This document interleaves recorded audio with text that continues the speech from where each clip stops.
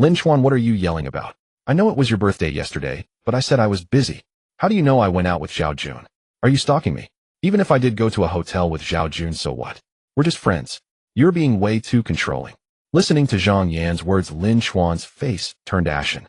But for a moment, he couldn't find any words to retort. Yes, he had always been the one pursuing her, buying her brown sugar water when she was on her period, skipping class to take care of her when she had a cold, rushing to bring her an umbrella wherever she was when it rained, giving her birthday gifts and surprises. She accepted all of it, but she had never said they were boyfriend and girlfriend. Since they were just friends, naturally he had no right to control her. Even if she went to a hotel with a rich guy, she just meant it was none of his business. The most tragic thing about a simp is that even his jealousy has no justification. No, a simp doesn't even have the right to be jealous. The moment he became a simp, he had already lost his dignity. Lin Chuan suddenly felt pathetic. He swallowed all the words of deep affection, resentment, and accusation. Every extra word he said now only added to his misery. Lin Chuan took a deep breath and said, "You're right. We're just friends. I have no right to meddle in your affairs. Oh wait, I think we shouldn't even be friends. If I ever have any lingering thoughts about you again, it'll be a dog." Zhang Yan frowned. "Lin Chuan, what's wrong with you? We can still be friends, can't we? Isn't it fine to stay like before?" Lin Chuan sneered. "It's all me doing the chasing. You don't have to do anything but enjoy it. Of course you think it's fine.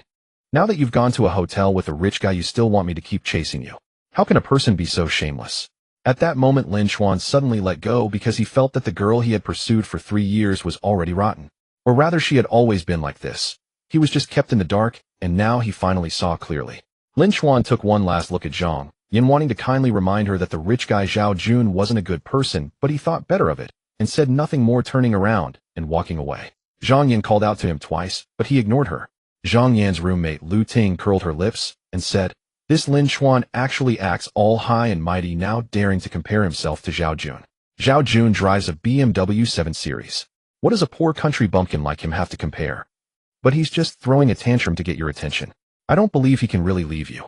In a few days he'll be back crawling to you." Zhang Yan seemed unconcerned and said, "That damn Lin Chuan, he took the milk tea he brought and left. Forget it, I won't drink it. I've made plans to go shopping with Zhao Jun." Lu Ting nodded. Yes, Zhao Jun is more important. Lin Chuan strolled along the campus path, feeling the gentle breeze. Somehow he felt a sense of relief. It was as if some shackles on him had been unlocked. He realized that even before Zhao Jun appeared, his simping had already been painful. With such a wonderful college life, why not do something else? Would it kill him to not be in love? Why did he have to grovel? From now on, he would never be a simp again. Even if he stayed single for the rest of his life, he would never be a simp. Just as he made this vow, a voice suddenly rang out in his mind. The ultimate simp system has detected a suitable host. Binding complete. A semi-transparent screen appeared in front of him. Total simp gold 1000 trillion. First simp gold 1 million. Main quest 1. Spend the first simp gold within 1 day. Gain at least 50 favorability points from a beauty rated 8 or above. Reward 1000 yuan plus 1 lottery draw. Penalty freeze all remaining simp gold. Lin Chuan was stunned for a few seconds, then got angry. Damn it, I just decided not to be a simp, and you come with the ultimate simp system. What's the meaning of this? 1000 trillion. That's more than the world's richest man by many times. Why not do something good with it? Use it to be a simp. Only if I succeed in simping do I get a small percentage of reward. If I fail, all the remaining funds are frozen. Binding the system should be a good thing, but it's a simp system. Lin Chuan felt that fate was mocking him. Lin Chuan refused to go along with it. He didn't want to simp anymore, and he certainly didn't want to spend 1000 trillion on simping while only getting a measly reward. He didn't want to experience the misery of a simp again. So he thought about whether there was a way to embezzle the simp gold. He read the rules twice, and his eyes lit up. The quest is to spend the first simp gold within 1 day and gain 50 favorability points from a beauty rated 8 or above.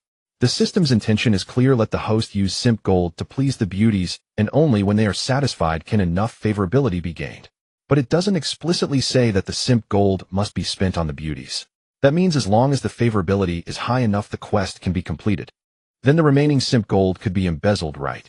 Lin Chuan felt he had found a loophole, his heart racing. By now he had unknowingly walked to the door, and he decided to do a small test. He bought a pack of gum, paying with the first simp gold. As soon as the payment went through, the system warned, "Warning, you spent 12 yuan and gained 0 favorability. Please adjust your simping strategy. For example, carefully prepare an expensive birthday gift for a beauty, lay a rose path under her dormitory." Hearing this warning, Lin Chuan's eyes lit up instead. It was just a warning, no punishment, no quest failure. That meant his idea was correct, and embezzling was entirely possible. He then used simp gold to buy himself an ice cream, a cola, a bag of chips. The system warnings kept ringing, but Lin Chen felt a secret pleasure. The feeling of embezzling simp gold was exhilarating. Not satisfied, he took a taxi to a nearby mall and went to the third-floor clothing section to buy clothes. He used to save money to buy clothes and skincare products for Zhang Yan. Now it was time to embezzle some simp gold to treat himself. He entered an Armani store he had never dared to step into before, and under the sales assistant's recommendation, he bought a full outfit. He had always thought that Armani cost thousands or tens of thousands, but it turned out to be far less exaggerated. The whole outfit was just over 10,000 yuan, but after wearing it his image and temperament instantly improved. Clothes make the man indeed. Just then the system notification sounded, Yi Meisheng favorability 5. Name Yi Meisheng. Age 22. Appearance rating 8. 3. Height 168 centimeters. Weight 52 kilograms. Favorability 10-5. Lin Chen was stunned. What was happening? Wasn't Yi Meisheng the department belle of the art and design department at Shanghai University? Why did her favorability suddenly increase? He looked around and saw Yi Meisheng and another girl not far away. They seemed to be shopping too, whispering and occasionally glancing at him. Yi Meisheng. Lin Chen wasn't mistaken. The two girls were indeed looking at him. The short-haired girl Wei Xuefan exclaimed in surprise, "Isn't that Lin Chen from our school? He can actually afford Armani. I must say he looks quite handsome in that outfit." The charming department belle of design Yi Meisheng said, "Who is Lin Chen? Is he from our Academy of Arts Design department?" Wei Xuefan shook her head and said, "No, I think he's from the automation department." He pursued Zhang Yan, the department belle of information management, with such fervor that everyone knew about it. "Haven't you heard?" Yi Meisheng suddenly understood. "So it's him, but he seems a bit different from the rumors." The rumored Lin Chen was a poor and unimpressive loser, timid and obsequious, only good at fawning. But now his height and looks are decent, dressed in Armani. His outfit looks quite stylish. Especially his demeanor is free and unrestrained with no hint of servility. They were a bit far away, and Wei Xuefan and Yi Meisheng's voices were low, so Lin Chen couldn't hear them, but he was already extremely excited. Yi Meisheng was a senior, the department belle of design, the dream goddess of countless male students. It was perfectly reasonable for the system to rate her appearance above 8, and he even felt it was a bit low. But he hadn't done anything. How did his favorability increase by 5? Originally, he only planned to embezzle part of the simp fund first and figure out how to earn favorability later. Unexpectedly, by accident, his favorability inexplicably increased. Could it be because he bought the Armani suit, making him look more handsome? Or was it that having the financial ability to buy Armani made him seem less poor? Indeed, that saying was right: money is meant to be shown to women, not spent on them. Lin Chen, who had already paid and was about to leave, stopped again. "These are quite nice. Choose 2 more sets of different styles for me, and also 2 sets of underwear." If the salesperson's smile was professional before, now it bloomed into a full grin. The service attitude, which was already good, improved by 2 levels. Wei Xuefan exclaimed in surprise, "Buying 2 more sets? He's that rich. Rumor has it he comes from a poor rural family." Was the information false? Yi Meisheng was also surprised and even felt a hint of curiosity about Lin Chen. Yi Meisheng favorability 2. Hearing the system notification, Lin Chen was ecstatic. Fantastic! His favorability increased effortlessly again. He spotted a system loophole and realized that he didn't necessarily have to spend money on simping for beauties, but he really hadn't thought before that favorability could increase so easily. Even the constant system warning sounds that had been ringing before were now silent. That is to say, even the system judged that he was completing the task. Good. This loophole is simply amazing. As long as he uses it well, he can embezzle all of the billion-strong simp fund. Doesn't this also indirectly show that Yi Meisheng is somewhat materialistic? I've heard that many male students pursue her, and those who get close to her are all wealthy. But this senior is very clever. She maintains relationships while keeping a certain distance from everyone, and those guys still speak up for her. Thinking this, Lin Chen paid for 2 more Armani suits. Carrying the clothes, he walked out of the store and passed by Yi Meisheng and Wei Xuefan. Their eyes met, and Lin Chen nodded. Yi Meisheng and Wei Xuefan nodded in return. Lin Chuan's attitude was polite and calm, as if facing 2 ordinary senior students. After all, he had decided to stop simping, so what did it matter facing any beautiful woman? Everyone is human, no one is superior. With a change in mindset, he became confident. Lin Chuan's composure brought a glint of admiration to the faces of Yi Meisheng and Wei Xuefan. You must know that many male students get nervous around Yi Meisheng. Some become flustered, some fidget, some stutter, and some pretend to be calm. But Lin Chen was poised and at ease. This relaxation was clearly not an act, as if the person opposite him was just an ordinary senior student. Yi Meisheng favorability 3. Yi Meisheng suddenly spoke up. Junior Lin Chen, are you on a big shopping spree? This outfit really suits you. Lin Chen stopped and said, I don't know much about fashion, so I just go for big brands and let the sales staff help me choose. Since I have your approval, senior, I feel relieved. I'm planning to buy some shoes, watches, and the like. Do you have any suggestions? Senior, your sense of fashion comfort and overall vibe are simply off the charts. If I could learn just a tenth of it, I'd probably be ready to graduate. Sucking up was out of the question, but casually tossing out a compliment cost nothing. Besides, the other party was friendly, so it was mutual appreciation for mutual happiness. Yi Meisheng chuckled. Junior, you really know how to flatter people in a roundabout way. But I do have some knowledge about fashion since I plan to pursue it professionally. What's your budget, Junior? Lin Chen said, around 500,000. He didn't max out at $1 million budget to avoid spending all his money without his favorability reaching 50, so it was better to leave some room. Yi Meisheng and Wei Shuefen both looked moved, even more astonished. A budget of around 500,000 for outfits. How much would his net worth be? However, the favorability did not increase. Obviously, Yi Meisheng did not fully believe him, since it might just be boasting. Yi Meisheng smiled. Since we're shopping anyway, why don't we browse together? I'll help you with suggestions and test my professional fashion skills on you. Lin Chen nodded gladly. Sure, thank you, senior. Shopping together was even better. He could continue spending money for her to see. Lin Chen, Yi Meisheng, and Wei Shuefen began shopping together. At the LV store, Yi Meisheng picked out a leather belt for Lin Chen, costing 4,800 yuan. Without a hint of hesitation, he purchased it outright. At the Salvatore Ferragamo store, Yi Meisheng selected a pair of sneakers for him priced at 730 yuan, and again Lin Chen bought them without a second thought. At the Rolex boutique, the sales associate informed them that most models required pre-ordering with only a few in stock, and even those came with the condition of purchasing 2 Tudor watches worth over 1,000 yuan each. Yi Meisheng chose a day-date model priced at 5,280 yuan, and Lin Chen once again made the purchase without hesitation. As they continued shopping, the astonishment on Yi Meisheng and Wei Shuefen's faces grew more pronounced.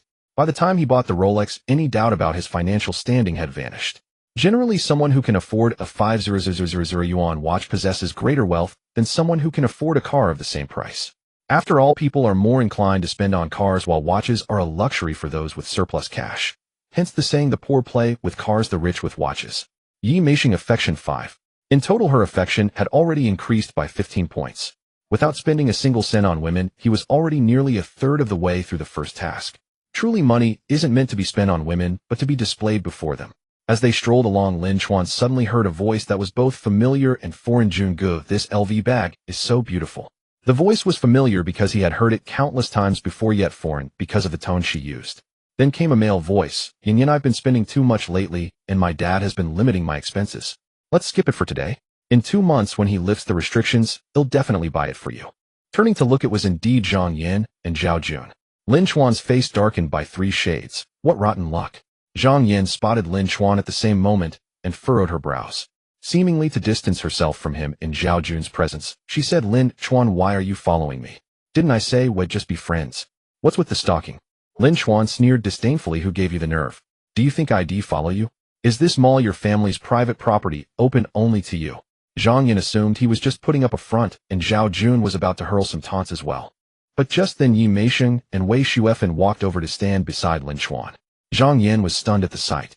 Wasn't this Yi Meisheng the design department's belle and the dream goddess of countless male students? How could she be shopping with Lin Chuan? Zhao Jun also looked surprised. As a non-student of Shanghai University, he only knew Lin Chuan as a pathetic simp through Zhang Yan. He didn't recognize Yi Meisheng or know she was the department's belle. But anyone with eyes could see her stunning beauty and elegance. How could a broke loser like Lin Chuan be shopping with such a gorgeous woman? Yi Meisheng lowered her voice and asked Wei Shuefen, is this the Zhang Yan that Junior Lin Chuan has been chasing for 3 years? Wei Shuefen replied yes, but it seems Lin Chuan has finally come to his senses and stopped simping. Zhang Yan probably still doesn't realize Lin Chuan is wealthy. For reasons unknown, Yi Meisheng gently looped her arm through Lin Chuan's and said, Junior, let's go browse over there.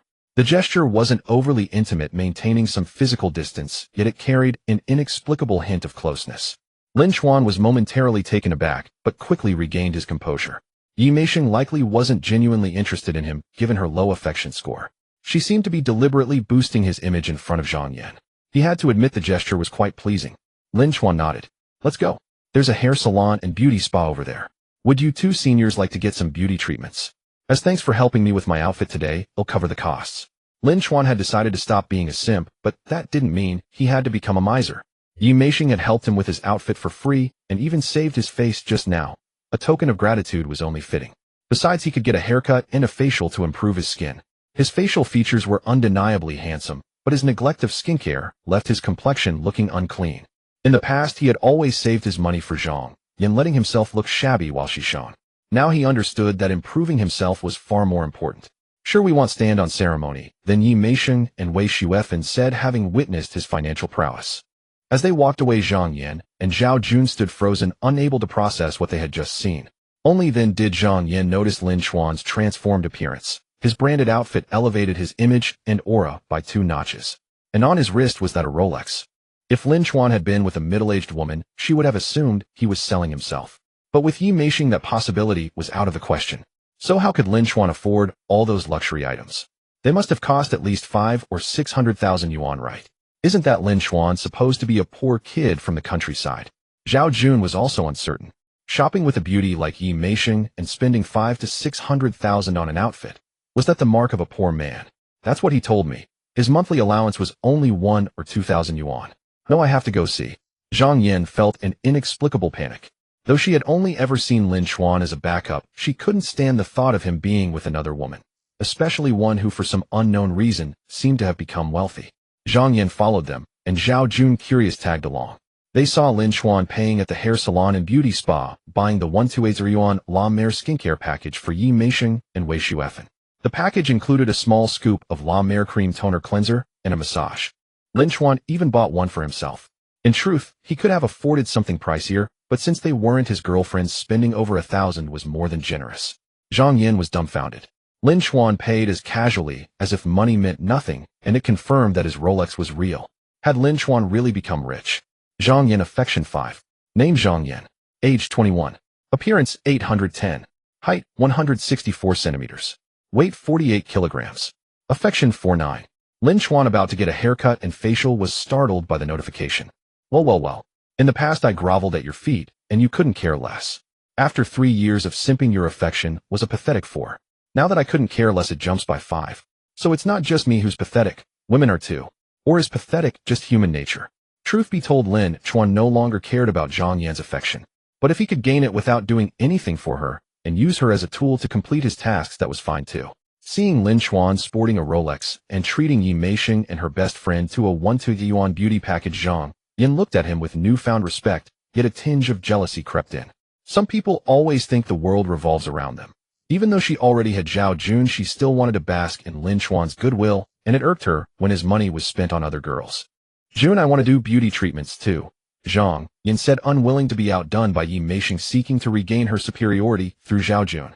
Her penchant for comparison was one of her defining traits. Zhao Jun frowned almost imperceptibly, then smiled. Sure, the shop next door seems decent.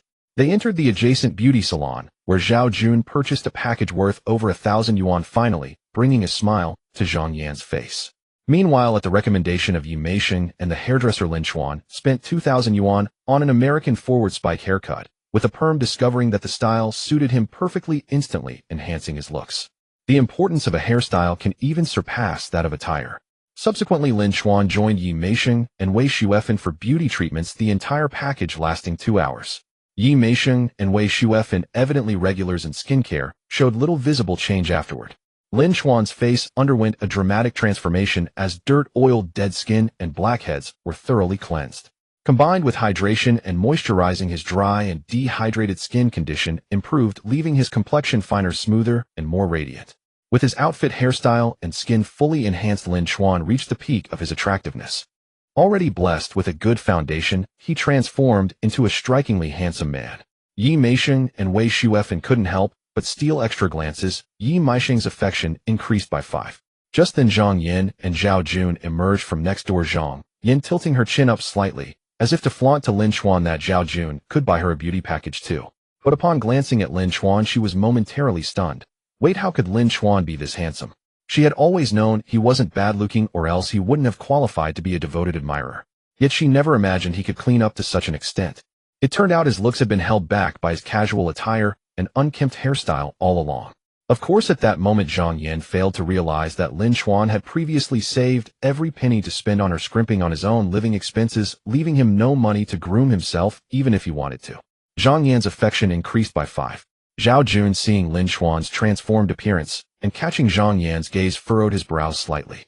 Lin Chuan, hearing the affection prompts in his mind, felt quite satisfied. He now understood that boosting affection largely stemmed from enhancing one's own value.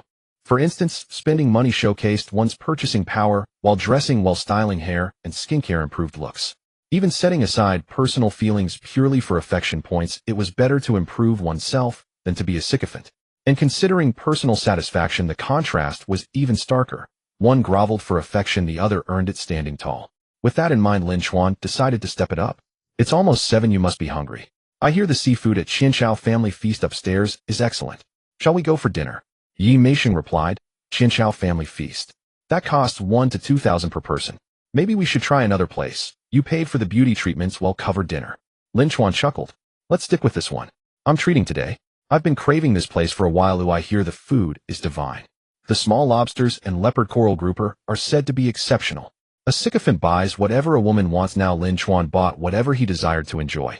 For instance, craving seafood, he simply went for it, treating women as decorative companions to share the experience. This way he had beautiful company while showcasing his prowess to gain affection. Yi Meisheng and Wei Shuefen merely went through the motions of refusal and didn't insist further. Lin Chuan led them to the 4th floor Qianchao family feast, ordering leopard coral grouper, Australian lobster, golden abalone, and more. The restaurant's minimum per person was 1900 yuan, but Lin Chuan's order likely exceeded 320 per head. Zhang Yan, watching from afar as Lin Chuan escorted Yi Meisheng into Qianchao family feast, felt her competitive spirit stir. Jun, shall we also dine at Qianchao family feast? Zhao Jun frowned more deeply this time. Yin, do we have to compete with Lin Chuan over everything? His money didn't grow on trees. What, can't you even match up to Lin Chuan? I dumped him for you, Zhang, Yin said, half coaxing, half pouting. Fine, Qianchao family feast it is. Zhao Jun relented, though inwardly he began tallying the day's expenses. Lin Chuan thoroughly enjoyed the meal. The upscale restaurant's premium seafood was exquisite, and Yi Meisheng and Wei Shuefen were equally delighted. After eating, Lin Chuan paid with effortless grace, spending 10,000 yuan as casually as 100.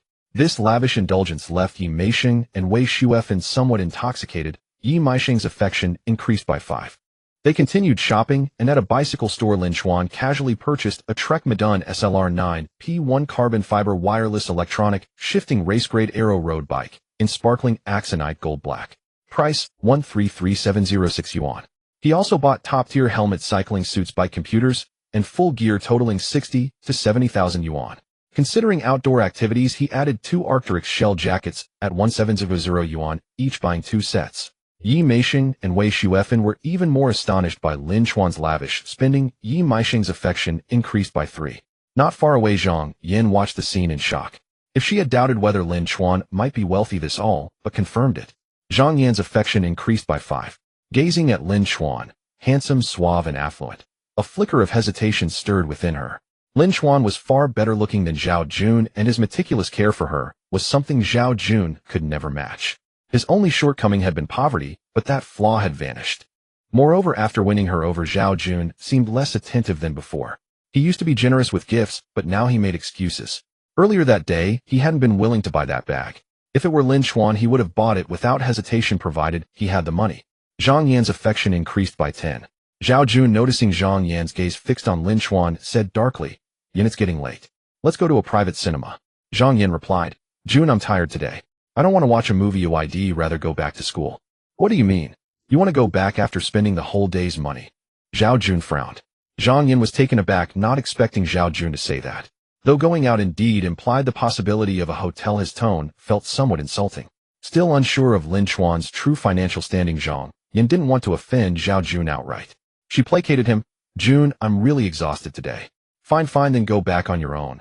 Zhao Jun snapped, turning and walking away without looking back. Zhang Yan stood frozen, stunned by Zhao Jun's behavior. Accustomed to Lin Chuan's unwavering compliance, she felt a surge of grievance. Lin Chuan was still waiting for the bicycle to be assembled when a couple approached. "Meisheng Shuefen, have you finished your shopping?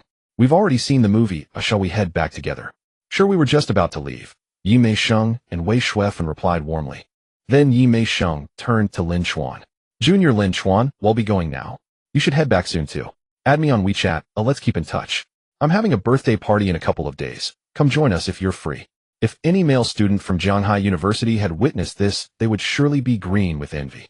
Yi Mei-sheng had actually taken the initiative to add him on WeChat and even invited him to her birthday party. Yet Lin Chen remained indifferent. After adding her, he said, "Sure, I'll come if I have time." Yi Mei-sheng wei shui fun, and the couple then left together. The other girl glanced back at Lin Chen and asked curiously, "Who's that guy? He's so handsome." Lin Chen opened the system panel to check his favorability ratings. Yi Mei-sheng's favorability had increased by 28 points and Zhang Yan's by 25, totaling 53. This exceeded the 50-point requirement for Task 1, yet the task didn't show as completed. Lin Chen was puzzled. What had gone wrong? After carefully reviewing the rules again, he began to understand. Main Task 1: spend the first installment of bootlicking funds within a day and gain a 50-point favorability increase from a beauty rated 8 or above. So it wasn't just the latter part of the task, it also included the former. He had to spend all 1 million to complete the task. Checking the amount despite his extravagant spending today, he had only used 810734, leaving 189266. So while waiting for the bicycle to be assembled, Lin Chen continued shopping at the mall to finish spending the remaining money. But he hadn't gone far when Zhang Yan's voice rang out from behind, "Lin Chen, wait for me." Lin Chen paused surprised. This woman was still here. And wasn't she with Zhao Jun? Where had Zhao Jun gone? Too annoyed to bother, Lin Chen kept walking. Zhang Yan quickened her pace and blocked his path. "Lin Chen, are you angry with me? Why were you shopping with Yi Mei-sheng today? What's your relationship with her?" Lin Chen showed no kindness. "None of your damn business." Zhang Yan put on a hurt expression. "Lin Chen, you've changed. You weren't like this before." Lin Chen nodded. "I have changed. I grew a brain." Zhang Yan said, "I know it hurt you that I spent your birthday with Zhao Jun instead of you. But isn't it a bit unfair that you hid your wealth from me all along? The gifts you bought me before were never Gucci, LV, or Prada, and I never complained much. I did go on a date with Zhao Jun, but you were shopping with Yi Mei-sheng too. And today for your sake, I even turned down Zhao Jun's invitation to a private cinema.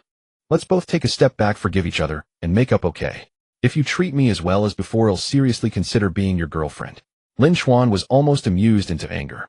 Forgive each other. What the hell had he done that required her forgiveness? He had bought her so many gifts and she had given him nothing. Was he supposed to be grateful that she didn't look down on him? She could twist her gold-digging ways into something so innocent. Why she and Zhao Jun didn't go to the private cinema, he couldn't care less. But was that supposed to be a merit now? And even now he had to treat her as well as before, and it still wasn't a confirmed relationship. Just considering. Zhang Yan's current demeanor made Lin Chen feel sick. He couldn't understand how he had been so blind before, fooled by his own infatuation. "We have no relationship, so there's nothing to forgive," Lin Chen said, and walked away directly. Zhang Yan stood frozen. She hadn't expected that even after she humbled herself and offered him a chance, he would still act this way. She couldn't accept this change in Lin Chen. But then she saw him walk into a Gucci store. Zhang Yan's eyes lit up. Was he buying her a gift? Maybe he was just talking tough, but had a soft heart after all. Thinking this, she followed him inside. The dazzling array of bags made her eyes sparkle. Zhao Jun hadn't bought her a bag today, and she had already felt something was missing. She browsed around and quickly picked one out. An Ophidia small shoulder bag priced at 13900. "Lin Chen, I know you still care about me. Buy me this bag, and well, make up," Zhang Yan said, stepping forward to link her arm with his, putting on a coquettish tone. Lin Chen was taken aback. Was this woman insane? Hadn't he made it clear they were done? Why was she still clinging to him? Honestly, this was the first time he had experienced this kind of cutesy attitude from her. In the past, he would have been overjoyed, ready to bare his heart. But now it only disgusted him. "You were just on a date with another man, nearly went to a private cinema with him, and now you want me to buy you a bag. If you want a bag, go ask your Zhao Jun," Lin Chen said, pulling his arm free. He pointed to a men's backpack priced over 18000. "Wrap this one up for me." He was here to spend on himself, not to buy Zhang Yan gifts. He already had a bicycle riding gear and a jacket. Now he just needed a backpack. Zhang Yan finally realized her mistake, her face darkening.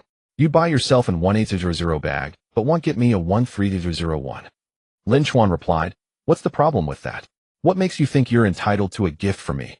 And you even think what I buy for you should be more expensive than what I buy for myself? What are we to each other? You sleep with another man and then come asking me for gifts. Can you show a little shame?" You. Zhang Yan's face flushed red, but she couldn't muster a retort. Noticing the store clerk giving her a disapproving look, she felt even more humiliated. "Lin Chen, how dare you treat me like this? I'm never speaking to you again." Zhang Yan threw out the words and ran off. Zhang Yan, favorability too. Lin Chen blinked. He had just been saying whatever felt good without considering the favorability drop. But even after insulting her like that, she only lost 2 points. No matter, the total gain was still 51.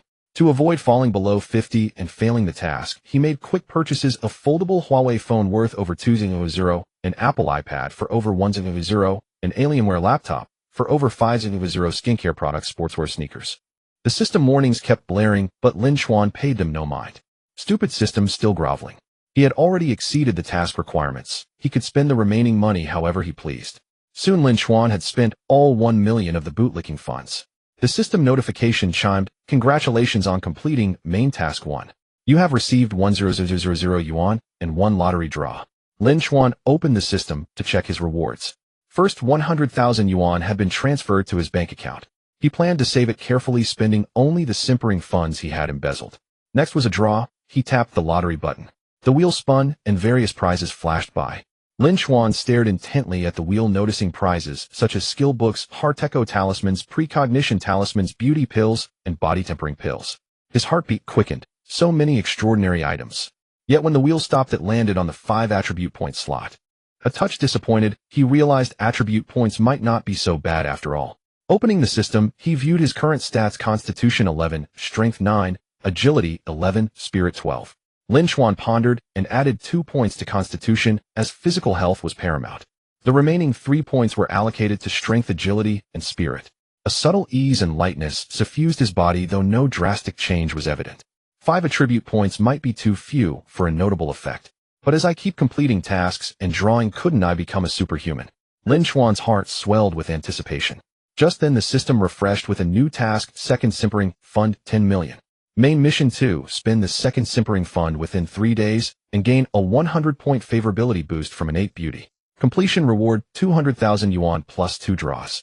Failure penalty freeze all remaining simpering funds. Seeing the 10 million, Lin Chen's eyes gleamed. But it was late, so he didn't rush to tackle the mission. He bought plenty of barbecue and brought it back to school. As he entered the dorm, his 3 roommates were stunned. The eldest, Shirley, exclaimed, "Damn, third, did you strike it rich? That outfit, is that Armani?" The second, Zhang Yingjia, added, "What's with that hairstyle? So flashy. I never realized you were this handsome." The youngest son, Baowei, chimed in, "Truly dashing, third brother. Even I have to step aside from your brilliance."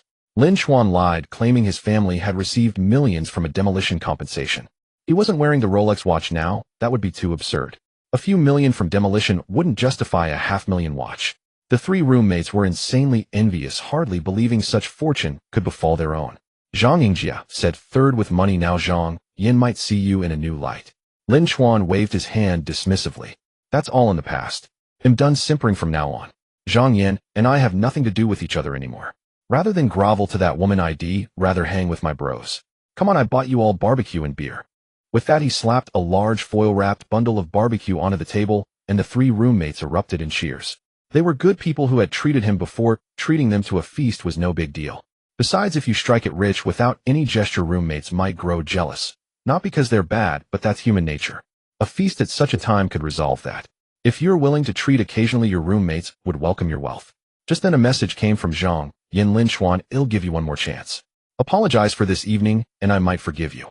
Lin Chen didn't reply. He simply deleted Zhang Yin. In the girls' dorm, Zhang Yin was waiting with a haughty expression for Lin Chen's apology, but it never came. Lu Ting, incredulous, asked, "Yin, are you serious? You mean Lin Chen spent at least several 100,000 today? Armani clothes, a Trek bicycle, a Rolex watch, a Gucci backpack?" Zhang Yin nodded. "Yes, I saw it myself. Turns out he was lying about being from a poor rural family. Today I realized how handsome he looks when dressed up." Lu Ting thought for a moment and shook her head. "I find it odd. Lin Chen's enrollment records show he's from the countryside. If he were truly rich, how could he have scrimped for 3 years? I suspect he's come into some sudden windfall recently." Zhang Yin paused, then it dawned on her. "That explains it. I knew it. His previous demeanor, appearance, and mannerisms were all from the countryside. Some things can't be faked. Most likely he got a sudden windfall. Then if he's splurging so recklessly with that windfall, won't he soon be broke again?" Lu Ting said, "Maybe he's been poor so long that the sudden wealth triggered revenge spending, or he's burning cash to show off in front of you on impulse. As they say, when your vision doesn't match your wealth, the wealth will flow back to society in various ways. Lin Chen is just a nouveau riche, incomparable to a well-established rich kid like Zhao Jun. As for Senior Yi Meishing, I saw on the school forum this afternoon that she went shopping at the mall. Lin Chen probably went later and ran into her by chance. Zhang Yan nodded. No wonder. I knew Senior Yi Meisheng couldn't have been shopping with Lin Chen. Today he put on airs in front of me, almost fooling me. Zhang Yan recalled that Yi Meisheng had briefly linked arms with Lin Chen, appearing intimate, but maintaining distance, likely just a show for her benefit. At that moment their roommate, Huang Xiangping, couldn't help interjecting, "There's something I think I should tell you. My boyfriend, a senior about to graduate, is in business and has dealings with Zhao Jun. I get the feeling Zhao Jun isn't as wealthy as he seems. I've also heard some private matters. His reputation isn't great." Lu Ting dismissed it. Zhao Jun is a rich second generation. How could he be broke? I think you're just jealous. Huang Xiangping retorted, "I'm happy with my boyfriend. Why would I be jealous? You met Zhao Jun at my boyfriend's birthday party. I feel responsible to warn you. That's all I'll say. It's your choice." Zhang Yan also dismissed it, agreeing with Lu Ting that Huang Xiangping was jealous because her boyfriend wasn't wealthy. Zhao Jun was a rich kid with luxury cars, a mansion, and deep family wealth. How could he be broke? "Oh, I promised Jun I'd go to a private cinema today, but didn't. He must be upset. Lin Chen probably just got a windfall, though I was foolish to offend Jun over him. And today Lin Chen gave me the cold shoulder. Whether it's playing hard to get or not, I'm angry. Even if he comes crawling back, I'll ignore him for a while." With that thought, Zhang Yan quickly messaged Zhao Jun. She didn't realize Lin Chen had already deleted her. The next day, Sunday. Taking advantage of the holiday, Lin Chen prepared to continue his plan to embezzle the simp fund.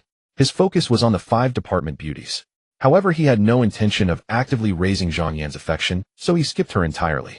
Yi Meisheng's affection was worth continuing to cultivate, but he had realized yesterday that the higher the affection, the harder it was to increase. This was easy to understand. When someone expects little from you, even a slight change can boost their favor. But when they already have a good impression, further improvement becomes difficult.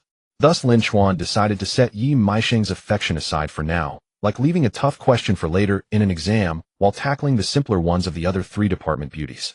After careful consideration, he chose Qin Bingqing, the finance department beauty, because her family ran a small 4S shop nearby, and he planned to buy a luxury car to polish his image.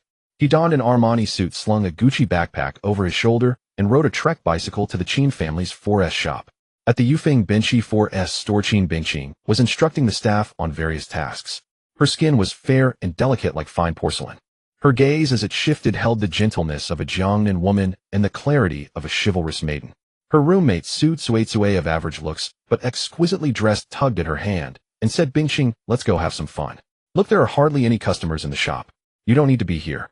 Qin Bingqing smiled helplessly. "We just opened, so it's naturally quiet. Let me finish arranging things here, and then I'll go with you." Just then a sudden gasp came from the female staff, and they flocked to the door, warmly greeting a customer welcome. Both Qin Bingqing and Su Tsuei were taken aback. Although the training required enthusiasm, this level far exceeded the standard. They peered over and quickly understood. The young man walking in was about 1.8 meters tall, with a well-proportioned figure, and his Armani suit exuded an exceptional aura. He sported an American crew cut, radiating sunshine and handsomeness. His face was clean and sculpted, a sheer delight to behold. He wore a Rolex watch and carried a Gucci backpack. Even the bicycle outside was a Trek. Undoubtedly a potential VIP customer. Is it him? Wait, how could it be him? Su Tsuei felt a flicker of recognition, but dared not believe it. Qin Bingqing asked, puzzled, "What do you mean, him or not him? Have you seen him before?" Su Tsuei replied, "Not in person, but I've seen many photos." He made a huge fuss chasing Zhang Yan, the beauty of the information management department, and was plastered all over the school forum countless times. But in those forum photos he looked quite rustic, and his eyes lacked confidence. I heard he was a total simp, timid and submissive. But look at him now. He's like a tall, rich and handsome man. The difference from the rumors is like night and day, so I didn't dare to recognize him. Qin Bingqing suddenly understood. So it's him. It seems the rumors aren't entirely accurate. Her gaze fell back on Lin Chen. Tall, sunny, clean, handsome, and with an unrestrained demeanor. He bore no resemblance to the legendary simp. Qin Bingqing, affection 5. Name Qin Bingqing. Age 21. Appearance 8.5. Height 170 centimeters. Weight 56 kilograms. Affection 0.5. Lin Chen heard the system notification in his mind and felt quite satisfied. Indeed, spending money to improve and package oneself was the best way to gain affection. Embezzling the simp fund was the best decision he had ever made in his life. Qin Bingqing stepped forward and asked Lin Chen, "What car are you looking to buy?" Seeing the boss daughter address this handsome young man as a classmate, the other saleswomen reluctantly backed off, though their eyes still frequently lingered on Lin Chen. He looked around and said, "Which model is more imposing, preferably one that can handle off-roading?" Qin Bingqing asked, "What's your budget?" Lin Chen replied, "No specific budget. I just want to see which one has good performance and strong power. Chen Binking's heart stirred, and she said, then I recommend the 2025 latest model Mercedes-Benz G63. It has a commanding design, powerful off-road capabilities, strong performance, and a luxurious interior. It used to have some drawbacks like uncomfortable seats that could cause back pain, but the latest model has improved everything. This is the top-tier version, maxed out in every aspect. But it's not cheap. The on-road price is around $3.7 million. If you're interested, you can take a test drive first. With that, she led Lin Chen to a Mercedes-Benz G63. But she didn't open the door immediately, worried that the price might scare him off. Lin Chen, however, remained calm. Gazing at the imposing beast before him, he felt a spark of desire. All right, let's give it a try. Only then did Chen Bingqing open the door and invite him to test the car. During the test drive, Lin Chen completely fell in love with the vehicle. It was truly majestic and powerful. Lin Chen made an immediate decision. All right, I'll take this one. What? Chen Bingqing was stunned. Wasn't he being way too quick? Was he buying a car or groceries?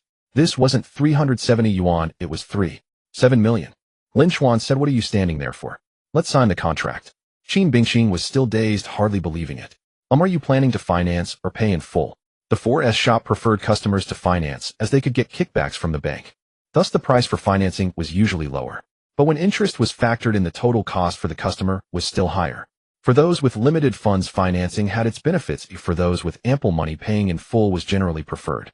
Lin Chen, however, had no need to even consider it. He would definitely pay in full. After all, he was embezzling the simp fund and converting it into his own property. Why would he finance? After a brief negotiation, they settled on a full payment of 3.7 million, and Lin Chen transferred the entire amount in less than 10 seconds. It was only when she saw the money in the account that Chen Bingqing believed this wasn't a dream. She couldn't help but sigh. The rumors were not just inaccurate, they were utterly absurd. If Lin Chen was a poor loser, then hardly anyone in the school wasn't. Some people, even if they could afford a luxury car, would hesitate endlessly. They might nitpick flaws or make demands just to haggle down the price. But Lin Chen bought it as casually as buying vegetables. That was a true hidden tycoon. Chen Bingqing affection 5. Seeing Lin Chen pay the full amount for a 3.7 million luxury car in an instant, the female sales staff at the 4S store were utterly stunned. Su Tsui was equally amazed, lowering her voice to ask, wait, is selling cars really this easy for you? What if I came to work at your store? Wouldn't I make a fortune on commissions? Chen Bingqing rolled her eyes and replied, what are you thinking? It's rarely that simple, especially with luxury cars. You could pitch to 100 people and not sell a single one. Some might even be rude to you and make you miserable. A customer as straightforward as Lin Chen. This is the first time I've seen one in all my years, she added. Su Tsui remarked, so it seems this Lin Chen must be incredibly wealthy. Those rumors about him being a poor loser are utterly ridiculous, aren't they? Chen Bingqing said, the rumors have been circulating for 3 years without anyone refuting them. I suspect no one knew he had money. Either he was pretending to be poor all along, or he recently came into a windfall. Su Tsui was stunned, pretending to be poor for 3 years. What kind of strange hobby is that? As for a windfall, all I can think of is demolition compensation or winning the lottery.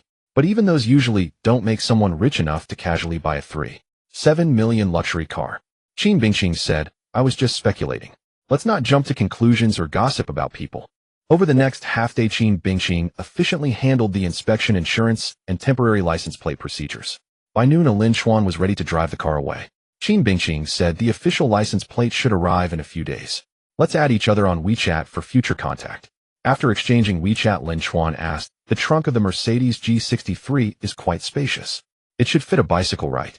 Chen Bingqing replied, if you fold down the last row of seats, you can easily fit it. She personally helped, and a male store assistant quick to catch on also lent a hand.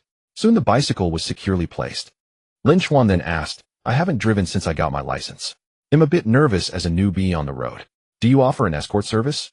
I'd be willing to pay one of your staff to accompany me. I'm not going far, just to the International Trade Mall. The International Trade Mall, the largest shopping center nearby, was far more bustling than the mall had visited yesterday, with countless more luxury stores, perfect for Lin Chen's plans. Hearing his words, the female staff's eyes lit up, and Chen Bingqing and Su Tsui exchanged glances. Su Tsui shook Chen Bingqing's arm and whispered, we were planning to go out too. Why don't we head to the International Trade Mall as well? We can go with him. Su Tsui was clearly intrigued by Lin Chen, and she also wanted a ride in the Mercedes G63. Despite her roommate Chen Bingqing's family owning a 4S store, making it seem like she could ride in a Mercedes G63 anytime, She had only ever sat in one at the shop, never on the road. After all, Qin Bingqing's family had entered the business late, missing the peak market for 4S stores. They hadn't made much money, and with the current downturn in consumption, the market was sluggish. Her own car was far from this luxurious, and the store's vehicles couldn't just be driven around casually. If the mileage increased, the car would be harder to sell. Qin Bingqing glanced at Lin Chen, also intrigued. We don't offer that service, and the staff here need to work. But it'll be done soon, and I happen to need to shop at the International Trade Mall. Of course, my roommate Sui will come along too. Is that all right? Lin Chen was more than happy and nodded. Of course. The more the merrier. Having two beauties along makes it even more stylish. Hearing Lin Chen include her as a beauty, Sui felt a warm glow inside. Unfortunately, her looks didn't reach an 8 out of 10, so the system didn't absorb her favorability at all. But Lin Chen's approach wasn't without purpose. It said that to win over a beauty, you first need to win over her best friend. A few kind words from the friend can greatly boost favorability. Qin Bingqing quickly arranged a few matters, then took the passenger seat of the Mercedes G63, while Sui sat in the back. Qin Bingqing said, "Don't be nervous. Treat it like practice. If you're not confident, driving slowly is fine." To be honest, as a new driver, Lin Chen was a bit tense. But with a beautiful woman beside him and driving a Mercedes G63, he inexplicably gained some courage. He didn't try to show off or showboat with fancy driving moves. Instead, he drove cautiously and steadily at a quite slow pace. After a stretch of road, as he grew more comfortable, he picked up speed a little. A driver behind him grew annoyed at his slow speed, but upon closer inspection, his anger instantly dissipated. After all, that was a Mercedes G63. One bump, and you'd be unable to afford the damages. After driving for a while, Lin Chen asked, "Are either of you in a hurry?" Qin Bingqing replied, "No, take your time." Lin Chen suddenly turned onto a riverside path, catching Qin Bingqing and Sui off guard, their expressions puzzled. Lin Chen said, "This riverside path also leads to the International Trade Mall. It's just a bit of a detour, but the scenery and air along the way are unmatched by the main roads." As he spoke, they drove onto the path. True to his word, a gentle breeze blew, willows swayed by the bank, catkins fluttered in the air, the majestic river unfolded before them, and seagulls and water birds frolicked. Qin Bingqing and Sui instantly felt a surge of refreshment, silently commending Lin Chen for this thoughtful detail. Qin Bingqing favorability 5. Lin Chen was taken aback. He hadn't done this deliberately for her. Even alone, he would have taken this route. Having Qin Bingqing along merely added the joy of sharing the experience with a companion. He hadn't expected this to earn him 5 favorability points. Truly, a man shouldn't grovel, not with money nor with actions. Don't treat a date as fulfilling a woman's needs or pandering to her. Instead, see it as enjoying an outing together, doing whatever makes it fun. As long as basic courtesy and respect are maintained, that's enough. Of course, hard conditions like looks and capability matter too. Without them, there might not even be a beginning. Qin Bingqing might never have gotten into his car. After 30 or 40 minutes, they arrived at the International Trade Mall, parking smoothly in the underground garage. Once upstairs, they began to stroll together. Lin Chen stuck to his principle: when just getting to know someone, don't casually give gifts. Just like hanging out with classmates, the goal is simply to have a good time. At most, he'd buy them a cup of milk tea when getting one for himself. Of course, he still needed to discreetly show off his wealth by using the sycophant gold, which was the real purpose of bringing them to the International Trade Mall. But Lin Chen wasn't in a hurry. He didn't want to seem too deliberate. Simply strolling with beautiful women was leisurely and enjoyable in itself. After wandering for a while, a voice suddenly sounded from behind Bingqing. Turning around, they saw a young man and a woman walking toward them. The young man's face lit up with joy upon seeing Qin Bingqing, but it darkened instantly when he noticed Lin Chen beside her. Clearly lacking in depth, he made no effort to hide his hostility. Qin Bingqing, upon seeing this man and woman, immediately broke into a smile.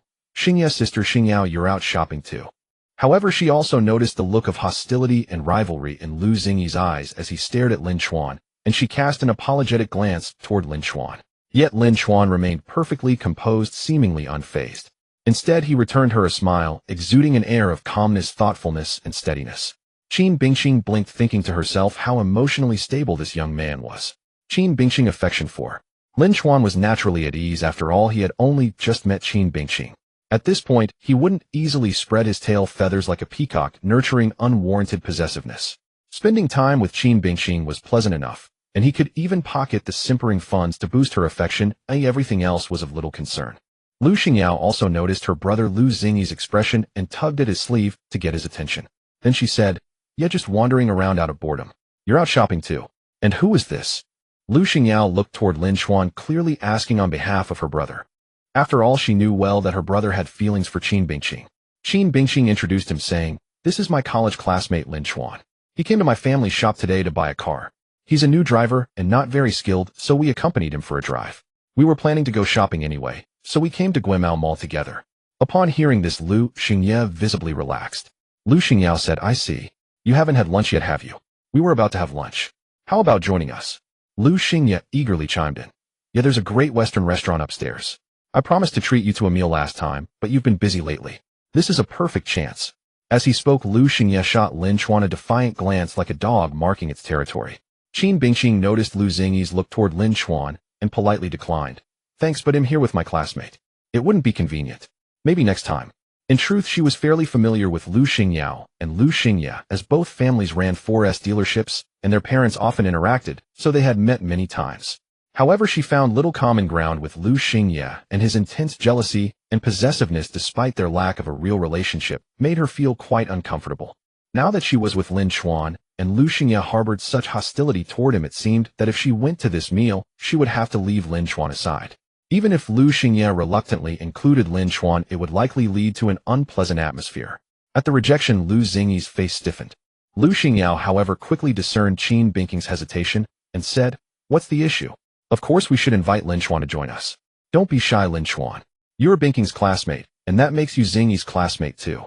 Lu Xingyou's manner of speaking and attitude were clearly far more refined than her brother's. She appeared magnanimous while simultaneously linking Lu Xingyao and Qin Bingqing more closely, as if Lin Chen were an outsider and Lu Xingyao and Qin Bingqing were on the same side. Lu Xingyao, catching on from his sister's words, realized his earlier behavior had been somewhat beneath him. Suppressing his displeasure, he tried to be generous. "Yeah, let's eat together. Since she's Bingqing's classmate, she's my classmate too." With both Lu Xingyao and Lu Xingyao insisting, Qin Bingqing found it hard to refuse again. She turned to glance at Lin Chen. Lin Chen remained casual.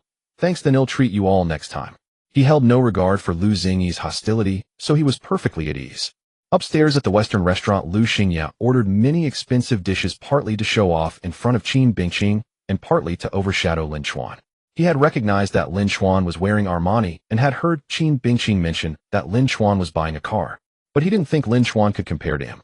Armani might impress the poor, but he knew it was nothing special, especially the discounted versions which could be bought for 2,000 or 3,000. As for the car, it was probably just a cheap Mercedes-Benz A-Class. He hoped that once Lin Chen saw the gap between them, he would feel inferior, grow uneasy, and back off. In fact, he had tried this tactic before with great success. A poor young man, upon seeing the prices of the dishes at the upscale Western dining table, had immediately become flustered. He had barely known how to use the knife and fork, cutting his steak into huge, ungraceful chunks. He didn't know to call the waiter for wine, attempting to open and pour it himself, only to fail miserably, making a complete fool of himself. From then on, that poor wretch felt inferior around him too, ashamed to approach Qin Bingqing again. Lu Xingyao, as before, began to observe Lin Chen. Lin Chen could afford Armani and a car, so he wasn't poor. However, he soon noticed that Lin Chen probably wasn't a regular at high-end Western restaurants. Though he didn't fumble with the cutlery, he was clearly unpracticed. He drank his soup down to the last drop, even lifting the bowl to finish it, and seemed unfamiliar with caviar, watching how Qin Bingqing ate it before mimicking her. Thus, Lu Xingyao guessed that Lin Chen's financial means were indeed limited, as he had suspected. But the problem was that despite this, Lin Chen showed not a trace of unease. He seemed utterly unaware of how expensive the meal was, treating it as casually as if he were eating at a street stall. This infuriated Lu Xingyao, feeling like he was showing off to the wrong person, casting pearls before swine. Yet he didn't know that Lin Chen's mindset was simply to eat as he pleased. Learning a bit of etiquette was just a matter of politeness. To be honest, this Western cuisine was far inferior to Chinese food. Meanwhile, Lu Xingyao was also observing Lin Chen on behalf of her brother, but what she saw was entirely different. Perhaps Lin Chen indeed had little experience dining in Western restaurants, but he displayed not a shred of timidity. It wasn't an act. Even when he saw the caviar priced at over 2,000, his expression didn't change in the slightest. Looking at his attire, it was Armani, and she could tell the whole outfit cost over 10,000. Moreover, the half-exposed watch under his sleeve as he ate caught her attention.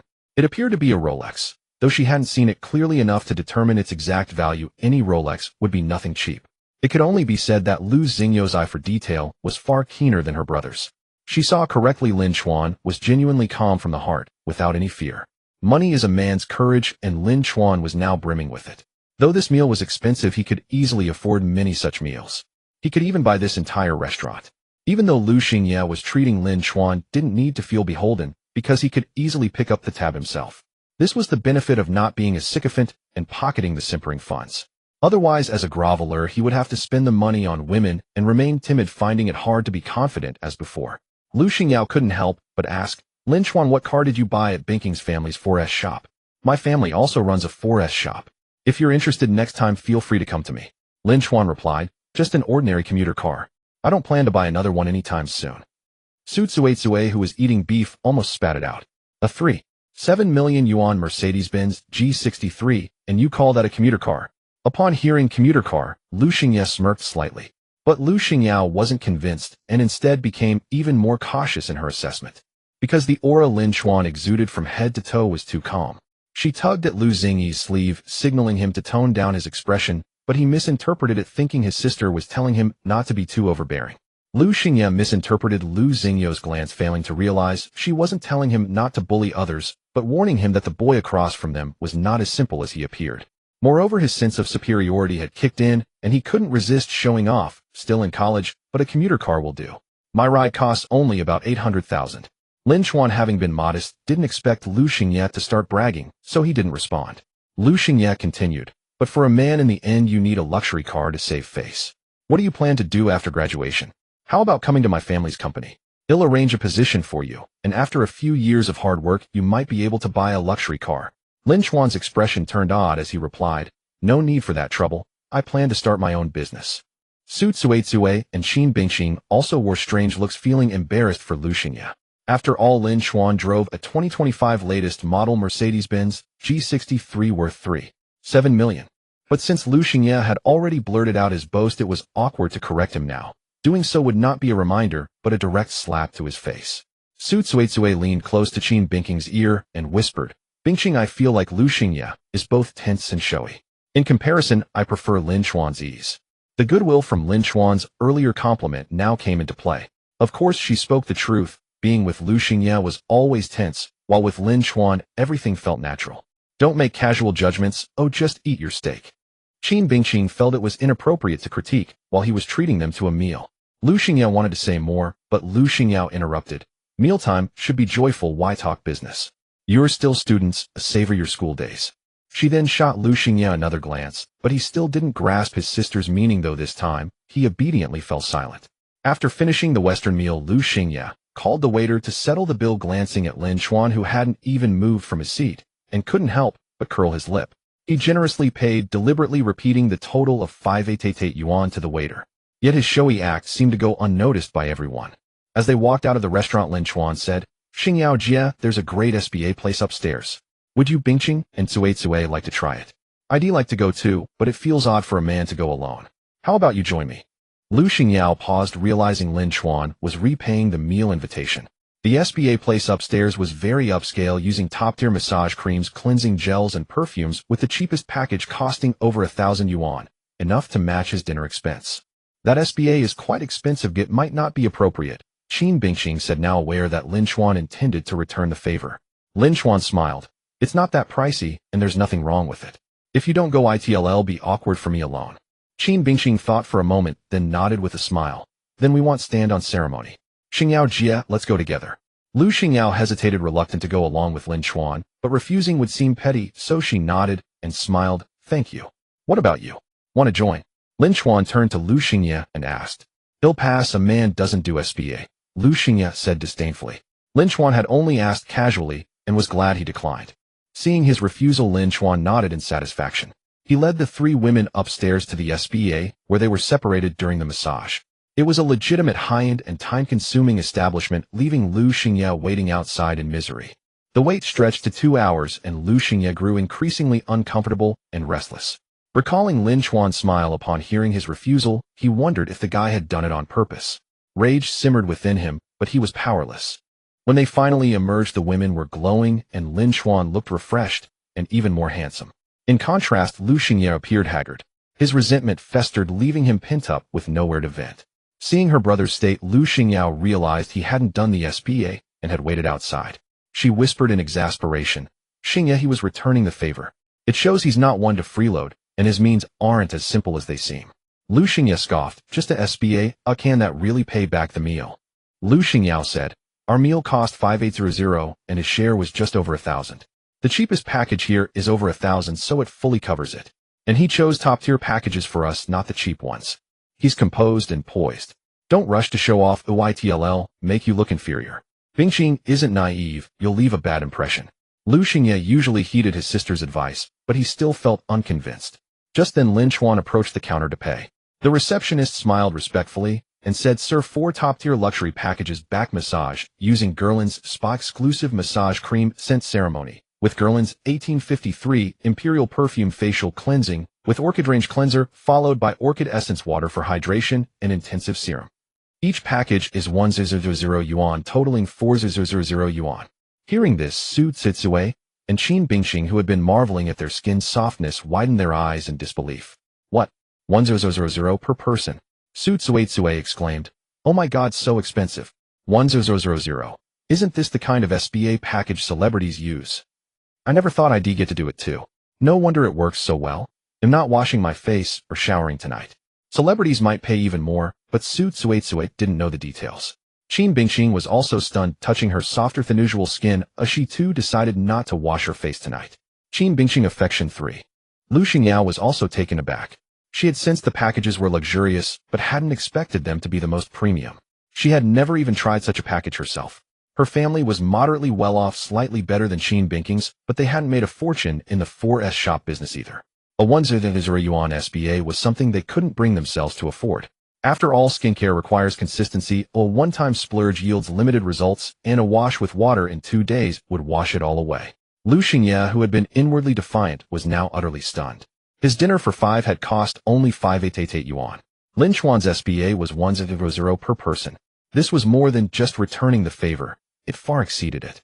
It shattered his understanding. He had never known SBA could be this expensive. But what shocked him more was that Lin Chuan didn't even frown as he scanned the QR code to pay 4,000 yuan as casually as if he were paying 10 bucks. In that moment, Lu Xingye felt like the country bumpkin. Emerging from the spa, they strolled through the streets together. Qin Bingqing, Su Zitsue, and Lu Xingyao were all in high spirits, for the spa treatment they had just experienced was exceedingly luxurious and remarkably effective. Lin Chuan also felt his skin had improved, lifting his mood. A man's skin, after all, is equally important. When women claim to favor a clean and sunny boy, they mean one who is handsome and fair-skinned, not merely someone who has scrubbed himself clean in the bath. The only one who was unhappy was Lu Xingye, for the package Lin Chuan had purchased had outshone his own. He sought to see a flicker of pain on Lin Chuan's face over the expense, yet Lin Chuan remained at ease, as if the 40,000 he had just spent were of no consequence. Lu Xingye felt he could not let this continue. An urgent need to reclaim his standing seized him. After wandering for a while, he noticed Qin Bingqing and Su Zitsue gazing intently at a bracelet, seemingly quite taken with it. His eyes lit up as he stepped forward to purchase it on the spot. Bingqing, this bracelet is for you. He had expected Qin Bingqing to be delighted, but instead she appeared distinctly awkward. To claim she was entirely unmaterialistic would be untrue, yet her family was not impoverished, nor was she in want of such a bracelet. She shared no particular relationship with Lu Xingye, so accepting a gift like a bracelet felt inappropriate. As the atmosphere grew tense, Lu Xingye's face flushed crimson. Fortunately, Lu Xingyao stepped in to mediate. Bingqing, this is a token of Xingye's sincerity. Do accept it, or it is not a lavish gift. Given the ties between our families, there is no need to stand on ceremony. Qin Bingqing, unwilling to embarrass Lu Xingye, accepted the gift. Lu Xingye breathed a sigh of relief. Despite a few hiccups, she had taken it. Glancing at Lin Chuan, who had offered no present, Lu Xingye felt he had once again gained the upper hand. Yet he soon realized the outcome was not as he had imagined. Qin Bingqing remained more at ease and close with Lin Chuan, treating him only with polite distance. Lu Xingye's heart churned with resentment. Why should this be? After a while, they arrived at a Hasselblad camera store. Lin Chuan stepped inside, followed by Qin Bingqing and Su Zitsue. Welcome to Hasselblad camera store, the clerk greeted warmly. Given Lin Chuan's current attire, any shopkeeper keen on business would offer impeccable service. I'm a beginner. Could you introduce me to your cameras? Lin Chuan admitted without pretense. The clerk enthusiastically explained, this is the Hasselblad X2D 100C, renowned for its exceptional image quality and advanced technical specifications. Its standout feature is a 100-megapixel back-illuminated medium format sensor delivering 16-bit color depth and 15 stops of dynamic range, ensuring exquisite detail and true-to-life color reproduction. What is the price? Lin Chen inquired. Depending on the configuration, the price ranges from 54900 to 111299 yuan, the clerk replied. Lin Chen asked, is there a better model or the best one you have here? The clerk answered, the finest is undoubtedly the Hasselblad H6D 400 CMS, boasting an astonishing 400 megapixels and celebrated for its outstanding imaging quality and innovative shooting technology. However, it is also the most expensive at 380000 yuan. Lin Chen nodded with satisfaction. He'll take this one. He then scanned the QR code to pay, completing the transaction in under 10 minutes. This 380000 yuan camera was purchased just like that. Qin Bingqing and Su Tsuitsui were momentarily stunned, but having witnessed him casually buy a 3.7 million yuan Mercedes-Benz G63, they were already aware of his extraordinary wealth. They were merely surprised that a camera could cost 3800 yuan. Lu Xingyao was utterly dumbfounded. She had sensed Lin Chen was no ordinary man, but now realized she had still underestimated him. Lu Xingyao stood frozen, scarcely believing his eyes. A camera costing 3800 yuan bought on a whim by Lin Chen. Was that not like carrying a Mercedes-Benz E-Class or a BMW 5 Series in his hand? His family was slightly better off than Qin Bingqing's with some wealth. 3800 yuan was not beyond their means, but spending that much on a camera would have his father breaking his legs. His own car was worth just over 800 yuan, meaning this one camera was equivalent to half his luxury vehicle.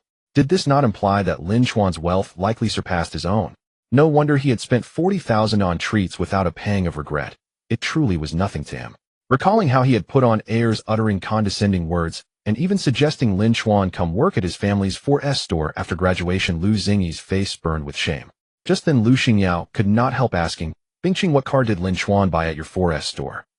Qin Bingqing glanced at Lu Xingyao before answering truthfully, a fully loaded 2025 Mercedes-Benz G63, the latest model. Lu Xingyao was taken aback. So it was as she had suspected. Lu Xingyao meanwhile was struck with another shock. A fully loaded 2025 Mercedes-Benz G63 would cost around 3.7 million yuan on the road. You call that a daily driver? Lu Xingyao now felt even more mortified, wishing he could find a crack to crawl into. He realized he had been thoroughly outclassed. Amid his embarrassment, a bitter resentment simmered within him. He felt Lin Chen had deliberately set out to humiliate him. Yet the matter was far from over. Lin Chen turned and strode into a Patek Philippe watch boutique. Lu Xingyi's pupils contracted. Could Lin Chen possibly afford a Patek Philippe after spending over 400,000? Good afternoon, welcome to Patek Philippe. As Lin Chen entered, the sales associate greeted him politely. However, when he inquired about models, he was told they all required pre-ordering. Lin Chen revealed his Rolex watch worth over 500,000, and the associate's smile grew slightly less professional, but only marginally warmer, for a Rolex paled in comparison to Patek Philippe. Lu Xingyao caught a clear glimpse of the watch on Lin Chen's wrist, confirming it was indeed a Rolex, and a $500,000 yuan model at that. Lu Xingyi's pupils contracted again, another shock striking him. After some negotiation with the sales associate, Lin Chen was shown a Patek Philippe rose gold watch in stock, priced at an astonishing 205800 yuan. Lin Chen verified the price and the watch's authenticity, then proceeded to purchase it outright, paying the full 205800 yuan as casually as if he were spending 200. He removed the Rolex from his wrist, slipped it into his pocket, and donned the Patek Philippe, instantly exuding an even greater air of opulence. Qin Bingqing and Su Tsuitsui were utterly mesmerized. This was even more staggering than the 3 million yuan car purchase. As the saying goes, the wealthy spend on cars, but the truly affluent indulge in watches. The poor play with cars, the rich with timepieces, an eternal truth. Lu Xingyao was even more astonished. It was now clear that Lin Chen was not merely extraordinary, but unfathomably deep. As for Lu Xingyao, he stood petrified, this scene shattering his spirit entirely, dashing his prior sense of superiority to the ground and grinding it into dust. If the 3800 Hasselblad camera and the 3.7 million Mercedes-Benz G63 were already beyond Lu Xingyi's spending capacity, then the 500 Rolex and the 2 million Patek Philippe were on a level he couldn't even fathom. Lu Xingyao was now utterly speechless, his face ashen. Lu Xingyao sighed at her brother's expression, unsure how to console him. Su Tsuitsui couldn't help but exclaim, "Oh my God, he buys a 2 million Patek Philippe as casually as I buy a bracelet from a street stall. Just how wealthy is he? Why is there such a gap between people?" Qin Bingqing said, him shocked too. "My dad knows some rich people, but even they deliberate before buying a watch worth millions. I've never seen anyone so casual about it." Su Tsuitsui winked. "He's so handsome and loaded. You should snatch him up quickly." Having a boyfriend like that would be incredibly cool to show off. Lin Chuan's ears were burning from Su Quicu's praise. Qin Bingqing rolled her eyes. You're always teasing me. If you think that way, why don't you go after him yourself? Su Tsuitsue replied helplessly. I wish I could, but with my ordinary looks, I don't stand a chance. I know my limits. But if you land him, I can bask in your glory. When we go out together, he'll be able to hold my head high. Qin Bingqing said, We've only just met. Don't talk nonsense. It's embarrassing if someone overhears. Despite her words, Qin Bingqing felt a flicker of temptation. He was her age, tall and handsome, young and wealthy, with a calm and steady demeanor. Unlike Lu Xingye, he didn't flaunt his wealth. He was so composed, so at ease, like a noble scion for whom spending money was just routine. Qin Bingqing affection 7. Of course, she didn't know that Lin Chuan was far from a noble scion. He was practically a nouveau riche. But Lin Chuan's mindset was completely different from that of a nouveau riche. His current spending was a way to embezzle simping funds into private property. In other words, he was making money. With that mentality, he naturally lacked the nouveau riche vibe, exuding instead a relaxed ease like a carefree young aristocrat. Next, Lin Chuan bought some expensive clothes and bags, but noticed that Qin Bingqing's affection wasn't increasing anymore. So he decided to leave. It was time to switch targets. As the saying goes, put aside the tough problems and tackle the easy ones first. That's the steady approach. Also, when dealing with girls, sometimes you have to know when to exit while the mood is good. So Lin Chuan took his leave. Unexpectedly, Qin Bingqing, without Lin Chuan as a shield, seemed even less willing to stay with Lu Xingye and immediately excused herself, going downstairs with Lin Chuan. After they left, Lu Xingye turned to the sullen Lu Xingye. You're too impatient. At first you thought he was weak and tried to put him down. I gave you so many hints, but you didn't get it. From the start I felt he wasn't as simple as he seemed. Then after seeing his strength you just sulked. How can you win over Qin Bingqing with that attitude? Lu Xingye retorted indignantly. It's not that I'm impatient, it's just that he has more money. I lost because of money, plain and simple. I gave Bingqing a gift worth a few thousand, and he gave nothing. Yet she treated him better. I guess Qin Bingqing is just a gold digger. I overestimated her. Lu Xingye shook her head, pulled a delicate gift box from her bag, and opened it to reveal a necklace. It looked to be worth a few thousand, no less than the bracelet he had given. Lu Xingye sighed. Bingqing just gave me this. She probably didn't want to owe you and didn't want to return the gift directly and give you the wrong idea, so she gave it to me indirectly. Lu Xingye was stunned, opening his mouth, but unable to find words. This outcome was clearly not what he had hoped for. Lu Xingye said, when it comes to giving gifts to girls, he'll break it down simply into two types. One is when both parties already have feelings and the gift expresses love and deepens the bond.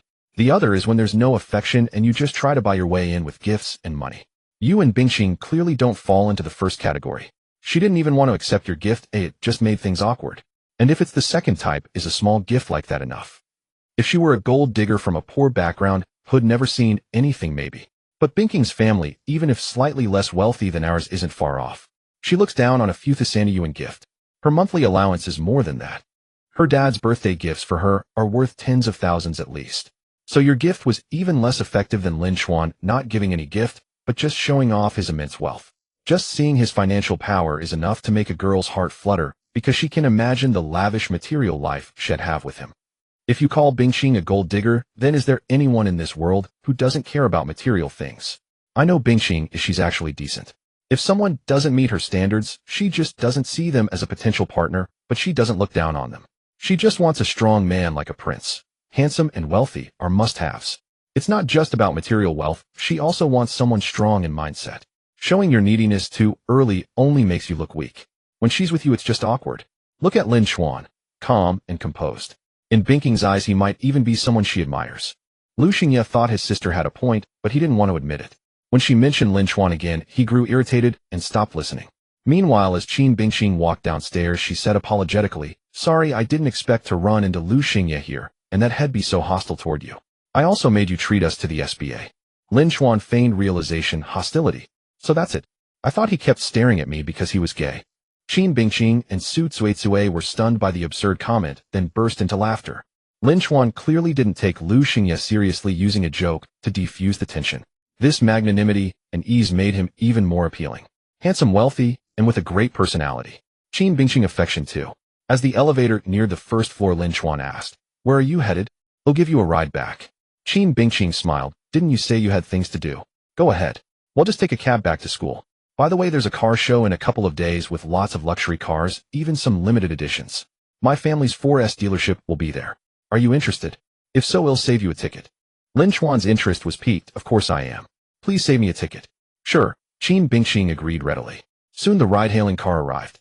Qin Bingqing and Su Tsuetsue got in, and Lin Chuan went to the garage to get his car. He didn't head back to school, but set off to find his next target. Lin Chuan's next target was Ling Wusa, the department belle of the dance academy in the School of Arts. One advantage of a department belle was that the campus forum would occasionally update her status. Jianghai University had a group of particularly gossipy students, and through the forum Lin Chuan learned that Ling Wusa had gone to the seaside today. Jianghai University was located in a coastal city, just a few kilometers from the sea. Lin Chuan drove and arrived quickly. After parking, he strolled along the scenic coastline, his gaze sweeping across the sandy beach as he leisurely searched. He was in a relaxed state of mind now. Finding Ling Wusa would be good, but if not, it was fine. He could treat it as a casual outing. However, a department belle was truly eye-catching among the crowd. Before long, he spotted her at a glance. Ling Wusa was sunbathing by the sea with a few other girls.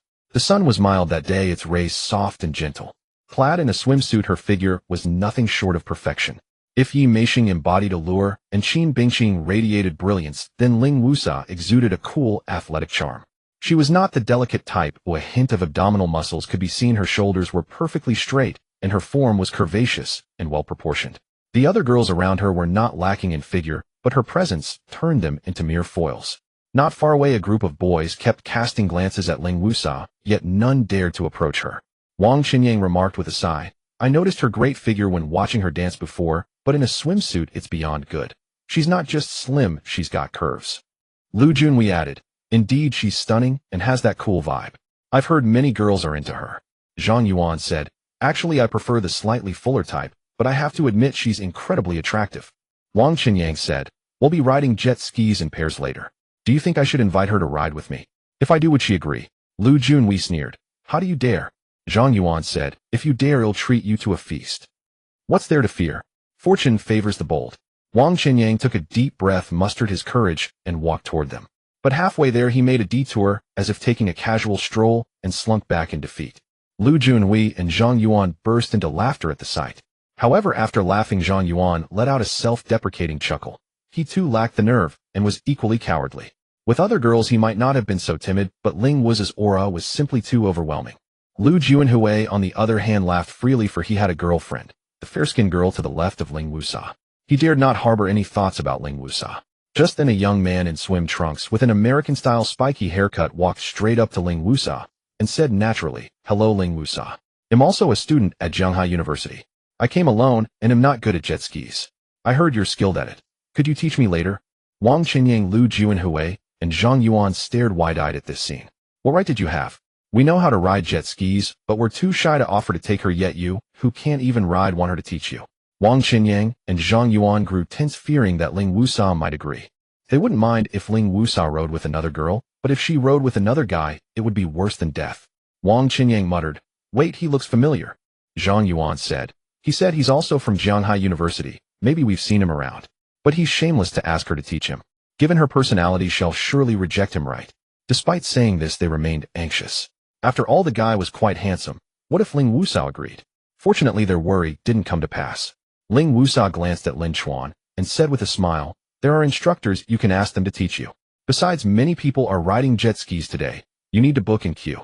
We've been waiting for a while and haven't gotten a turn yet. You'll have to make a reservation first."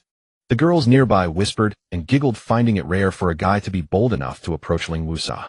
Just then a system prompt echoed in Lin Chuan's mind. Ling Wusa, affection 5. Name Ling Wusa, age 21, attractiveness 8.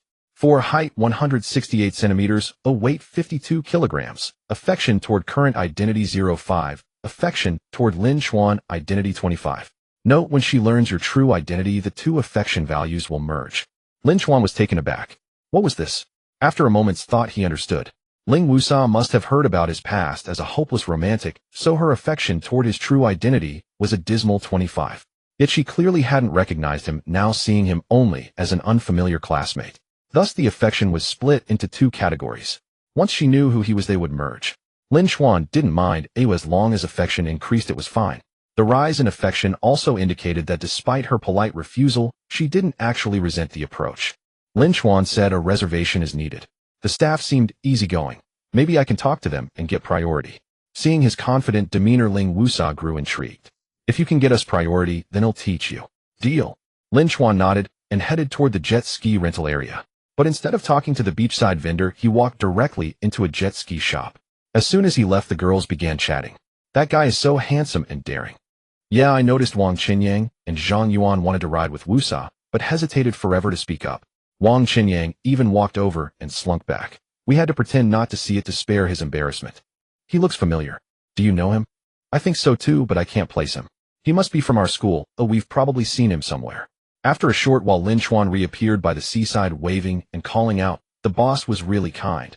After a brief chat, he let us jump the queue. Ling Wusa and the others were stunned. That couldn't be, could it? Curious, they ran over, followed by Wang Qinyang, Lu Juanhui, and Zhang Yuan, who also didn't believe it. Then they saw a staff member hand Lin Chen a brand new jet ski and say politely, "Sir, hey, race your jet ski. If you have any issues, feel free to come to me." Ling Wusa and the others were astonished by the jet ski. Not only did they get priority, but this one was also far superior. It was new and luxurious, like the difference between an ordinary car and a high-end vehicle compared to other rentals. Ling Wusa even recognized it as a GTX 300 priced at 21680 yuan, or more, typically not rented to tourists. Because it was too expensive, it wouldn't be cost-effective. Ling Wusa looked at Lin Chen in surprise and asked, "As far as I know, they don't usually rent out the GTX 300 here. This one is brand new. How did you convince the boss to give you this one?" Lin Chen smiled and said, "Don't worry about that. I did it so according to our agreement. Aren't you supposed to teach me?" Ling Wusa nodded readily. "Alright, I keep my word. But aren't you afraid of being laughed at for being taught by a girl?" Lin Chen replied, "Would I lose a pound if others laugh? Besides, girls can be better than boys in some things. Is there anything shameful about learning humbly from a girl?" Ling Wusa smiled faintly, like 100 flowers blooming. Ling Wusa affection 5. She swiftly sat on the jet ski and tilted her chin at Lin Chen. "Get on. He'll take you for a couple of laps first. Once you're a bit familiar with it, you can sit in front." Lin Chen got on without hesitation and very naturally wrapped his arms around Ling Wusa's waist. Of course, he was proper, merely holding on without any wandering hands. Ling Wusa tensed slightly when he held her waist, but since he didn't move recklessly, she said nothing. She started the jet ski and it shot off with a whoosh, her skill evidently excellent as it carved a spray of foam across the sea. Wang Qinyang and Zhang Yuan, watching this, nearly went green with envy. Oh my god, not only was Ling Wusa actually teaching him, but he also had the nerve to hold her waist, and she didn't even say a word about it, just letting him hold on. They were filled with regret and anger. They should have gone over to chat her up, since they were in the same department as Ling Wusa after all. Maybe if they had approached her, they would be the ones holding her waist now. They were so furious they could hardly stand it. They also couldn't understand how this guy managed to cut in line. Just as they were about to ask, they heard another tourist questioning the staff. "Aren't we next in line? How come someone cut ahead of us? That jet ski, he got his way too luxurious. We want that one too." The staff member explained, "He didn't cut in line. That jet ski isn't rented, he bought it." The questioning tourist was stunned, his anger instantly evaporating. Holy crap, he bought it himself. Then he can ride it however he wants. Wait, you can actually buy a jet ski when you come here to ride? Damn, how rich is that? Wang Qinyang, Zhang Yuan, and Lu Junhui were also dumbfounded upon hearing this. No way bought it. As far as they knew, jet skis cost at least tens of thousands, maybe even 100,000. Come here for some fun and buy a jet ski. They couldn't help pulling out their phones to search online. When they found the brand and model and saw the price, they were even more bewildered. It wasn't 100,000. It was over 210,000. Holy crap, he's a real rich guy. I thought the brave enjoy the world first, but it turns out the rich do, Wang Qinyang said bitterly, suddenly feeling a bit of resentment towards the wealthy. Zhang Yuan was also envious and jealous. I say, what right does he have to cut in line? It makes no sense. I never expected him to just buy one, and almost the most expensive one at that. How arrogant can he be? Just because he's rich. A few girls were also excited. Oh my god, buying a jet ski outright is so lavish. If we get on good terms with him, we could ride it directly next time we come, no waiting. And it's the top luxury version, way better than the rentals. Who is this guy? I've never heard of him before. By now, Ling Wusa had taken Lin Chen for 2 laps around the sea. To be honest, holding a beautiful girl's waist while speeding across the sea in the wind felt amazing. And the jet ski was still his after they were done. He thought again that embezzling the simping fund was the right path. He didn't know if simping until the end would get him everything, but embezzling the fund got him everything right away. Ling Wusa taught Lin Chen the methods and techniques of riding the jet ski as they went. When she felt he had learned enough, she had him sit in front while she sat behind. Lin Chen tried it out and found it wasn't hard as long as he didn't go too fast. Having a foundation in riding motorcycles definitely helped. After 2 laps, he got the hang of it and began to pick up speed.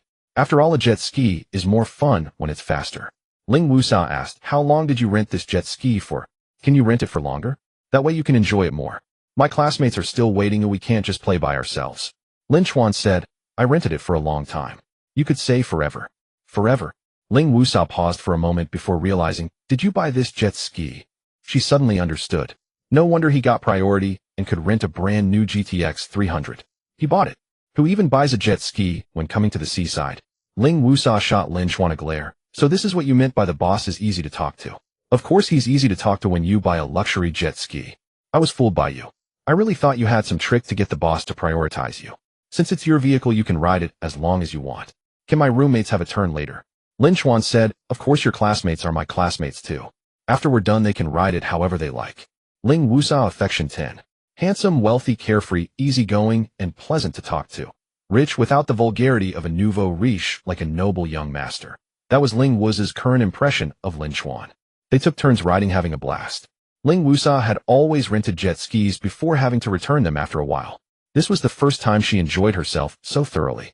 After a full hour of fun, they let Ling Wusa's female classmates ride. They all canceled their previous reservations. After all, how could rented ones compare to this luxury jet ski? Of course they were careful while riding. Enjoying the thrill was one thing, but they dared not bump or scrape it. After all, it was a jet ski worth over 210,000. Breaking it would be unaffordable. Fortunately, on the open sea, collisions were less likely. After they had played for a while, Lin Chen generously let the male classmates ride the jet ski too. Wang Qinyang, Zhang Yuan, and Lu Junwei didn't hold back. Why not take advantage of a free ride? But just as they were having fun, they saw Lin Chen and Ling Wusa lying side by side on the beach, sunbathing, sipping cold juice, and chatting happily. Wang Qinyang and Zhang Yuan suddenly felt that even the luxury jet ski wasn't so appealing. Was this guy deliberately using the jet ski to get rid of them? But what could they say when he was using a 200,000 plus jet ski to do it? After playing for a while, the girls grew tired and returned to the beach to lie down and bask in the sun.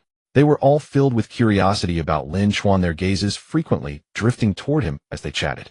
The boys, though not exhausted, stopped their activities and headed back to the beach, unwilling to let the girls crowd around Lin Chen. Which department are you from? You look familiar, but I can't place you, Li Yue asked.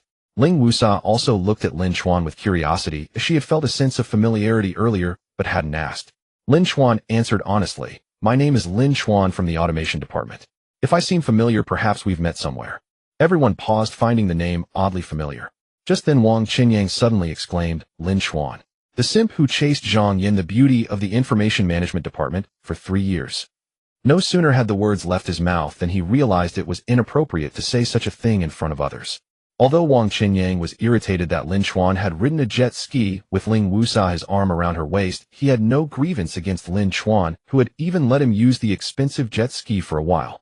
The others, upon hearing Wang Qinyang's words, suddenly understood. So that's who he was. No wonder he looked familiar. Yet they couldn't quite recall him, as his current appearance was a far cry from the rumored loser image. Even now that they recognized him, it was hard to reconcile the two identities. Ling Wusa Affinity Fusion 2510. Lin Chen felt a surge of joy. The affinity had finally fused, gaining a total of 35 points. However, checking the current value, he felt a bit of regret. When he was a stranger to her, the affinity had risen to 20, but after fusion it dropped to 10, indicating that his past identity as a simp had cost him points. Still, overall the affinity increased by 35, more than with Zhang, Yanyi Meishing, or Qin Bingqing. It seems having a low starting point has its advantages, Lin Chen mused. Seeing that everyone seemed hesitant to believe his identity, he admitted frankly, yes, I'm the simp you've heard about, Lin Chen. No matter how shameful his past was, it was still a part of him that he couldn't escape. Rather than hide it, he chose to acknowledge it openly.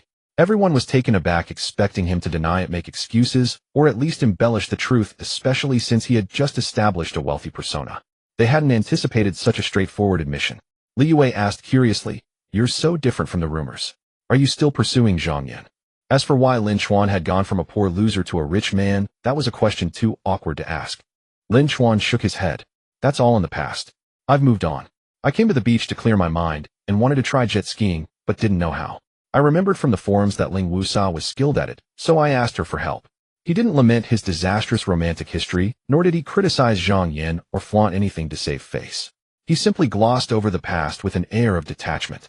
He also explained his presence, not as a rebound approach to someone else, but as a genuine attempt to learn jet skiing and clear his mind, which led him to Ling Wusa.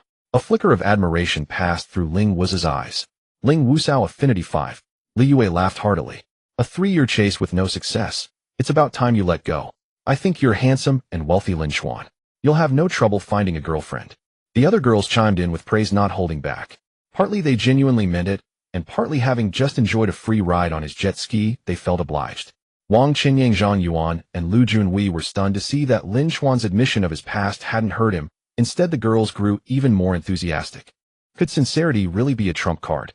Or perhaps only a wealthy man's sincerity is a trump card? Lin Chuan proactively changed the subject. Enough about that. We're here to have fun. Any other activities you'd recommend? Ling Wusa said, I was thinking of renting a sailboat, but the prices were outrageous. 2,000 to 3,000 an hour, and they're all booked up. You'd have to make a reservation and wait. There are just too many rich people in this world driving up the prices. Lin Chuan's eyes lit up. A sailboat ride sounds wonderful. The rental guy seemed easy to talk to. Let me see if he can let us jump the queue. With that, he walked toward the sailboat area. Everyone felt a sense of déjà vu. Li Yue exclaimed in shock. Wait, the sailboats are all reserved. There's no way he can get priority. He's not thinking of buying one, is he? There's a sailboat shop by the beach. If you have money, you could actually buy one. Ling Wusa said, that shop is famous. They even sell imported sailboats. But sailboats aren't like jet skis. Unless it's a tiny single-person sailboat, they cost at least hundreds of thousands. He just learned to ride a jet ski. He probably can't handle a small sailboat. Does it make sense for him to buy a sailboat worth hundreds of thousands just for fun? Li Yue said, it doesn't, but buying a jet ski for 200,000 just for fun didn't make sense either. They all thought buying a sailboat for leisure was absurd, but given Lin Chuan's recent outrageous purchase, they worried he might actually do it again. So uneasy, they rushed to the sailboat shop. When they arrived, they heard the owner telling Lin Chuan, this Hansa 458 was ordered by a client who paid a deposit. It was shipped from abroad, installed and tested, but his business went under and he backed out. It's practically brand new, never used. I can show you all the paperwork. If you want it, it's 2 million. He'll use his deposit to cover part of the tax, so you only need to pay 30 of the tax. Lin Chuan said, sounds good. Let me check the documents first. If everything's in order, he'll take it. Everyone's jaws dropped. He was actually buying a sailboat. And not just any sailboat, a 2 million yuan one. With import duties, VAT, and consumption tax totaling 37. Even with the discount to 30, that was still 600,000 in taxes alone. That brought the total to 2,600,000. Who rents a sailboat when they come to the beach? Even if you were to buy one, couldn't you get something smaller and cheaper? But no, he had to buy a 14-meter long 38-meter wide luxury Hansa sailboat. Ling Wusa said, no, we were just talking. You don't need to buy such an expensive sailboat just for a bit of fun. Lin Chuan replied, it's not just for one time. I can use it often. Owning my own is better than renting. I've heard of this model before, it's quite good. Ordering one myself would take months. After checking the documents and confirming the boat was nearly new with complete paperwork, Lin Chuan paid. The 2 million plus price tag was as trivial to him as buying a bottle of water. Ling Wusa, Li Yue, Wang Qinyang, Zhang Yuan, and Lu Junhui were all frozen in shock. Was this how the wealthy spent their money? After Lin Chuan paid, the transaction was swiftly completed. The Hansa 458, worth 2 million, was now his. Get on the boat, why are you all standing there? Lin Chuan called out from the deck, waving at Ling Wusa and the others. Ling Wusa and her companions, still dazed, as if in a dream, stepped onto the deck. The Hansa 458 was exceedingly luxurious, resembling a yacht from a movie. They had once fantasized about riding such a luxury yacht, and now their dream had suddenly come true. Ling Wusa surveyed the vessel, her eyes sparkling with wonder. She loved sports, including various outdoor activities, so she had a fondness for off-road vehicles, yachts, cruise ships, and sailboats. She found it impossible to resist a sailboat capable of circumnavigating the globe. Classmate Ling Wusa, can you handle a monohull sailboat? Once everyone was aboard, Lin Chuan began to scratch his head. The Hansa 458 was a monohull sailboat, somewhat akin to an off-road vehicle in comparison to cars, more challenging to operate and more extreme. Most sailing enthusiasts preferred monohull sailboats. Sailboats were originally monohull. Catamarans came later, designed by architects for ease of operation and comfort. Faced with this monohull sailboat, Lin Chuan had a problem. He only had a basic understanding and had never actually sailed one. Ling Wusa, who was admiring the sailboat, rolled her eyes upon hearing this. You bought it without knowing how to sail. I don't know how, but you're here, aren't you? Besides, I can learn later, Lin Chuan replied. Ling Wusa was eager to try, but also a bit hesitant. I've sailed monohulls before, but they were small ones. I've never handled one of this size. And strictly speaking, you need a license. Lin Chuan said, it's the same principle. We can just sail slowly. The wind isn't strong today, so there's no need to be nervous. As for the license, no one should bother us if we just play near the coast. Unable to resist, Ling Wusa began to sail. First, she used the engine to reach more open waters, then adjusted the direction to face the wind, raised the mainsail, and then the jib. Lin Chen helped throughout, both to ease Ling Wusa's nerves and to learn himself. They found the operation surprisingly simple, mostly electric with automatic sail hoisting. Once the sails were up, the wind propelled the boat without any need for electricity or fuel, and they began to sail downwind. Li Yue Wang, Qinying Zhang Yuan, Lu Juanhui, and the others couldn't help but cheer with joy. Lin Chen smiled and said, "Impressive, truly worthy of the beautiful Ling." Ling Wusa shot him a glance and replied, "Your flattery sounds a bit insincere. Thanks for assisting." By now she had set aside her earlier anxiety, though her hands still gripped the helm tightly, not daring to slack off. Beyond the tension, there was more excitement. Sailing a Hans 458 out to sea was like a dream realized. Ling Wusa glanced at Lin Chen from the corner of her eye. He was leaning against the railing, carefree and unrestrained, the breeze lifting his hair to reveal his handsome features. He had entrusted his own boat to her without vying for control. At the same time, he stood by silently, putting her at ease. Ling Wusa affection 5. Not daring to venture too far on her first sail, Ling Wusa turned back after a while downwind. However, turning meant facing the wind. Many don't know that sailboats can sail upwind, but not directly into the wind. They need about a 40-degree angle, so to return one must sail in his pattern. The difficulty naturally increased, and Ling Wusa became tense as she turned. Her tension led to mistakes, and a sudden gust of wind made her even more flustered. She loved outdoor sports and was far more handsome than most girls, even surpassing many boys. But women are inherently more timid by nature, and it was normal for her to panic on her first attempt. In truth, such a situation called for an experienced hand. Li Yue Wang, Qinying Zhang Yuan, and Lu Junhui grew extremely nervous as the boat tilted, even starting to give conflicting orders. Lin Chen, still leaning against the railing, said calmly, "Don't panic. Monohulls can tilt quite a bit, and we're close to the shore. Even if we capsize, people on the beach can see us and rescue us. We could even swim back, so it's no big deal." Everyone was speechless. Were they worried about safety? At this speed, falling overboard wouldn't be a problem, and they could indeed swim back from so close to shore. But the issue was that this was a newly purchased luxury sailboat worth $2,600,000. What a loss if it capsized. Even if it wasn't their boat, they'd still feel the pain. This was his own boat. Wasn't he worried at all? Yet Lin Chen remained unfazed. His mindset had undergone a qualitative transformation over the past 2 days. He deeply understood that a composed man exudes charm. Of course, that required confidence. As long as his affection level increased enough, he could unlock the next tranche of sycophant funds. Judging by the pattern, the next amount would probably be 100 million. Losing a mere 2 million wasn't a big deal. Hearing Lin Chuan's calm and steady voice, Ling Wusa steadied herself considerably. After a series of maneuvers, she finally stabilized the boat. Li Yue Wang, Qinying Zhang Yuan, and Lu Junhui breathed a sigh of relief. "Take a break. Let me take over," Lin Chen said, noticing that although Ling Wusa had calmed down, she was still shaken. "Don't you not know how?" Ling Wusa asked. "I've basically learned by watching you," Lin Chen said with a smile, taking the helm. Ling Wusa then realized he had indeed learned. In these mild wind and wave conditions, the operation wasn't that difficult. Lin Chen already had experience riding motorcycles and driving cars, so his operational skills were decent. After completing the first task, he had gained a few attribute points, improving his spirit and body. Though not obvious in daily life, it made him more adept in handling things. Coupled with his steady mindset and lack of panic, he naturally picked things up quickly. Impressive. Lin Chen, your learning ability is truly remarkable." Ling Wusa teased him back, just as he had teased her earlier, but she genuinely admired him. Was it true that men had a natural advantage in this area? She considered herself quite capable among women, yet she still fell short. And his emotions were so stable. When the boat almost capsized, most men would have grown impatient or even lashed out, but he remained as steady as a mountain and even offered comforting words. Ling Wusa affection 10. The other girls whispered among themselves. "Wow, Lin Chen is so emotionally stable. Super stable, makes me want to date him." Dream on, only Ling Wusa could match him. We're just supporting characters destined for supporting roles. To be honest, emotional stability is really important. My boyfriend Junhui is pretty stable, but compared to Lin Chen, just now he's far behind. Lin Chuan's stability is practically dreamlike. The sun descended and the sky darkened. Dark clouds gathered, threatening rain.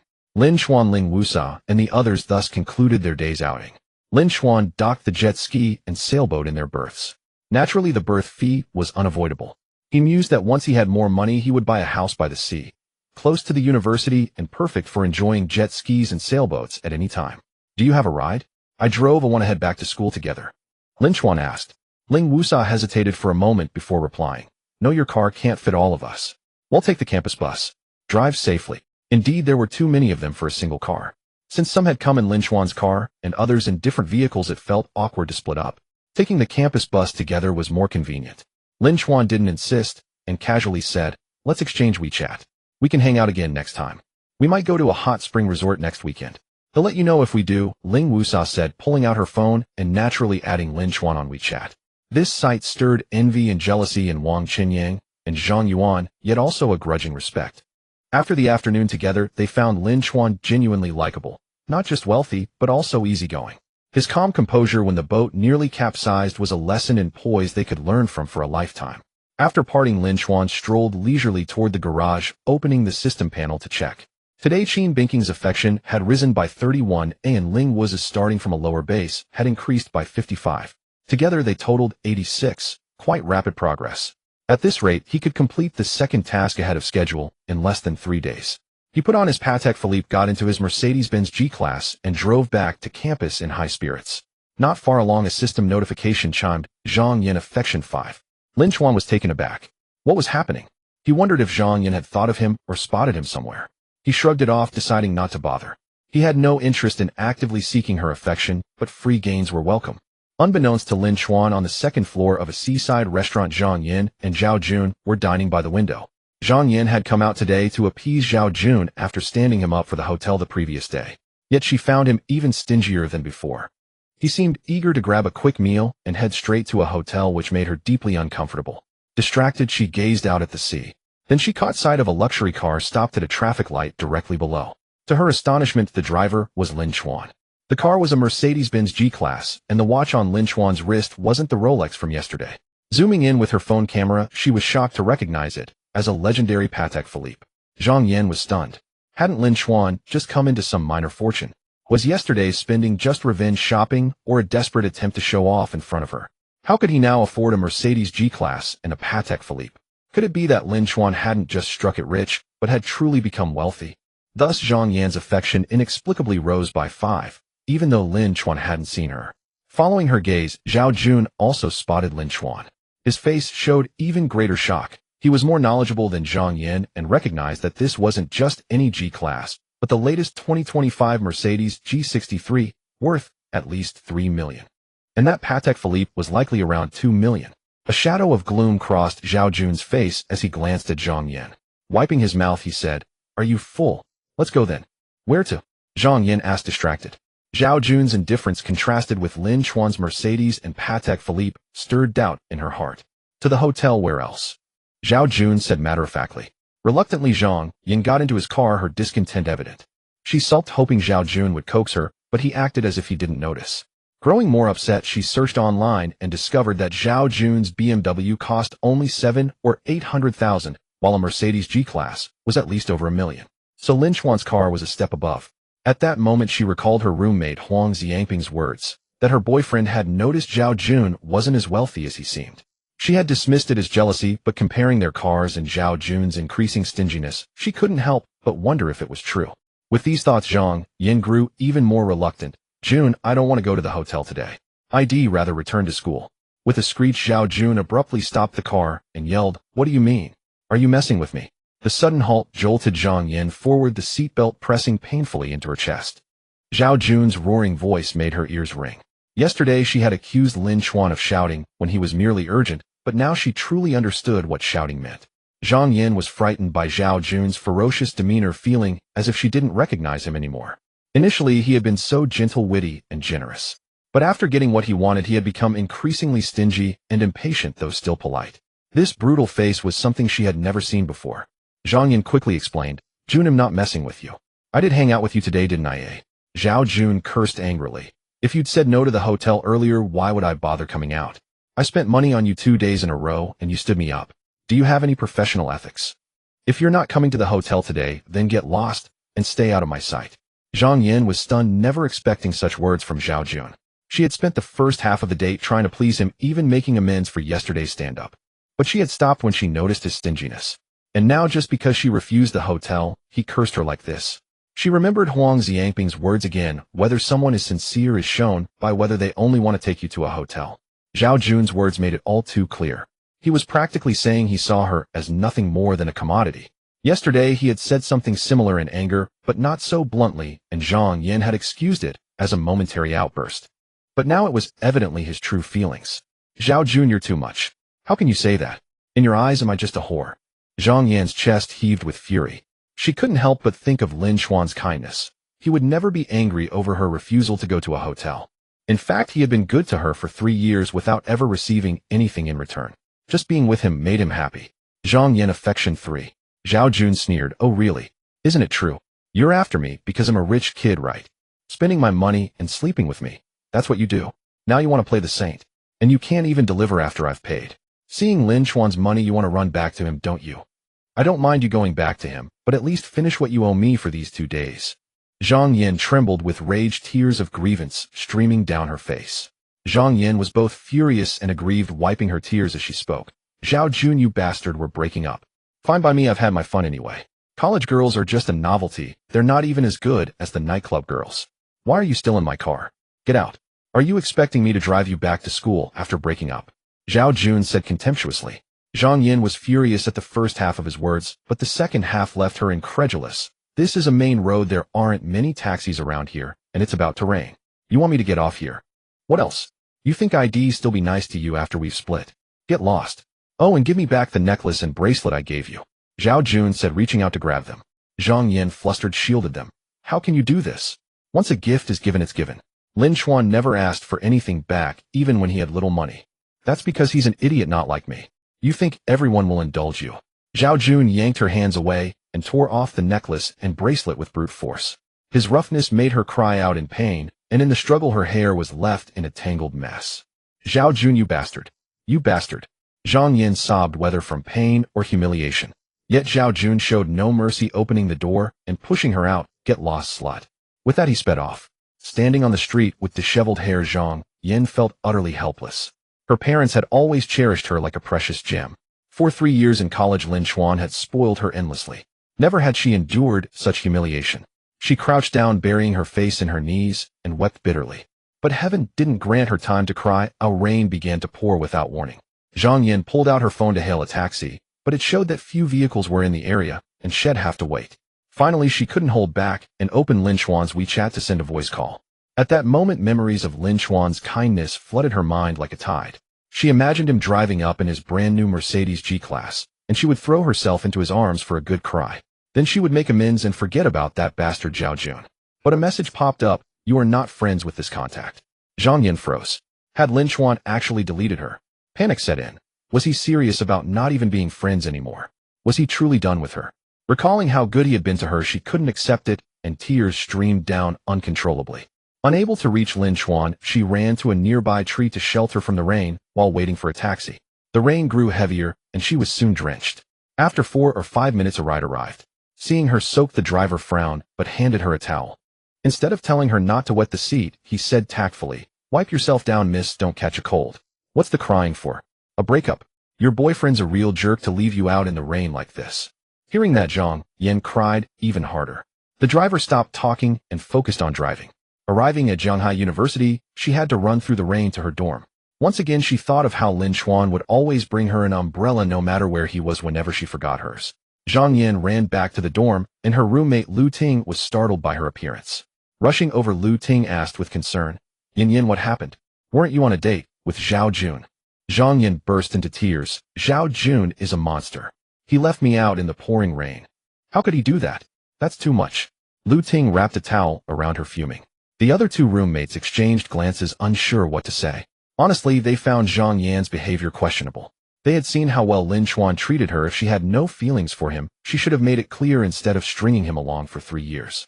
If she was just slow to warm up, that might be one thing, but she had slept with a rich guy she met at a party within days.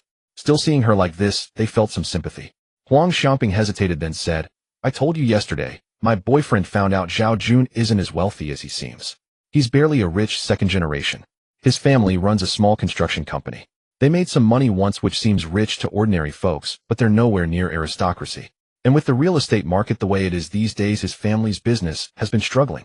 Plus, he's born from a mistress, so he has little inheritance rights. His monthly allowance is tightly controlled. His watch and clothes might be fake due to limited funds. But with the rich kid label, people take it as real.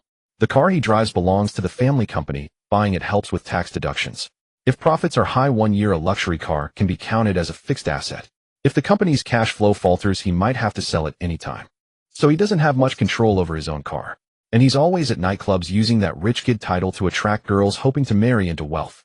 To him, women are just toys. Zhang Yan was stunned. Suddenly everything made sense. No wonder Zhao Jun had been so impatient and stingy lately. He was about to be exposed. His finances couldn't sustain buying gifts anymore. And no wonder he had lost all patience after seeing Lin Chuan's Mercedes G-Class and Patek Philippe today. After all, that kind of wealth outclassed him completely. Lu Ting was furious. Why didn't you say something earlier? Did you want Yin Yin to walk into a trap? Huang Xiaoping snapped back. I warned her from the start not to rush. I even advised her yesterday not to get too involved before knowing Zhao Jun's true character. But you defended him after he gave gifts, and now you blame me. Lu Ting retorted, it's your fault anyway. Your boyfriend introduced Zhao Jun to Yin Yin. Huang Xiaoping couldn't take it. Don't twist the truth. Did my boyfriend introduce Zhao Jun? You were the ones who insisted on going to that party, so I brought you along. My boyfriend even warned us to be careful around those social types since we're naive students. Sun Xia chimed in, Xiangping's boyfriend never introduced Zhao Jun, you met him on your own. Listening to their argument, Zhang Yin thought of how foolishly she had abandoned Lin Chuan for Zhao Jun, and now Lin Chuan had deleted her. Overcome with grief, she burst into loud sobs. Lu Ting wrapped her arms around Zhang Yin, consoling her. It's okay, we won't bother with that fake rich second-generation Zhao Jun anymore. At least Lin Chuan came into a bit of unexpected fortune, a blessing in disguise. As Zhang Yin was about to mention that Lin Chuan had deleted her WeChat suddenly rang. She eagerly pulled out her phone, hoping it was a message from Lin Chuan. Instead, she saw it was Zhao Jun. She answered, and just as Lu Ting was about to curse him out, Zhao Jun said, Zhang Yin, I forgot to tell you. Transfer back all the money I sent you immediately. Lu Ting was taken aback and snapped, you want back the money you gave your girlfriend? I've never seen anyone so shameless. Why should we return it? Are you dreaming? If you don't have money, don't pretend to be a rich heir, you pathetic loser. Zhao Jun's tone had been calmer than before, but now he erupted in rage. Lu Ting, what the hell is it to you? Say one more word, and he'll destroy you. His vicious tone startled Lu Ting, who was usually sharp-tongued, but now dared not speak further. She realized then that people from the real world were indeed different. Zhao Jun continued, Zhang Yin, either you obediently return my money, or I'll sue you and it'll be all over your school. You'll have to pay back the money and lose your reputation. Zhang Yin replied, I won't return it. Why should I? You slept with me, and you want the money back too. That was a gift from you. Even if you sue me, it won't work. Zhao Jun sneered. Look closely at the transfers I sent you. None of them are 520 or 1314. They're all round numbers like 100, 1000, 2000. Who said they were gifts? They were loans. If I sue, I'll win easily. Zhang Yin froze, scrolling through the transfer records, and realized Zhao Jun was right. Every amount was a round figure. Zhao Jun said, they'll leave it at that. Return the money quickly, and we'll both come out looking good. I can't be bothered to sue. After he hung up, Zhang Yin still couldn't accept it. In her mind, a man's transfers were never meant to be returned. Lu Ting said, don't let him scare you. Those were gifts from him. There's no reason to give them back. Huang Xiaoping, overhearing, kindly advised, if it were holiday gifts like 520 or 1314, you wouldn't have to return them. But if they're not those special numbers, and the notes don't say things like love you or happy birthday, it's debatable. If it's deemed a loan, you might really have to pay it back. Zhang Yin checked the notes and found none said love you or happy birthday. Nothing to indicate a romantic gift. Some had no notes at all, and one even read, this is the money you asked for. At the time, she had only cared about receiving the transfers, never noticing the trap. Zhang Yan's face turned pale. From the very beginning, Zhao Jun had planned to reclaim the money. It was all a calculated scheme, and she had foolishly believed she was about to marry into wealth. She carefully tallied Zhao Jun's transfers, totaling over 30,000 yuan. Her family was of modest means, and this was no small sum. The money had mostly been spent on skincare, clothes, and manicures. She couldn't afford to pay it back now. At that moment, she thought of Lin Chuan again. She scrolled through his red packets and transfers, all of which were special amounts like 520 and 1314. The notes read, happy birthday, today's little joy, a birthday, full of love, bridges built for love, sharing a beautiful moment with you on Qixi Festival. Zhang Yin couldn't help But recall, every festival Lin Chen had celebrated with her finding the most beautiful spot to watch the sunrise, writing love letters by hand, folding them into paper cranes, planning romantic trips, and biking with her by the sea. In comparison, she finally knew who truly loved her. Zhang Yan's tears burst forth again. Zhang Yan, affection 9. Lu Ting turned to Sun Xiahe asking, Xiahe, don't you know someone from the law department? Could you ask if Xiao Jun's transfers really have to be returned? Though Sun Xiahe disapproved of them, they were still roommates, so she agreed to help. Senior, I have a question. My roommate received transfers from her boyfriend, and after they broke up. Sun Xiahe explained the situation to the law department senior. After reading it, the senior's tone was incredulous. I can understand no notes, but a note saying this is the money you asked for. Is that really a boyfriend-girlfriend relationship? I've seen people covering their bases in relationships, but this is the first time I've seen such scheming. What was your friend thinking? Couldn't she see through someone like this? Sun Xiahe hesitated to comment and asked, so does the money have to be returned? Can she win if it goes? The law senior replied, it definitely has to be returned. The chances of winning in court are slim. First, since the transfers aren't special amounts like 520 or 1314, it's risky. And that note, this is the money you asked for, is devastating. Still, it's good she saw his true colors early. She should just return the money and cut ties with him, or she'll lose both her money and her dignity. Sun Xiahe said, she's already been to hotels with him several times. She's lost both her money and her dignity. The law senior was speechless. This was too foolish. Some people are deceived by well-disguised tricks, but here the scheme was so obvious and she still fell for it. She must have been too sheltered before. After clarifying everything Sun Xiahe said helplessly, the senior says the lawsuit will likely fail. You have to return the money. Zhang Yan sobbed, what do I do? I've already spent it all. Lu Ting quickly comforted her, don't cry, Yin Yan. Just return Xiao Jun's money. You still have Lin Chen. He should be able to help. Even though I don't know how much he came into, since he could afford a Rolex 30,000 yuan, should be nothing. Huang Xiaoping couldn't bear it anymore. Isn't it too shameless to ask Lin Chen to pay this? Lu Ting was about to argue, but Zhang Yan burst into loud sobs. Lin Chen deleted me. He won't talk to me. Lu Ting was stunned. Lin Chen, who had always been so devoted to Zhang Yan, had deleted her. How was that possible? Lu Ting hugged Zhang Yan, reassuring her. He's probably just sulking. He'll let you back. He loves you so much. If you show a little weakness, he'll come back. Zhang Yan cried even harder. I did show weakness. I sent him many verification messages, but he ignored me. Huang Xiaoping and Sun Xiahe exchanged glances, surprised that Lin Chen, who had always been so devoted, had actually deleted her. The boy who loved her to the bone had finally been worn down by her actions.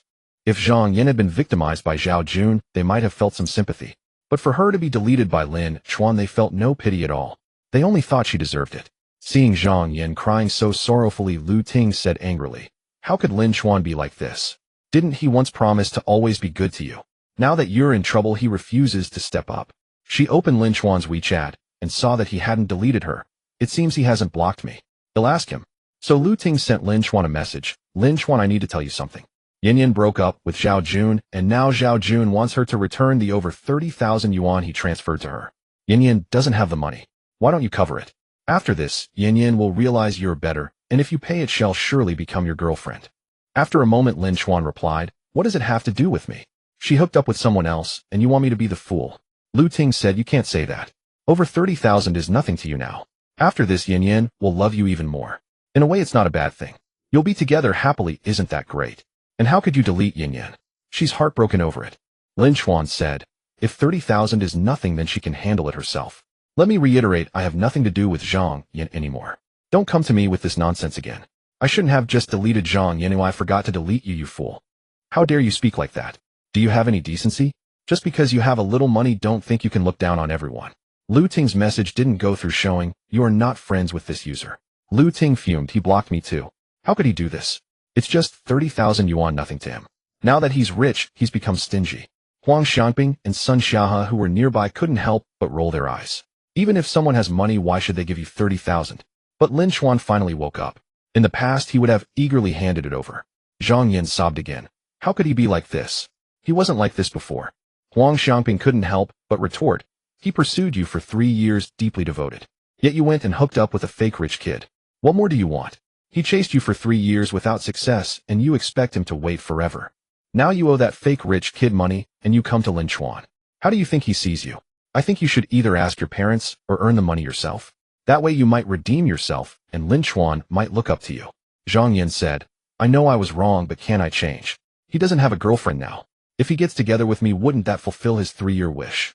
30,000 is trivial to him. If he helps me pay it off, I'll treat him well. Lu Ting said exactly. He can afford a Rolex, 30,000 is nothing to him. Before he was too poor, so Yin Yin didn't fancy him. Now that he has money, if he's good to Yin Yin, shall become his girlfriend, right? Huang Xiaoping felt they couldn't see eye to eye. Zhang Yin and Lu Ting's values and logic were utterly absurd, so she stopped arguing. Just then Zhang Yin said softly, the Rolex was yesterday. Today I saw him driving a Mercedes-Benz G-Class and wearing a Patek Philippe watch. What? Lu Ting gasped. So he didn't just come into some small fortune. He's really rich now. This is great news, Yin Yin. Losing Zhao Jun is no loss at all. A Mercedes-Benz G-Class is even better than Zhao Jun's car. A Patek Philippe is even more extravagant. I've heard it's the Rolls-Royce of the watch world.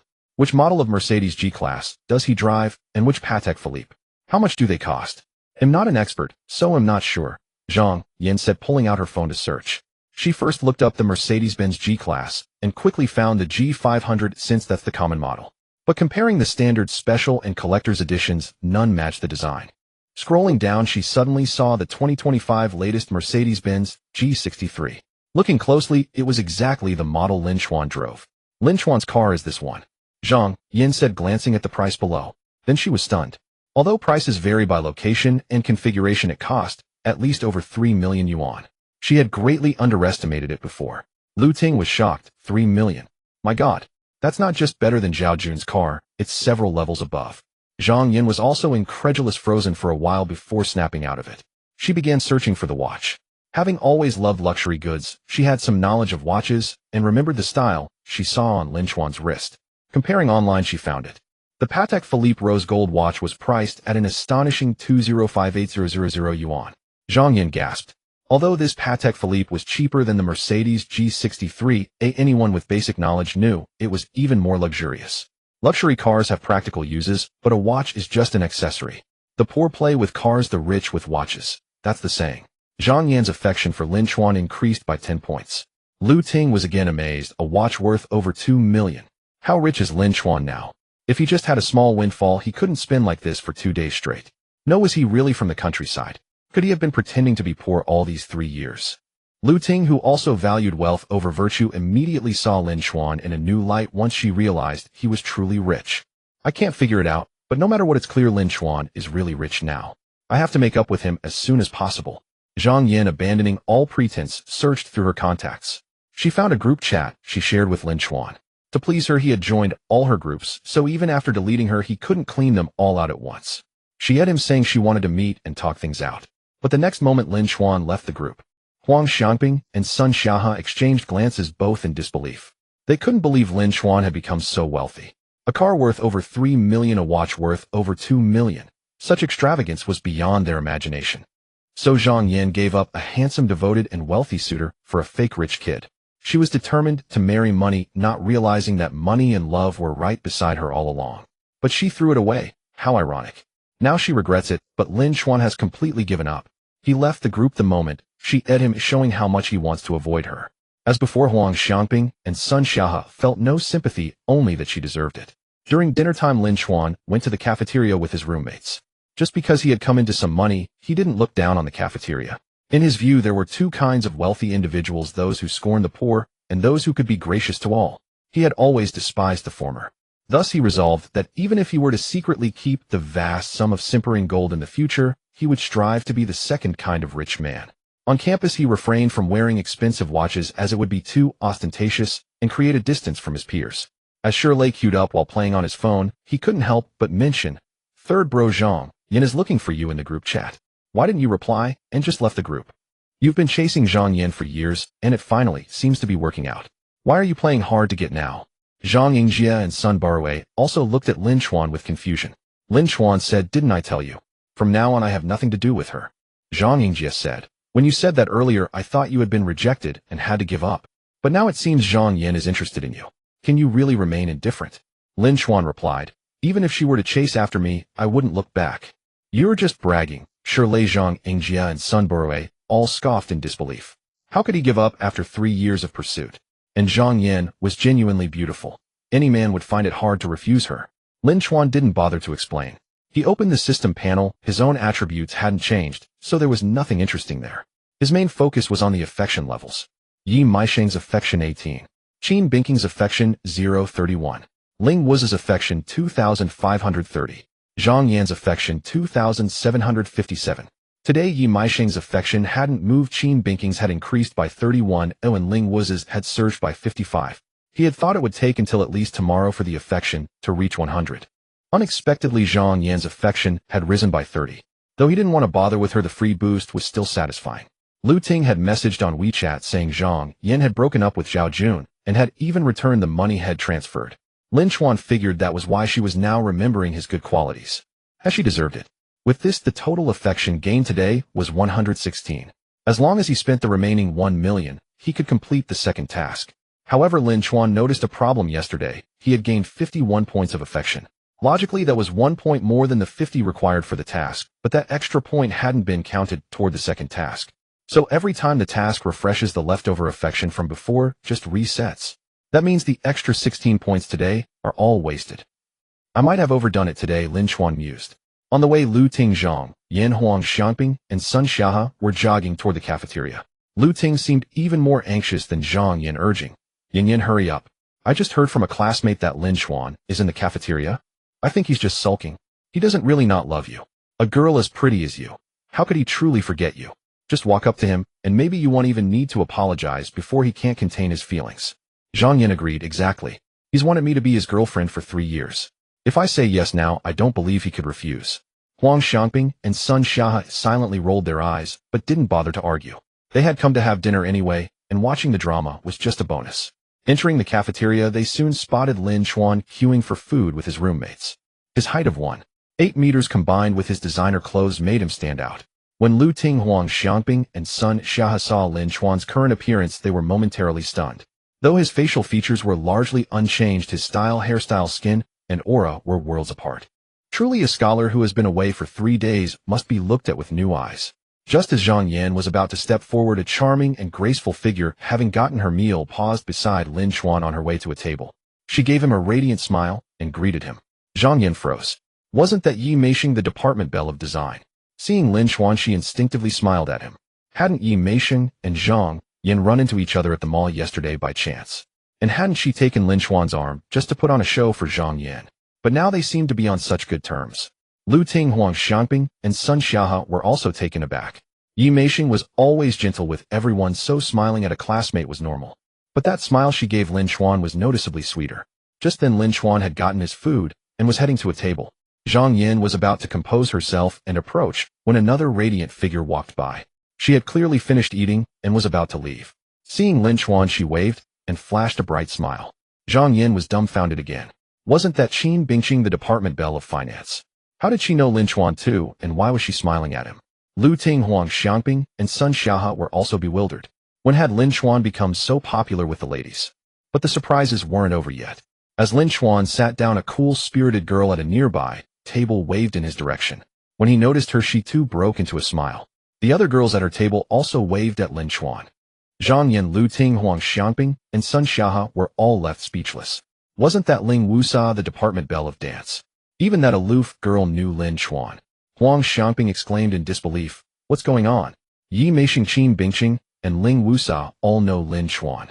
Sun Xiahe said, "It's more than just knowing him. They're clearly on very good terms. They wouldn't smile like that at just any guy."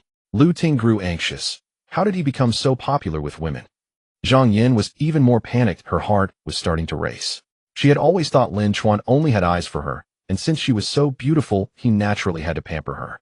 But now he knew Yi Meisheng, Qin Bingqing, and Ling Wusa, and he was on such good terms with them. All three were just as attractive, if not more so, than she was. If he started dating one of them, wouldn't she be out of the picture? Seeing Zhang Yan's flustered expression, Sun Xiahe and Huang Xiangping couldn't help but feel a sense of schadenfreude. He used to be so devoted to you, but you never appreciated it. Now you regret it, don't you? Meanwhile, Shirlei Zhang, Ingjie, and Sun Baohui, sitting beside Lin Chen, were frozen in shock. Yi Meisheng, Qin Bingqing, and Ling Wusa had all greeted him in succession, their smiles blooming like flowers. The impact was overwhelming. Shirlei muttered dazedly, "Am I dreaming? Are Yi Meisheng, Qin Bingqing, and Ling Wusa all greeting us?" Zhang Ingjie corrected him. "They're not greeting us, they're greeting Third Bro." "Third Bro, when did you get to know the 3 department belles, and on such good terms?" How did you suddenly become so popular with women? Sun Burrow exclaimed in awe. This is surreal. These three goddesses, usually so unapproachable, are now taking the initiative to greet him. I believe you now, third bro. You might really not care about Zhang Yin anymore since these three department belles are even more beautiful than her. Lin Chen said, it's just a greeting. Are you guys overreacting? Sure, Lei Zhang, Yingjia, and Sun Burrow were so annoyed by his humble brag that they wanted to hit him. After all, it was the three department belles who had taken the initiative to greet him, and with such sweet smiles. They had ordered their favorite dishes, but now they couldn't eat a single bite. They had once sympathized with Lin Chen for being mistreated by Zhang Yan, but now they were consumed by envy and jealousy. Truly, one fears both of brother's hardship and his success, especially when that success comes in threes. At this moment, Zhang Yan was utterly panicked. Zhao Jun's true colors being exposed had already dashed her dreams of marrying into wealth. Now she discovered that Lin Chen, who was once destitute, had become a wealthy man. Just as she wanted to turn back to him, she found he had deleted her. She had thought that with 3 years of feelings it would be easy to win him back, but she never expected this. He was now on good terms with Yi Meixing, Qin Bingqing, and Ling Wusa. A strong sense of crisis made her flustered. The Lin Chen she once easily manipulated now felt beyond her control. Zhang Yin hurried over and sat across from Lin Chen, looking at him with a pitiful, tearful expression. This was her ultimate weapon. In the past, the old Lin Chen would have immediately panicked and tried everything to comfort her. Lin Chen, I know I was wrong. I shouldn't have not been with you on your birthday. Let me apologize, okay? Don't be mad at me anymore. Can we make up? Haven't you always wanted me to be your girlfriend? Now I am your girlfriend. Zhang Yin pleaded in a pitiful tone. Sure, Lei Zhang, Yingjia, and Sun Burrow were stunned once again. While so Lin Chen wasn't bragging, Zhang Yin was really chasing after him. Impressive, truly impressive. They tactfully picked up their trays to move to another table, but just as they took a few steps they heard Lin Chen say from behind, I'm not mad at you. What relationship do we even have to be mad about? There's no need for you to be my girlfriend. We're just ordinary classmates. Sure, Lei Zhang, Yingjia, and Sun Burrow silently marveled again at how Lin Chen had truly straightened up now. But since he was on good terms with Yi Meixing, Qin Bingqing, and Ling Wusa, it was only natural. If it were them, they would be strutting around. Zhang Yin sobbed. You say you're not mad, but clearly you are. I've admitted my mistake, and you still won't forgive me. In the past, when I was unhappy, you always comforted me. Now I don't have a boyfriend, and you don't have a girlfriend. Nothing has changed. Can't we go back to how we were? He'll be your girlfriend and treat you well. Wouldn't it be wonderful for us to be in love? Hearing this, Lin Chen felt a surge of irritation as he recalled his past frustrations. To be honest, seeing Zhang Yin beg him like this, it was impossible not to feel some emotional stir.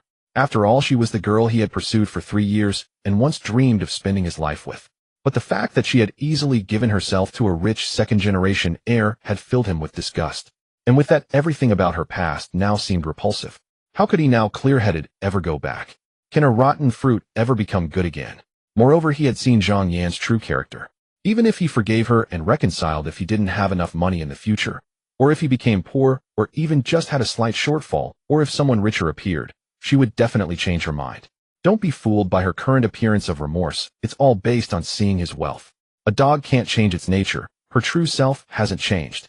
Whether he harbored resentment for the past or considered the future, there was no possibility of a relationship. Lin Chen took a deep breath and said very seriously, Zhang Yin, I don't know if my past indulgence gave you some illusion that I'm just saying this in anger. I'm telling you very seriously now, I'm not speaking in anger. There is no possibility between us anymore. Not even as friends. From now on we are strangers. Seeing Lin Chuan's extremely serious expression, Zhang Yan was stunned. At that moment she truly realized that she wasn't about to lose Lin Chuan as she had already lost him. Perhaps she had lost him that day when she chose to be with Zhao Jun instead of him. At this moment, all the good things Lin Chuan had done for her came flooding back, causing her heartache. People often remember the good times only when they lose them. Zhang Yin was a perfect example of this human weakness. She didn't wail loudly this time, but tears streamed uncontrollably down her face. Lu Ting came up to comfort her and questioned, Lin Chuan, how can you be like this? Yin Yin knows she was wrong and is crying like this. Can you bear it? Is your heart made of iron? Lin Chuan glanced at Lu Ting and couldn't be bothered to argue with this woman. In the past, when Zhang Yin was stringing him along, she had a hand in it. He didn't feel sorry for Zhang Yin, nor would he soften at her crying. He picked up his tray and walked away. Zhang Yin remained at the table sobbing continuously. Seeing her heart-wrenching cries, Huang Xiangping and Sun Xiahe felt a pang of pity. Still, they thought she deserved it. Lin Chuan shouldn't reconcile. She needed to learn this lesson. If she could still get a handsome, rich, and devoted boyfriend after all this, where would justice be? As Lin Chen walked out of the cafeteria, he noticed the favorability had increased by another 5 points and couldn't help but feel speechless. Today's total had reached 121, which was over the limit and such a waste. He had thought rejecting Zhang Yin would lower the favorability, but instead it increased. In the past, all his groveling didn't earn much, but now rejection boosted it. Indeed, Zhang Yin was inherently cheap at heart. And indeed, being a simp was absolutely useless. The more you grovel, the less you gain. If he had kept groveling, the favorability might not have grown easily. Now, without any effort, he had more than enough. I either need to quickly spend the remaining 1 million to complete main quest 2, or find a way to lower the favorability first, and then spend it. Of course, lowering the favorability can't have a negative impact. If it affects future growth, the loss outweighs the gain. Ideally, I need a way to drop it that can be quickly recovered. Lin Chen pondered for a while, but couldn't think of a good method. Just then a WeChat message sounded. He opened it, and saw it was from Yi Meishing. Junior, my birthday party is the day after tomorrow at 6 p.m. in room 006 of Qinsheng Pavilion. If you're free, please come. Lin Chuan's heart stirred. He remembered she had mentioned it yesterday when they parted. He had thought it was just politeness, but she invited him again. Lin Chuan thought for a moment and replied, sure. On Tuesday afternoon, Lin Chuan attended his regular classes. By a little past 5 o'clock, he made his way to Qinsheng Pavilion. The restaurant was just a short walk from the school gate, so he went on foot without driving. It was a restaurant adorned with an antique charm, its decor exquisitely tasteful. As he stepped through the entrance, a waiter greeted him warmly and led him to private room 006. Inside, balloons hung on the walls, fresh flowers adorned the windowsill, and the words, "Happy Birthday," were prominently displayed. Clearly, the room had been transformed into a themed party venue. When someone entered, the chatting and laughing classmates all turned to look at him. Several female students' eyes lit up at his appearance and attire, and a few whispered among themselves. Most of those present were Yi Meishing's classmates and coursemates, all senior year students. To them, this junior year student seemed somewhat unfamiliar. Lin Chuan, you're here. Wei Shuefen greeted him warmly, the skincare and fine dining from 2 days ago, evidently having left a good impression. Which department is this junior from Shuefen? Won't you introduce him? A short-haired girl asked with a grin. Automation engineering, a junior. Wei Shuefen replied simply, as she didn't know Lin Chuan well herself. Hello there, junior. The senior students all greeted him enthusiastically. Hello everyone, Lin Chuan responded politely. Wei Shuefen explained, Meishing will be here shortly. Let's just hang out on our own for now. Lin Chuan wasn't impatient at all, he remained completely at ease. Even though he didn't know anyone there, he felt perfectly comfortable sitting off to the side eating fruit. Before long, the door swung open. Yi Meishing, dressed in an elegant black gown, entered alongside a man with slicked back hair who gallantly held the door for her. Sorry to keep everyone waiting. Yi Meishing apologized with a smile that felt as warm as a spring breeze. Playing the hostess, she greeted everyone in turn. Lin Chuan quietly observed for a moment and noticed at least 3 male students gazing at her with burning intensity. Yet they seemed to get along harmoniously with each other, at least on the surface, with no hint of conflict. Lin Chuan couldn't help but feel a deep admiration. Having experienced Zhang Yin, he had developed a certain ability to recognize a green tea type. Instinctively, he felt that Yi Meishing was no different from Zhang Yin at her core. However, her methods were far more sophisticated, managing to gather several suitors in one place without any friction. They even seemed to be deliberately polite to one another, as if trying to show off. Lin Chuan, you came too, Yi Meishing said, breaking into a smile when she saw him. Truly a master of the game. She never overlooked or neglected anyone. Lin Chuan nodded with a smile. How could I miss your gracious invitation, senior? Happy birthday. May you grow more beautiful with each passing year. Haha, I'll take your word for it, Yi Meishing laughed.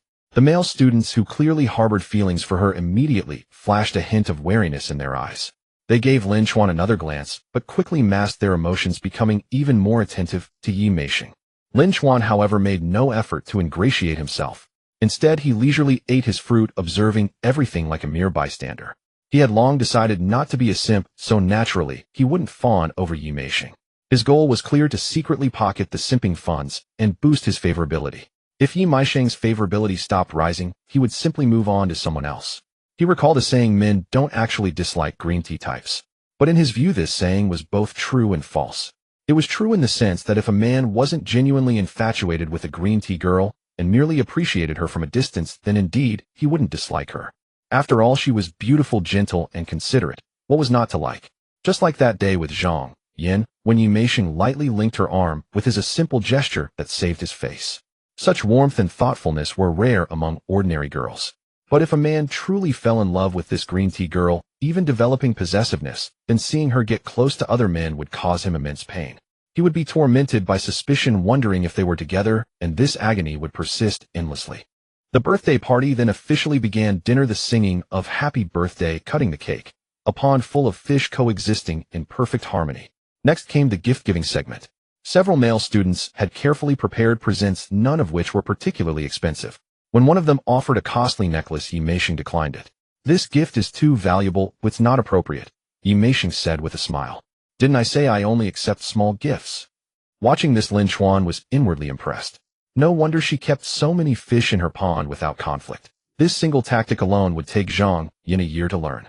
If she had accepted the gift, the other boys would have grown jealous, perhaps even thinking poorly of her, either confronting her or giving up on her entirely. But seeing her uphold her principles by refusing an expensive gift, they would think she was a good person worthy of their devotion. She clearly understood that such a trivial gift wasn't worth the risk. Her ambition and vision were far beyond Zhang Yan's. However, in Lin Chuan's view, a truly good woman wouldn't keep so many suitors around her constantly. A good woman would certainly attract many admirers, but she would turn them down rather than string them all along. Of course, his current goal was to cast a wide net and collect favorability, so he wasn't exactly a saint either. Therefore, he wouldn't criticize Yi Meisheng, he simply kept his thoughts to himself. Lin Chuan also gave Yi Meisheng a gift, a random calligraphy scroll he had bought from a street vendor. Yi Meisheng showed not a hint of disdain. Instead, she smiled warmly. "Thank you, Lin Chuan. I really like this gift. I'll hang it by my bedside to cultivate my mind." Lin Chuan couldn't help but marvel at her skill again. Her affectionate gaze made it seem as though she had feelings for him, yet when he checked the favorability rating, there was not a single change. A single smile from her was enough to make some innocent boys fall head over heels. At the same time, it stirred emotions in her other suitors. Yet if you confronted her, she would surely say they were just classmates, and indeed that was all they were. The party continued harmoniously, with Yi Meisheng at the center of it all. After the cake was distributed, a young man in a suit and tie walked in. Carrying 2 glasses of wine, he headed straight for Yi Meisheng. "Happy birthday, beautiful Yi. Let me toast you." "Thank you for your wishes," Yi Meisheng replied, taking the glass and taking a small sip. "And thank you, Manager Wang, for the discount today. Don't mention it. Next time you come, I'll give you another discount. Come on, bottoms up." As he spoke, Manager Wang tried to raise his glass to make Yi Meisheng drink it all, while his other hand reached for her waist. Yi Meisheng's expression shifted, and she dodged away. With so many suitors present, there was no way she would let anyone take advantage of her. Besides this, Manager Wang wasn't even qualified to enter Yi Meisheng's pond. He was just a restaurant manager with limited prospects, average looks, and a somewhat lecherous expression. Moreover, Yi Meisheng was well aware that a man who had spent too much time in the social scene, or even nightclubs, had lost all sincerity. Expecting him to be as obedient and devoted as her male classmates was impossible. Several male students, seeing Manager Wang's attempt to take liberties with their goddess, were immediately furious. Chu Xiaoyu, a young man with slicked back hair, angrily shoved Manager Wang aside. "You bastard, who gave you permission to touch her?" Manager Wang, splashed with wine from the push, flew into a rage. "You've been giving me come hither looks 100 times, and now you're playing innocent. You took my discount, and now you want to turn your back on me. You clueless fool, she's been leading you on, and you still worship her like a goddess." Manager Wang, seasoned in the ways of the world, saw through their situation at once. But Chu Xiaoyu refused to listen, grabbing the manager by the sleeve. "Apologize. Apologize to Meisheng now." Manager Wang slapped Chu Xiaoyu's hand away. "I'll apologize. Screw that. You took my perks, now you pay up. Either sit beside me and have a few drinks, or forget the discount, pay in full, and get the hell out." "We booked a package with 2.5 hours, Chu Xiaoyu said, his face dark. "We just cut the cake and haven't even eaten yet. I'm not about to be kicked out like this." That was extra because she was eyeing me. "The regular package on the wall says 2 hours. There's no 2.5-hour deal on the menu. Go ahead, sue me if you can," Manager Wang said shamelessly. "Do you know who I am? Are you sure you want to cross me?" Chu Xiaoyu fumed, his voice icy. Manager Wang sneered. "I can see you've got some money, but so what? At best, you're middle class with no real power. What's still wet behind the ears and trying to scare me?" Yu Feng, tall and strong, stepped closer to Manager Wang. "You son of a bitch, looking for a beating." Manager Wang moved forward, thrusting his face out. "Go ahead, hit me. I won't fight back. He'll just fall to the ground and buy a new car tomorrow. If I don't settle, you'll have a police record. See if it's worth it." Zhao Moxuan adjusted his glasses. "I'm the vice president of the student union at Shanghai University. Believe me when I say with one word, I can make sure this place never sees another student from our school." Manager Wang scoffed. "Ha, I'm so scared. A vice president. There are plenty of you. One of them even owes me a favor. You think one word from you will keep the whole school away. Who are you fooling, you idiot? And don't forget she was the one who flirted first. If this gets back to your school, well, see who loses more. Time's up, you can all get lost now. Or we'll call security. Of course, you can always book another package. It wasn't a big deal. They could leave or rebook, but being kicked out like this was hard to swallow. Rebooking felt humiliating too, and it would only line Manager Wang's pockets. In front of their goddess, Chu Xiaoyu Yufeng and Zhao Moxuan couldn't bear to lose face. They stood united plotting their next move. They were desperate to unleash all their connections, intellect, and knowledge to shine. Meanwhile, Lin Chen sat in a corner looking detached, even pulling out his phone to message someone. The situation was clear. Manager Wang was no saint. One look from her, and he demanded she drink with him. But Yi Meisheng wasn't innocent either. Her gaze was too easily misconstrued. She had those so-called peach blossom eyes that seemed full of affection for everyone. She had likely used her beauty for small favors before, nothing that crossed into selling herself, and most men wouldn't overthink it. But she hadn't expected Manager Wang to be so petty. To Lin Chen, this was just a dog-eat-dog fight. With Chu Xiaoyu Yufeng and Zhao Moxuan falling over themselves to help, he saw no reason to join in. Getting into a brawl over Yi Meisheng would be both messy and pointless. Still, this was a golden opportunity to secretly siphon off the simp fund and gain favor. Lin Chen worked on his phone preparing. Yi Meisheng felt a bit relieved seeing the others stand up for her. But their failure to resolve things disappointed her. They were too limited. She glanced at Lin Chen, who was just playing on his phone, looking unconcerned, and frowned. She thought, I overestimated him yesterday. When trouble hits, he can't handle it. Yi Meisheng affection 10. Lin Chen was momentarily surprised. The affection dropped so easily. You seek it tirelessly but find it by chance, he mused. She probably doubted his ability, which meant winning it back would be simple. So Lin Chen continued to act aloof, half reclining on the sofa to watch the drama. Moments later, Yi Meisheng affection 10.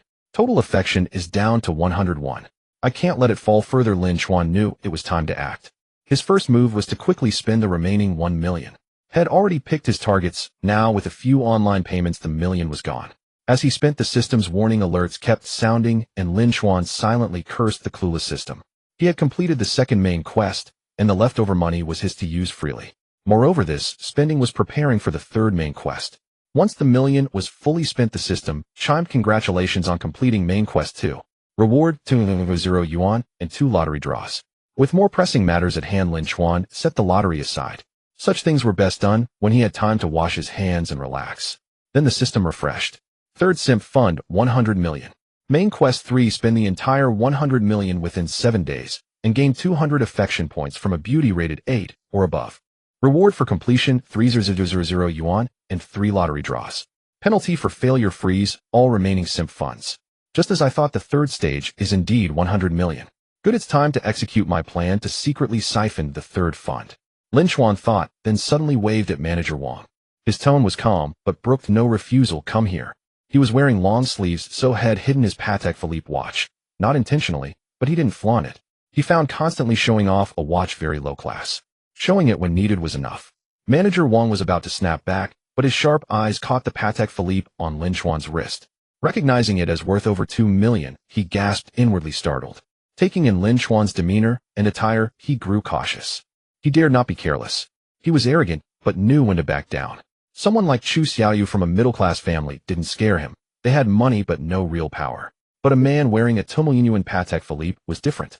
His wealth and influence could be dangerous. Manager Wang didn't want to take the risk. He calmed down, walked over, and put on a fawning smile. I didn't notice you earlier, sir. My eyes were blind. Let me drink a toast to apologize. What can I do for you? The other students turned in surprise. Yi Meisheng's beautiful eyes also fixed on him. Manager Wang's performance left everyone astonished. After all, Chu Xiaoyu had tried to pressure him with wealth and influence, Yufeng with force, and Zhao Moxuan with his status as vice president of the student council, yet Manager Wang had remained unmoved. However, with just one word from Lin Chen, Manager Wang obediently walked over his attitude, even carrying a hint of flattery. Chu Xiaoyu, Yufeng, and Zhao Moxuan, who had been discussing countermeasures, turned to Lin Chen in surprise, unable to fathom why his words held such power. Yufeng asked, what kind of background does this junior have? Why does that bastard seem to hold him in awe? Zhao Moxuan remarked, his demeanor seems far from ordinary. It was then that Chu Xiaoyu noticed the Patek Philippe watch on Lin Chen's wrist and felt a jolt of shock. He said in a low voice, look at his watch. That Patek Philippe is worth over 2 million. Hearing this, Yufeng and Zhao Moxuan gasped sharply. A watch worth over 2 million. Good heavens. Such things they had only seen on television. Even among the wealthy, they knew no one could afford a watch of that value. Take Chu Xiaoyu for instance. His family was well off with total assets exceeding 10 million, though the exact figure was unknown. They drove a car worth over $1 million. Yet asking Chu Xiaoyu to wear a million-yuan watch was out of the question. A watch worth over 2 million was utterly unthinkable. Generally, one needed a net worth of at least tens of millions to sport such a timepiece. Who is this junior Lin Chen? Why does manager Wang seem to fear him? The girls whispered among themselves, their gazes fixed on Lin Chen with curiosity. I'm not sure either. I only met him the day before yesterday. ID heard had been pining after Zhang Yin, the department beauty, for 3 years without success. But when I saw him, he was nothing like the rumors. Wealthy and refined, and now he seems even more so. Wei Shuefen said, her eyes sparkling. When the girls were in trouble and being bullied, other boys tried to help, but failed. Then he raised his hand and silenced the room. It was incredibly cool. Yi Meisheng's gaze also fell on Lin Chen, and she instantly recognized the Patek Philippe, a brand at least 2 tiers above Rolex. His commanding presence, which subdued manager Wang with a single sentence, stood in stark contrast to Chu Xiaoyu, Yufeng, and Zhao Maoxuan. So it wasn't that he lacked ability or was afraid to act earlier. He simply found the whole affair too trivial and hadn't wanted to intervene. Had he only stepped in when Chu Xiaoyu, Yufeng, and Zhao Maoxuan proved utterly ineffective. A gleam of admiration flickered in Yi Meisheng's eyes. Yi Meisheng affection 20. Lin Chen was startled by the system prompt. He had expected the affection to recover easily, but not this quickly. Delaying his intervention had been a stroke of genius. He was truly a master of perfect score management. Lounging on the sofa, Lin Chen asked, I ordered some fine wine, and it's on its way. If you kick us out, and the wine arrives here lost, will you compensate me? Manager Wang's heart skipped another beat at Lin Chuan's calm, yet condescending tone. Someone who could afford a 2 million yuan watch likely ordered wine worth tens of thousands. He couldn't afford to pay for that. But Yi Meisheng and the others had offended him, and he had just made threats. Though intimidated by Lin Chen, he was still uncertain of Lin Chuan's true standing. So he wasn't willing to back down entirely. After a moment's thought, he said, Of course I wouldn't ask you to leave. Let the others go, and I'll host you personally. Lin Chen, guessing his thoughts, replied, How about this, wait until my wine arrives first. Besides, I've already contacted your boss, so your services won't be needed. Manager Wang was even more alarmed at this, his face shifting between uncertainty and hesitation. Their boss had been very busy lately, and he doubted Lin Chen could summon him. Just as the standoff hung in the balance, a young man in a suit appeared at the door and asked respectfully, Which one is Mr. Lin? Your wine has arrived. Here, Lin Chen replied. He had ordered online from a nearby winery, which explained the swift delivery. The young man approached Lin Chen carrying a gift box. Mr. Lin, Hayrace, the 80-year Matai you ordered. Please inspect it. Hearing this, manager Wang gasped. Chu Xiaoyu, Zhao Maoxuan, and Wei Shuefen were equally stunned. Yufeng, only half understanding, asked, I know Matai is expensive and that age matters, but I've never heard of an 80-year vintage. How much does it cost? 260, Chu Xiaoyu said solemnly. 260,000. For one bottle. Yufeng was dumbfounded. His family was comfortably well off, and with his athletic achievements and numerous prizes, he was relatively lavish compared to ordinary people. But a bottle of wine costing 260,000 was beyond imagination. Even hearing about it on TV seemed absurd, let alone seeing it bought by a junior right before his eyes.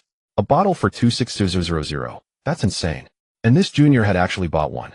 The girl's eyes toward Lin Chen grew even more worshipful. Just then another woman in a professional suit appeared at the door. Excuse me, which one is Mr. Lin? Here, Lin Chen said. The woman in the suit walked over and said respectfully, Mr. Lin, this is the Romanée-Conti you ordered. Manager Wang, Chu Xiaoyu, and the others gasped again. By now Yufeng felt like a country bumpkin, but he couldn't help asking. I think I've heard of Romanée-Conti wine. How much is a bottle? 280,000, Chu Xiaoyu replied. Yufeng stared blankly, then finally uttered 2 words, Holy crap. And it didn't stop there. One after another deliveries arrived in 1945 Chateau Mouton for 200, and a Louis XIII Black Pearl for 250. Everyone present stood with their mouths agape, unable to close them. When all the wine had arrived, and they saw the array of absurdly expensive bottles on the floor, they dared not move, terrified of accidentally knocking one over. Though packaged, the fear remained. Any single bottle, if toppled, would be like demolishing half a small-town house. Yufeng swallowed hard and said, I just calculated. The total comes to over 1 million. Cold sweat broke out on manager Wang's forehead. Ordering 1 million yuan worth of wine for a birthday. How extravagant was that? He had thought the wine might cost tens of thousands. How naive he had been. At that moment, all hesitation vanished. He said, Mr. Lin, I was blind and failed to recognize your greatness. Please forgive my offense. Stay as long as you like. He'll take my leave. Just let me know if you need anything. Watching Manager Wang in this state, all the classmates felt a surge of satisfaction. Chu Xiaoyu Yufeng and Zhao Maoxuan, while also relieved, realized they had lost. Yi Meisheng's gaze toward Lin Chuan grew even more radiant, her soft eyes, as if they could melt him. Yi Meisheng affection 10. Lin Chuan looked at Manager Wang, a faint smile playing on his lips. Oh, not kicking us out anymore. You jest, mister. Lin, I never intended to expel you from the start. However, I did offend your classmates, and that was my fault. Manager Wang said, then tactfully walked over to Yi Meisheng, Chu Xiaoyu Yufeng, Zhao Maoxuan, and the others. He bowed and said, my apologies to you all. I was in the wrong earlier. My sincerest apologies. Yi Meisheng, Chu Xiaoyu Yufeng, and Zhao Maoxuan watched him, a secret sense of satisfaction swelling within them. Chu Xiaoyu remarked, there's no need to apologize to us. It's Meisheng you should be apologizing to. And it's best to avoid such oppressive behavior in the future, or you'll eventually reap what you sow. Yes, you're absolutely right. Manager Wang cursed inwardly. If it weren't for this Tycoon Sake, who would care about you? And now you're putting on airs in front of me. Yet his face betrayed nothing as he apologized again to Yi Meisheng. Miss, I failed to recognize a gem before me. Please be magnanimous and overlook my mistake. The discount I promised still stands. Yi Meisheng merely nodded coldly, not even glancing at Manager Wang. Her gaze was fixed solely on Lin Chuan. Seeing that the group seemed unwilling to pursue the matter further, Manager Wang returned to Lin Chuan to offer another apology before slinking away in disgrace. Junior Lin, just how wealthy are you? Spending over $1 million on wine. Isn't that a bit too extravagant? Wei Shuefen asked, voicing the question on everyone's mind. Perhaps not as wealthy as you imagine.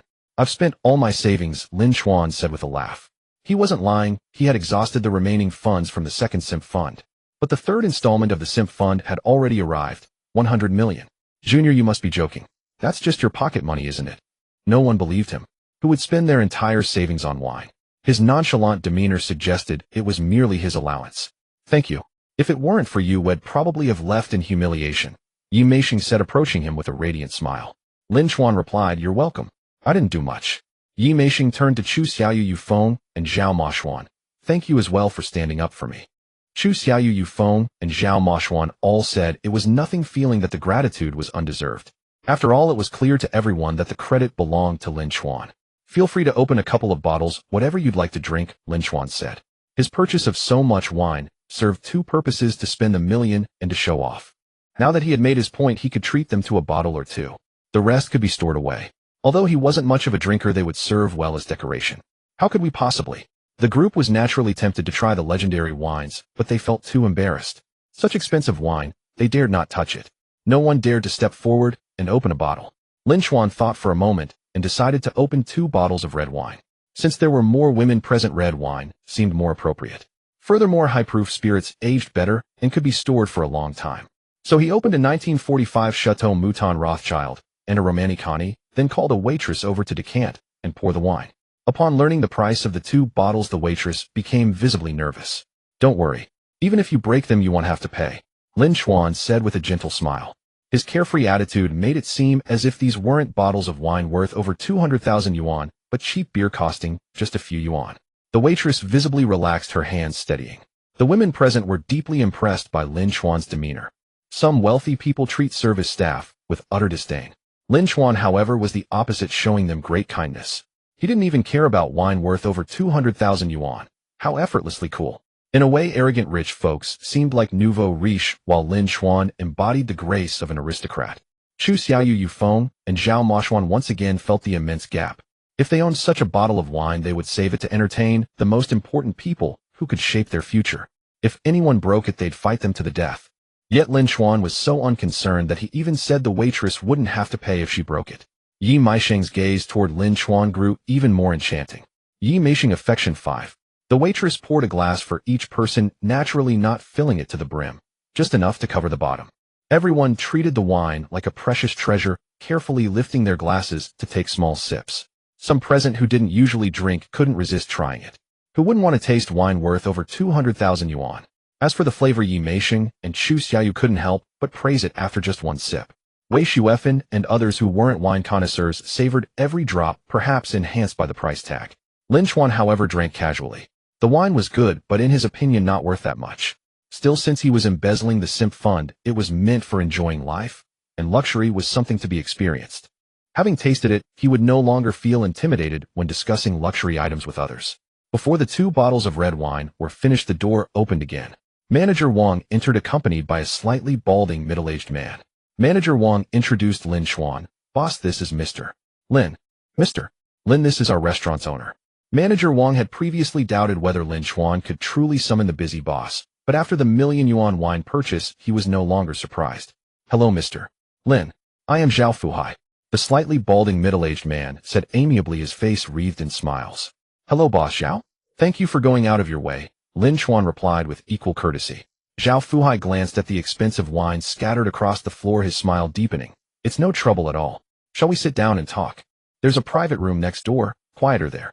Manager Wang quickly led the way, guiding Lin Chen and Zhao Fuhai to another room. Manager Wang's heart pounded with anxiety, wondering what Lin Chen intended to discuss with the boss.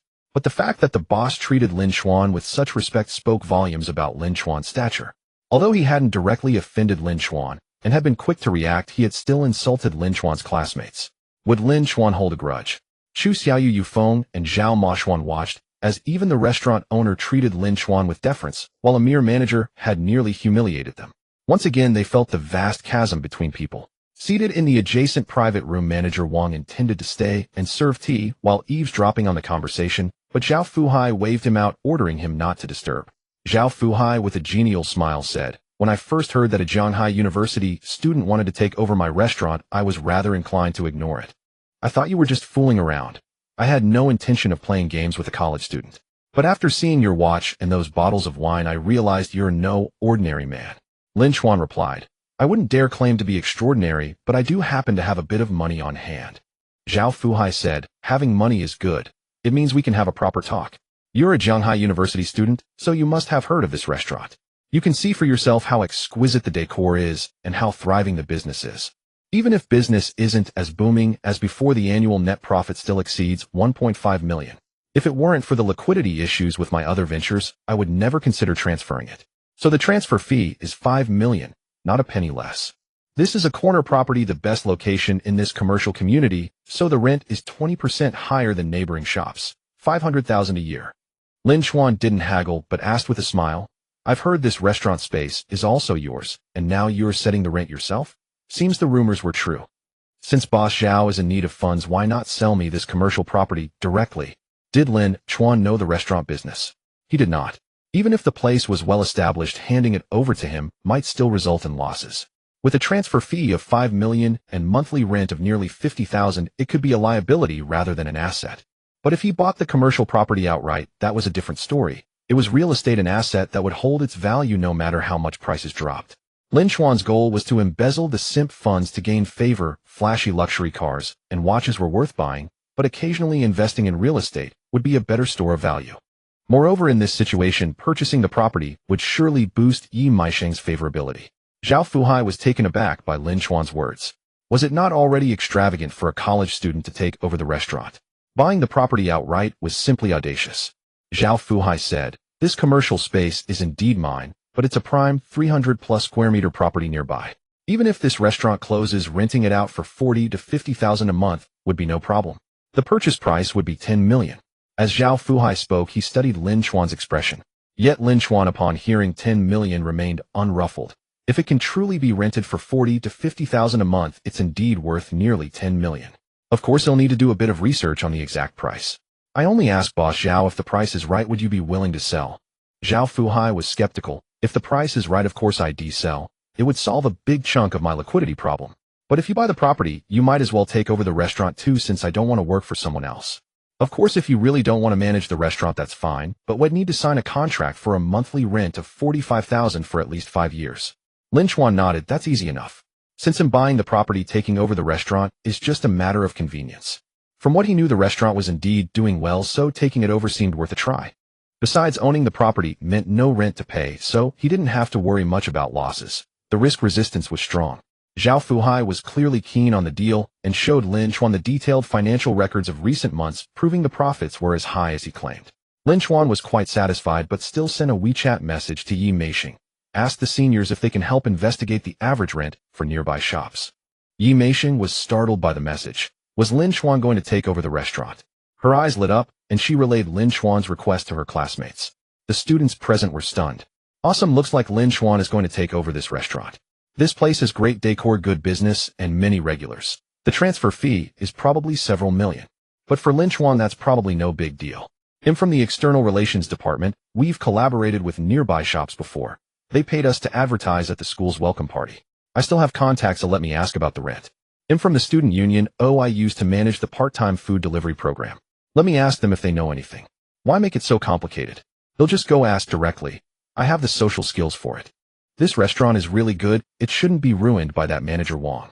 If Junior Lin Chuan takes it over, he can kick him out. The 2 bottles of red wine worth over 200,000 that Lin Chuan had opened played a huge role. Those who drank it felt compelled to lend a hand. Even Chu Xiaoyu Yufeng and Zhao Mozhan joined in. They worked together, leveraging their connections and social skills. Soon a detailed table of nearby shop rents was compiled and sent to Lin Chuan's phone. They even made a rough assessment of the Qinxiang Pavilion commercial space, concluding that the rent should be at least 45,000, possibly over 50,000 per month. Based on the typical 5 return rate for commercial properties, a selling price of 10 million was reasonable. Usually quotes are inflated for negotiation, but Boss Zhao's price is quite fair. Maybe he's honest, or maybe he's really short on funds. Lin Chuan was now fully reassured and quickly completed the contract signing and transfer. Zhao Fuhai was stunned when 15 million arrived directly in his account. Many with assets over 100 million didn't have such liquid cash. Even for liquidity, it couldn't be gathered so quickly. Yet this young man paid as casually as buying groceries. It was clear how formidable his family background must be. With that thought, Zhao Fuhai's demeanor became even more deferential. He then gathered everyone not busy and announced succinctly, I have an announcement. I've transferred this restaurant to this young man, Lin Chuan. From now on, he's your boss. Manager Wang's mind went blank, his face turning pale. The 2 students eavesdropping at the door dashed back to the original private room and exclaimed excitedly, he got it. Junior Lin Chuan really took over this restaurant. The students cheered. Awesome, that's our Junior Lin Chuan. I'm not surprised. After all, he spent $1 million on wine. Taking over this restaurant is nothing. This is faster than my shopping at a dollar store. Now I want to see if Manager Wang's expression gets even more interesting. After Zhao Fuhai left, Lin Chuan returned to the original private room, where his classmates applauded and celebrated enthusiastically. At that moment, Yi Meisheng's gaze toward Lin Chuan softened even more than before. Yi Meisheng affection 5. A neatly dressed, still attractive middle-aged woman entered carrying a tray of drinks and fruits, skillfully greeting everyone. Boss, this is a fruit tea I specially prepared for you. Though it can't compare to these fine wines, it does have a bit of character. The woman smiled sweetly, placing the fruit tea before Lin Chuan. Lin Chuan nodded and said, Mr. Zhao briefly introduced you just now. If I heard correctly, you're Manager Zhang. The still attractive woman chuckled. You have a good memory, boss. Yes, I'm Manager Zhang. Lin Chuan asked, is the daily management of this restaurant primarily your responsibility or Manager Wang's? Manager Zhang hesitated as if wanting to speak, but holding back. Lin Chuan said, just tell it as it is, speak the truth. Manager Zhang nodded. I handle the vast majority of matters. She briefly explained the situation. In reality, she was the one in charge, but Manager Wang had seniority and called the shots. Manager Wang was indeed quite capable, though otherwise he wouldn't have reached this position. However, having previously worked in a bar, he had picked up many bad habits. At first he exercised some restraint, but once he secured his position, he grew increasingly reckless. His arrogance led to grievances among many employees, and he even had several violent clashes with customers, damaging the restaurant's reputation. Although the restaurant's declining business this year was partly due to the economic downturn, Manager Wang was also a contributing factor. Lin Chuan did not take her word lightly. He had Manager Zhang step aside, then summoned each employee one by one to inquire. Their accounts were essentially consistent with hers. Lin Chuan said, from now on, the restaurant's management is yours. You will receive Manager Wang's salary. Manager Zhang's eyes lit up. Thank you, boss. I will manage well and take the restaurant's business to new heights. Just then Manager Wang opened the door and entered. Seeing Manager Zhang, he frowned. Manager Zhang, you may leave. He'll handle the report to the boss. Yet Manager Zhang did not move an inch. Manager Wang snapped. Didn't you hear me? I said he'll handle the handover with the boss. Lin Chuan remarked. Manager Wang, quite the imperious air you have. Manager Wang's expression shifted, and he quickly approached, speaking deferentially. Boss, I was just afraid she might be inexperienced. I've been running the restaurant. I know the situation best. Lin Chuan said, but I've heard that the restaurant's reputation suffered because of your conflicts with customers. There's no need to rush into excuses that won't help. You were polite enough to me just now, but you weren't exactly friendly toward my classmates. I saw your arrogant and overbearing attitude clearly. This kind of management style, abusing power and lording it over others, doesn't seem to be your first offense. With you running things this way, who would dare to dine here? Since you were at least courteous to me from the start, I won't take any further action against you. Just leave on your own. Manager Wang's face darkened. He bowed deeply and pleaded, "Boss, I was wrong. Could you perhaps spare me this once, considering my competence? I will reform myself completely and elevate the restaurant's performance to new heights. I've been at this restaurant the longest. I practically built it up from scratch. Manager Zhang is new, she can't manage it properly. I don't know how much rent Boss Zhao offered you, but a prime dining property like this can't be cheap. If it's poorly managed, you might end up losing money." Lin Chen directly pulled the property deed and contract from his bag, slapping them on the table. "I've also bought this commercial property, so there's no rent to pay. Losses are basically out of the question. And I believe Manager Zhang is more effective than you." The property deed had not yet been transferred. Zhao Fuhai had only left it with Lin Chen as collateral. They would go to the relevant department tomorrow when it opened to complete the procedures. Manager Wang gasped in shock. Bought the property outright.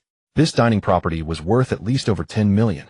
Manager Zhang was also taken aback, but this was good news. It meant the new boss was financially strong, so there was no worry about salary arrears.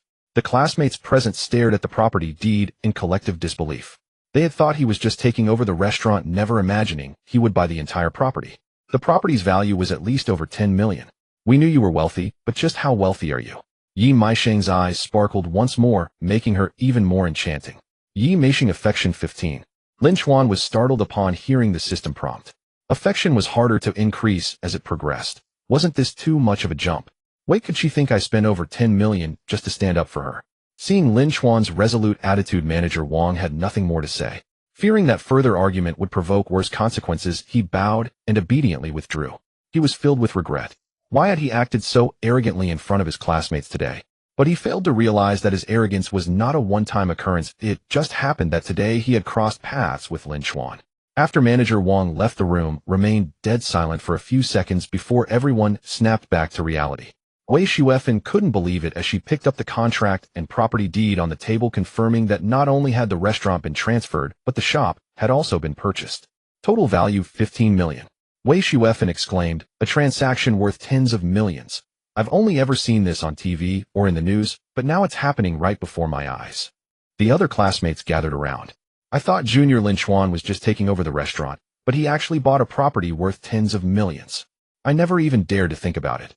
Poverty really limits the imagination. No wonder Junior Lin Chen mainly asked us to check the local rents rather than the restaurant's business. After all, when buying a property, the key factor is the rental income." Chu Xiaoyu Yufeng and Zhao Moshuan looked at the contract and property deed, once again feeling the vast disparity between people. Yufeng sighed. The waves of the Yangtze River drive on, each wave surpassing the last. Chu Xiaoyu, no comparison, no comparison.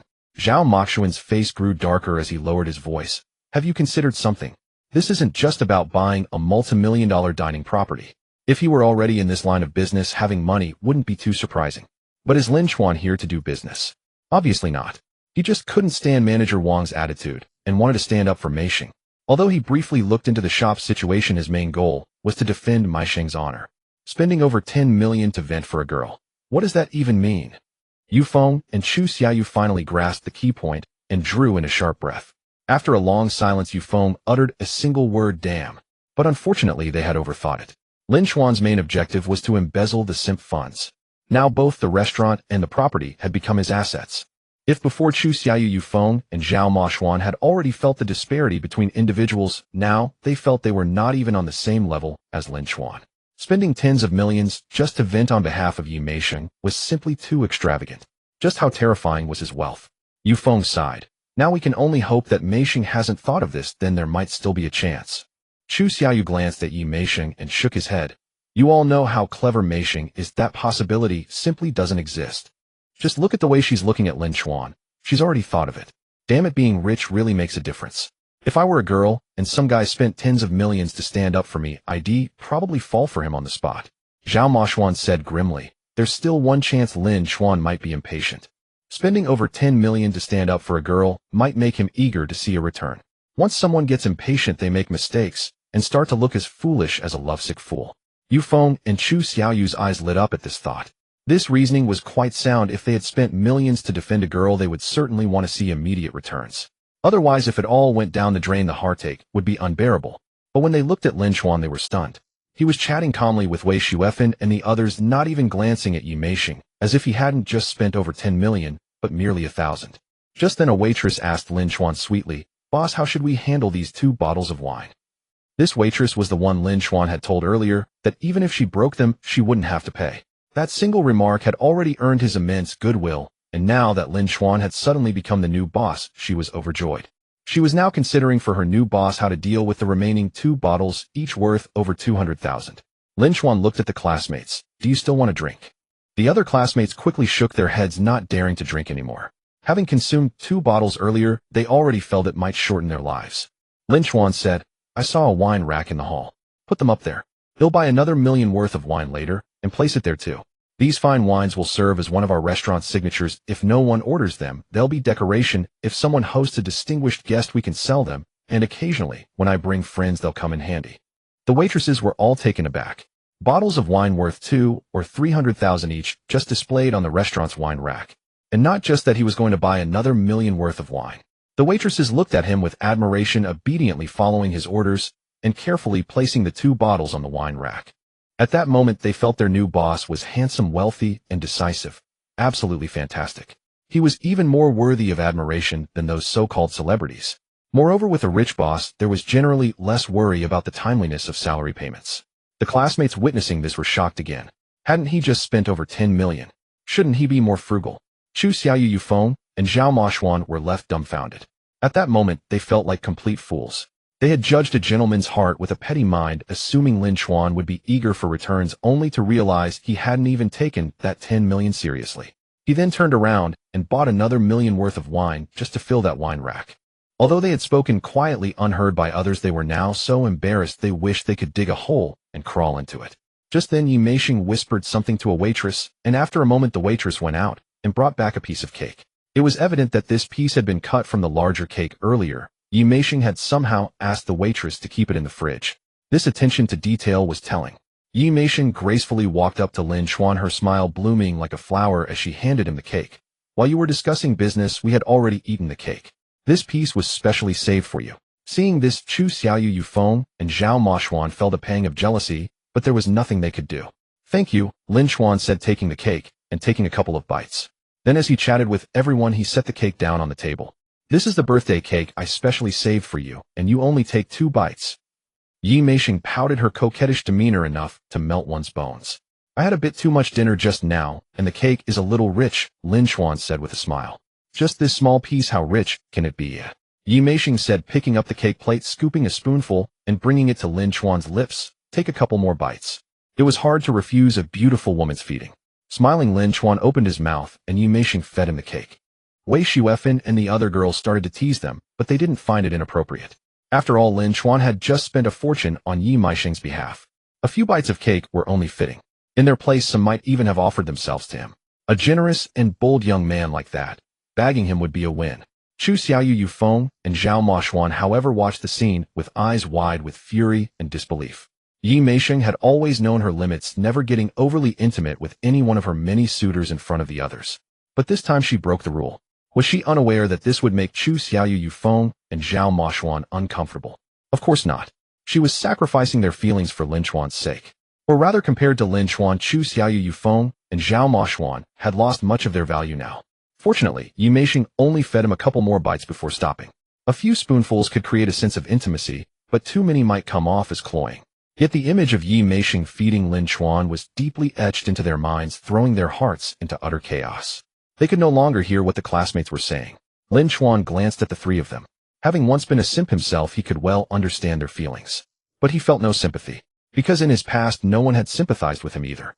Simps don't deserve pity, and he knew very well that teaching a person through words is futile. Only experience can truly teach, and once is enough. Only when their hearts are completely broken can they move on. In the long run, what he was doing might even be good for them. It was past 9 in the evening when the gathering finally drew to a close. Lin Chen had just acquired the restaurant and stayed behind to briefly brief manager Zhang and the others. To his relief, the restaurant's management and operational model were well established, and manager Zhang proved highly capable handling everything with ease. It seemed he had little to do himself, content to be an absentee boss. His only tasks were collecting revenue and issuing salaries. As he stepped out of the restaurant, he saw Yi Meishing, Wei Xuefan, and the others still waiting. The school was nearby, so they all walked back together. On the way, Yi Meishing walked side by side with Lin Chen, chatting and laughing all the while. Chu Xiaoyu Yufeng and Zhao Mo Xian watched, their hearts growing heavier with each step. Yet despite their anguish, they couldn't tear their eyes away. They dreaded Lin Chen growing closer to Yi Meishing, but if that happened, they felt compelled to witness it, fearing the two might become a couple without their knowledge. Such was the tragedy of being a simp. Fortunately, they soon reached the school.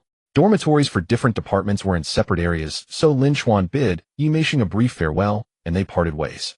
Chu Xiaoyu Yufeng and Zhao Mo Xian could still walk part of the way, with Yi Meishing, Wei Xuefan, and the others, but they lagged behind, sullen and silent, not uttering a single word to Yi Meishing. After a short distance, Yi Meishing slowed her pace and fell in beside the three, asking, "What's wrong with you? You seem troubled." They were silent for a moment before Yufeng couldn't hold back. "We were useless today. We have no face to see you." As seniors were no match for a junior like Lin Chen. Yi Meishing smiled faintly and said, "What are you thinking? I saw everything you did to help me today." Of course, junior Lin Chen did help a lot today, even spending 10 million at great cost. To express my gratitude, it was only right to feed him a couple of bites of cake. Yufeng's eyes lit up. "So about Lin Chen?" Yi Meishing replied, "Junior Lin Chen and I have only just met. Perhaps his heart still belongs to that Zhang Yan. If you keep overthinking like this, he'll be angry." Hearing this, Chu Xiaoyu Yufeng and Zhao Mo Xian's faces immediately brightened with renewed hope. Their steps back to the dormitory even grew noticeably lighter. Once back in her room, Yi Meishing received messages from the three. Chu Xiaoyu wrote, "Sorry Meishing. I shouldn't have overthought things today. I even put on a sour face, losing my composure. As a senior, I should have properly thanked junior Lin Chen." Yufeng, Meishing, good night. Zhao Mo Xian, Meishing, I know I shouldn't overthink, but seeing you feed Lin Chen today truly hurt. Can you please not do things like that in the future? I know I have no right to make requests, but... Yi Meishing closed their chat windows without replying. Instead, she opened Lin Chuan's conversation. "Thank you so much, junior Lin Chen. If it weren't for you, I would have been bullied today." She followed it with a cute emoji. Then Yi Meishing opened a memo on her phone. It listed a series of names, each with a score beside it. She first moved Chu Xiaoyu Yufeng and Zhao Mo Xian, who had been in the middle, to the very bottom. Then she moved Lin Chen, originally near the bottom, to third place. After a moment's thought, she moved him to second. She then gave Lin Chen a rather high score, 85. If anyone saw this list and studied it, they would realize it was Yi Meishing's fish pond ranking. All the boys on it were those she kept close. Little did these fish know that Yi Meishing was secretly scoring and ranking them behind their backs. Back in his dormitory, Lin Chen took a shower. Lying in bed, he eagerly opened the system panel. Main Quest 2 was complete, and he had 2 draws left to use. He rubbed his hands together and clicked the draw button. The wheel spun rapidly, then gradually slowed, passing by skill books, heart-reading talismans, and other prizes. It finally stopped on the largest slot, attribute points. Just like last time, he got 5 attribute points. It seems attribute points are a standard reward. Lin Chen wasn't dissatisfied here. In fact, he was delighted. Although the points weren't numerous, they could enhance his body, and their value was something money couldn't buy. If he could sell them, wealthy individuals with poor health would surely pay a fortune. Lin Chen immediately allocated the 5 attribute points, 1 to physique, 3 to strength, and 1 to agility. After the allocation, his stats were as follows: physique 14, strength 13, agility 13, spirit 13. The standard for a healthy adult was 10, so Lin Chuan's body was now comparable to a college athlete. With 1 draw remaining, Lin Chen clicked the button again. The wheel spun and stopped on a small slot, of beauty pill. The beauty pill, upon consumption, it removes skin toxins, melanin, aged cuticles, excess oil, and more, revitalizing the skin and restoring it to a flawless baby-like state. It also eliminates dark circles, sagging eyelids, loose and drooping skin, achieving perfection in facial features, muscles, and overall appearance. Suggestion: such a perfect pill given to a beautiful woman will surely delight her and greatly increase her favorability. Lin Chuan's heart raced with excitement at the effects. This pill was incredible, a painless cosmetic procedure that improved from the root with no side effects. But upon reading the suggestion, he felt exasperated.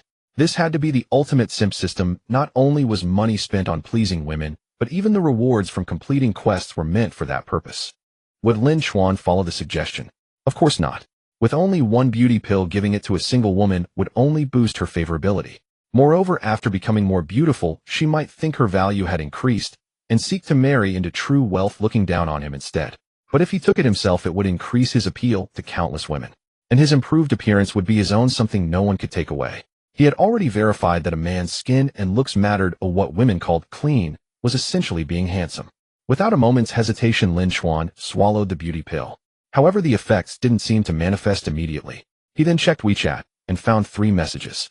One was from Yi Meishing, which he briefly replied to. One was a friend request from Zhang Yin with the message, "Lin Chen, please talk to me. At least accept the friend request, okay? For the sake of our past, can you help me pay off those 30,000 from Zhao Jun first? That amount is nothing to you." Lin Chen didn't bother reading the rest and rejected it outright. He opened the last message, which was from Qin Bingqing. "I've sent you the etiquette for tomorrow's auto show. Remember to come." Lin Chen naturally hadn't forgotten about the auto show she mentioned. He had planned to ask her for a ticket tomorrow. In truth, free tickets for the auto show weren't hard to come by, but getting one from a participating dealership was even easier. Moreover, in social interactions, sometimes you need to trouble others a bit to foster communication. Of course, this so-called trouble should only be a small favor. You shouldn't impose a real burden. Truly troubling someone would be using up social capital. When Lin Chen woke up the next morning and saw his reflection while washing his face, he was momentarily stunned. After his previous skincare routine, his skin had already improved significantly, but skincare requires consistency, and deeper skin issues couldn't possibly be resolved so quickly. Yet now all those minor flaws had vanished. His entire face was fair and flawless, so clean it seemed almost unreal. Moreover, the slight hollows under his lower eyelids, the faint sagging of his cheeks, and the subtle asymmetry of his face had all disappeared in an instant. Don't think he had that many issues. In truth, most people's faces are asymmetrical. Even someone as handsome as Edison Chun has a slightly crooked face. Being young, his problems were quite mild, barely noticeable unless examined closely. But these issues still affect one's appearance to some extent. Now all problems were gone, as if countless perfect micro-adjustments had been made, leaving his face flawless. It was no exaggeration to say it was like a work of art. Even Lin Chen couldn't resist touching it narcissistically. The effect of this beauty pill is even more exaggerated than I imagined. If an 8-point beauty took it, she'd probably skyrocket to over 9 points. Stupid system, if a beauty took it, would she even look at me? Lin Chen felt fortunate for his wise choice. He changed clothes and headed to the auto show. He was supposed to attend class today, but he skipped it. For him, now pocketing the simp gold was the top priority. School could wait. After all, he was a mundane person unable to resist the temptation of billions. Driving his Mercedes-Benz G-Class to the venue, he parked in the underground garage. At the entrance, he swiped his ticket and entered. Inside, it was a sea of people bustling with excitement. Various booths displayed different cars with beautiful models in front of the luxury vehicles, all dressed scantily and possessing great figures. However, at a glance, several had traces of cosmetic surgery on their faces and bodies, which didn't look natural or comfortable upon closer inspection. Lin Chen didn't look at the cars or the models, but headed straight to the booth of Qin Bingqing's family. The auto show was huge, and it took him a while to find it. From a distance, he saw Qin Bingqing and Lu Xingye. Their booths seemed to be adjacent, which was expected given their parents' close relationship. However, beside them stood a young man in a suit, tall, but with a long face and a few pimples, far from handsome. As he approached, he heard the long-faced man say, "Lu Xingye, Qin Bingqing, you bought these corner booths. Not many people come here. There are a few good booths unsold. Don't you want to switch?" Qin Bingqing frowned slightly at this. Lu Xingye couldn't suppress his anger and showed a furious expression. Both their 4S stores were small and had limited resources. The prices for auto show booths were exorbitantly high. Even a corner spot cost over 2,000 per square meter, while prime booths could reach 5,000 per square meter. Moreover, even with money, you needed connections, and they simply couldn't secure them. Li Yongxing, as the operations manager of the auto show, knew this perfectly well. He was asking knowingly just to annoy them. Back when he was a rookie, he had to kowtow to them, but now that had become the operations manager, he was throwing his weight around. Li Yongxing's eyes swept over Qin Bingqing's face and figure a flash of greed in them. With just one word from me, Miss Qin's booth could be upgraded by 2 levels. A flicker of disgust crossed Qin Bingqing's face, but she only replied coldly, "No need." "Bastard, what do you mean?" Lu Xingye was enraged upon hearing Li Yongxing's implied intention to coerce Qin Bingqing. "If you're not willing, why get angry?" Li Yongxing shrugged, looking unconcerned. In today's society, governed by law, he couldn't force Qin Bingqing if she wasn't willing. Besides, unlike Lu Xingye, he wasn't emotionally invested. He was just after a fling. If she refused, it was just a minor regret, nothing to be upset about. There were plenty of models around. Lu Xingye grew even angrier at his casual attitude. Just as he was about to explode, a portly middle-aged man approached. Yongxing, the major exhibitors are almost here. What are you doing in this corner? Seeing this man, Lu Xingye shrank back, forcing his anger down. This man Jia Ming was also an operations manager for the auto show organizers. But even among operations managers there were levels. He knew many dealership project leaders and 4S store owners, making him a notable figure in the industry. Li Yongxing smiled. Brother Ming, I'm not doing anything. Just asking this beauty if she wants a better booth. Jia Ming glanced at Qin Bingqing, understood immediately, and chuckled. I see, that's understandable. Beauty Yongxing is asking, don't you want a better booth? It might boost your family's 4S store sales several times over. No need. This spot is fine, Qin Bingqing said, still cold-faced. It's not that she was completely unmaterialistic, but her standards were clearly higher than Yi Maisheng's. Even talking to these types felt like dirtying her mouth. If she's not interested, forget it. Jia Ming shrugged, his attitude identical to Li Yongxing's. Haha, quite stubborn, isn't she? I wonder if there's a contrast, Li Yongxing teased in front of Qin Bingqing. Lu Xingye's face darkened, but he dared not speak up for Qin Bingqing now. He couldn't afford to offend Jia Ming, fearing he might sabotage his family's business somewhere, causing a huge loss. Just then Lin Chen walked over, pushing directly between Li Yongxing and Jia Ming, causing both to stumble and nearly fall. At 1.8 meters tall, and in his prime he was strong. Li Yongxing and Jia Ming, one skinny and one fat, both seemed a bit overindulgent. Are you blind? Li Yongxing started to curse, but paused when he saw Lin Chen's face. First he noticed how incredibly handsome this guy was. Then he saw his branded clothes, pants, and shoes likely worth tens of thousands. More striking was the Patek Philippe watch worth over 2 million. This entire outfit was intimidating. Moreover, his skin was flawless and his temperament was exceptional, like a pampered, refined young master from a wealthy family. Li Yongxing stopped mid-sentence, his cowardice toward the strong and bullying of the weak on full display. Working in this field required sharp instincts. You had to know that many auto show attendees, especially those looking at luxury cars, were influential. Offending any one of them could spell trouble. Jia Ming was even more observant and was about to stop Li Yongxing, but relaxed when he saw him back off. He asked, Sir, may I ask who you are? Jia Ming had a wide network, but he had no real background. These connections only served to bully small 4S stores. Against someone with influence he was nothing. For instance, if he offended a wealthy person who wanted to take him down, would those connections help? Impossible. They were just business partners. Oh, why would they risk it for him? And Lin Chen before him even had the air of a wealthy young master. Offending a family scion would be asking for death. Watching Li Yongxing and Jia Ming's reactions, Lin Chen once again realized the importance of presenting himself well. He thought about buying a few more high-end watches. While watches might not hold value as well as real estate, you couldn't carry a property around with you everywhere. And some top-tier watches actually retain their value quite well. Had heard that some watches barely depreciate when resold.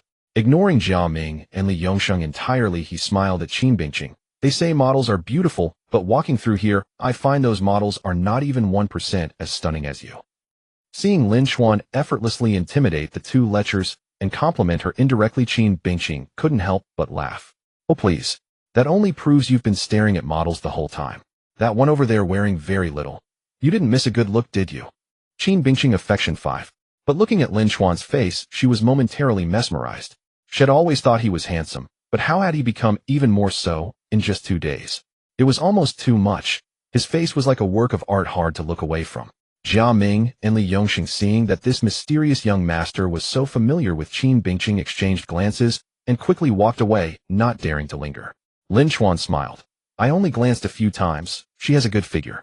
But her face, far inferior to yours. If you were a model dressed like that, every man would be surrounding you. Qin Bingqing teased playfully.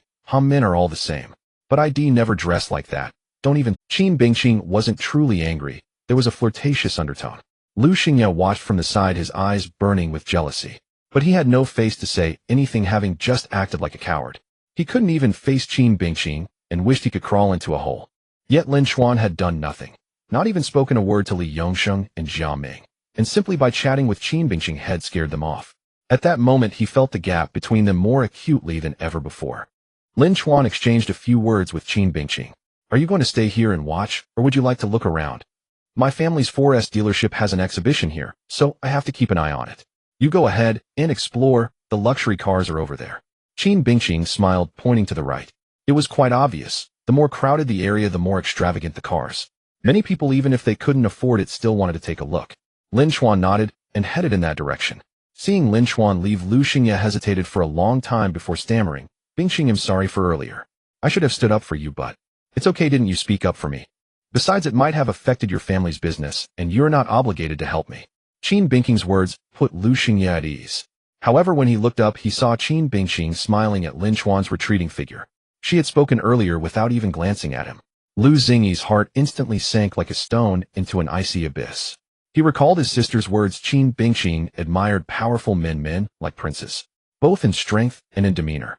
He had heard that during her high school days, she once had a crush on an exceptionally outstanding young man, someone like a prince. Although he was much older and treated her like a little sister. He had a girlfriend and only saw her as a sibling, yet she couldn't control her feelings, pining away in secret for years. It wasn't until she could no longer see him that she gradually let go. Just now he had a chance to shine. If he had performed well, he might have become her current prince. But he did nothing, retreating into his shell like a coward. Meanwhile, Lin Chuan had merely walked over and resolved the issue with the elegance of a prince. Lu Xingye was consumed by regret, self-blame, and resentment toward the heavens for not making his family even wealthier. Lin Chuan soon reached the area with the luxury cars.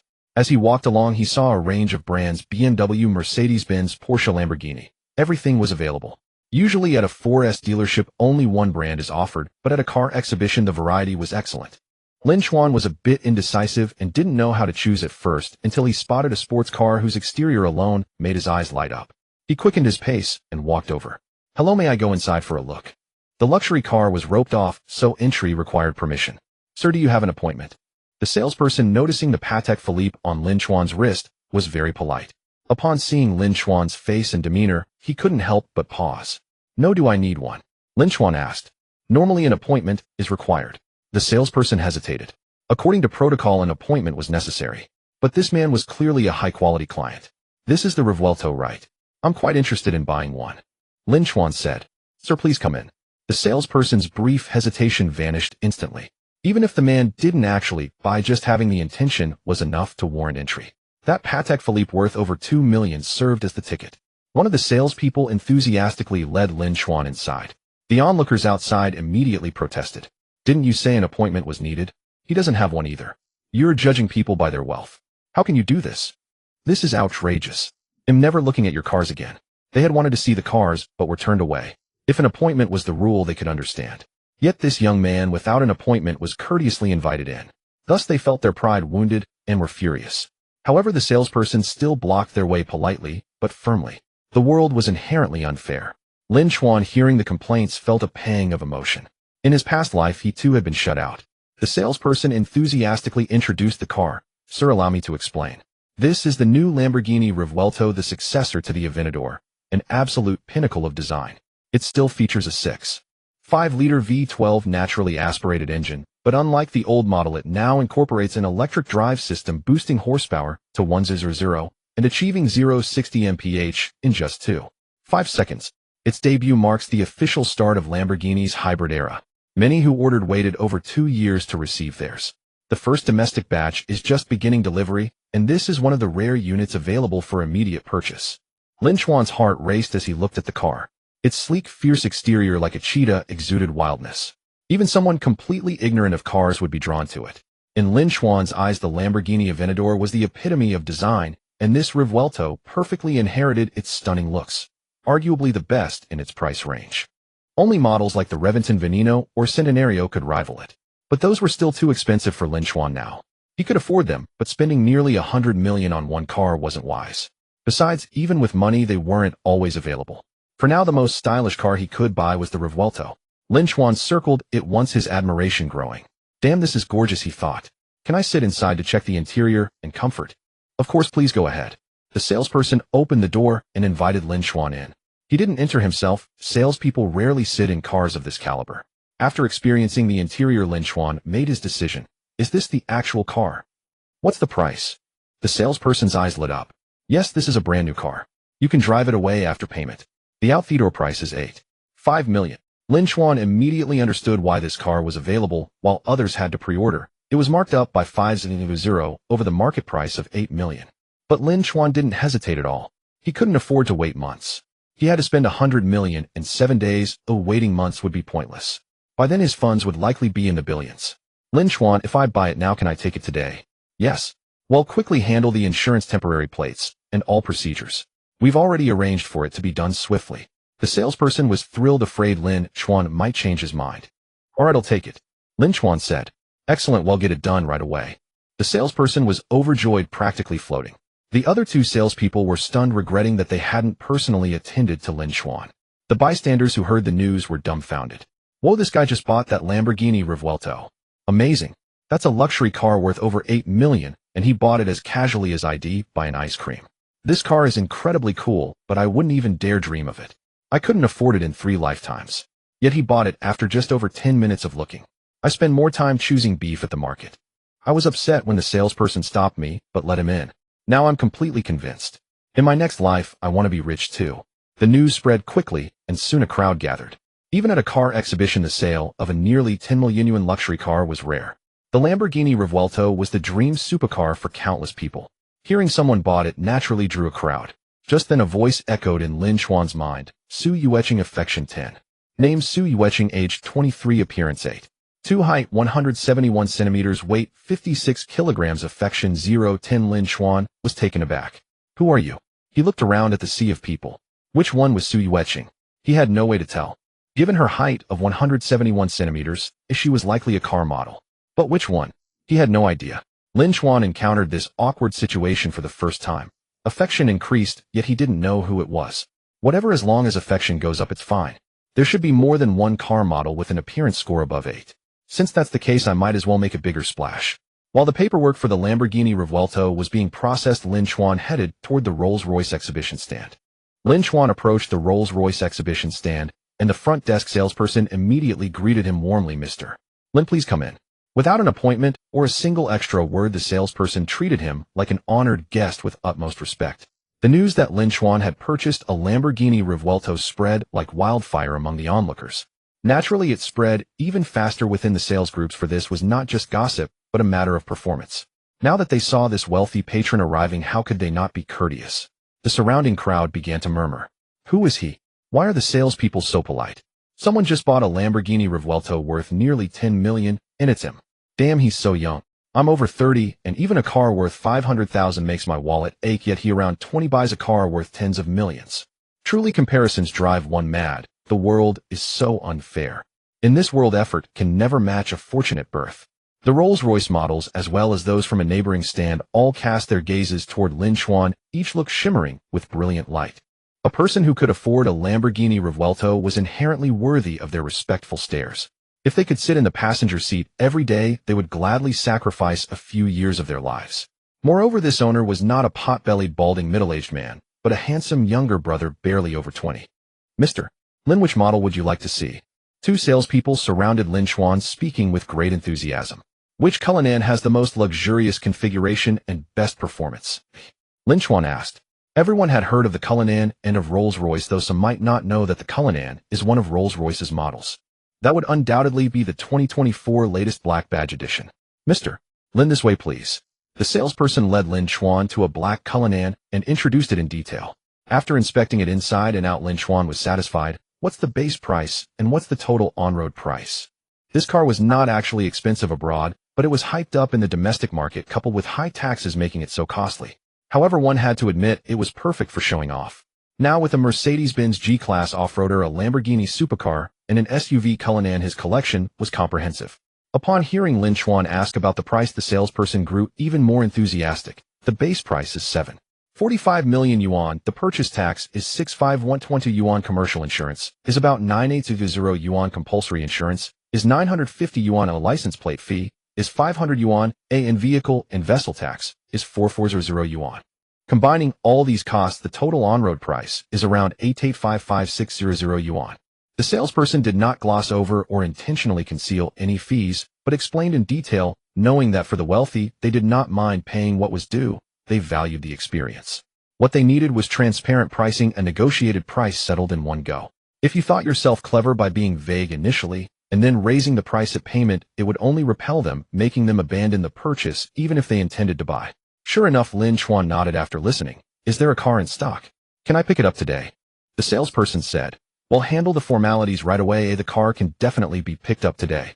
Lin Chen nodded. All right, I'll take one. The Rolls-Royce salesperson was also thrilled, almost taking flight. In all their years in sales, they had never made a sale so effortlessly. What defined a true tycoon? This was a true tycoon. The onlookers were stunned once again. Damn, he casually bought a Cullinan like that. From start to finish it took no more than 10 or 20 minutes, right?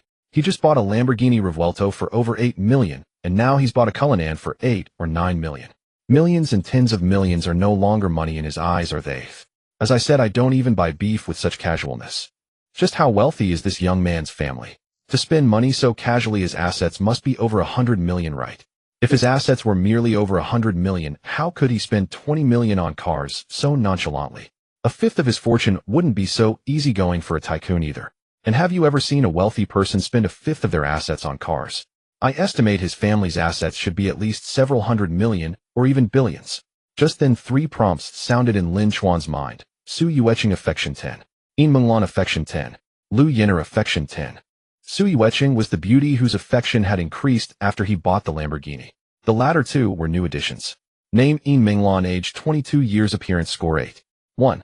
Height 169 centimeters, weight 55 kilograms, affection 0-10.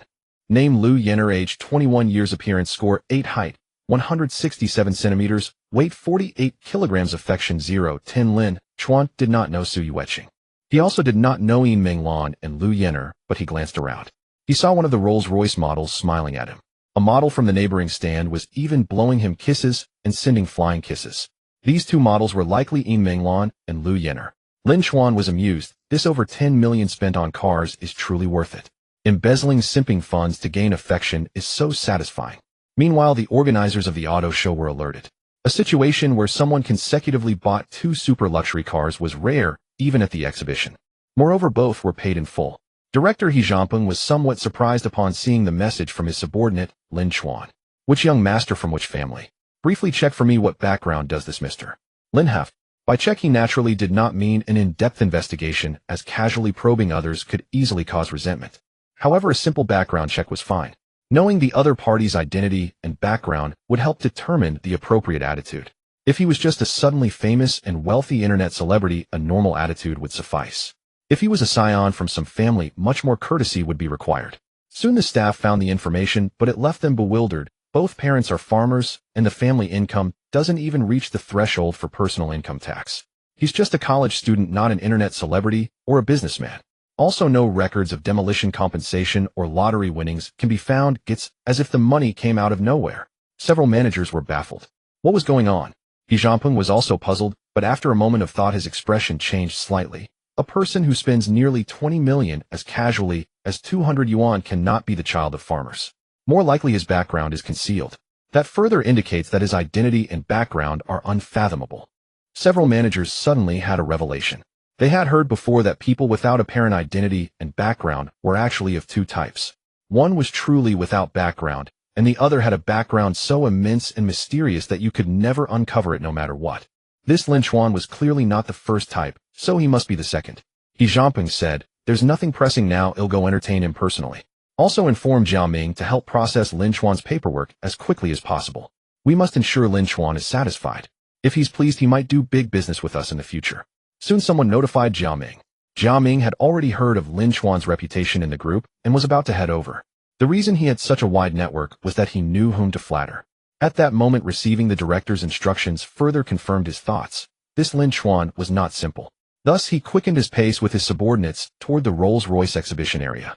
Jiao Ming strode swiftly to the Rolls-Royce exhibition area, his gaze instantly landing on Lin Chen, who stood surrounded like a moon encircled by stars. In that moment, he felt as if struck by a heavy blow, frozen for a full 3 seconds before barely regaining his composure. Could it be him? The one who casually purchased both the Lamborghini Revuelto and the Rolls-Royce Cullinan. Having encountered him earlier, Jiao Ming had already suspected from his attire and demeanor that this man was no ordinary figure. Yet he never imagined his power would reach such heights. A lingering dread crept over him. Fortunately, his keen eyes had prompted him to act with due respect, or he would have stepped on an iron plate. Just then he spotted the person chatting amiably with Lin Chen. Squinting for a closer look, his eyes nearly popped out of their sockets. Wasn't that director He Jianping? Was he personally playing host? He Jianping was far more than just a director. He was a heavyweight in the industry association with investments in automakers and telecom operators and assets likely exceeding 100 million. Moreover, his connections were vast, his network and status considerable. Given his stature, even if someone could afford 2 top-tier luxury cars, a man as busy as he would not normally receive them personally. The only explanation was that this young man was not merely capable of buying 2 luxury cars, his background must be formidable. Cold sweat began to bead on Jia Ming's forehead. Though he seemed not to have offended Lin Chen, he might have slighted a young woman he knew. Would Lin Chen hold a grudge over that? Yet on second thought, this was none of his doing. The one who had offended her was actually Li Yongsheng. He quickly dialed Li Yongsheng on WeChat and said as soon as the call connected, "Get over to the Rolls-Royce booth right now." "What's up, Ming? What happened?" Li Yongsheng asked, puzzled, but catching the urgency in Jia Ming's voice. "Just come, or I won't be able to save you," Jia Ming urged, his tone commanding. After hanging up, he hurried forward. He Jiangping spotted him and waved, "Jia Ming, come here. Go expedite the paperwork for Mr. Lin." Jia Ming replied, "Director, I've already arranged for someone to handle it. I expect all the procedures will be completed soon."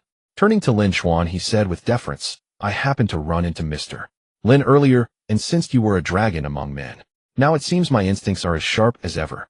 He avoided mentioning the incident with Qin Bingqing, glossing over it as best he could. After all, the main culprit was Li Yongsheng, and he himself had been polite to Lin Chen from the start. Besides, with He Jiangping present, it was unwise to admit he had indirectly offended this young master. Still, he kept a close watch on Lin Chen's expression, ready to act if Lin Chen grew angry. Yet Lin Chen's face remained calm, revealing nothing of his thoughts. He Jiangping laughed heartily. "So you two have met before? My arrangement seems a bit redundant." "Not at all. Thank you, Director," Lin Chen said with a smile. To be honest, he found it a bit odd. He had merely bought 2 cars, yet the director was so courteous. But since things had come this far, he accepted it gracefully. Not far away, Yin Minglan and Lu Yenner also witnessed the scene. Though they didn't fully grasp the significance of a director personally hosting, they at least understood that such a man commanded respect. Yin Minglan affection 5. Lu Yenner affection 5. Just then Li Yongsheng rushed over in a panic.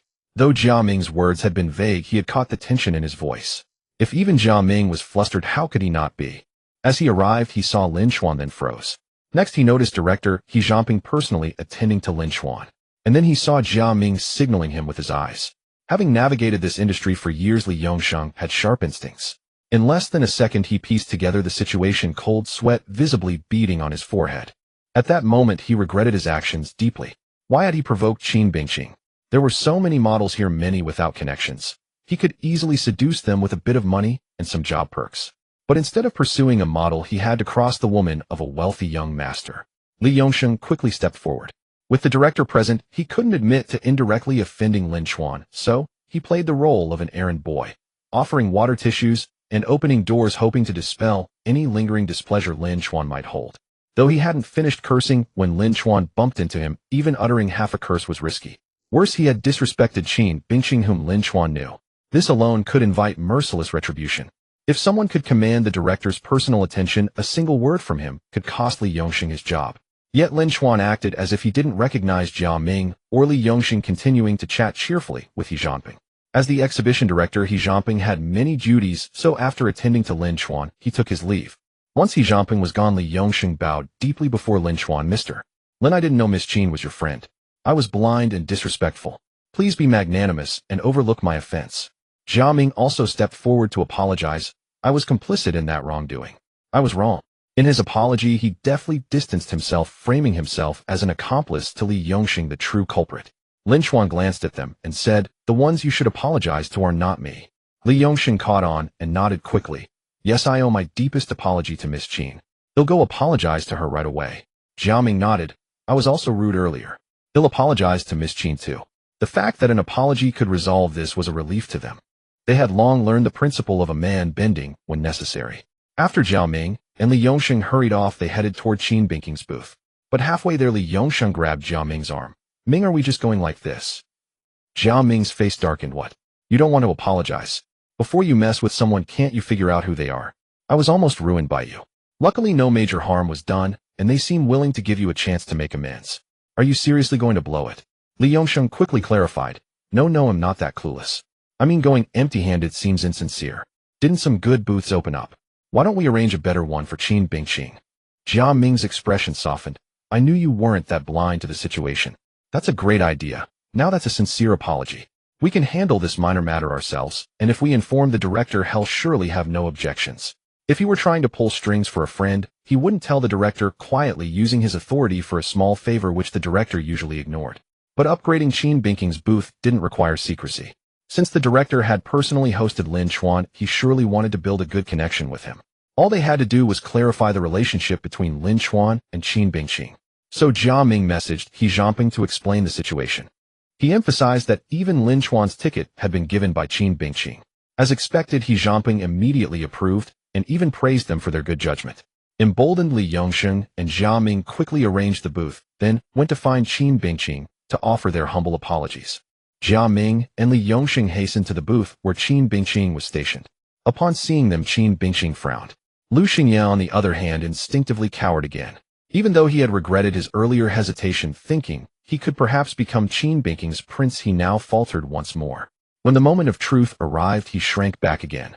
People often imagine themselves brave, but it is only at critical junctures that their true nature emerges. Yet upon closer inspection, both Jia Ming and Li Yongsheng wore ingratiating smiles.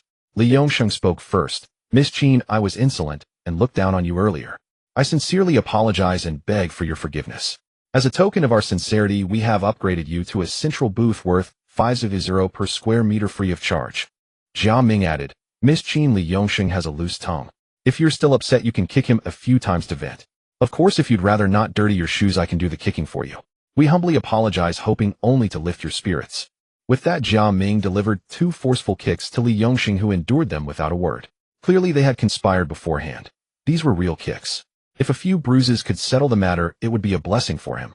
Qin Bingqing and Lu Xingye were stunned by the scene. What was happening? Why were these two, who had been arrogant and overbearing just moments ago, now groveling so abjectly? A thought stirred in Qin Bingqing's mind: Lin Chuan. But on second thought, it seemed unlikely. The polite treatment they had shown Lin Chuan earlier should have been the limit. How could they be so servile toward her, even offering a 5000 per square meter booth? Perplexed, Qin Bingqing remained silent, unsure of their game. Jia Ming and Li Yongsheng grew anxious at her silence, fearing she wouldn't forgive them. Li Yongsheng shot Jia Ming a covert glance. Understanding, Jia Ming kicked Li Yongsheng twice more. Qin Bingqing frowned. Enough of this charade. I don't know what you're up to. Jia Ming and Li Yongsheng exchanged looks, realizing she might not grasp whose influence this was. Li Yongsheng said, Miss Qin, it was Mr. Lin who asked us to apologize to you. We mean nothing but sincerity. We hope you can forgive us and put in a good word with Mr. Lin. Qin Bingqing was taken aback. It really was Lin Chuan. How could he wield such power? Lu Xingye was equally stunned. This was all thanks to Lin Chuan. What exactly was Lin Chuan's background? If he had felt a gap before now, he couldn't even fathom the distance. To confirm, Qin Bingqing immediately messaged Lin Chuan. Lin Chuan, did you send Jia Ming and Li Yongsheng to apologize to me? Lin Chuan replied quickly, they apologized to me out of nowhere, and I told them they should apologize to you. Qin Bingqing asked further, they also offered to upgrade me to a central booth worth 50 per square meter. Would it cause trouble if I accept? Lin Chuan, probably not. They seem quite sincere. I didn't notice before, but they're actually decent people. Qin Bingqing couldn't help but chuckle. Decent. They're clearly terrified of you. Lin Chuan, I'm so handsome, what's there to fear? Maybe your beauty moved them to find their conscience. Qin Bingqing's lips curled. You're so thick-skinned, praising yourself like that. But what did you do to earn such respect from them? Lin Chuan, I really don't understand their motives. Why don't you ask them? Qin Bingqing glanced at Jia Ming and Li Yongsheng, but chose not to inquire. Since Lin Chuan wasn't telling, she would uncover the truth slowly. Seeing her smile while texting, Jia Ming and Li Yongsheng guessed she was chatting with Lin Chuan and stood quietly, not daring to interrupt. When Qin Bingqing finished, Li Yongsheng said, Miss Qin, the booth is ready.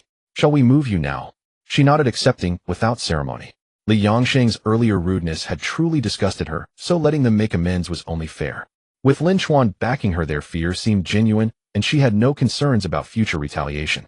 Soon Li Yongsheng and Jia Ming helped transfer Qin Bingqing's booth to a central location where the crowd of onlookers multiplied tenfold. From being relegated to a corner and subjected to Li Yongsheng's insults, she now enjoyed a prime spot with his groveling deference. This transformation lifted Qin Bingqing's spirits. The perks of status and influence were intoxicating. Qin Bingqing's favorability toward Lin Chuan increased by 15 points. Meanwhile, Lu Xingye watched her leave alone at his corner booth, feeling a pang of desolation. In that moment, he truly realized how far Qin Bingqing had drifted from him. Winning her heart seemed impossible now. The gap with Lin Chuan was too vast. He had lost even the courage to compete. Having settled Qin Binking's affairs, Li Yongsheng and Jia Ming returned to report to Lin Chen. Seeing his satisfied nod, they finally breathed a sigh of relief. Just then a middle-aged man with a receding hairline approached, speaking politely. Mr. Lin, am Lu Wenhan. I witnessed you casually buying 2 multi-million-dollar luxury cars and was utterly envious. I'd like to ask if you're interested in joining our Haoyun Auto Club. The Haoyun Auto Club, as its name suggests, is a luxury car club. Such clubs typically gather wealthy individuals who might facilitate business deals. Some even buy a barely qualifying luxury car just to squeeze into these circles. Jia Ming thoughtfully explained, this is Mr. Lu, a real estate developer. His car is a Maybach. Lin Chen nodded and asked, is there a membership fee? Do you have access to limited edition luxury cars? Lu Wenhan chuckled, for ordinary people, yes, but for you, Mr. Lin, it's unnecessary. Our club is full of talented individuals who can procure even limited edition cars. While some join for the network, Lu Wenhan saw Lin Chen as the very asset. His presence would be an honor, so why charge a fee? Lin Chen, count me in. Lu Wenhan added Lin Chen on WeChat and invited him to a group. As an admin, Lu Wenhan posted an announcement welcoming Mr. Lin with a respectful tone obvious to everyone. Boss Lu, who is this Mr. Lin? Such a grand welcome from Boss Lu means he must be formidable. For Boss Lu to be this deferential, his assets must be in the billions, right? Meanwhile, Lu Xingye and Qin Bingqing received notification chimes.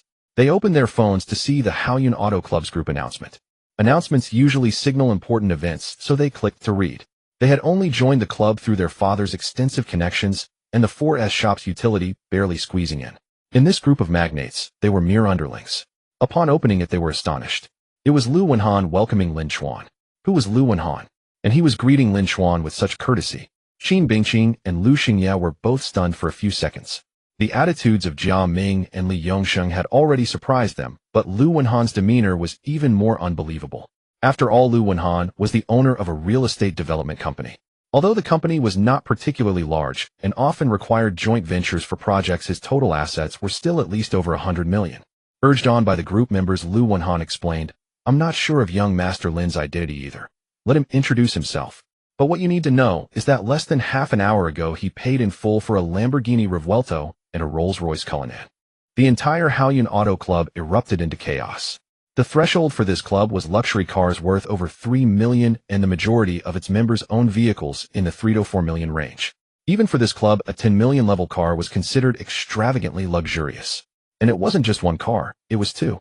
Moreover, paying in full for both within half an hour showcased an extraordinary level of opulence. While that's impressive, someone remarked. A Lamborghini Revuelto, I dream of owning one. But with the current economic downturn, that dream seems out of reach. Yet this young Master Lin bought one outright in half an hour plus a Cullinan.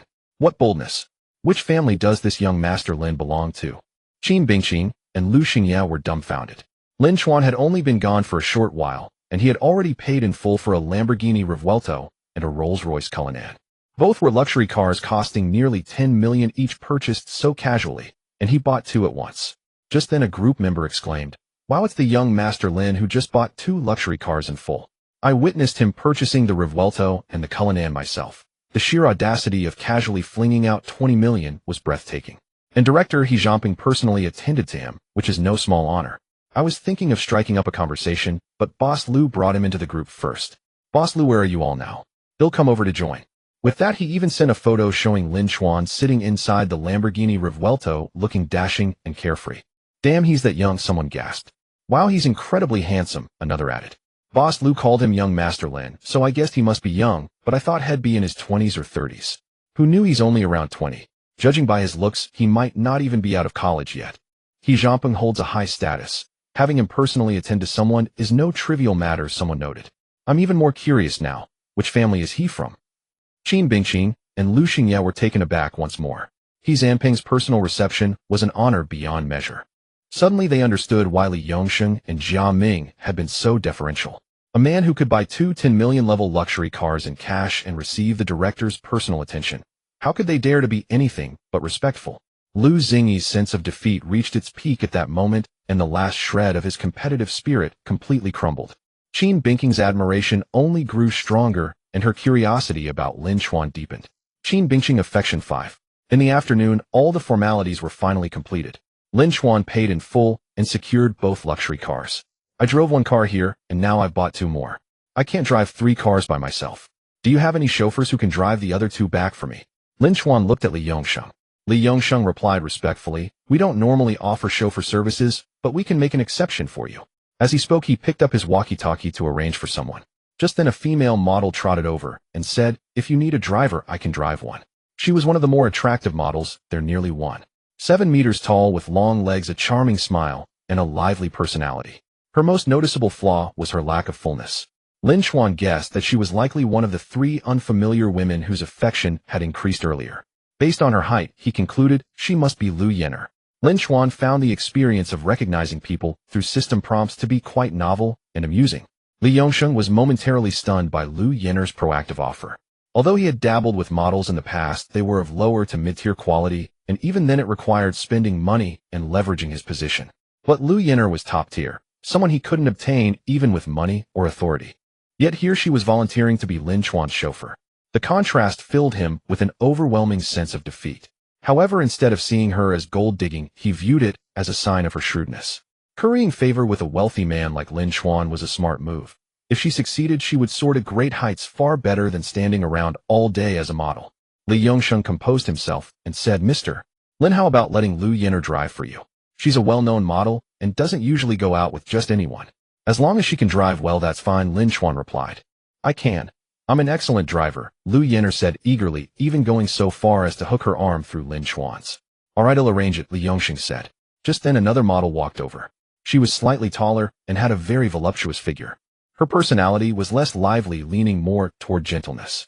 Yin Minglan, without any hesitation, she said openly, Young Master Lin, since you have another car, I can drive that one too. My driving skills are also quite good. With that, she hooked her arm through Lin Chen's other arm. Li Yongsheng was stunned speechless. Yin Minglan was no less attractive than Lu Yenner, and her figure was far superior. At that moment, he truly felt the sting of envy. The gap between people was just too vast. Nevertheless, Li Yongsheng said respectfully, this is Yin Minglan, also a well-known model. All right, that works out perfectly. One car each, Lin Chen nodded. Li Yongsheng quickly made the arrangements over the phone. To be honest, taking away 2 high-quality models at once was a bit of a strain. However, given that Lin Chen had just purchased 2 super luxury cars and had been personally attended to by He Jianping, the issue was not too severe. Soon the matter was settled. As the onlookers watched Lin Chen leave with the 2 models, their eyes burned with envy. Damn, he's taking 2 models away at once, someone exclaimed. And they're Lu Yenner and Yin Minglan. Both top tier among models, another added. 2 luxury cars for 2 models. That's only fair, a third remarked. I'm so jealous I could die. Models and luxury cars. This is the pinnacle of life, someone sighed. In my next life, I'm definitely going to be born into a wealthy family. Soon the 3 of them drove out of the exhibition in their respective cars, Lu Yenner in the Cullinan, Yin Minglan in the Mercedes-Benz G63A, and Lin Chen in the Lamborghini Revuelto.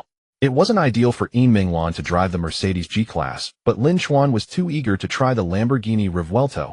Its stunning design and thrilling engine roar had long captivated him. The 3 cars turned a corner in front of the exhibition and sped away. Many spectators lingering at the entrance couldn't help but feel a pang of envy and resentment. From a distance, Qin Bingqing watched Lin Chen drive off in style, accompanied by 2 models as his chauffeurs. She wrinkled her nose and let out a coquettish humph men. But her affection level did not decrease. Leaving the auto show, Lin Chen hadn't driven far before he called Lu Yenner and Yin Minglan by video chat, having added them on WeChat before getting into the car. Young Master Lin, any orders? Lu Yenner giggled, her voice syrupy sweet. Don't call me young master, just Lin Chen is fine. I should thank you 2 for being my designated drivers. Are you 2 in a hurry? If not, I'd like to treat you to a meal, Lin Chen said with a smile. No rush at all. Li Yongsheng has already sorted things out. We don't need to be at the auto show today, Lu Yenner replied. Yin Minglan added, we're completely free today. Wherever you want to go, Chuan, go, we're game. All right, let's grab a bite first, Lin Chen said, leading them to a nearby mall. Heads turned wherever they went, especially because of the Lamborghini Revuelto, a car so stunning and eye-catching. When they arrived at the mall, the attention was even more intense. Many people stopped to stare, some even pulling out their phones to take photos and videos. Some even followed them into the underground parking garage. After parking, they took the elevator upstairs. Lu Yenner and Yin Minglan flanked Lin Chen, linking arms with him, which made him feel both pleased and immensely proud. Once on the first floor, they first went to the restroom. Lin Chen came out to find the 2 women still waiting in line. He opened the Haoyuan Auto Club group chat and asked any good food recommendations near Yintai Commercial Circle. Since he had joined the group, he figured he might as well make use of it. These were wealthy people, they'd surely know where to find top-tier cuisine. The group members were enthusiastic, offering suggestions. Then a user with the avatar Royal Kitchen Old Wong chimed in. For top-tier cuisine, I strongly recommend the Imperial Kitchen. Our Imperial Kitchen not only integrates all 8 major Chinese culinary traditions, but elevates them into exquisite art. The restaurant industry is tough. Right now, countless eateries nationwide are shutting down. But Imperial Kitchen keeps thriving because we've perfected quality to the utmost degree. There's even one of our private menuless customized dining clubs in the Yintai area. You can sample all 8 cuisines in one sitting with a dedicated chef for each dish. Hong Kong-style dim sum is crafted by a renowned chef from Hong Kong, and Beijing roast duck is prepared by a master from Beijing. It's an experience fit for an emperor. This recommendation left the other group members in awe. Imperial Kitchen's food and service are truly unmatched. A Michelin 3-star fusion of all 8 Chinese cuisines. How could it be anything less than extraordinary? The only catch is the price. Of course you get what you pay for. I've been with friends a few times, and I still crave it. Compared to Western food, Chinese cuisine is on another level. Those so-called Michelin 3-star Western restaurants just serve big plates, tiny portions, smears of sauce and garnish. Any one of our 8 cuisines blows them away. A private club featuring all 8 cuisines is even more incredible. But isn't the private dining club only for those with a monthly spending of over €1? Royal Kitchen Old Wong replied, yes, typically you need a monthly spend of €1 to qualify. However, exceptions can be made under special circumstances, like with my recommendation, plus a one-time deposit of $1 million. Many group members gasped at this. They were wealthy enough to buy cars worth millions, but dropping $1 million in one go at a restaurant was still a heavy burden. Lin Chen had heard of Imperial Kitchen's reputation, but never about its private dining club. He decided to give it a try. What was the point of pocketing simp gold if not to enjoy it? And as a foodie, he was especially willing to splurge on fine dining. Lin Chen said, alright, I'll deposit $1 million. How do I go about it? Are you at this club? Royal Kitchen Old Wong. I'm not there right now, but I can arrange everything for you. Just go and give them your name. Seeing Lin Chen casually drop $1 million, the group members once again felt the vast disparity in their worlds. Lin Chen then asked, oh, by the way, I'm thinking of upgrading my watch. Any good recommendations? If young Master Lin is buying a watch, it has to be a top-tier brand. Choose from Vacheron Constantin Patek Philippe, Richard Mille, or Breguet. Want a second-hand one? I've got some. As Lin Chen chatted, a group of men and women approached. One young man froze for a moment when he saw Lin Chen. That young man was Zhao Jun. Whether it was fate's cruel irony, or simply that Lin Chen, now a playboy, frequented the same places as Zhao Jun, their paths had crossed again. Seeing Lin Chen decked out in designer brands, and inexplicably more handsome, Zhao Jun felt a pang of jealousy. But recalling how he had snatched away Zhang Yan, the woman Lin Chen had pursued for 3 years without success, a sense of superiority swelled within him. He was accompanied by several women, one of whom he was close to conquering, while Lin Chen appeared to be alone. With that thought, Zhao Jun deliberately steered his group closer to Lin Chen, hoping to make him uncomfortable. But just then Lu Yenner and Yin Minglan emerged from the restroom, naturally linked arms with Lin Chen, and walked away chatting and laughing. Zhao Jun was dumbstruck. Those two beauties were stunning, with impeccable figures and dressed alluringly. Their graceful, elegant strides suggested they were professionally trained models. In just one glance, he felt a stirring of desire. And both of them were with Lin Chen. Zhao Jun's fleeting sense of superiority evaporated instantly. He no longer cared about Zhang Yan, but Lin Chen clearly didn't give a damn about her either. Watching the two women's swaying silhouettes, then glancing at the woman beside him, he suddenly felt she seemed rather rustic. With his family's business struggling, his allowance had been drastically cut. Even using counterfeit goods to show off as he once did was becoming unsustainable. He had lowered his standards in pursuing women, downgrading his lifestyle. Neither in looks nor temperament could they compare to those two beauties. Zhao Jun was restless with envy and discomfort. Just then the women beside him started whispering, "Wow, that handsome guy is so good-looking. Look at all those designer brands. He must be loaded. His outfit is so clean and stylish, totally my type. Too bad he seems to have a girlfriend. They don't look like girlfriends, they look like car models. Having 2 car models with him shows he's got serious clout. Models like that don't usually go out with just anyone." Among the admiring women was the one Zhao Jun was pursuing.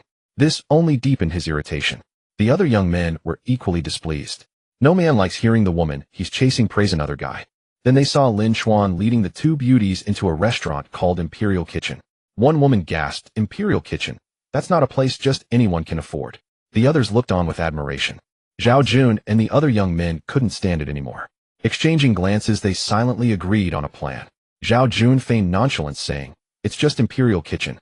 No big deal. Come on, it'll take you all to eat." The others chimed in, "Imperial Kitchen. I've eaten there countless times. Today it'll show you around and broaden your horizons. Don't make such a fuss next time." "Really? Jungu, you're amazing. Wow, we actually get to eat at Imperial Kitchen. Now that I think about it, Jungu and Xiaogu are even more handsome than that guy." Basking in the women's flattery, Zhao Jun and his friends swelled with pride. They strode over, intending to walk straight into Imperial Kitchen, but the doorman stopped them, raising a hand to block their path.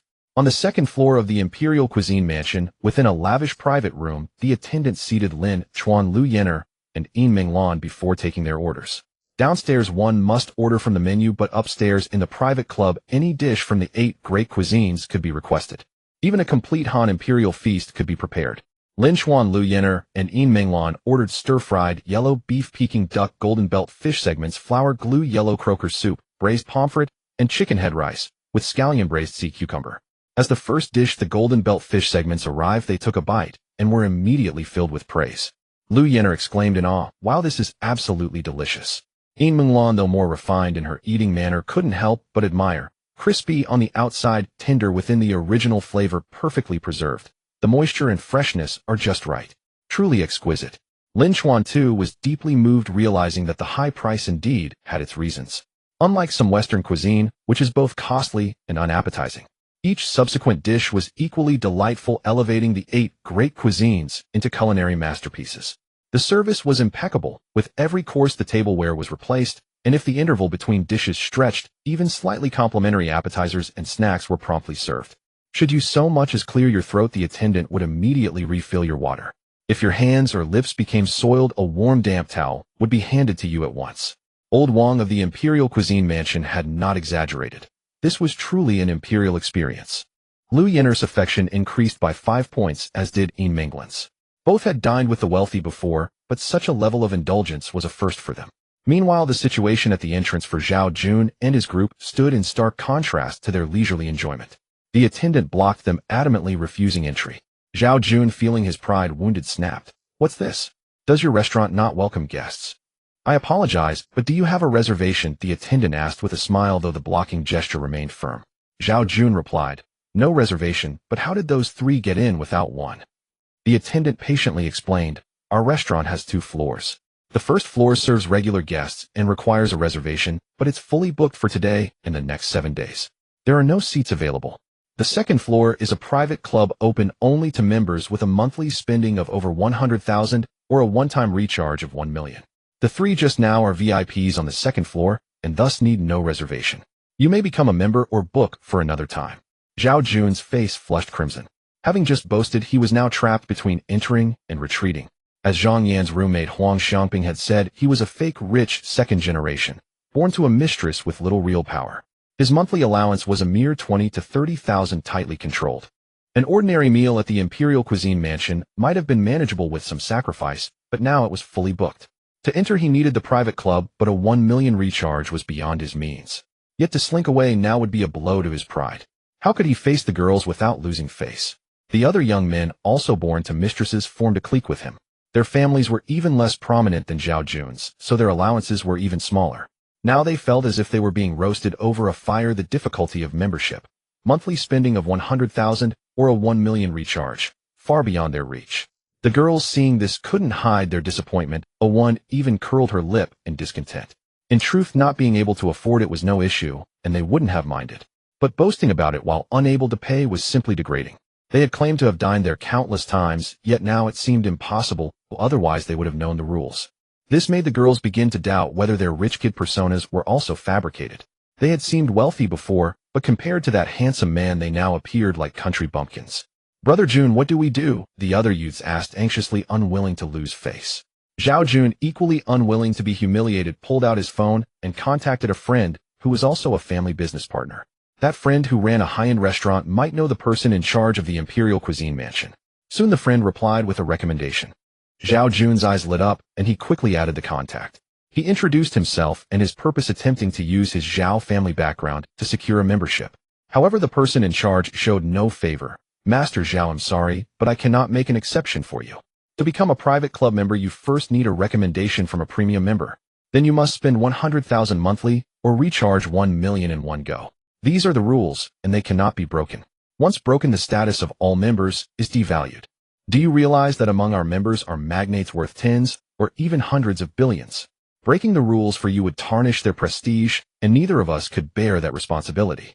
Old Wang of the Imperial Cuisine Mansion was polite, but his meaning was clear. Zhao Jun was not qualified.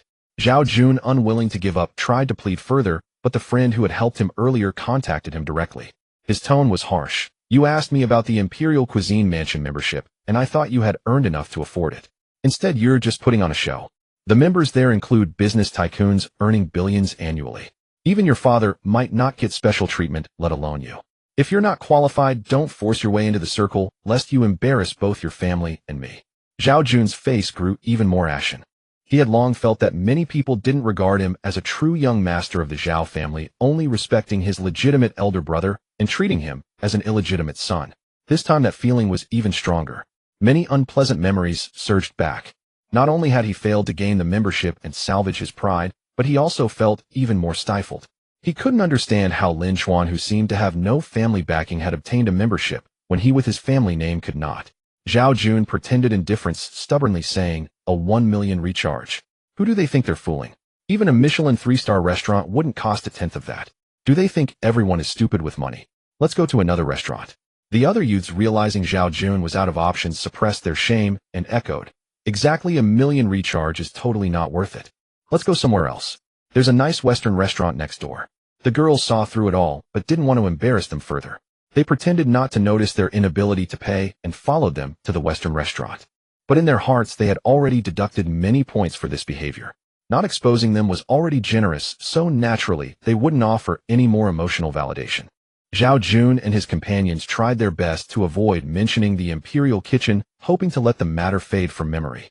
After finishing their Western meal, they took the girls to the mall, buying gifts worth a few hundred to a few thousand yuan, which slightly improved the girls' moods. As they wandered, they came across a luxury watch store, and to show off, led the girls into a Richard Mille boutique. It must be said Richard Mille was indeed high-end, and just stepping inside made the girls nervous and dazed. When Zhao Jun and the others chatted with the sales assistant, casually dropping terms like smiley face and skull as nicknames for certain models, the girls were left utterly bewildered. The girls had just started to lose their infatuation with them, but now a hint of admiration began to resurface. Can we take a look at the smiley face and the black submariner? One of the girls asked. Zhao Jun shook his head and said casually, those rare and sought-after models usually aren't in stock. What they have in the store are just basic models, and even those generally aren't available for handling. You can only look at catalogs and place orders based on them. I've ordered one myself, which should arrive in a few months.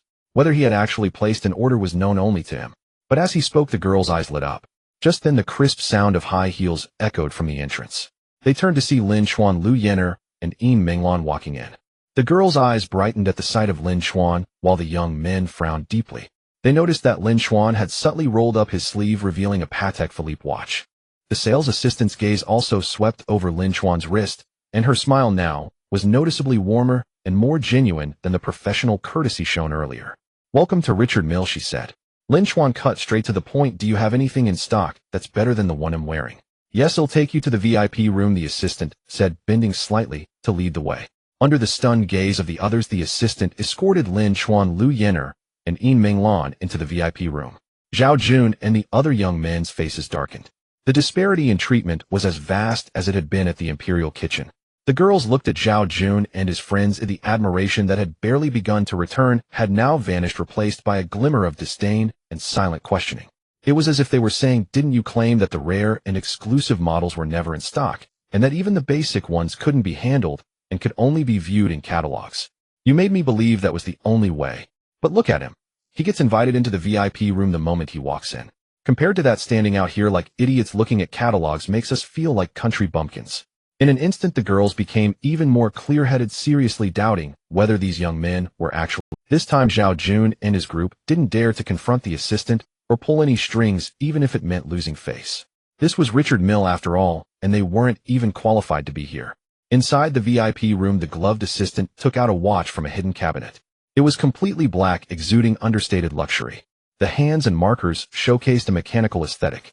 The assistant introduced, this is the RM-47, also known as the Black Knight. Its previous retail price was 12.5 million.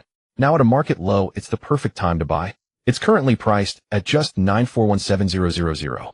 Liu Yin'er and Yin Minglan had been nervous since entering. After all, this was Richard Mille. Hearing the price, they gasped sharply. A watch on the wrist worth over 9 million. Even more expensive than a Lamborghini Revuelto or a Rolls-Royce Cullinan by 1 million.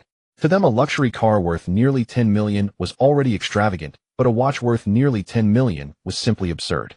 They had heard the saying, the poor play with cars, the rich with watches, and now they truly understood it. Even Lin Chen himself felt it was overpriced, but he knew it was perfect for showing off. After all, it could be worn on the wrist, at all times visible to everyone. May I take a look?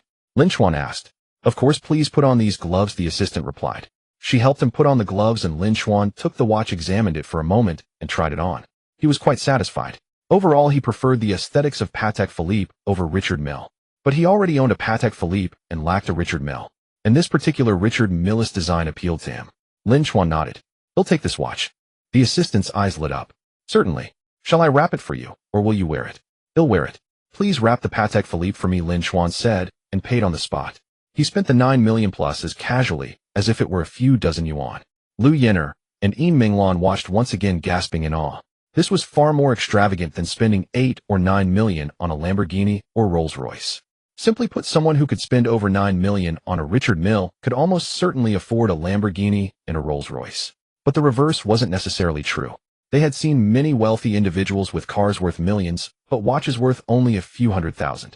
In that moment, they deeply realized that Lin Chen's level of opulence was far greater than they had imagined. Liu Yin'er affection 10. Yin Minglan affection 10.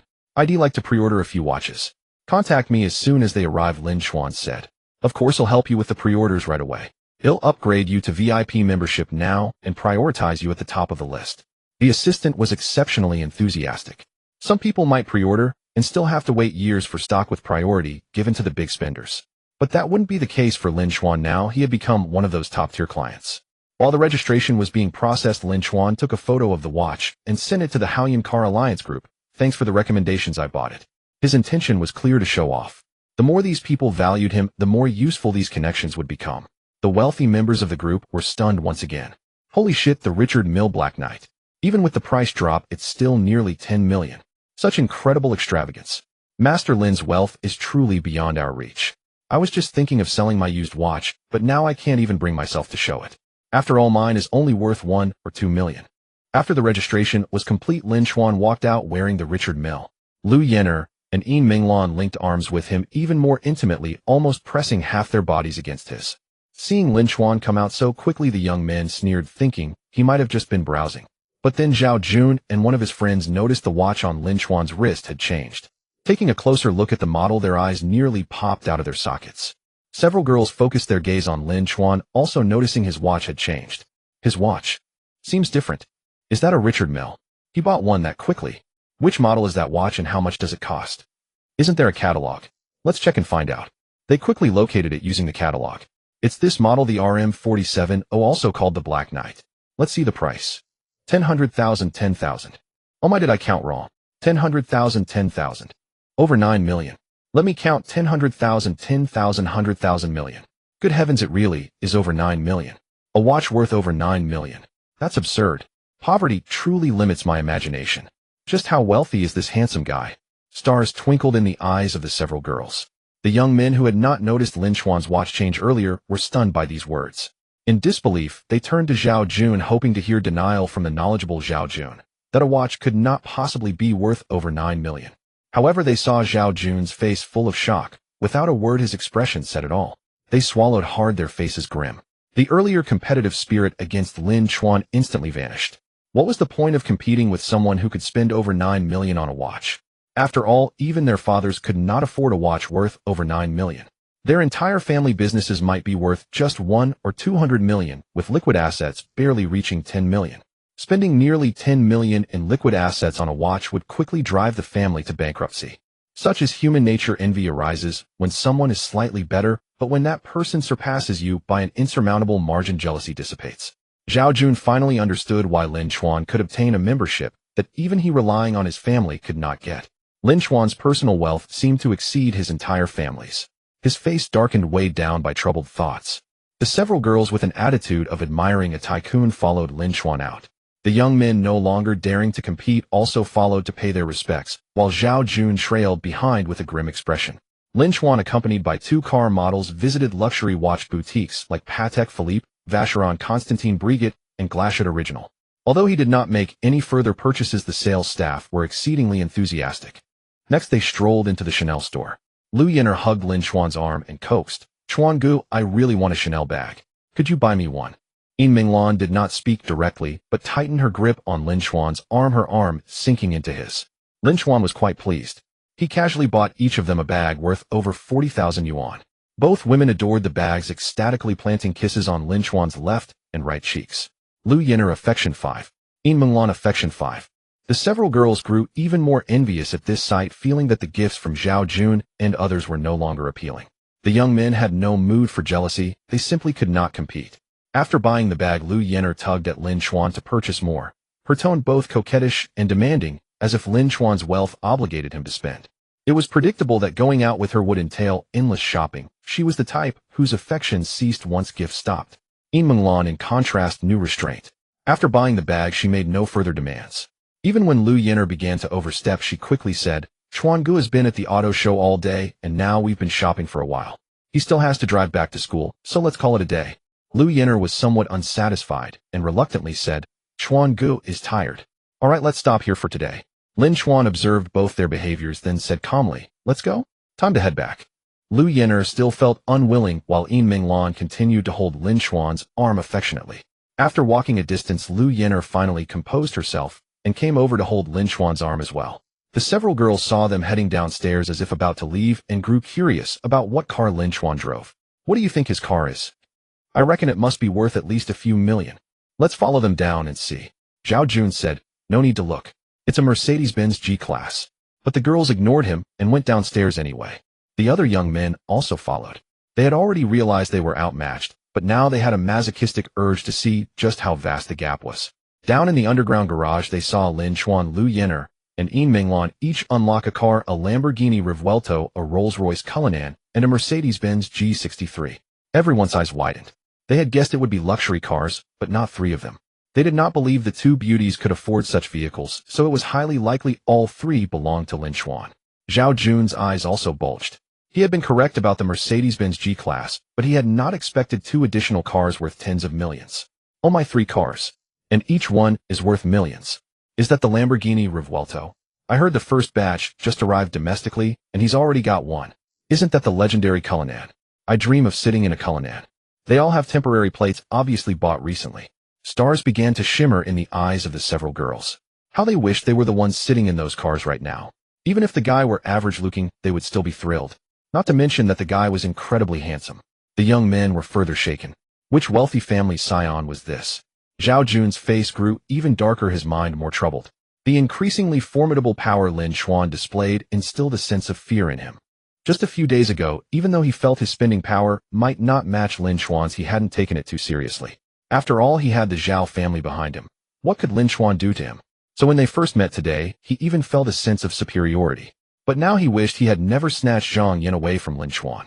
Because now Lin Chuan's power seemed terrifying. His watch and cars alone were worth tens of millions. How formidable must his overall wealth be? His personal fortune might surpass the entire Zhao family. And Zhao Jun himself was just a marginal figure in the family. Once Lin Chuan retaliated, the family would surely cast him out without hesitation.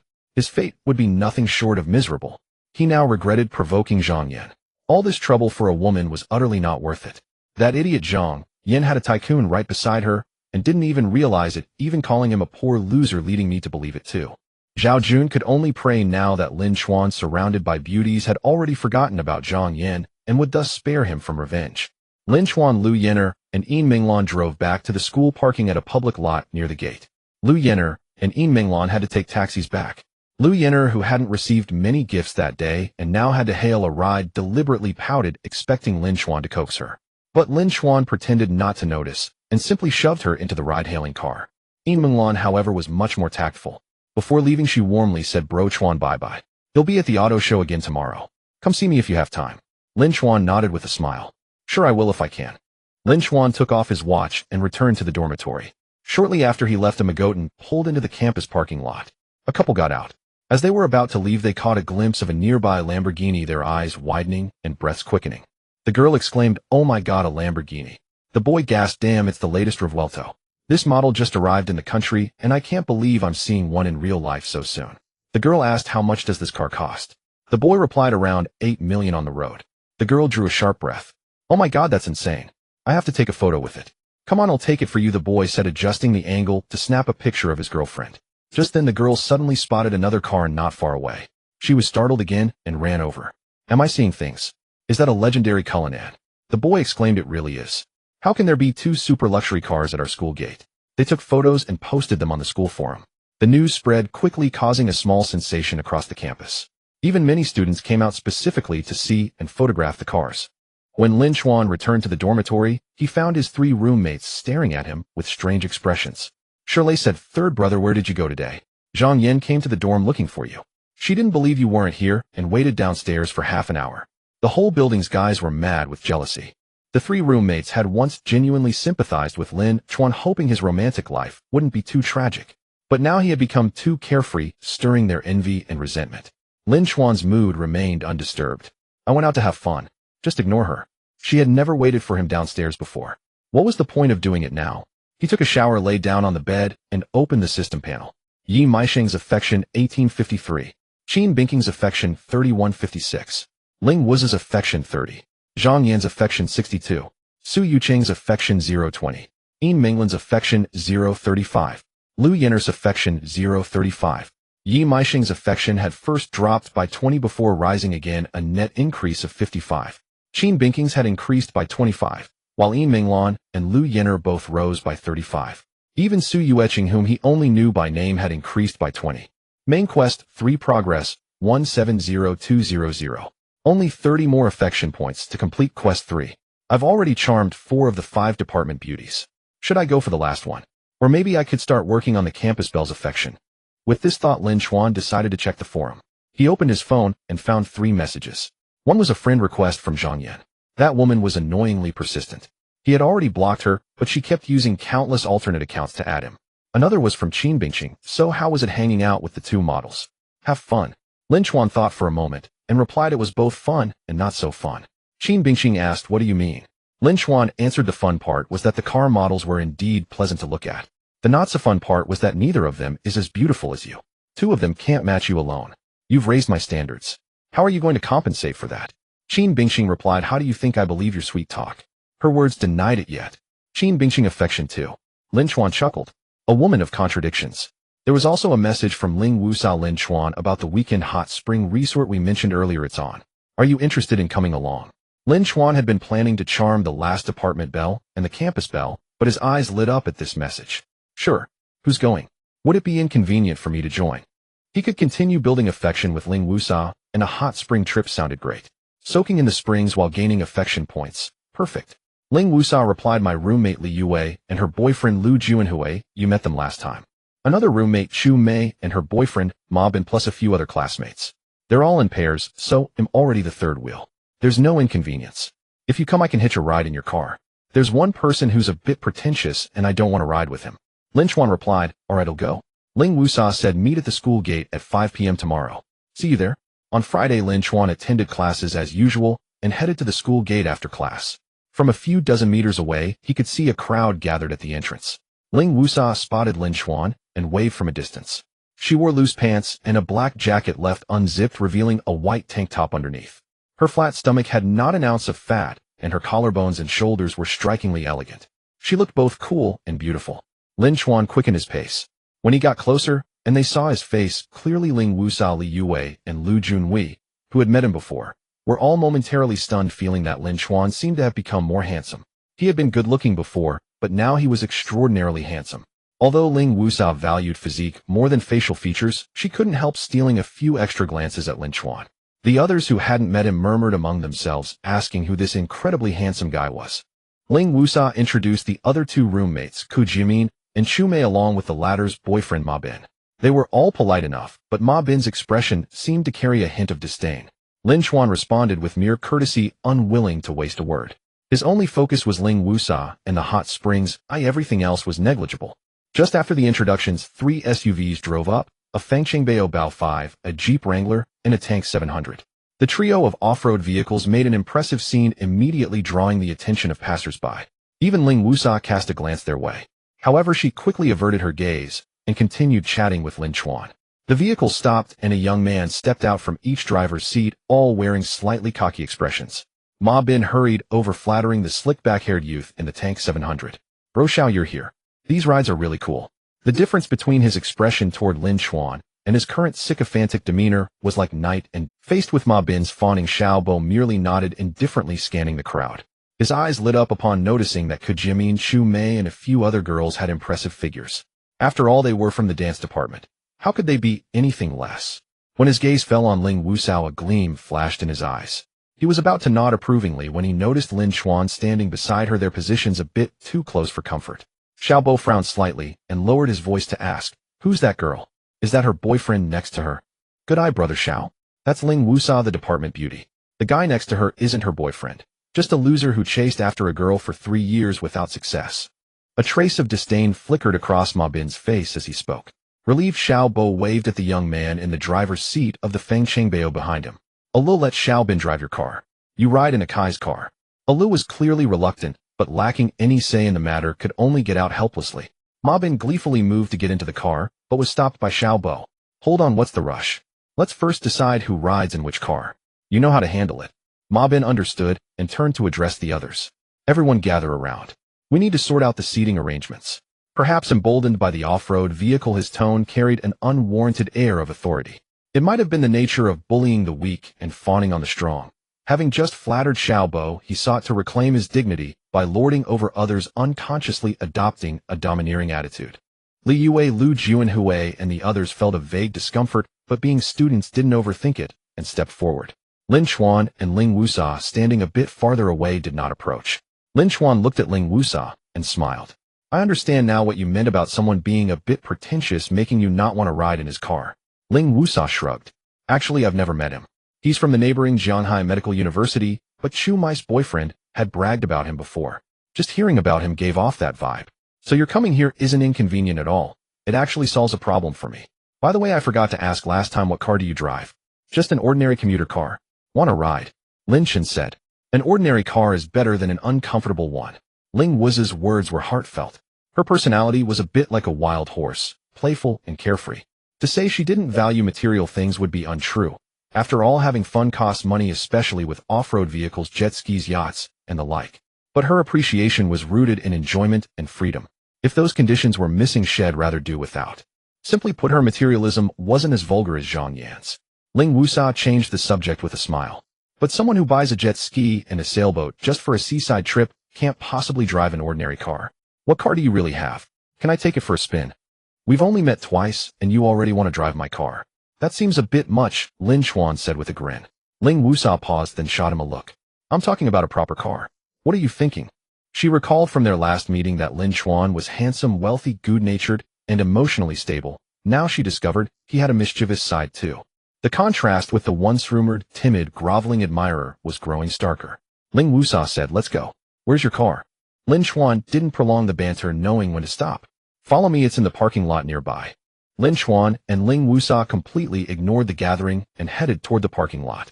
Xiaobo rested his arm on the car window, the Omega Seamaster 300 on his wrist, worth 50,000 yuan, ready to show off as the crowd approached.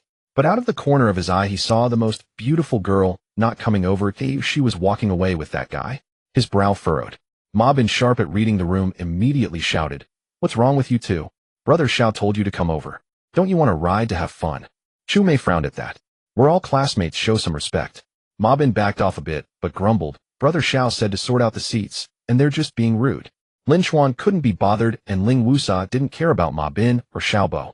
She said to Chu Mei, Ku Jimin, Li Yue, and Lu Juanhui, "I'm riding with Lin Chen." Xiaobo coughed and patted his car. Ma Bin caught the hint again. "Brother Xiao has a car that can seat everyone. No need for another vehicle. Don't you want to ride in a luxury car for a trip? You might not recognize it, but this is the Tank 700, a top-tier off-roader. It costs 5 to 600,000 yuan. But his words trailed off because Lin Chen and Ling Wusa had already walked away without listening. Li Yue and Lu Junhui exchanged glances and suddenly ran after them. "Lin Chen, what car do you have? Can you take us too?" Xiaobo and Ma Bin were too pretentious and they didn't want to ride with them. Besides, Lu Junhui had noticed the other guys eyeing their girlfriends more than once. Sure, come along, Lin Chen said. So they all headed toward the nearby parking lot, leaving Ma Bin and Xiaobo with sour expressions. Ma Bin was furious, complaining to his girlfriend Chu Mei, "Look at how they are. I shouldn't have brought them along." Chu Mei replied with slight dissatisfaction, "It was your attitude that made Wu Sa act that way. She only came out to have fun because of me. But since it's come to this, let them ride in our car. It doesn't matter whose car they take anyway." She was somewhat displeased with her boyfriend's behavior, but clearly still leaned toward him. She had heard from her boyfriend that this Xiaobo was very capable, and getting on good terms with him might directly affect his future prospects. As Ma Bin's girlfriend, she naturally wished for his success. If her boyfriend became wealthy, her own material life would improve. So even though she felt a bit uncomfortable, she had to endure it. Xiaobo snorted coldly. How ungrateful. Is it really that interesting to squeeze into his crappy car? Although Lin Chuan's outfit was stylish and branded, today's casual look totaled only a few thousand yuan. That was a lot for an average student, but Xiaobo didn't think much of it. Moreover, Ma Bin had just mentioned that Lin Chuan had chased a girl for 3 years without success. Someone like that must have limited strength. He wondered what Ling Wusa was thinking, what kind of taste she had. But since this trip was for 2 days and 1 night, there would be plenty of opportunities. He would make sure she knew who was truly valuable. Just then, Ku Jimin sidled up to Xiaobo and said softly, "Brother Xiao, can I sit in your passenger seat?" Xiaobo paused, then a flash of pride crossed his face. Although Ku Jimin was far inferior to Ling Wusa in both looks and figure, she could barely be called pretty. Having her in the passenger seat was still a decent choice. Moreover, this way I can annoy Ling Wusa a bit. Later shall see who gets to ride in style. Of course you can. This passenger seat was reserved for you, Xiaobo said with a smile. Ma Bin and Chu Mei exchanged a glance. They could naturally see that Ku Jimin was trying to cozy up to Xiaobo. They had no objection to this, and even thought it was fine. They got into the car, but didn't leave immediately, wanting to see Lin Chuan and the others squeezed into a beat-up car. That would give them a sense of superiority. Lin Chuan led Ling Wusa, Li Yue, and Lu Junhui into the parking lot. He first stopped in front of a Mercedes-Benz G63 and asked, "Do you want to drive this one?" Ling Wusa, Li Yue, and Lu Junhui's eyes lit up at the sight of the car. This was the latest 2025 G63 model. One car alone outclassed Xiaobo's 3 vehicles. However, they weren't too surprised. After all, last time at the beach, Lin Chuan had casually bought a 200th Sandian jet ski and a 2,100,000 yuan sailboat. Haha, that's awesome. That Xiaobo and Ma Bin are so pretentious. Wait till we show them up in this car. One of ours is worth all 3 of theirs. Lu Junhui and Li Yue exclaimed excitedly. Even though it wasn't their car, just riding in it to show off felt great. So this is what you call an ordinary commuter car? Ling Wusa rolled her eyes, then said, "Wait, that's not right. You asked if we want to drive this one. Does that mean you have more than just this?" Lin Chuan didn't answer, and simply pulled out his keys. Not far away, a Rolls-Royce Cullinan beeped twice. Ling Wusa, Li Yue, and Lu Junhui walked over to look and gasped. It was the Rolls-Royce Cullinan that had been the talk of the school forum. Ling Wusa stared at Lin Chuan in astonishment. "So you're the owner of this Cullinan?" Comparing it like this, the Mercedes-Benz G-Class really could be called a commuter car. Li Yue said, "Maybe we should have guessed it was you. After all, not just anyone can afford a Cullinan." Lu Junhui sighed. "Having 2 cars worth millions won nearly 10 million. I can only say poverty limits my imagination. So shall we take this one? I can't wait to see Xiaobo and Ma Bin's faces when they see the Cullinan." Lu Junhui and Li Yue didn't hesitate for a moment. Although the Mercedes-Benz G63 was impressive, it fell short compared to the Cullinan, and since they weren't going off-road, they didn't need its off-road capability. Ling Wusa was a bit torn. While the Cullinan was great, she preferred SUVs. Seeing her conflicted expression, Lin Chuan smiled and said, "No need to overthink it. If they want the Cullinan, take the Cullinan. If you want the G63, take the G63. We can drive both. Is that okay? Won't it waste too much gas?" Ling Wusa's eyes lit up. Lin Chuan said, "It's fine. I can afford the gas. But you'll have to drive it back." Ling Wusa nodded. "Of course, no problem." Lu Junhui exclaimed excitedly, "Do you mean I can drive the Cullinan?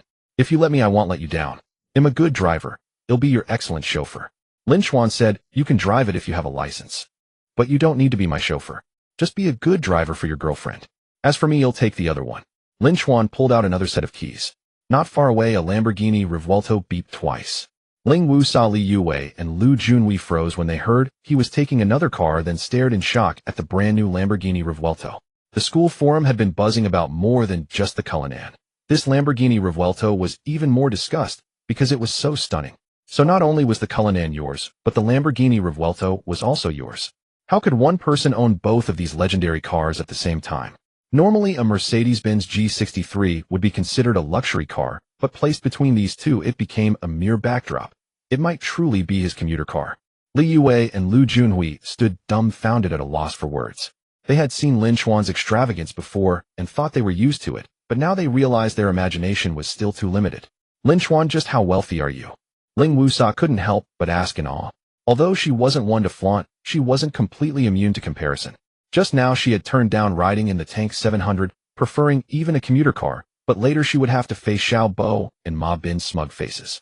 But with the Mercedes-Benz G63, Rolls-Royce Cullinan and Lamborghini Revuelto, any one of them would easily outclass the Tank 700, allowing her to hold her head high, not being overshadowed by others, but utterly dominating them. Deep down, Ling Wusa still enjoyed the feeling a man could give her. Ling Wusa Affection 5. At the school gate, Xiao Bo, Ma Bin, and the others waited for a while, without seeing anyone, growing increasingly impatient. Xiao Bo couldn't help but sneer. Could it be that his car is too broken to start? Ma Bin chuckled. That's entirely possible. In fact, I'm quite astonished that he even owns a car. Ku Jimin, already seated in the passenger seat of the Tank 700, said, why don't we go ahead? They know the address anyway. No rush, let's wait a bit longer. If they went first, they would only see Lin Chuan's car upon arrival, and then the sense of superiority would be delayed even further. Chu Mei frowned slightly upon hearing Ku Jimin's words. She was somewhat partial to her boyfriend Ma Bin, but she still valued her dormitory friendship and felt they should wait for Ling Wusa.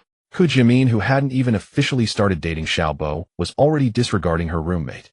Just then the sound of a car engine roared to life, the distinctive growl of a top-tier supercar. They all froze. Following the sound, their eyes widened. The first thing they saw was a brand new 2025 Mercedes-Benz G63, and behind the wheel sat none other than Ling Wusa. They gasped collectively. Lin Chuan's car was a Mercedes-Benz G63. That vehicle cost over 3 million yuan. Even Xiao Bo's best car, the Tank 700, was 2 or 3 tiers below it. Xiao Bo and Ma Bin's sense of superiority evaporated, replaced by a humiliating slap in the face. Their expressions turned utterly priceless. In the passenger seat of the Tank 700, Ku Jimin's jaw dropped. Chu Mei was equally stunned. She knew full well that it couldn't be Ling Wu's car, but Lin Chuan, the legendary loser and simp. How could he afford such a luxury vehicle? Yet upon closer inspection, they noticed that Ling Wu's car carried no other passengers. Behind her trailed 2 more vehicles. The second was a pristine Rolls-Royce Cullinan with Lu Junhui and Li Yue in the driver's and passenger's seats respectively. The third was a Lamborghini Revuelto with Lin Chuan at the wheel.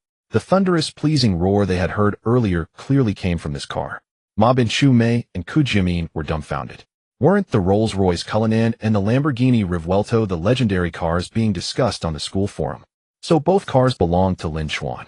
2 legendary cars owned by the same person. How was that possible? Owning one was already absurdly unbelievable, but he had 2 simultaneously.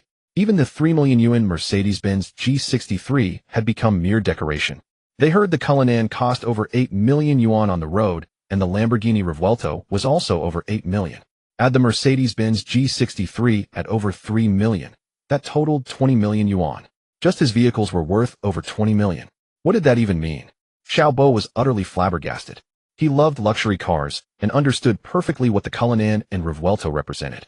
Yet just moments ago he had been ready to flaunt his superiority, imagining Lin Chuan driving some ordinary commuter car. The sudden reversal was so violent that his mind buzzed with confusion. As Lu Junhui drove past, he deliberately shouted with a smirk, "Let's go, well, lead the way."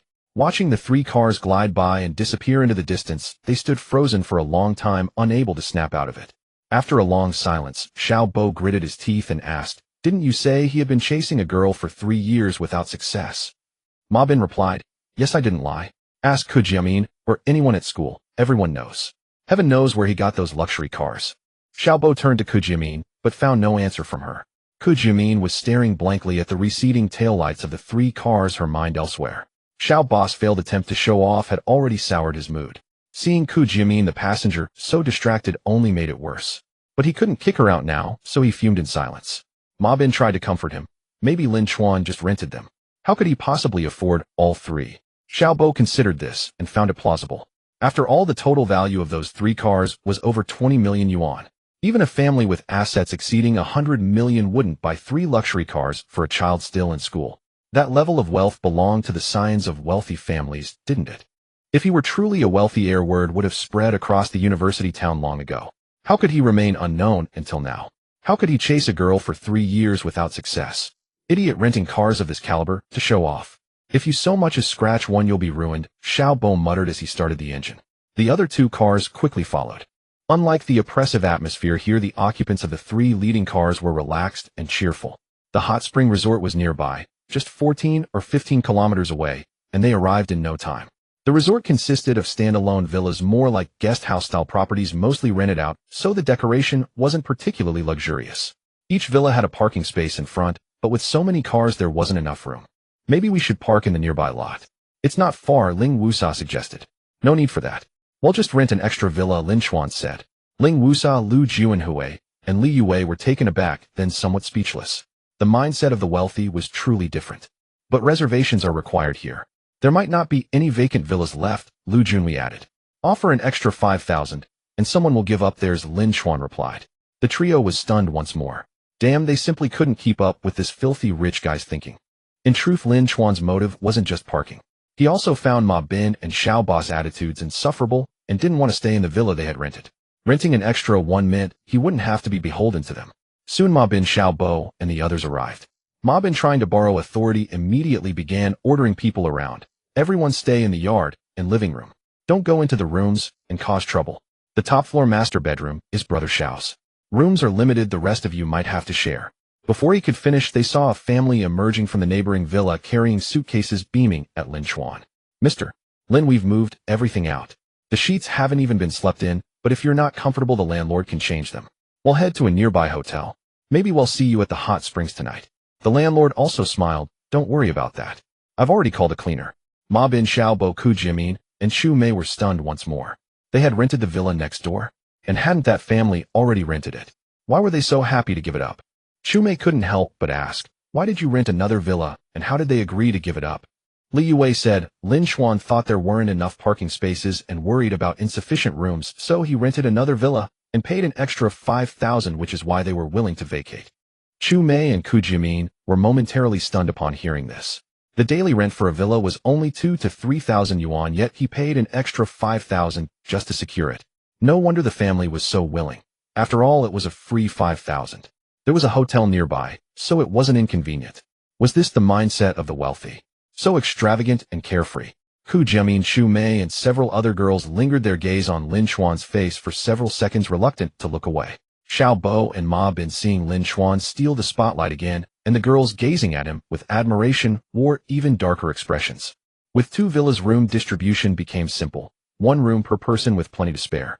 Xiao Bo took the most luxurious room in the original villa, while Lin Chen took the finest one in the newly rented villa. The difference was that Xiao Bo left the impression of hogging the best room and crowding others, whereas Lin Chen had rented an extra villa so everyone could have their own private space.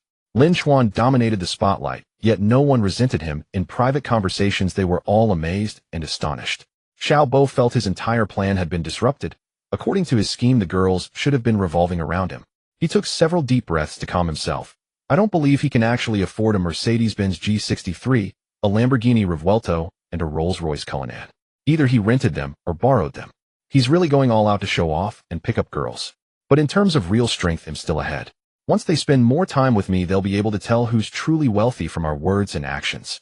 No need to panic. I can win them over with my charm. After settling in, they went to soak in the hot springs together.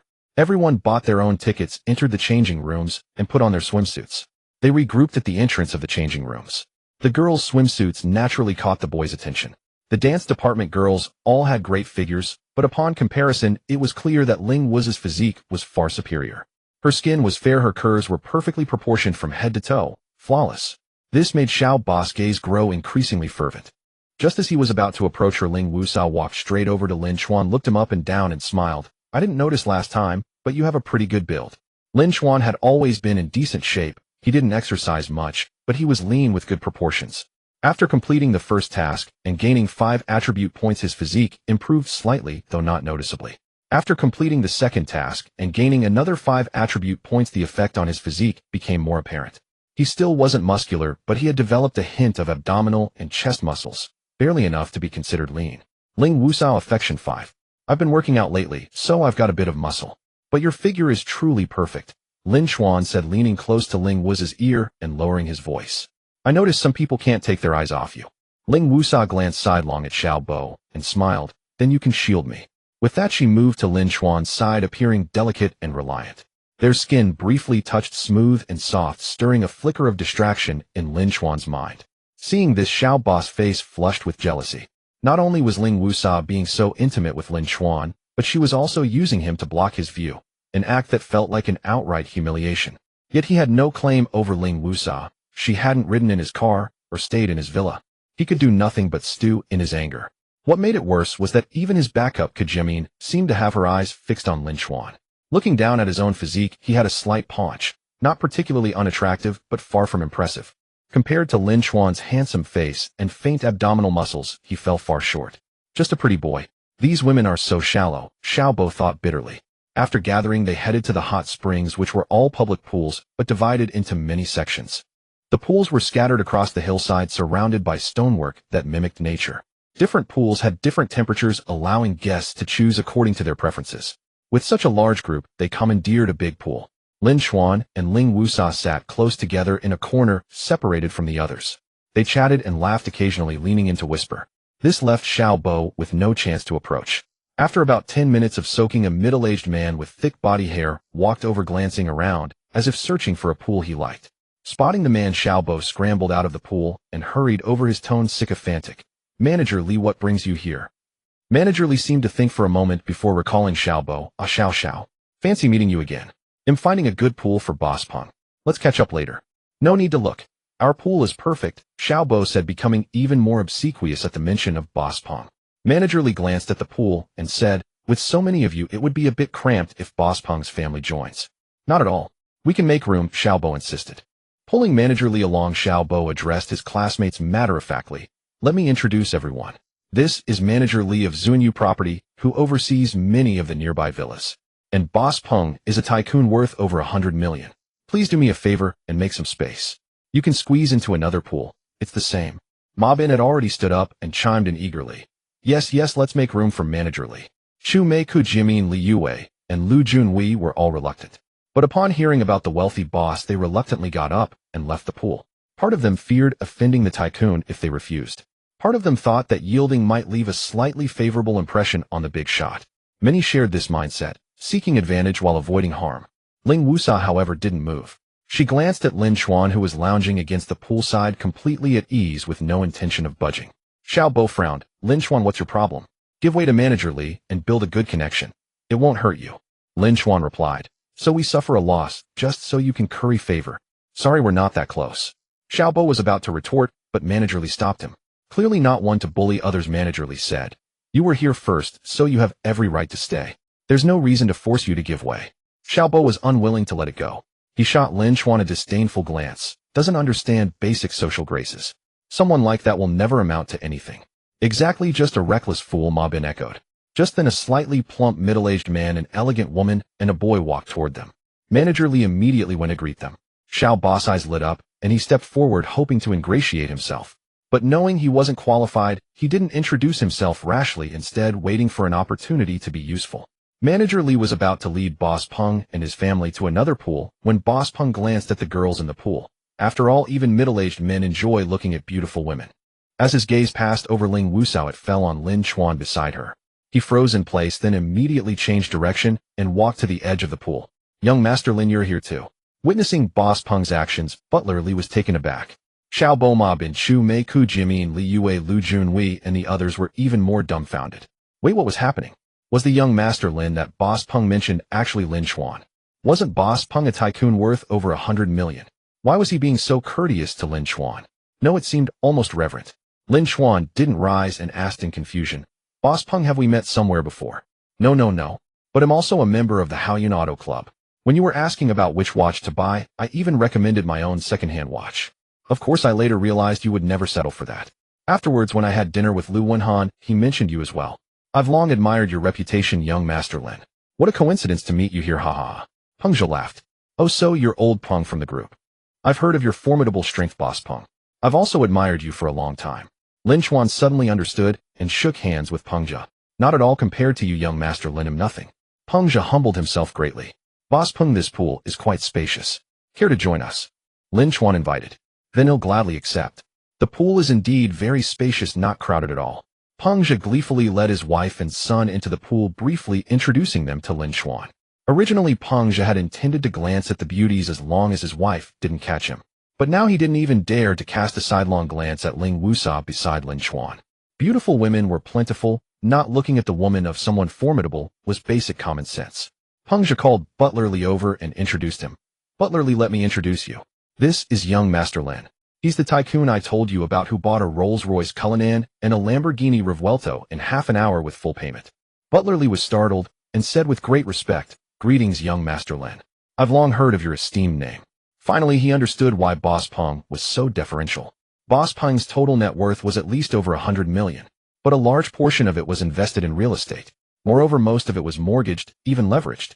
In the real estate market in recent years, those in the know understood, houses couldn't be sold, many were nearly becoming negative assets.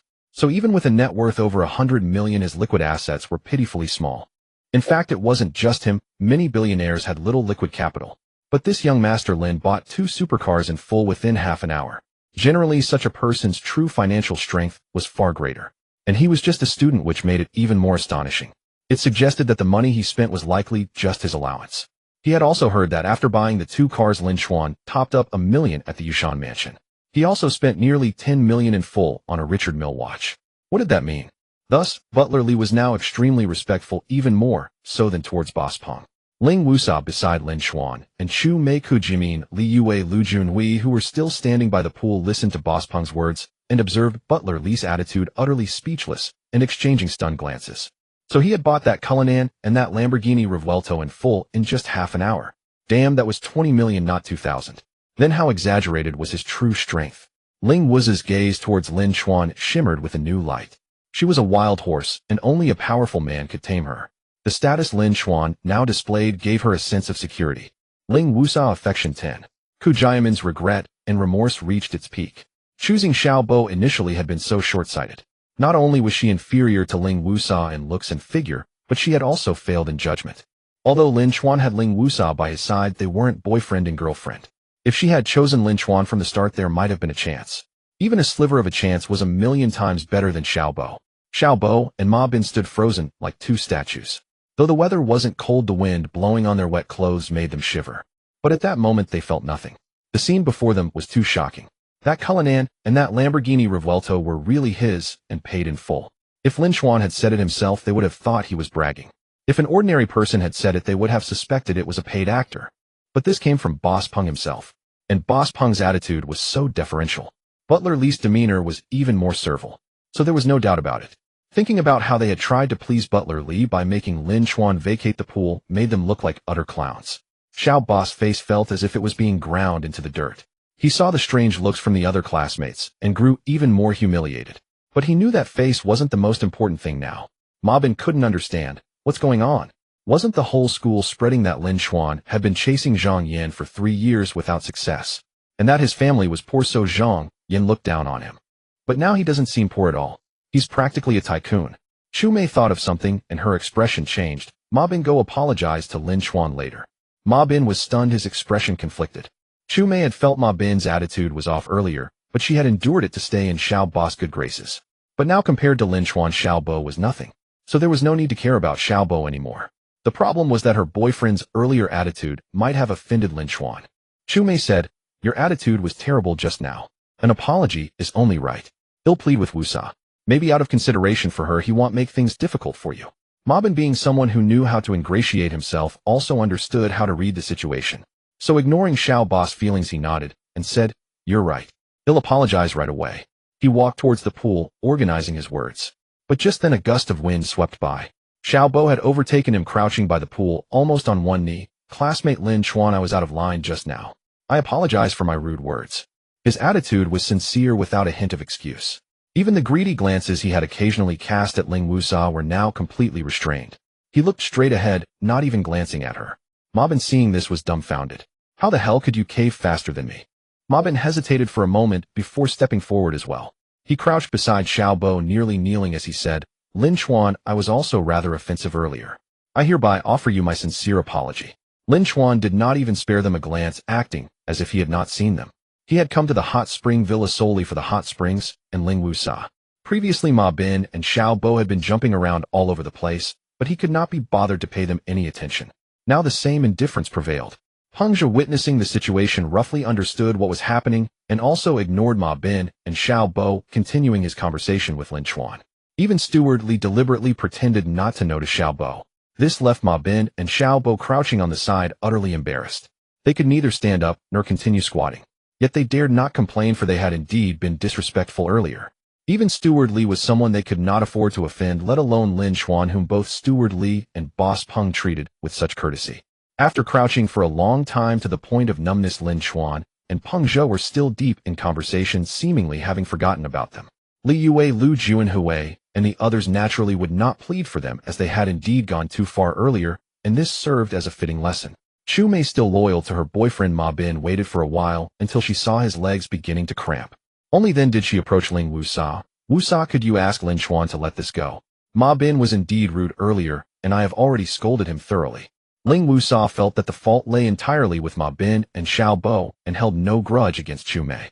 She glanced at Lin Chen and said they offended Lin Chen, or it is up to him to let go of his anger. Chu Mei then spoke. Lin Chen, could you be magnanimous and let them off the hook? Lin Chen had a decent impression of Chu Mei, and as classmates did not wish to make things too unpleasant. I never said I would do anything to them. From the very beginning, I never paid them any mind. Upon hearing this, Ma Bin and Xiao Bo felt as if they had received a pardon. They stood up, but their legs were so numb that their knees buckled, and they nearly fell. Only by supporting each other did they manage to rise unsteadily. Yet Lin Chen did not even acknowledge them, continuing his conversation with Peng Zhe, as if he had truly never cared about them from the bottom of his heart. In an instant they seemed even more like clowns. From the start, Lin Chen had never paid them any attention, and there was no enmity between them. It was they who insisted on showing off and finding fault with Lin Chen at every turn. Then, after witnessing Lin Chuan's prowess, they were forced to grovel. If only they had treated him as a classmate from the beginning and simply enjoyed the outing, none of this would have happened. After chatting for a while longer, Peng Zhe brought up the main topic. Young Master Lin, there is actually a business deal I would like to discuss with you. The villa you are staying in now is part of the Hot Spring Villa estate. You must have some understanding of its condition, right? The environment is pleasant and it is adjacent to the hot springs. Although the decoration is average, it is not bad. Moreover, it is only 4 or 5 kilometers from Jianghai University. Have you ever considered purchasing one? Upon hearing this, Ling Wusa, Li Yue, Lu Juanhui, and the others pricked up their ears. To be honest, the buying and selling of villas at the Hot Spring Villa was far beyond their reach. Even renting one for a night was prohibitively expensive for them, so they usually had to gather a larger group to split the cost. Even then, it was only an occasional luxury. Ma Bin and Xiao Bo, however, felt a stir of realization, understanding even more why Peng Zhe was so deferential to Lin Chen. It turned out that Peng Zhe needed something from Lin Chen. The very man they could not even hope to curry favor with had to beg Lin Chen, which made them realize once again the immense gap between themselves and Lin Chen. Lin Chen, however, refused bluntly. I am not interested. Peng Zhe was taken aback, his prepared speech abruptly cut short. Seeing that Lin Chen seemed genuinely uninterested, he did not press further lest he come across as a pushy salesman and invite disdain. Lin Chen explained, the environment of the hot spring villa is indeed decent, and being close to the hot springs is a major advantage. However, it has been developed into a resort with too many tourists coming and going. Moreover, the decoration is indeed too ordinary and low class. Ling Wusa, Li Yue, Lu Juanhui, Ku Jiamin, and the others were somewhat stunned upon hearing this. When they heard he was not interested, they had assumed it was due to financial concerns, as buying a villa was no small matter. They never expected that he would look down on the class of the hot spring villa. These villas, after all, were luxury homes worth over 20 million yuan. In your eyes, they are merely low class. Peng Zhe, however, brightened at these words. What about the luxurious villas at Yunlu Mountain Residence up above? Would young Master Lin be interested? Lin Chen nodded at this. Yunlu Mountain Residence, now that is worth considering. Boss Peng truly has considerable wealth, owning so many properties. Yunlu Mountain Residence was not far away, a mere 300 meters in a straight line, nestled at the foot of Yunlu Mountain, with a serene environment and lavish decoration. It was the highest altitude villa area in Jianghai City, offering an unobstructed view of the sea from above a panoramic sweep. Its advantage, though not quite matching a seaside villa, was still quite remarkable, commanding a view of both the mountain and the sea. Moreover, it was not far from the hot springs, which was another significant benefit. Upon hearing Lin Chuan's words, a sharp glint flashed in Peng Zhe's eyes as he humbly said, I bought it with a loan. There is no real wealth to speak of. I initially planned to speculate on real estate, but the situation turned unfavorable. To be honest with you, I am even struggling to pay the mortgage now.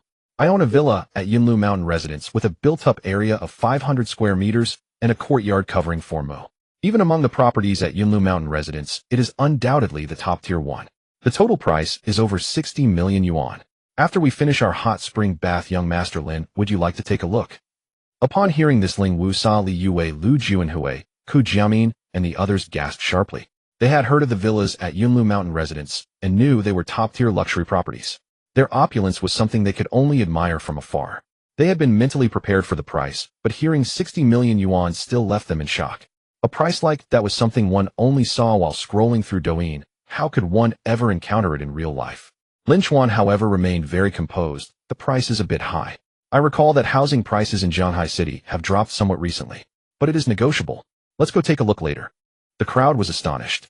Lin Chen was actually serious about buying. Even with negotiation, a price of over 60 million could hardly drop below 50 million, could it? Peng Zhen nodded vigorously. It is negotiable, it is negotiable. If young Master Lin is willing to pay in full, I can reduce the price by 2 million. A loan is also possible, but the discount would not be as favorable. Lin Chen said, if I buy it, I will definitely pay in full. Upon hearing this, Peng Zhe was even more overjoyed as he was in desperate need of cash flow at the moment. If it were a loan, the procedures would have to be handled, and given his many loans and leveraged positions, complications might arise. With a full payment, there would be no issues at all. Under normal circumstances, one would hardly dare to ask about full payment, as few people could afford to pay tens of millions in a lump sum for a house.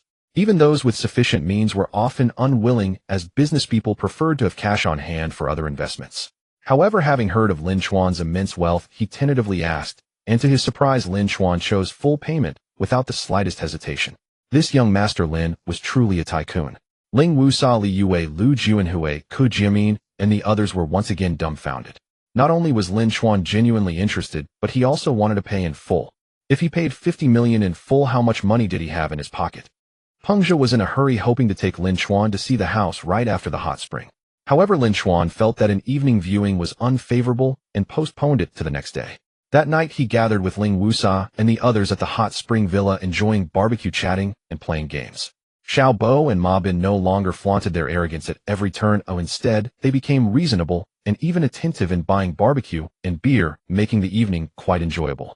Xiao Bo not only dared not harbor any thoughts toward Ling Wusa, but even went out of his way to bring Ling Wusa and Lin Chen together. After finishing a skewer of beef, Lin Chen said to Ling Wusa, tomorrow morning come with me to check out the Yunlu Mountain Villa. Want you? Ling Wusa blinked and replied, such an important matter. How could I be qualified to help you judge it? Lin Chen responded, more people mean more eyes. I think you have good taste and can offer valuable advice. If everyone has nothing to do tomorrow, let's take a look together. Sure. Li Yue, Lu Juanhui, and the others who had wanted to bask in the glory anyway readily agreed. Ling Wusa glanced at Lin Chen and gently wrinkled her nose. His words stirred a slight ripple in her heart. Asking her to help with the house viewing, she had thought it might carry some special meaning. But this guy ended up inviting everyone else along. Just as she was thinking him dense, Lin Chen leaned close to her ear and whispered, I don't really care much about others' opinions, I mainly want yours. Ling Wusa couldn't help but curl her lips upward slightly and shot him a playful glare. Come on, I'm not your someone, nor am I an expert. What use would my opinion be? Though she said that her heart likely thought otherwise, as her affection meter moved Ling Wu's affection 3. She didn't realize that her mood had already begun to fluctuate with Lin Chen's actions. That night, Lin Chen slept soundly at the hot spring villa. Waking early the next morning, he messaged Peng Zhe, who replied instantly. Within 3 minutes, Peng Zhe appeared in front of the villa. Ling Wusa, Li Yue, Lu Juanhui, and the others, eager to see the Yunlu Mountain Villa, had risen early and were waiting. Even Ku Jiamin, Chu Mei, Ma Bin, Xiao Bo, and the rest wanted to join in the excitement. The group drove to Yunlu Mountain Villa. Entering the villa area, they immediately felt the greenery and scenery were extraordinary, somewhat Nordic in style, with a serene environment. Approaching a luxurious villa, they opened the door and were greeted by a vast and exquisite front yard, a pristine private pool, and a magnificent 2-story villa. Everyone was momentarily stunned. This was far too lavish. This wasn't a house, it was a prince's estate. Stepping inside, they were mesmerized by the opulent decor, the kind of villa they had only ever seen on television. Peng Zhe said, Mr. Lin, we've never lived in this villa. The decor and furniture are all brand new. The renovation alone cost a fortune. I originally hoped for a big profit, but then the housing market took a downer. Now I just want to recoup my investment. Peng Zhe's words sounded like the truth, though they could also be sales talk akin to selling at a loss, so Lin Chen listened, without fully believing. However, after checking online last night, the villa's price was indeed close to what Peng Zhe had quoted. After a thorough tour inside and out, Lin Chen was quite satisfied with the villa's decor, the environment of the villa area, and the surrounding amenities. Peng Zhe asked Mr. Lin, what do you think? Instead of answering, Lin Chen turned to Ling Wusao. Wusao, what's your take? Hearing this, Peng Zhe looked nervously at Ling Wusao. It seemed Lin Chen valued this girl's opinion greatly. But in truth, Lin Chen had already made up his mind. He just casually asked Ling Wusao to show respect, mindful of the need to boost her affection. Sure enough, Ling was his affection too. Seeing that Lin Chen truly asked her, her expression clearly showed delight. I think it's great. The decor style, the villa area environment, and the surrounding amenities are all good. Leaving the villa area offers convenience, while entering it provides tranquility.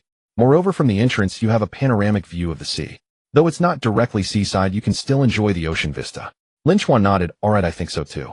Boss Peng, let's sit down and negotiate the price. Everyone's eyes widened. Was he already making a decision? Though he had expressed interest yesterday, actually negotiating was another matter. Peng Zhe beamed. Great. When it came to bargaining, Lin Chen and Peng Zhe went into a side meeting room while the others were free to look around. Li Yue marveled as she wandered. This villa is so luxurious, the kind only the wealthy in TV dramas can afford.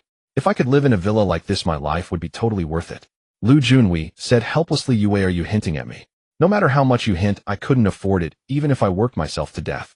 Not just this villa, I couldn't even buy a single bathroom. Li Yue rolled her eyes. You're overthinking it. I'm just expressing admiration. Expecting you to buy it is wishful thinking. Come on, take a photo for me as a souvenir. This might be the only time in my life I step into such a high-end mansion. Should I capture the mountain view or the sea view? Lu Junhui patiently helped his girlfriend choose the right angle. If he couldn't afford the villa, at least he could take good photos. Ku Jiamin's heart raced as she looked at the villa, as she felt regret once more for choosing to ride in Xiao Bo's car. Otherwise, even if she had no chance to become Lin Chuan's girlfriend, building a small connection might bring immense help in the future. Ma Bin and Xiao Bo meanwhile stood like lackeys, not daring to sit, afraid of dirtying the sofa. They were even more terrified of bumping into anything, fearing that a single knock might cost them their entire savings. Chu Mei, on the other hand, schemed inwardly about how to use Ling Wusao to mend her relationship with Lin Chuan. Less than half an hour later, Lin Chuan and Peng Zhe emerged from the meeting room, and from afar Peng Zhe's hearty laughter could be heard. Mr. Lin, a pleasure doing business. With this full payment of 51 million, my funds can finally start flowing again. Of course, you've also made a great deal at this price. Everyone was stunned. Had he really bought it? The agreed price was 51 million. That was over 50 million. Didn't he need more time to consider? Lin Chuan said, a pleasure doing business, Boss Peng. I'm quite satisfied with the overall garden design. But I'd like to add some bonsai. Do you have any good recommendations? Peng Zhe replied, I do know a friend whose bonsai are top-notch, perfect for you. Lin Chuan nodded. Do you have any old cliff cypress that's been downsized from large to small over centuries, or other rare trees? Peng Zhe said, Mr. Lin seems to be a connoisseur. My friend should have some. Among them is one that has won numerous awards, priced at 1 million, but it's priceless and hasn't sold yet. Lin Chuan responded, have him hold on to it. I plan to buy about 4 million worth of bonsai. Hearing Lin Chuan's words, everyone was dumbfounded. He casually bought a 51 million villa in full, and now he was about to spend another 4 million on bonsai. Was money no longer an object? For the first time they witnessed such a flagrant display of wealth. Ling Wusao watched Lin Chuan, who spent tens of millions, with such ease, her eyes shimmering affection. 5. Though Xiao Bo and Ma Bin had already apologized and Lin Chuan had forgiven them, they couldn't help trembling once more. Just what level of god-tier tycoon had they provoked? The handover was completed swiftly, and the Cloud Mountain Villa No. 6 officially became Lin Chuan's property. The bonsai had already been ordered and was en route. Glancing at his savings, Lin Chuan asked Boss Peng, do you have any good housekeepers to recommend? A villa this large can't possibly be cleaned by myself. Having just purchased a 55 million villa and then a 4 million bonsai, he was eager to find a housekeeper, all in a bid to spend the 100 million as quickly as possible. Ling Wuz's favorability had already risen by 30, adding to the previous 170, reaching 200, and meeting the criteria for Task 3. Once he spent the entire 100 million, he could complete Task 3. Peng Zhe said, I'm not well versed in this area, but we could ask Steward Li, he surely knows. Peng Zhe made a call, and soon Steward Li hurried over. He could have easily sent someone else, yet he came in person, enthusiastically recommending a housekeeper to Lin Chuan. Steward Li said, I recommend Aunt Zhang. She's been in this line of work for over a decade, experienced and highly praised. Her last employer moved abroad and wanted to take her along, but she prefers staying in the country, so she didn't follow. She lives nearby, making it very convenient for her to come. In less than half an hour, Aunt Zhang arrived. She was in her 40s, dressed simply yet neatly with a demeanor that exuded comfort and a warm smile. A brief conversation sealed the deal. A trial month at a salary of 15,000 with a permanent position at 20,000. To expedite spending, Lin Chen prepaid a month's wages. Lu Juanhui, Li Yue, Ku Jimin, Chu Mei, and the others widened their eyes upon hearing the salary. They no longer envied Lin Chen, instead they began to envy his housekeeper. Ku Jimin regretted even more.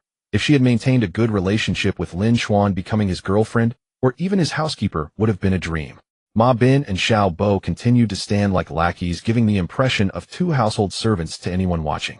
With a few $100,000 left, Lin Chen bought new bed linens and covers, having Aunt Zhang list everything for a complete replacement of personal items. Aunt Zhang stayed on to start cleaning. Although Peng Zhe had maintained the villa well, a thorough cleaning was necessary before moving in. The group decided not to linger and hinder the work, so they went to soak in hot springs, bought fresh seafood at a nearby market, and gathered for another meal. In the afternoon, everyone returned to school, as staying overnight here was already a luxury for them. Lin Chen stayed behind. Originally, Ling Wusa and Lu Junhui were to drive their cars back. But with the villa now his home, there was no need to leave 3 cars at the school gate. He kept the Cullinan and sent them back in the Mercedes G63. That evening, after a shower, Lin Chen lay on the spacious, comfortable bed. The silence was profound, the house so vast that neighbors felt distant. He shook his head and sighed with a hint of humble brag. A house too big isn't good either. Rubbing his hands, he opened the system panel. Task 3 was completed and Task 4 had refreshed. The 4th tranche of simp funds 1 billion. Main Task 4, spend the 4th tranche within a month, gain 400 favorability points from beauties rated 8 or above, raise 3 such beauties favorability to 80 and 1 to 90. Completion reward 400,000 plus 4 draws. Failure penalty freeze all remaining simp funds. Lin Chen was taken aback. This task had significantly increased in difficulty. Not only was the total favorability raised to 400, but there were additional requirements, raise 3 beauties favorability to 80 and 1 to 90. However, with the simp funds now at 1 billion, Lin Chen felt these weren't insurmountable issues. Checking the rewards, he saw that 300,000 had already been deposited. As usual, this reward was saved, while spending came from embezzling the simp funds. Glancing at the 600,000 in his card, he considered transferring it all to his parents. But on second thought, he decided to wait for the right moment. The money needed a plausible explanation, otherwise his parents would be too afraid to spend it, worried that their son might have done something illicit. Lin Chen checked another reward, 3 draws. He clicked the draw button, and the wheel spun. When it stopped, the pointer landed on the largest slot. Unsurprisingly, another 5 attribute points. After adding them, his attributes were physique 15, strength 14, agility 14, spirit 15. He clicked again, and this time the pointer stopped on a small slot, Heart Whisper Talisman. Heart Whisper Talisman, use it to hear a bowtie's inner thoughts, better fulfilling her wishes. Suggestion, use it when a beauty is angry and you can't guess her thoughts. It works wonders. Lin Chen couldn't help but scoff such a simp system. Even special prizes were designed for pleasing women. But with the prize in hand, he didn't have to follow the system's advice. For instance, he had taken the beauty pill himself. This Heart Whisper Talisman might prove useful in critical moments. He drew again, and the pointer stopped on another small slot, Body Tempering Pill. Just the name made Lin Chen's eyes light up. It sounded extraordinary. Body Tempering Pill, taking it tempers the physique, removes bodily impurities, and brings muscles and bones to perfection. Suggestion, give it to a beauty to improve minor postural issues like rounded shoulders and hunched back, alleviate back pain and menstrual irregularities, and grant a light ethereal body with icy skin and jade bones. After taking it, her favorability toward you will soar. This time Lin Chen didn't even bother to mock. Without a moment's hesitation, he popped it into his mouth and swallowed. Unlike the beauty pill, its effects were immediate. A surge of heat rose from his abdomen, followed by a full-body fever and drenching sweat. Fresh from his shower, he dashed back into the bathroom. As he washed, he noticed a dark residue seeping from his skin, the water turning murky. This lasted over half an hour before stopping. He felt an incredible lightness and fell asleep the moment he hit the bed. The next morning, he stood before the mirror utterly stunned. Before, he was merely thin with decent proportions, calling him lean-muscled was a stretch. Now his muscles were explosive. Not bulky, but the kind that looked lean in clothes and ripped without. Perfect chest, abs, deltoids, lats, teres major, and legs. It was as if a top natural bodybuilder had meticulously sculpted every muscle, turning him into a masterpiece of human aesthetics. And he seemed to have grown 2 or 3 centimeters taller.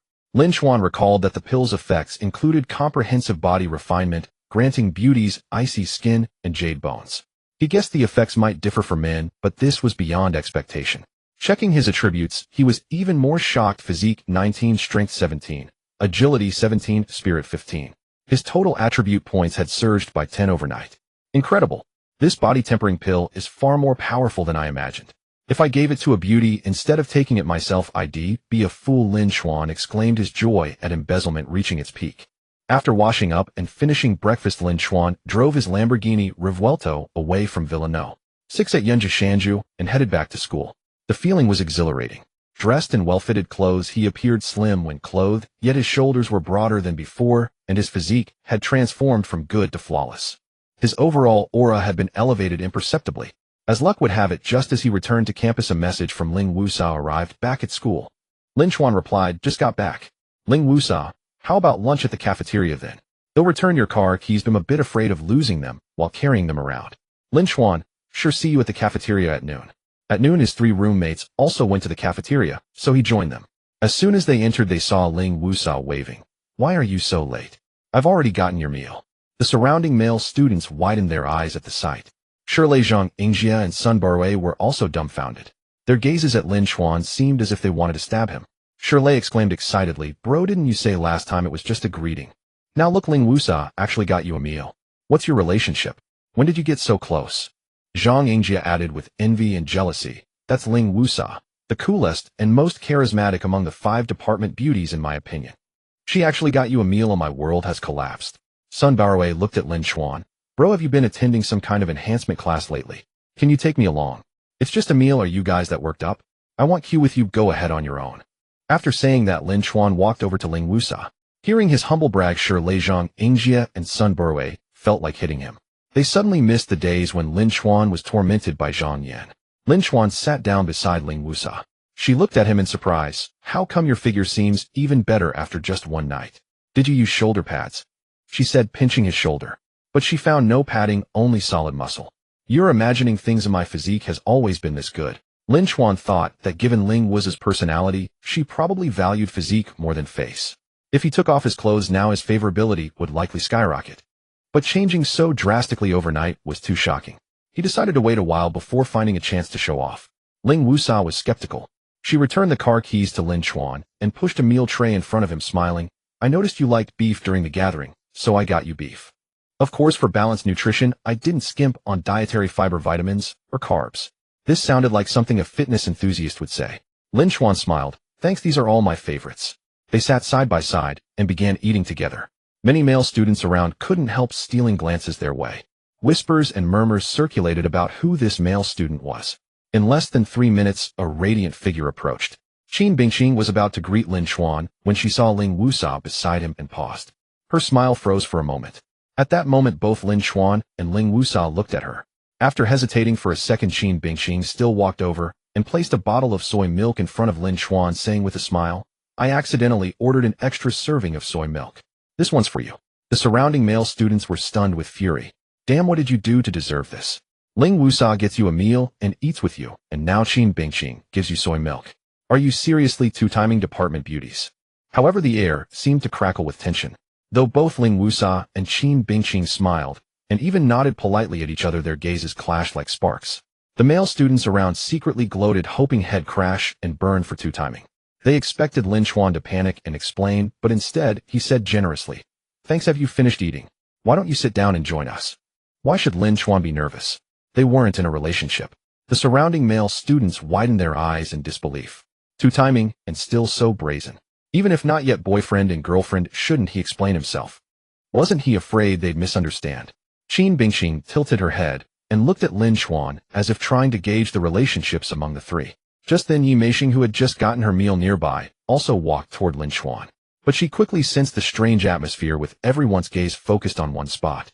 Following the crowd's gaze, she understood why. Seeing Ling Wusa and Qin Bingqing beside Lin Chen, a flicker of surprise crossed Yi Meishing's eyes. Wei Shuefen exclaimed in astonishment, while Lin Chen is on good terms with both Ling Wusa and Qin Bingqing. Yi Meisheng's expression remained unchanged as she smiled. Now that he's so outstanding, it's natural for girls to be drawn to him. Wei Shuefen, so what do we do? Should you still give him the sizzling chicken steak you got for him? Of course, why not? They don't seem to be his girlfriends yet. Can they control Lin Chen? Without a moment's hesitation, Yi Meisheng walked straight over. Compared to Qin Bingqing, Yi Meisheng appeared more natural, as she placed a sizzling chicken steak in front of Lin Chen, and said with a smile, "This is my favorite sizzling chicken steak. Try it." Yi Meisheng acted as if she were merely recommending a favorite dish to a classmate with no other intentions. Her gaze met Qin Bingqing's and Ling Wu's, and she nodded naturally in greeting. However, both Qin Bingqing and Ling Wusa showed slight fluctuations in their expressions, as if giving Lin Chen a subtle glare. Lin Chen remained composed. He cut a piece of the sizzling chicken steak and tasted it. "Although I've had it before, this one you got me seems several times more delicious than usual." The surrounding male students were even more stunned. "Damn, not two but three department beauties. How did you deserve this? You're just ridiculously handsome, have a killer body, dress impeccably, and look wealthy. Fine, even if you're outstanding, you can't three-time department beauties, can you? And you're so brazen about it." All the male students' eyes turned red with envy, wanting to cut Lin Chen down. Just then Shirlei Zhang, Ingjie, and Sun Burwei got their meals. As they walked over, they saw the scene of Lin Chen with three department beauties and stood frozen in shock. Not only Ling Wusa but Qin Bingqing and Yi Meisheng were also eating with him. Though they were his roommates at that moment, they truly wanted to cut Lin Chen down too. "Damn it, bro, how could you let others live?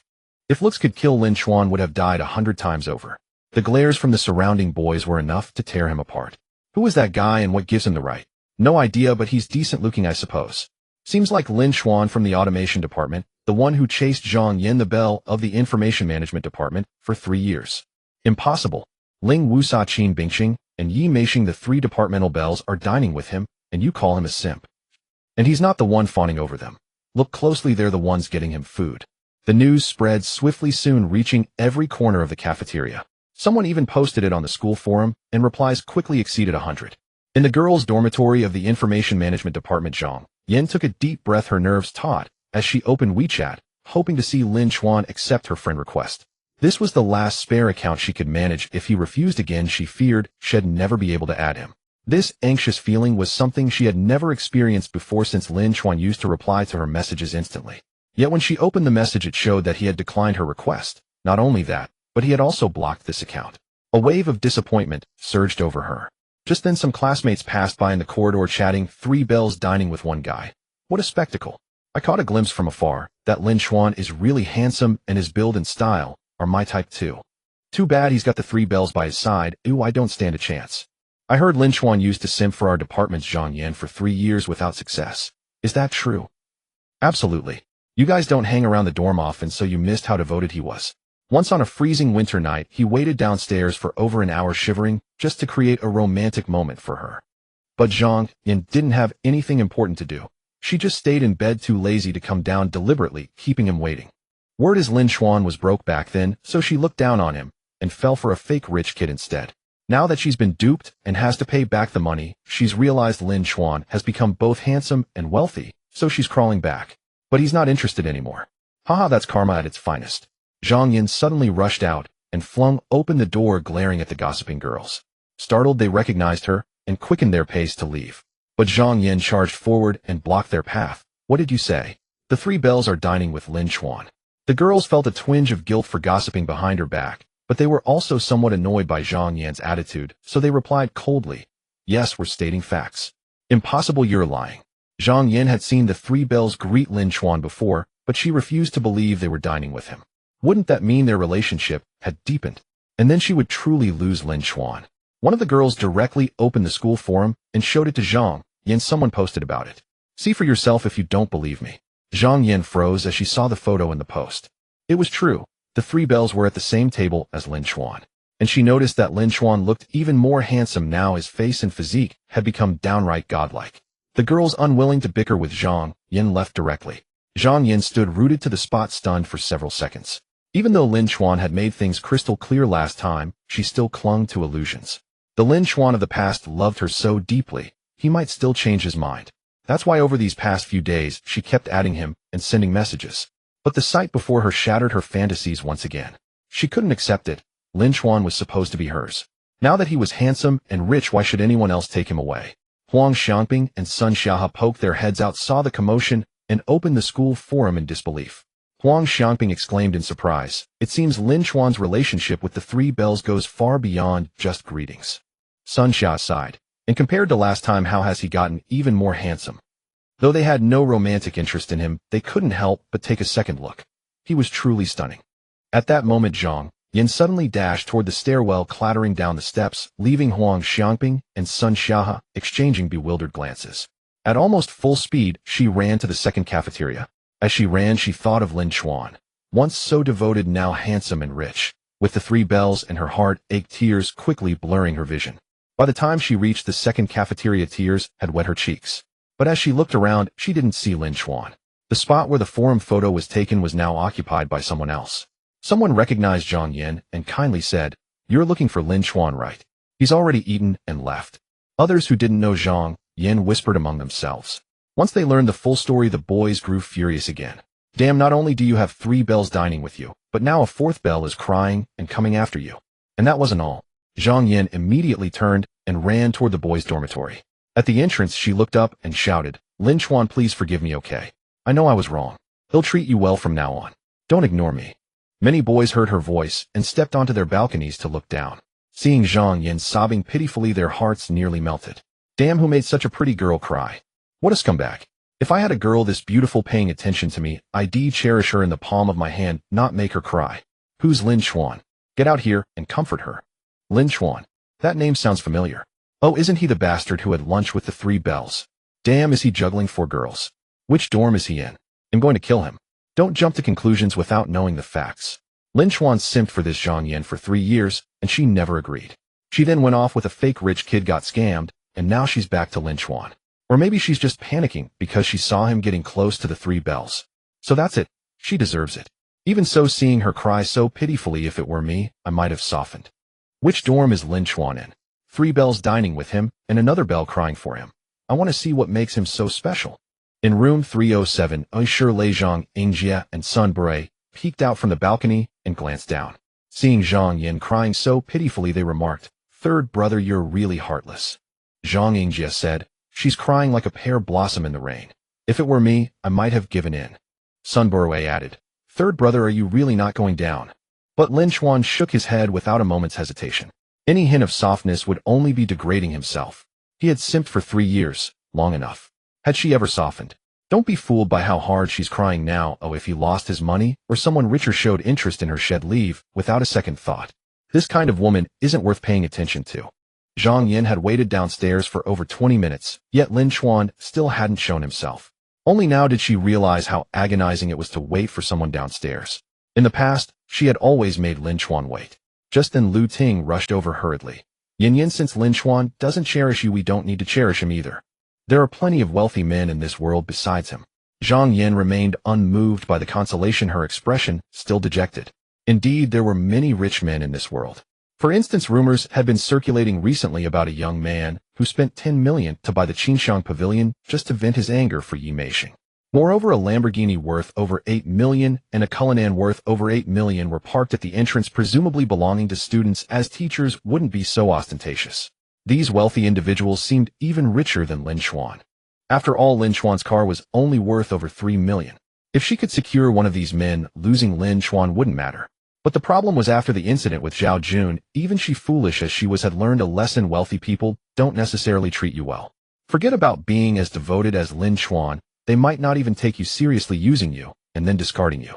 Moreover, the true identities of those wealthy men remained unknown, so Zhang Yin held little hope. Lu Ting leaned close to Zhang Yan's ear and whispered, "Yin, I've contacted a senior who attended Yi Meixing's birthday party. I gave her a gift, and she's starting to loosen up. With a little more chatting, she'll surely reveal who that young man who spent millions is. I've also found out that the Lamborghini and Cullinan were driven away the day before yesterday to go with Ling Wusa to the hot spring resort. They'll soon get in touch with someone who went on that trip. The one who spent millions on the Qinxiang Pavilion, the Lamborghini owner, and the Cullinan owner. Aren't all of them richer than Lin Chuan? Once you snag any one of them, Lin Chuan will regret it. Bring your new boyfriend to him, and see if he can still be smug."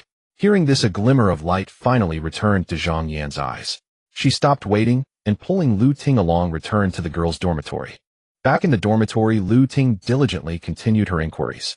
She was so devoted not because she was seeking a man for herself. In truth, it wasn't that she didn't want to, but she had self-awareness. Her looks were too plain for wealthy men to notice. If Zhang Yan caught the eye of a rich man, Lu Ting could bask in the reflected glory, dining at upscale restaurants, attending shows, swimming, and even receiving nice little gifts from wealthy men trying to get information about Zhang Yan. Zhao Jun, for instance, had given her some presents. Roommates Huang Xiangping and Sun Xia noticed Zhang Yan's mood had lifted and were puzzled. After observing for a while, they realized the two were seeking other wealthy men. They were speechless. Couldn't they for once stop thinking about leeching off the rich? Still, knowing their characters, they weren't particularly surprised. After all, a leopard can't change its spots. Look, the senior is willing to talk, Lu Ting said excitedly. Zhang Yan quickly leaned in. The senior replied, "Stop sending gifts, I'll tell you. It's not a big secret anyway. Everyone at the party knows. But he doesn't seem to want attention, so we shouldn't gossip. He'll tell you, but don't spread it around." Lu Ting quickly responded, "Don't worry, I won't say a word." The senior said, "The one who spent millions to vent for Meishing is actually a junior from the automation department, Lin Chen. I heard he once pursued the beauty of the information management department. Aren't you from that department? Have you heard of him?" Lu Ting and Zhang Yan's eyes widened as they read this. They froze for 2 seconds, their minds struggling to process it. The mysterious spender who had thrown millions for Yi Meisheng's sake was actually Lin Chen. They had assumed it was a senior. Lu Ting exclaimed excitedly, "Lin Chen from the automation department, a junior. Are you sure, senior?" The senior replied, "Of course I'm sure. I saw him spend 15 million to buy the Qinxiang Pavilion restaurant and store. He also bought 2 million worth of wine and opened 2 bottles worth over 200,000. I even had a sip. What do you know him?" She even sent a photo. It was a group picture from the birthday party, and in the middle was unmistakably Lin Chen. Lu Ting and Zhang Yan were stunned. Could it really be Lin Chen? Just days ago, he had spent millions on watches and cars, and now he could casually throw millions to defend a girl. Zhang Yan was both shocked and jealous. Lin Chen had spent millions for another girl's sake. In the past, he had only been good to her, the one who should have been the recipient of such extravagant gestures. No wonder Yi Meisheng was so close to Lin Chen. What girl wouldn't be moved by a man spending millions to defend her? Zhang Yan stomped her foot in frustration. She shouldn't have left the boys' dormitory so quickly. It made her seem insincere. Lu Ting was dazed for a long moment before snapping back and consoling her. "It's okay, Yin Yan. There's still the Lamborghini and Cullinan owners. Speak of the devil and he appears." Someone involved has responded. The hot spring resort trip from 2 days ago wasn't a secret operation, so it wasn't hard to find out with a bit of effort. The person Lu Ting had contacted replied, "Why are you asking about this?" Lu Ting said, "Nothing, just curious. Everyone on the forum is guessing, and I want to know who the owner is. Could you at least tell me about one car?" "I can tell you, but don't spread it around. He seems low-key and wouldn't want gossip." "But telling you about one car means telling you about all 3, because the Mercedes G63, a Lamborghini Revuelto, and Rolls-Royce Cullinan all belong to the same person. He's also a junior from the automation department, Lin Chen." Honestly, I was shocked too when I found out. There was even someone trying to show off with a few off-road vehicles in front of him, but his godly cars crushed the scene. The classmates started off reluctant, but soon got carried away sharing the story. But Lu Ting and Zhang Yan had stopped reading. The name Lin Chen made their minds go blank. The Lamborghini Revuelto and Rolls-Royce Cullinan belonged to the same person, and it was Lin Chen again. Just days ago, he had bought luxury cars and watches, then spent millions on the Qinxiang Pavilion, and now another 20 million on the Lamborghini Revuelto and Rolls-Royce Cullinan. Just how wealthy was he? The 3 or 4 rich men they had set their sights on had merged into one super wealthy man. Lu Ting was numb, feeling she could no longer fathom Lin Chen. His wealth was beyond her comprehension. Zhang Yan stomped her foot again, crying in frustration, "It's all your fault. That day I saw Lin Chen buying a Rolex, and you insisted he might just have come into some money nowhere near Zhao Jun. Just now I wanted to wait downstairs and make him change his mind, but you said you'd found someone richer." Lu Ting was dumbfounded. She hadn't expected Zhang Yan to blame her. She felt wronged, but couldn't argue. At first, hearing that Lin Chen spent hundreds of thousands a day, she assumed it was a small windfall. Later, learning he wore a Patek Philippe and drove a Mercedes G63, she thought he had more money than expected. But how could she have imagined that it wasn't just a matter of more money? Now it seemed like he was a legendary young master from a wealthy family, and she had urged Zhang Yan to give up on such a catch. Yet in the end, it was Zhang Yan's own choice. Huang Xiangping and Sun Xia had planned to ignore them, but their internal conflict piqued their curiosity. Leaning in to see the chat, their eyes widened. What the hell? The mysterious spender who threw millions for Yi Meisheng, the Lamborghini Revuelto owner, and the Rolls-Royce Cullinan owner, were all Lin Chen. So Lin Chen wasn't just rich, he was a scion of a wealthy family. and Zhang Yan's dream of marrying into wealth had been right beside her all along. In the male dormitory room 307 of Heian, Lin Chen received consecutive system notifications. Zhang Yan affection 5, Zhang Yan affection 5. Lin Chen was somewhat bewildered. What was happening now? Though this woman was detestable, this sudden surge in affection was surprisingly reassuring. Just then his phone buzzed with several message alerts. Opening it, he saw countless friend requests flooding in. Lin Chen, please accept my request. My heart aches so much, I'll die of sorrow if you don't add me. Regardless, there's still some bond between us. Lin Chen, can you really be so heartless? Lin Chen, I shouldn't have called you heartless. Everything was my fault. I never knew how to treasure you before. In the past, you chased me for 3 years. Now let me chase you for 3 years. Please don't ignore me, okay? Lin Chen felt not a shred of pity. He rejected her and blocked her. He didn't understand why Zhang Yan had suddenly become more desperate, but he didn't care. At that moment, Peng Zhe sent a message. Young Master Lin, a real estate developer friend of mine, learned about your purchase of my Yunlu Mountain Villa and insisted on getting your contact info. May I share it with him? Lin Chen replied. Is he looking for me to invest? Is he reliable? Having just received his 4th payout of simping funds, 1 billion yuan, Lin Chen was in need of avenues to spend money. He wasn't entirely opposed to real estate investment, but he knew the industry was fraught with pitfalls. After a brief silence, the other side responded, he's relatively dependable, but his real estate project is in a precarious state. If it weathers the storm, it could yield huge profits, but the risks are considerable. Lin Chen thought for a moment and replied, add him first, I'll hear him out. Soon a friend request came through. After accepting, the other party introduced himself. Young Master Lin, I hope I'm not disturbing you. My name is Zhang Quan, and I've long heard of your reputation. Lin Chen said, Mr. Zhang, let's skip the pleasantries. What can I do for you? Zhang Quan replied, Young Master Lin, you're a man of direct speech. I do have a favor to ask. I'd like to invite you to dinner. When are you free? The time and place are entirely up to you. Lin Chen said, let's skip the dinner. Just tell me straight. Zhang Quan said, all right, I'll get straight to the point. I'd like to ask if you're interested in real estate investment. I have an excellent project. Are you familiar with Senyu Xingyuan? It's the top-tier residential project in the newly developed Cooling New District, extremely popular lately. I secured this project long ago. All procedures are in order, and it's already half-built. It only needs finishing touches, capping, decoration, plumbing, and electrical work. But I'm facing a cash flow shortage. With just a bit of investment. Zhang Quan elaborated, painting a rosy picture of the project. Many units had already been pre-sold, promising quick returns with just an injection of funds. However, Lin Chen lost interest halfway through. This project was already on the verge of becoming a stalled construction site.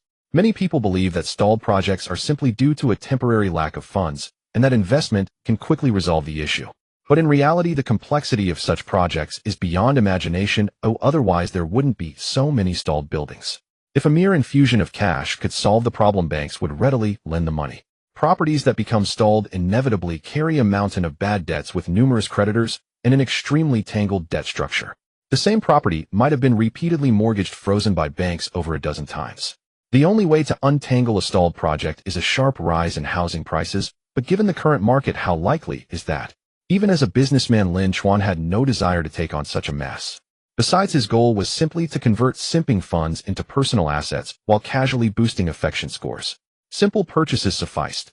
Why should he bother with such a complex, high-risk endeavor? Lin Chen declined, sorry, I'm not interested. Zhang Quan persisted, Young Master Lin, please reconsider. Once this project is completed, it's guaranteed to make a fortune. You won't have to manage a thing, and the profit cycle is extremely short. Lin Chen didn't reply and simply muted the conversation. At the Senyu Xingyuan project site, Zhang Quan and a middle-aged woman named Lu Fong stared intently at their phones. Seeing that Lin Chen had stopped responding after several messages, they let out a long sigh. Zhang Quan remarked, it seems this young Master Lin isn't the naive rich kid we thought. Lu Fong said he saw through the project's complexity. But we've mortgaged the property so many times that we can't borrow from banks anymore. This young Master Lin might be our last hope. Otherwise, we'll have to flee. Zhang Quan asked, but he's not interested. What can we do? Lu Fong replied, judging by his spending of tens of millions in just a few days, his family is extraordinarily wealthy. A few tens of millions, or even 100 million, is nothing to him. If we can win his favor, he might wave his hand and solve everything effortlessly. The question is how to win his favor. Lu Fong smiled, different people require different approaches. Target the right spot. Let me first find some students from Shanghai University to gather basic information about him. Money makes the world go round. Soon Lin Chuan's basic situation at school reached their hands. Lu Fang gave it a quick glance, and her eyes lit up. He's been in love with a girl for 3 whole years. Approaching her might make things 10 times easier. Zhang Quanan exclaimed joyfully, yes. We were so focused on his wealth that we forgot he's still a student, still at an age where he believes in love. Their investigation was superficial and outdated. They only knew Lin Chen like Zhang Yan, nothing more. They immediately set off for Jianghai University. On the way, they obtained Zhang Yan's contact information and reached out to her. Claiming to be Lin Chuan's friends, they gave the nearly despairing Zhang Yan a glimmer of hope, and she gladly accepted their invitation. Soon Zhang Quanan and Lu Fang arrived at a cafe near the campus. Moments later, Zhang Yan and Lu Ting hurried over. Seeing Zhang Yan's appearance, both Zhang Quanan and Lu Fang thought she was indeed beautiful, but they found it odd that her eyes were red and swollen, as if she had just been crying. As they pondered how to build rapport and use Zhang Yan to connect with Lin Chuan, Zhang Yan strode up to them, hope shining in her eyes, and asked, "Are you Lin Chuan's friends? Did he send you to find me?" Zhang Quanan and Lu Fang were taken aback. Lu Fang said, "No, he didn't send us. Have you two had a falling out?" Hearing that Lin Chuan hadn't sent them, Zhang Yan's face fell with disappointment. Lu Fang comforted her. "Young couples quarrel all the time. You'll make up soon." Zhang Yan said urgently, "Could you please pass a message to Lin Chuan for me? Or ask him to meet me. Tell him I truly realize I was wrong, that I shouldn't have skipped his birthday to accompany that rich second-generation Zhao Jun, and told him we should just be friends. Now I know who truly loves me. It'll be good to him for the rest of my life." Zhang Yan had never been the sharpest tool in the shed, and in her desperation, she clung to Lu Fang and Zhang Quanan as lifelines without verifying their claims. Zhang Quanan and Lu Fang were stunned speechless. It took them several seconds to process the situation. They stared at Zhang Yan as if she were an idiot, barely restraining themselves from roaring, "You had a billionaire, and you went chasing after some fake rich kid. Are you out of your mind?" Although Zhang Quanan and Lu Fang did not know the specifics, they had already grasped the gist from Zhang Yan's words. In simple terms, she had dumped Lin Chuan for a wealthy second-generation heir and now regretted it, but Lin Chuan would not take her back. Zhang Quanan and Lu Fang immediately felt that this trip had been a waste of emotion. This girl had lost her value. They had rushed over, setting aside their own affairs, even buying gifts and wearing flattering smiles. Lu Fang said somewhat reluctantly, "Have you tried apologizing to Mr. Lin and begging for his forgiveness?" Although she felt that Zhang Yan was truly foolish and her actions were utterly contemptible, and that the wealthy Mr. Lin would likely never regain his former feelings. Once a fruit is rotten, it can never be restored. But after all, Lin Chuan liked you for 3 years. Perhaps he still holds an obsession. Many people harbor obsessions for those they have loved for years. Zhang Yan frowned and said, "Do you think I haven't apologized? I've apologized countless times, but he still ignores me. What can I do? I originally thought since you said you were his friends you might help me. Are you even his friends?" Lu Fang said, "Then perhaps your apology was not sincere enough. Do you even realize what you have missed?" Zhang Yan retorted angrily, "Of course I know. He's become rich now. In just a few days he spent 10 million to buy the King Siang restaurant, 20 million on a Lamborghini and a Cullinan. Do you think I don't want to win him back? If I had a way, I would have done it already. If you have a way, I beg you to tell me." Lu Fang and Zhang Quanan exchanged a glance, realizing that Zhang Yan seemed unaware of the full picture. Lu Fang explained, "From what you say, it seems you only know part of the story. Did you know that on the same day Lin Chuan bought those 2 luxury cars, he also spent nearly 10 million on a Richard Mille watch? After that, he spent 51 million on a villa in Yunlu Shanshan. And all of these were paid in full. You didn't just miss out on a rich man. You missed out on a scion of a wealthy family comparable to Wang Xikong." Zhang Yan and Lu Ting's eyes widened at this. A watch worth nearly 10 million. A villa for 51 million. These figures were beyond their imagination. And this was Lin Chuan spending in just a few days, all in cash. They could no longer fathom just how wealthy Lin Chuan truly was. Zhang Yan's breathing quickened. Images of marrying into such a wealthy family flashed through her mind, and her regret deepened. "Yes, my apology was not sincere enough. I only waited downstairs for less than half an hour before leaving. In the past, Lin Chuan would wait for 1 or 2 hours, even in the dead of winter. The way Lin Chuan used to pursue me, I will pursue him back the same way. Persistently bringing him breakfast, bringing him an umbrella whenever it rains, no matter where he is, taking care of him when he catches a cold, preparing thoughtful gifts for him on holidays, arranging romantic trips for him. I can do all of this." Zhang Yan vowed, stealing her resolve. However, Zhang Quanan and Lu Fang's expressions grew increasingly grim instead of pleased. They now realized how much Lin Chuan had once invested in her. His deep affection was beyond their imagination. And that meant the chance of reconciliation was almost zero. Because the deeper the affection, the greater the hurt. Zhang Quanan sighed and signaled Lu Fang with his eyes to leave together. There was no need to waste any more time on Zhang Yan. But Lu Fang suddenly had an idea, giving Zhang Quan an await look, then said to Zhang Yan, I forgot to ask, what is Zhao Jun's identity? Can you introduce us? Zhang Quan slapped his thigh in admiration. Brilliant. As expected of Lu Fang, she had quickly thought of another way out. Since Zhang Yan had dumped Lin Chen for that, Zhao Jun must have some strength too. Even if Zhang Yan now regretted it, Lin Chen was certainly far more powerful. But as long as Zhao Jun could contend with Lin Chen to some extent, he would be strong enough to solve their current crisis. After all, their goal was to find someone to invest, and switching to that Zhao Jun would be just as good. Unexpectedly, Zhang Yan became furious at the mention of Zhao Jun. Don't mention that bastard. Whose side are you on? Zhang Quan and Lu Fang were taken aback again. What now? Had she fallen out with Zhao Jun too? Lu Fang couldn't be bothered to learn the details and handed Zhang Yan an exquisite box. Please, just help us make the connection. Since we can't get in touch with Mr. Lin, at least contact Zhao Jun. Seeing the brand on the exquisite box, Zhang Yan froze for a moment, and her fury instantly halved. Lu Ting's eyes also lit up, and she quickly nudged Zhang Yan, signaling her to accept the gift first no matter what. This was Van Cleef Arpels, easily costing tens of thousands. If sold, it could repay a significant portion of what she owed Zhao Jun. Zhang Yan snatched the box, opened it to reveal a delicate Van Cleef Arpels necklace, then pulled out her phone, opened WeChat with some disgust, and handed it over. Here, that's him. Lu Fang quickly added him while asking basic info. What company does his family run? Zhang Yan said impatiently, I don't know the specifics. I heard it's just a small construction company. A small construction company. Surname Zhao. Lu Fang and Zhang Quan froze, exchanging bewildered glances. As real estate developers, they naturally had to deal with construction companies. In fact, those were the companies they interacted with the most. They were familiar with the construction companies in Zhanghai City. They knew of a small construction company boss named Zhao. But they instinctively felt it couldn't be that one because that Zhao family's strength was very mediocre.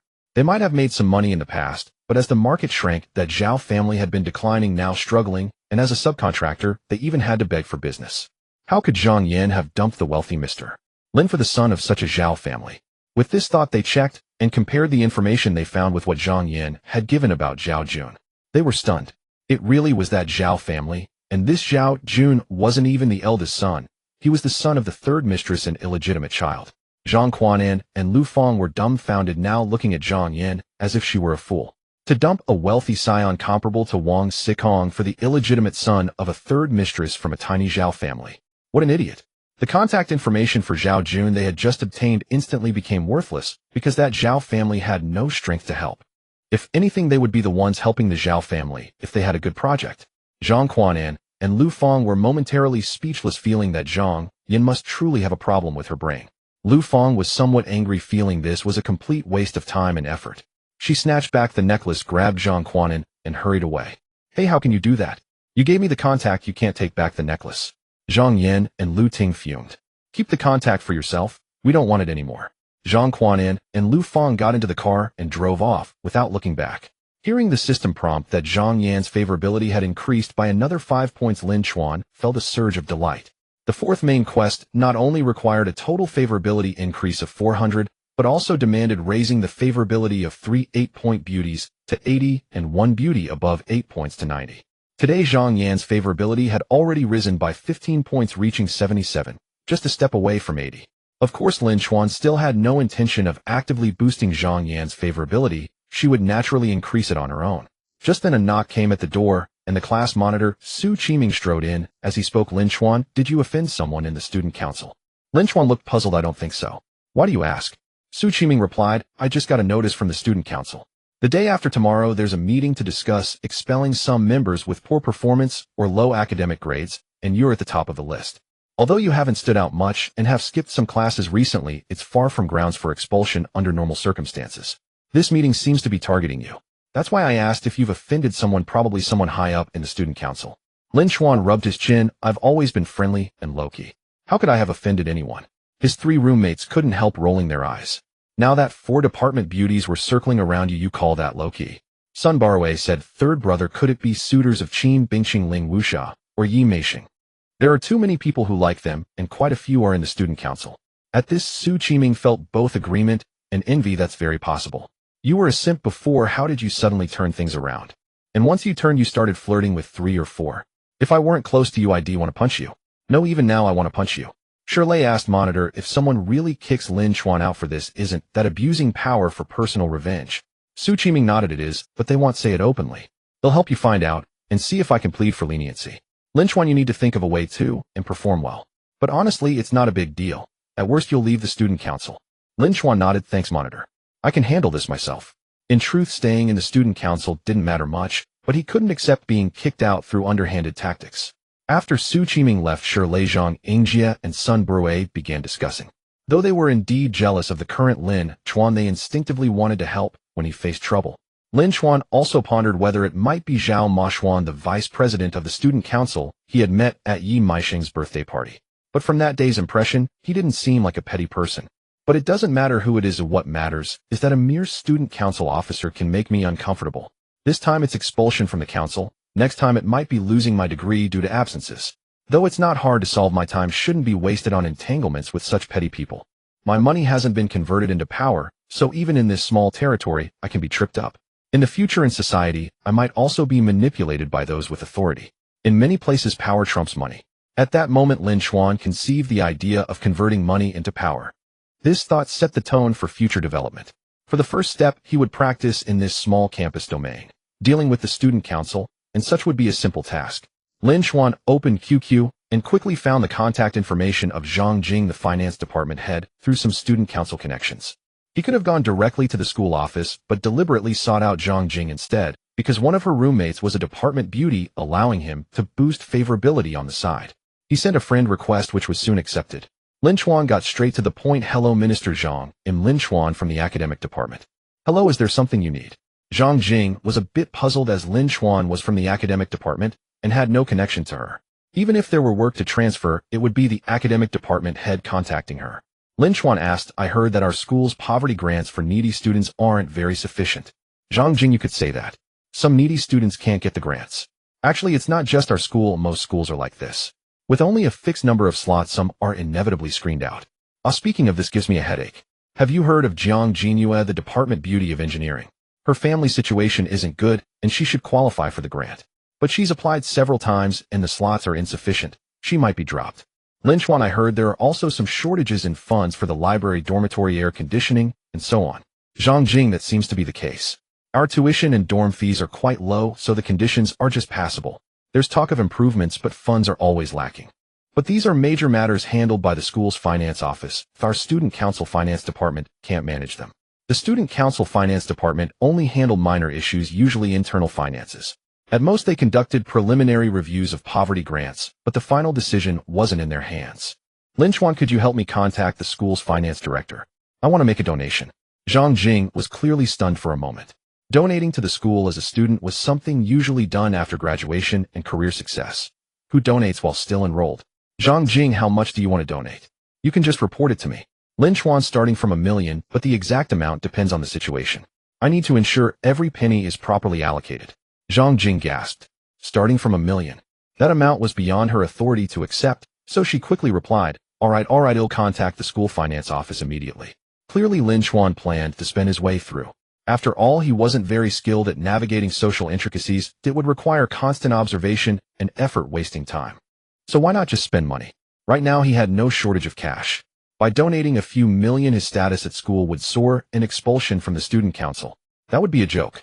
Moreover, Jiang Jinhua, the engineering department beauty, was a needy student who couldn't get the grant. This would be an indirect help to her, likely boosting her favorability too. Third brother, are you going to the piano club activity this afternoon? You're busy with student council stuff, so you probably won't go, right? Zhang Yingjie asked casually, while combing his hair, getting ready to leave. He clearly didn't expect Lin Chen to go.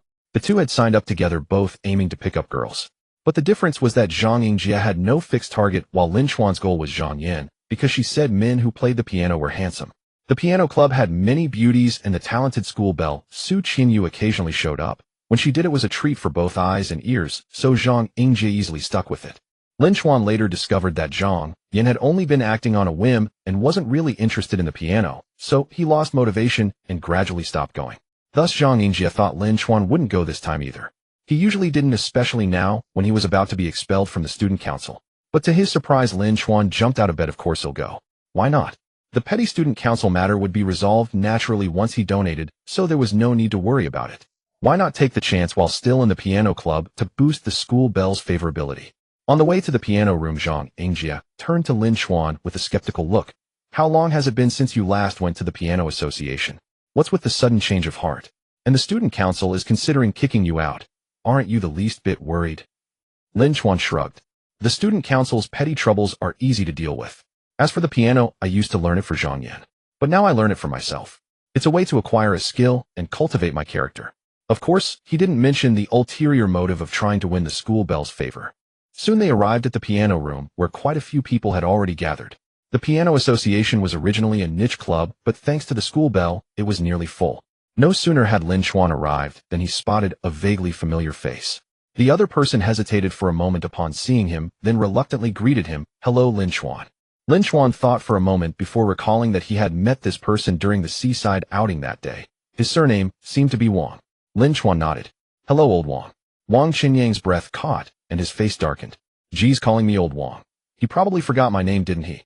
Still thinking back, he had been pretty inconspicuous that day. Lin Chuan's attention was likely all on Ling Wusa. Remembering that his surname was Wang was already a sign of decent memory. Wang Qinyang slightly regretted initiating the greeting. As someone rather introverted, striking up a conversation with an unfamiliar person took a lot of courage. Truly, one act of initiative could lead to a lifetime of introversion. Just then a stir rippled through the crowd as the school belle, Su Qinyu, approached gracefully with a few other girls. Su Qinyu was dressed in retro attire somewhat resembling Hanfu, her figure lithe and elegant, her every step swaying with charm. Her long hair billowed and her demeanor was refined like a noble lady stepping out of a painting. Yet her temperament was somewhat aloof, giving off an air of unapproachability. For this reason, even though she was voted the school belle by all the male students, she had few suitors. No one dared.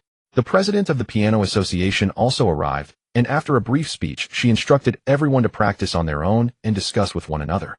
Shanghai University had a music department, but it wasn't a conservatory, so the piano room's equipment was merely passable.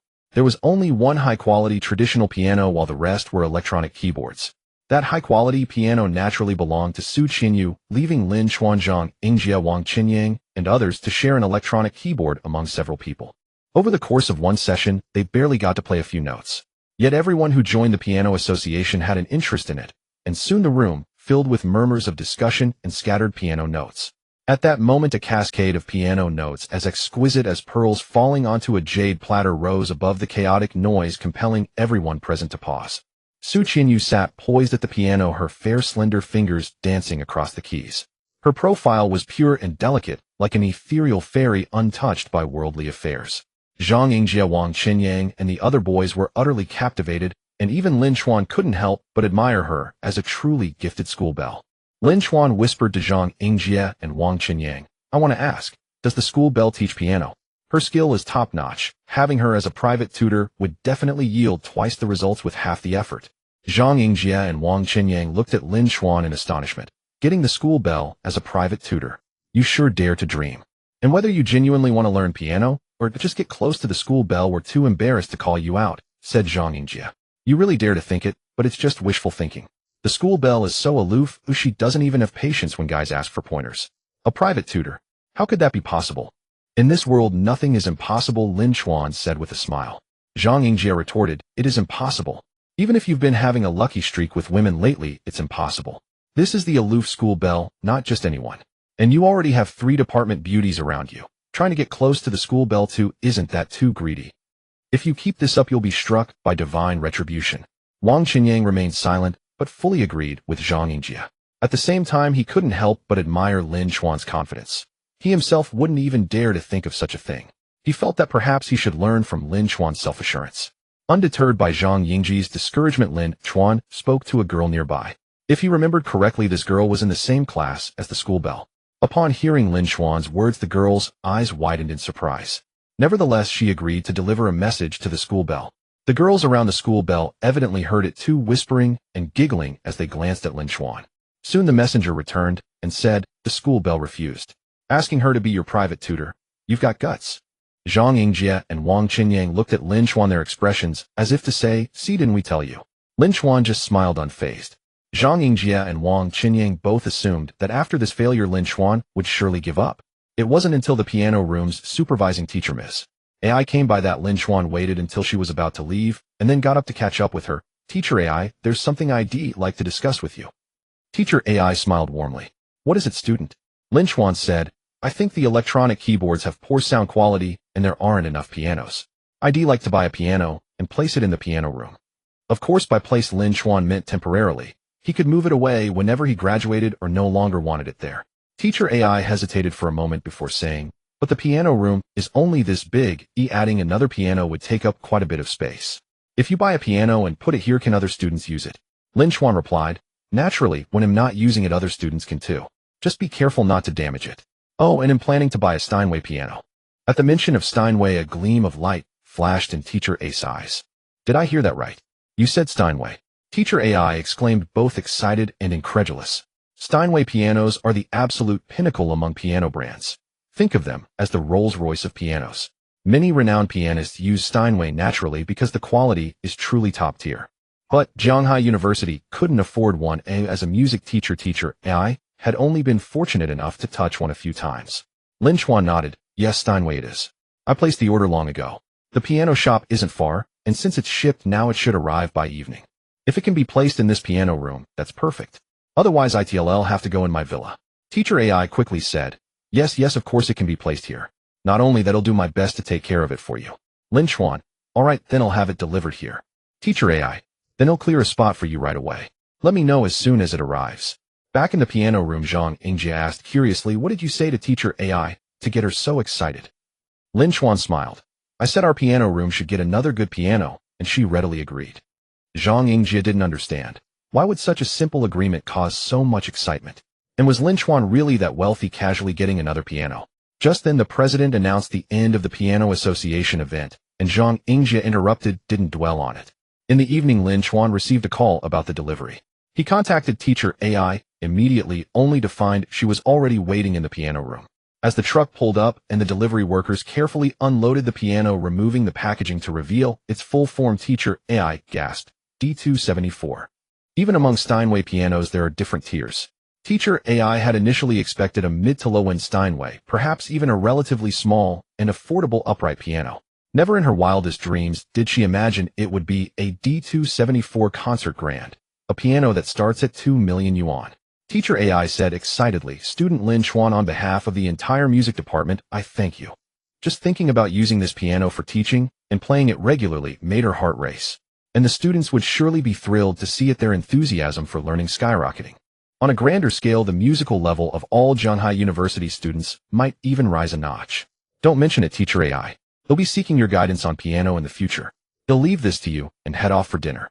After signing for the delivery, Lin Chen left directly. Teacher AI was momentarily stunned. You're way too casual about this. A piano worth over 2 million yuan, and you treat it like nothing. Teacher AI dared not be careless. She directed the delivery workers to carefully move it to the cleared spot, handling it with extreme caution, afraid of even the slightest scratch. At that moment, a few music students were still in the piano room.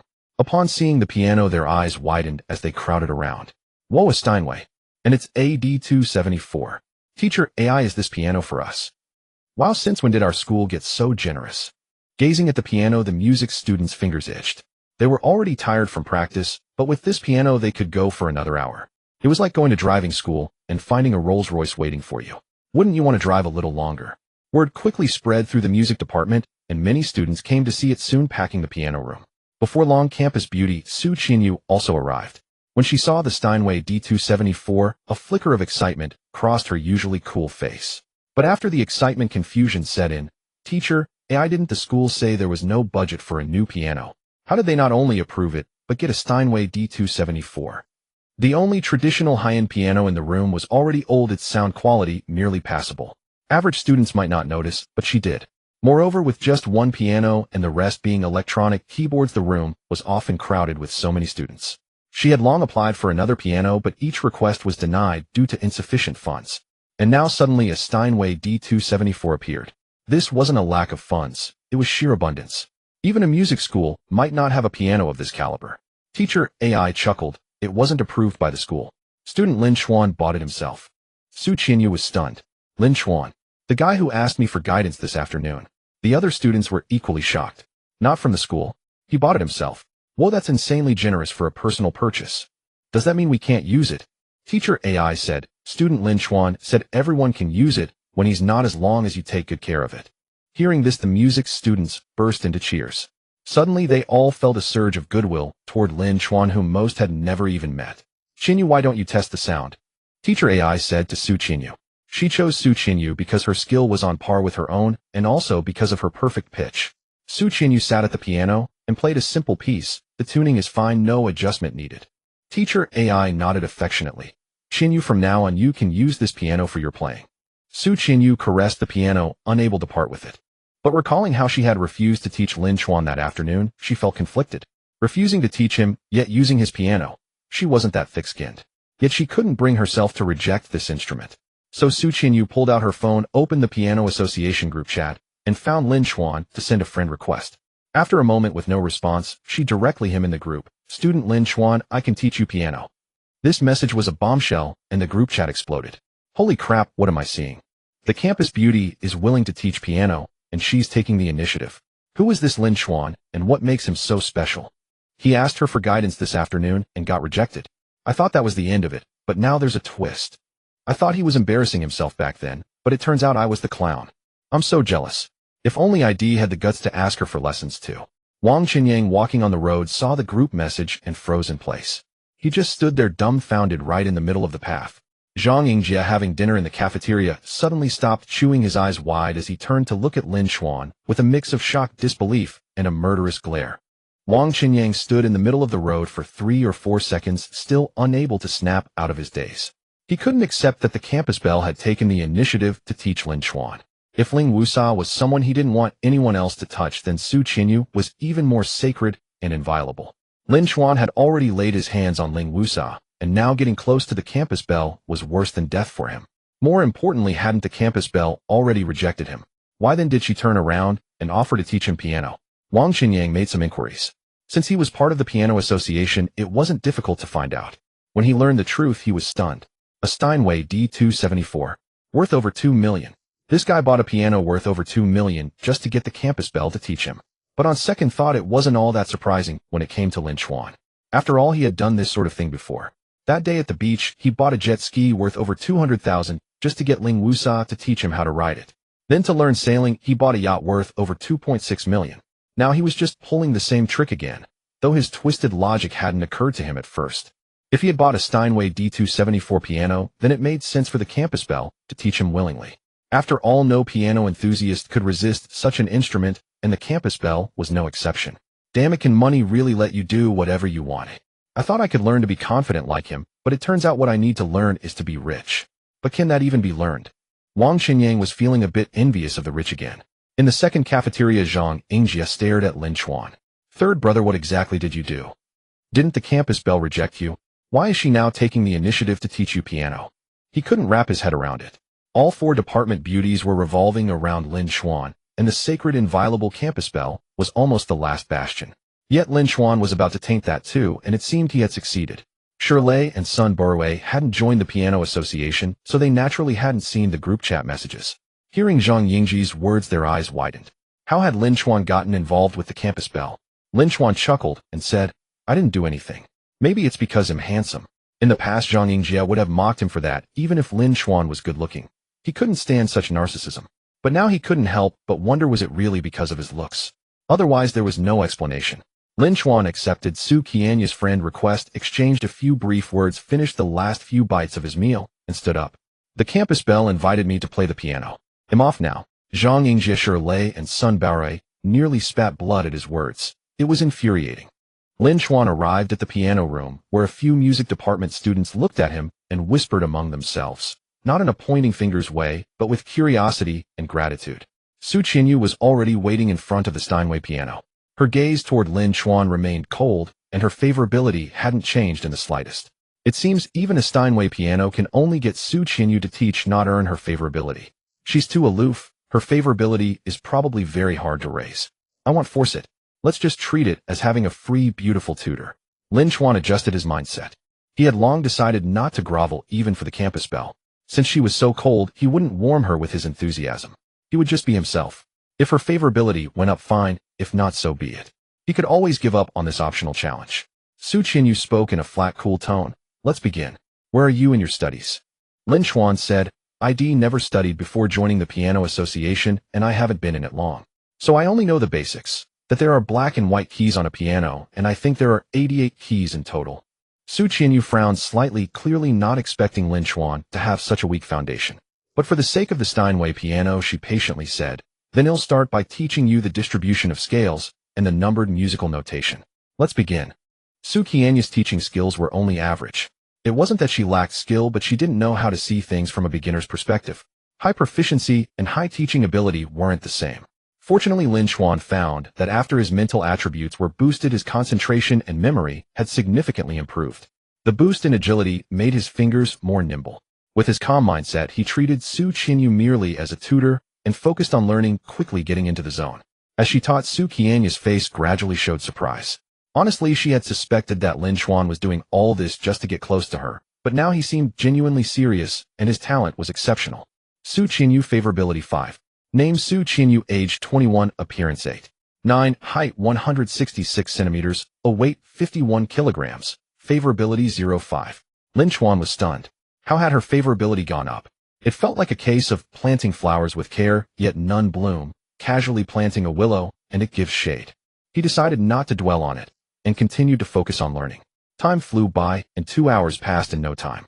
Su Qinyu said, "All right, that's enough for today. Let's stop here. Make sure to review what you've learned. Thank you for the lesson. He'll consult you again next time." After expressing his gratitude, Lin Chen got up and left directly. Su Qinyu was taken aback. It was the first time a guy her age had paid her so little attention. But her personality didn't lend itself to overthinking such matters. She began to practice on the piano herself. Now that she had taught Lin Chen, she felt no qualms about using the Steinway. As she played, a faint smile unconsciously crept onto her face. The other music students had been observing secretly. They saw that Lin Chen was fully attentive throughout the lesson without any awkwardness. He didn't try to take advantage of Su Qinyu. No physical contact during the demonstration, for instance. And after the lesson ended, he didn't strike up a conversation with her, but left without looking back. It was as if in his eyes Su Qinyu was just a tutor. They were somewhat astonished. Was he really just there to learn piano? The next morning, Lin Chen had no classes and returned to the piano room for another 2-hour session, just like yesterday. Lin Chen studied with extreme diligence, making rapid progress. After the lesson, a female classmate of Su Qinyu extended an invitation. Lin Chen want to grab lunch together at the cafeteria. You probably don't come to the music department's third cafeteria often, right? There are some delicious dishes there. She asked out of goodwill for his purchase of the Steinway piano, and also to subtly set him up with Su Qinyu. But Lin Chen shook his head with a smile. My roommate got me lunch last time, and I promised to get him roast duck from the second cafeteria. I can't make it. Maybe next time. With that, Lin Chen left. The girls exchanged glances. It seems this Lin Chen isn't trying to get close to our Qinyu. He just wants to learn piano. And his progress is terrifyingly fast. He's practically a genius, second only to Qinyu. He might not have perfect pitch, but his memory and finger dexterity are unmatched. And he's completely focused. Even with Qinyu teaching, he never got distracted. A serious man is truly handsome. Su Qinyu watched Lin Chen's retreating figure, a hint of admiration flickering in her eyes. She realized she might have misjudged him initially. Su Qinyu favorability 5. The male music students noticed this, and were even more astonished. He had turned down a chance to eat with the campus belle. Was there really a man who loved learning more than the campus belle? Was this the legendary Sigma male? Just as he stepped out of the piano room, Lin Chen received a call from Zhang Jing. Lin Chen, where are you? I've contacted the school's finance office. Why didn't you answer Teacher Zhou's call?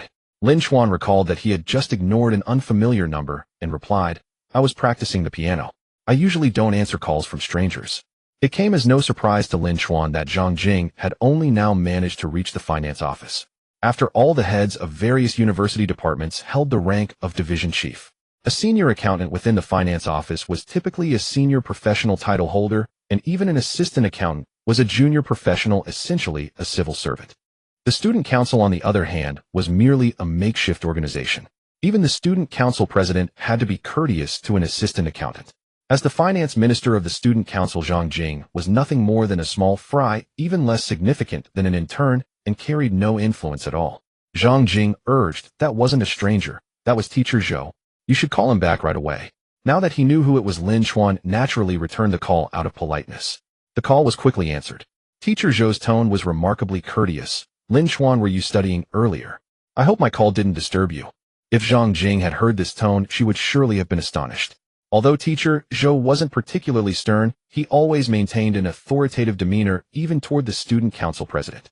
If teacher Zhou had called the student council president, and the call went unanswered, he might have let them wait, even if he wasn't angry. It was always the student council president who had to be respectful. Yet now Lin Chen had declined teacher Zhou's call, and teacher Zhou was still worried about disturbing Lin Chen's studies. Since the other party was a teacher, Lin Chen showed respect. Not at all, not at all. I'm sorry, I didn't realize it was you, teacher Zhou. Teacher Zhou chuckled. It's fine, it's fine. As long as I didn't interrupt your studies. Zhang Jing mentioned you wanted to make a donation. Where are you now? I can come and discuss the details with you. Lin Chen replied, I'm on my way. Are you at the office building? I can come over. Teacher Zhou said, yes, I am. Shall I expect you at the office building? When Lin Chen arrived at the office building, he saw teacher Zhou and Zhang Jing waiting downstairs.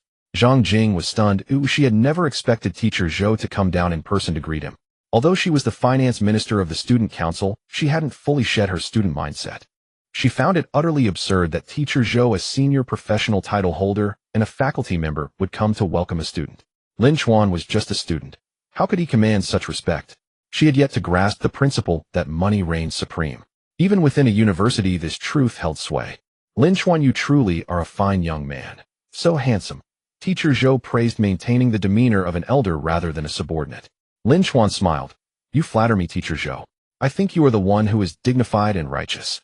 I've heard female students praise you highly before, and today, I see the reputation is well-deserved. Teacher Zhou laughed heartily. Haha, let's stop the mutual flattery. Come, let's talk in the reception room. The two walked to the reception room, chatting amiably. Zhang Jing watched, utterly bewildered. Although teacher Zhou wasn't servile, something felt off.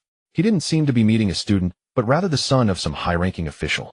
There was a sense of excessive politeness, as though he were an elder deferring to someone. She also noticed that teacher Zhou wasn't leading Lin Chen to his office, but to the reception room. Once there, Zhang Jing was even more shocked to see teacher Zhou personally brewing tea, a task usually left to assistants or work-study students. Teacher Zhou, however, saw nothing unusual and said cheerfully, Lin Chen, first of all, thank you for your support of the school and your kindness toward underprivileged students. Zhang Jing mentioned you wanted to understand the school's situation before deciding on the donation amount, so I prepared the financial data in advance. With that, he handed a document to Lin Chen. Lin Chen accepted it calmly and began to read it as if it were only natural. Zhang Jing felt a sense of déjà vu, as though Lin Chen were a leader reviewing an official document. After finishing his review, Lin Chen said nonchalantly, he'll start with a donation of 6 million yuan.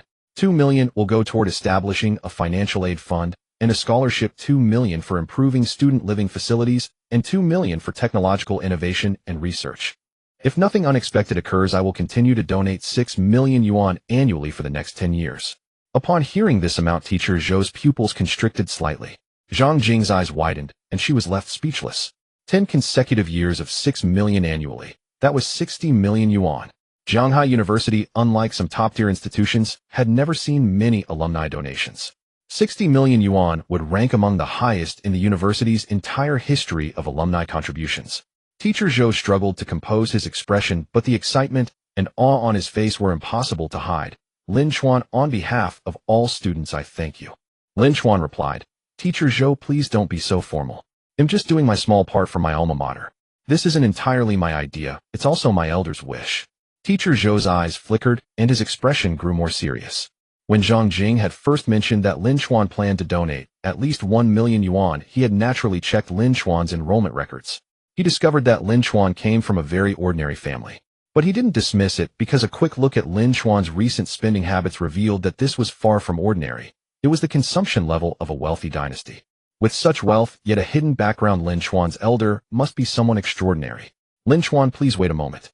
He'll find the department head right away. Zhang Jing, please entertain Lin Chen.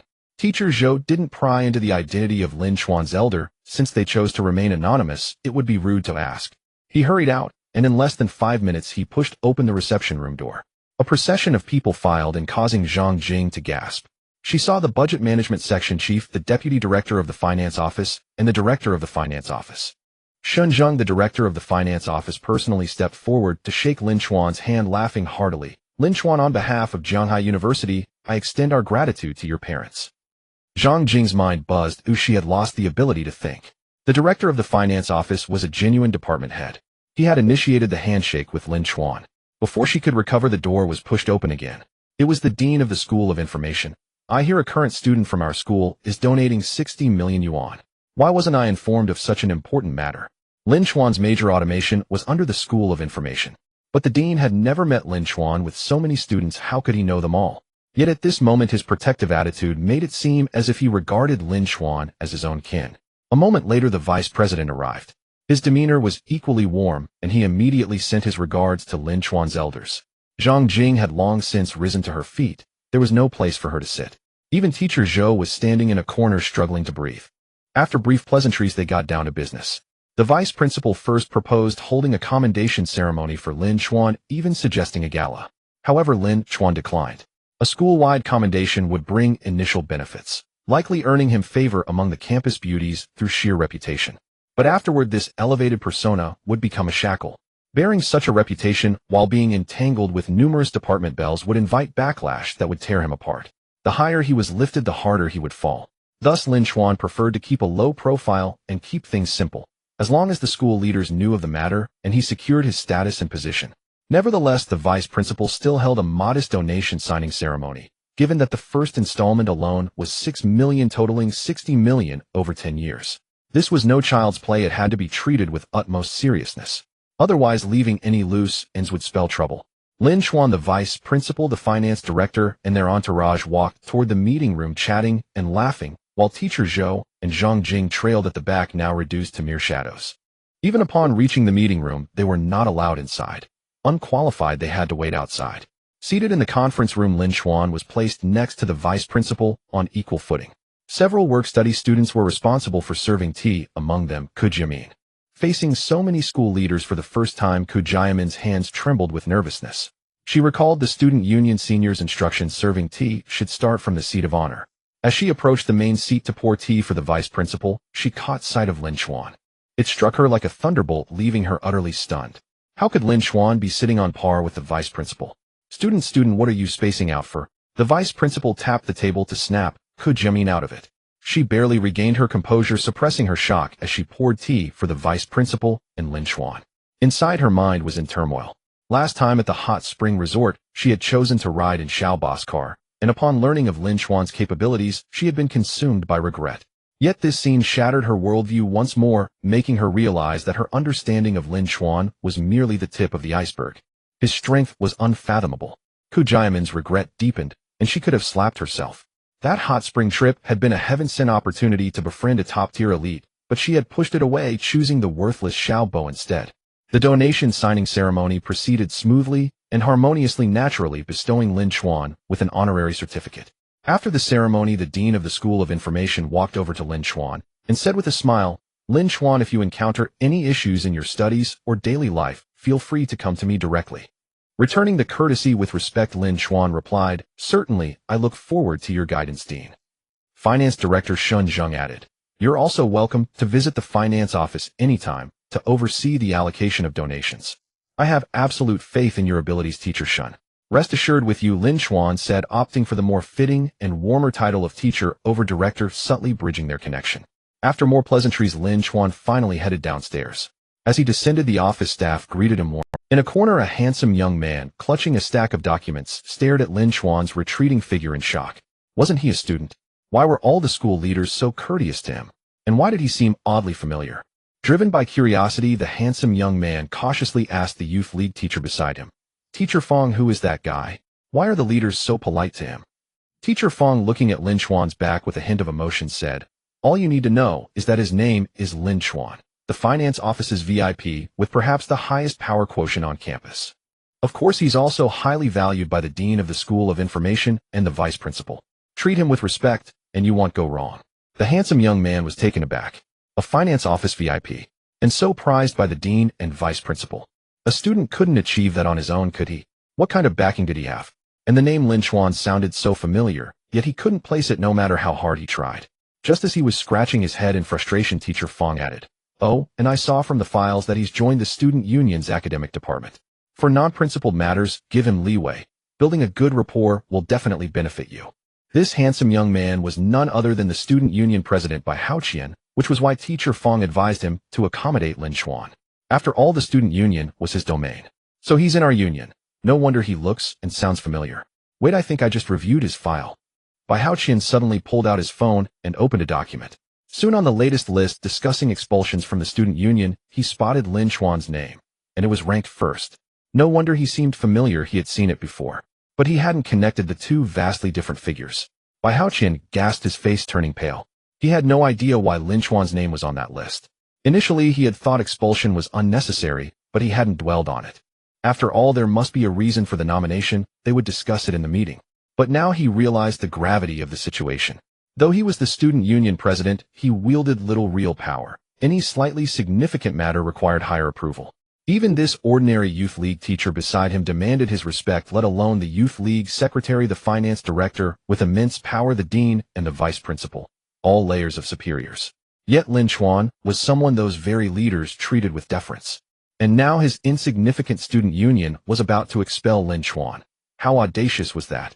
Bai Haoqian didn't even bother to investigate who wanted Lin Chuan out. He immediately made a call, and once connected urgently asked, "Meng Ping, has the expulsion meeting started?" "Everything's set, just waiting for you." Meng Ping was cut off mid-sentence by Bai Haoqian. "Stop it immediately. Delete Lin Chuan's name from the expulsion list right now and find out who wanted him expelled." Meng Ping was startled by Bai Haoqian's near roar. "Who is this Lin Chuan to make you so?" Bai Haoqian shouted. "Don't ask, just do it. If you're too slow, both of us, the student union president and vice president, will be out of a job." Meng Ping hung up the phone, still somewhat dazed. Though he was unclear on the details, he could at least discern the urgency and fear in Bai Haoqian's voice. Bai Haoqian was always composed. This was the first time in all these years he had seen him so panicked, even uttering that if they delayed, neither the student council president nor the vice presidents would keep their positions. Meng Ping realized the problem might be quite serious. He strode quickly into the meeting room and deleted the name Lin Chuan from the expulsion list on the PPT. The other two student council vice presidents, Chun Yu and Zhao Moshuan, saw this and approached him with confusion. Chun Yu asked, "Why are you in such a fluster? What's wrong? The meeting hasn't even started yet. Why did you delete Lin Chuan's name?" Meng Ping replied, "I'm not fully aware of the specifics, but according to the president, it seems we might have gotten ourselves into trouble. Do you know who proposed expelling Lin Chuan?" Chun Yu shook his head, indicating he didn't know. After all, the expulsion list contained several names, and he couldn't be bothered to inquire about each one. Chun Yu asked, "Does this Lin Chuan have some kind of background?" Meng Ping shook his head and said, "I told you I'm not sure. Let's wait for the president to arrive and discuss it then." Zhao Moshuan remained silent on the sidelines. He certainly remembered Lin Chuan as the scene of Yi Meixing feeding him food occasionally replayed in his mind. So when he first saw Lin Chuan's name on the expulsion list, he felt a sense of schadenfreude. However, he quickly calmed down and refrained from interfering. Firstly, he felt such an act would be too petty. Secondly, he believed the student council held no real power, and targeting a wealthy individual would likely backfire. As it turned out, he was right. But Zhao Moshuan only knew part of the story, clearly unaware of how severe the problem truly was. Soon Bai Haoqian arrived drenched in sweat and panting heavily, having evidently run all the way. Has Lin Chuan's name been removed from the expulsion list?" Bai Haoqian demanded urgently, still catching his breath. "It's been deleted. What exactly is going on, President?" Chun Yu eagerly asked. Bai Haoqian took a few deep breaths and said solemnly, "I just went to the administration building to report to the Youth League Committee. Guess what I saw there? I saw the Youth League Committee secretary, the vice president, the dean of the Information College, the director of the finance department, and a host of other leaders, all treating Lin Chuan with utmost courtesy. The Youth League teacher could only stand in the corner. I asked out of curiosity, and though the teacher didn't specify, he said Lin Chuan was someone highly valued by the vice president and the dean and a VIP of the finance department. I don't know his exact identity, but just from this, do you understand the significance?" Meng Ping and Chun Yu gasped, stunned into silence. An ordinary Youth League teacher was already their superior, let alone the committee secretary, dean, finance director, and vice president. They were superiors. And not just one, but a whole group of them. This level of significance was likely unmatched except by the university president himself. And such a person had appeared on their expulsion list. They had nearly convened a meeting to discuss his expulsion just moments ago. Cold sweat broke out on Meng Ping's and Chun Yu's foreheads as they finally grasped the severity of the situation. To put it bluntly, if Lin Chuan so much as said a word, all the student council presidents and vice presidents could be replaced instantly. Even the entire student council could be dismantled and rebuilt. Zhao Moshuan's jaw dropped in astonishment. He had already interacted with Lin Chuan once and knew he was wealthy. Naturally, he understood Lin Chen was not someone to be trifled with. But he never imagined Lin Chen held such a high status, commanding courtesy from the finance director, the dean, and the vice president. Just who is this guy? Meng Ping said nervously. What do we do? Even though we hastily corrected our mistake and deleted Lin Chuan's name, the news had already spread. He might already know about this. Bai Haoqian said, an apology is unavoidable, but for now the priority is to find out who proposed expelling Lin Chuan. They'll look into it immediately. Chen Yu nodded firmly. With the president and 3 vice presidents investigating together, the efficiency was terrifyingly high. Within 3 minutes the result was out. The one who had submitted Lin Chuan's name was none other than Li Chang, the minister of the academic department. Bai Haoqian, Meng Ping, and Zhao Maxuan all turned their gazes towards Chen Yu. Cold sweat dripped from Chen Yu's forehead as he quickly explained, I had no knowledge of this. At that moment Chen Yu wished he could slap Li Chang twice across the face. Li Chang was someone he had personally promoted, essentially his man. Now that Li Chang had done this, Chen Yu was undeniably culpable. Bai Haoqian said, we'll discuss your matter later. First summon Li Chang here. If this isn't handled properly, I don't know if we'll be expelled, but you certainly won't escape. Without a word, Chen Yu immediately called Li Chang. Confused, Li Chang rushed over. Bai Haoqian berated him harshly. Li Chang, are you trying to ruin us? Li Chang was stunned. It was the first time he had seen Bai Haoqian lose his composure so completely. He stammered, unsure of what to say. Chen Yu scolded, Li Chang, why did you want to expel Lin Chuan? Although he hasn't been particularly outstanding in the student council, he hasn't committed any serious mistakes either. He skips class occasionally, but it's not severe. No matter how you look at it, it's far from grounds for expulsion. Li Chang was taken aback. It was about Lin Chuan. He couldn't understand why a mere Lin Chuan had agitated the student council president and 3 vice presidents so much. But at this moment, he couldn't reveal the truth. He had acted out of jealousy after hearing that Ling Wusa had dined with Lin Chuan. Lin Chuan was just a minor figure in his department. What gave him the right? This was an abuse of power for personal revenge, something he couldn't bring himself to admit. Seeing that Li Chang still showed no sign of remorse, Chen Yu, frustrated, recounted what Bai Haoqian had witnessed at the administration building. After hearing this, Li Chang was completely dumbfounded. A student being treated with courtesy by the entire university leadership. Was he listening to a fairy tale? Come on, we need to apologize to Junior Lin Chuan right now. Bai Haoqian, Chen Yu, and Zhao Maxuan gave Li Chang no time to process the news, dragging him along to find Lin Chuan.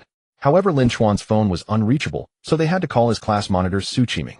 Su Qiming was evidently surprised to receive a call from Bai Haoqian. When asked about Lin Chuan, he quickly pleaded, Senior, I know Lin Chuan. He's quite reliable, there's no need to expel him. Bai Haoqian interrupted, of course we know that. We've always thought Junior Lin Chuan was excellent in character and reliable in his work. That's why we found it strange that his expulsion was being discussed and decided to investigate. We discovered that the minister of the academic department, Li Chang, had abused his power out of personal spite. So we're bringing Li Chang to apologize to Lin Chuan. Meng Ping added, we were negligent earlier. We sent out the list without fully understanding the situation. Fortunately, we pulled back from the brink before making a grave mistake. Chen Yu said, we've already issued a clarification, but a face-to-face apology is necessary to show our sincerity. On the other end of the phone, Su Qiming was stunned. The student council president and vice presidents were being this polite. What was going on? He didn't believe a single word of Bai Haoqian's claim that they had always thought Lin Chuan was excellent in character and reliable. If they had truly thought so, Lin Chuan's name would never have appeared on the expulsion list. These were just excuses, and they didn't matter. What mattered was their attitude. They seemed to be afraid of Lin Chuan. In the main building of the teaching complex, Su Qiming walked to the back of the classroom. Seeing Lin Chuan engrossed in his book, he sat down beside him and said, Lin Chuan, do you know who wants to expel you from the student council? Lin Chuan answered truthfully, I don't know, and I don't care. Su Qiming cast a deep glance at Lin Chuan, feeling the need to reconsider his understanding of this classmate. He believed Lin Chuan was telling the truth about not knowing who wanted to expel him, because Bai Haoqian had just said they had only recently discovered it. In other words, Lin Chuan simply couldn't be bothered to find out who was behind it. Instead, he directly intimidated the entire student council, and the vice chairman and chairman would naturally help him uncover the culprit. Su Qiming recalled when he first mentioned this matter to Lin Chuan, who had casually said he would handle it. At the time, he thought it was just self-consolation, but now it was clear it truly was no big deal for him. Without asking about the specifics of what Lin Chuan had done, Su Qiming said, the one who wants to expel you is Li Chang, the head of your study department. And I even begged him for leniency earlier. Bai Haoqian, the student council president, said, he's bringing Li Chang here to apologize to you. Hearing this, Lin Chuan's reaction was indifferent. From the moment he decided to make the donation, the student council had become a trivial matter. He only felt a sense of satisfaction as his first attempt at converting money into influence had gone smoothly. Now he even had a say with the school's leadership. Of course he knew this was partly because he was still a student and the leaders treated him with a certain care, giving him an inherent advantage. In the real world things would be far more complicated, but the principle remained the same. The essence of money is power, and the essence of power is the ability to dominate others or avoid being dominated. Merely being wealthy might make one a target for those with influence, but only by understanding how to turn money into power and power back into money can one be invincible. After a moment, Bai Haoqian, Shen Yu, and Zhao Moxuan arrived, escorting Li Chong, who had now come to his senses. As soon as he saw Lin Chen, he bowed at a 90-degree angle and offered a sincere apology. Lin Chen, however, ignored him and turned to Su Qiming. "Class monitor, are you interested in becoming the head of the study department?" Su Qiming was taken aback, while Li Chong's face turned pale. He wanted to say something, but was silenced by Chun Ye's stern glare. Bai Haoqian said, "Su Qiming has always been part of the student council. His work ability is excellent, and he has enough seniority. He would be very suitable as the study department head." Chen Yu added, "Li Chong abused his power for personal revenge and is no longer fit to be a department head. It's perfect for Su Qiming to take over." Li Chong realized Chen Yu had given up on him. Considering Lin Chuan's influence, resistance seemed futile. No matter how much you maneuvered within the student council, you were confined to it, while Lin Chuan could reach the leadership with just one word. Su Qiming was not one to be overly rigid. He nodded and said, "In that case, he'll gladly accept." Bai Haoqian hesitated for a moment before asking, "Lin Chuan, would you like to switch positions? Secretary of the Secretariat, head of the propaganda department, vice chairman, or even chairman?" With just one word from you, he'll immediately step down as chairman. He said this not as a test, but genuinely. Losing the position of student council chairman was different if he resigned voluntarily compared to being ousted by Lin Chuan. As a senior, stepping down a bit early could be seen as a graceful exit. Lin Chuan waved his hand, showing no interest in any student council position. "He'll stay in the study department, as I was before, so I can continue to follow the class monitor."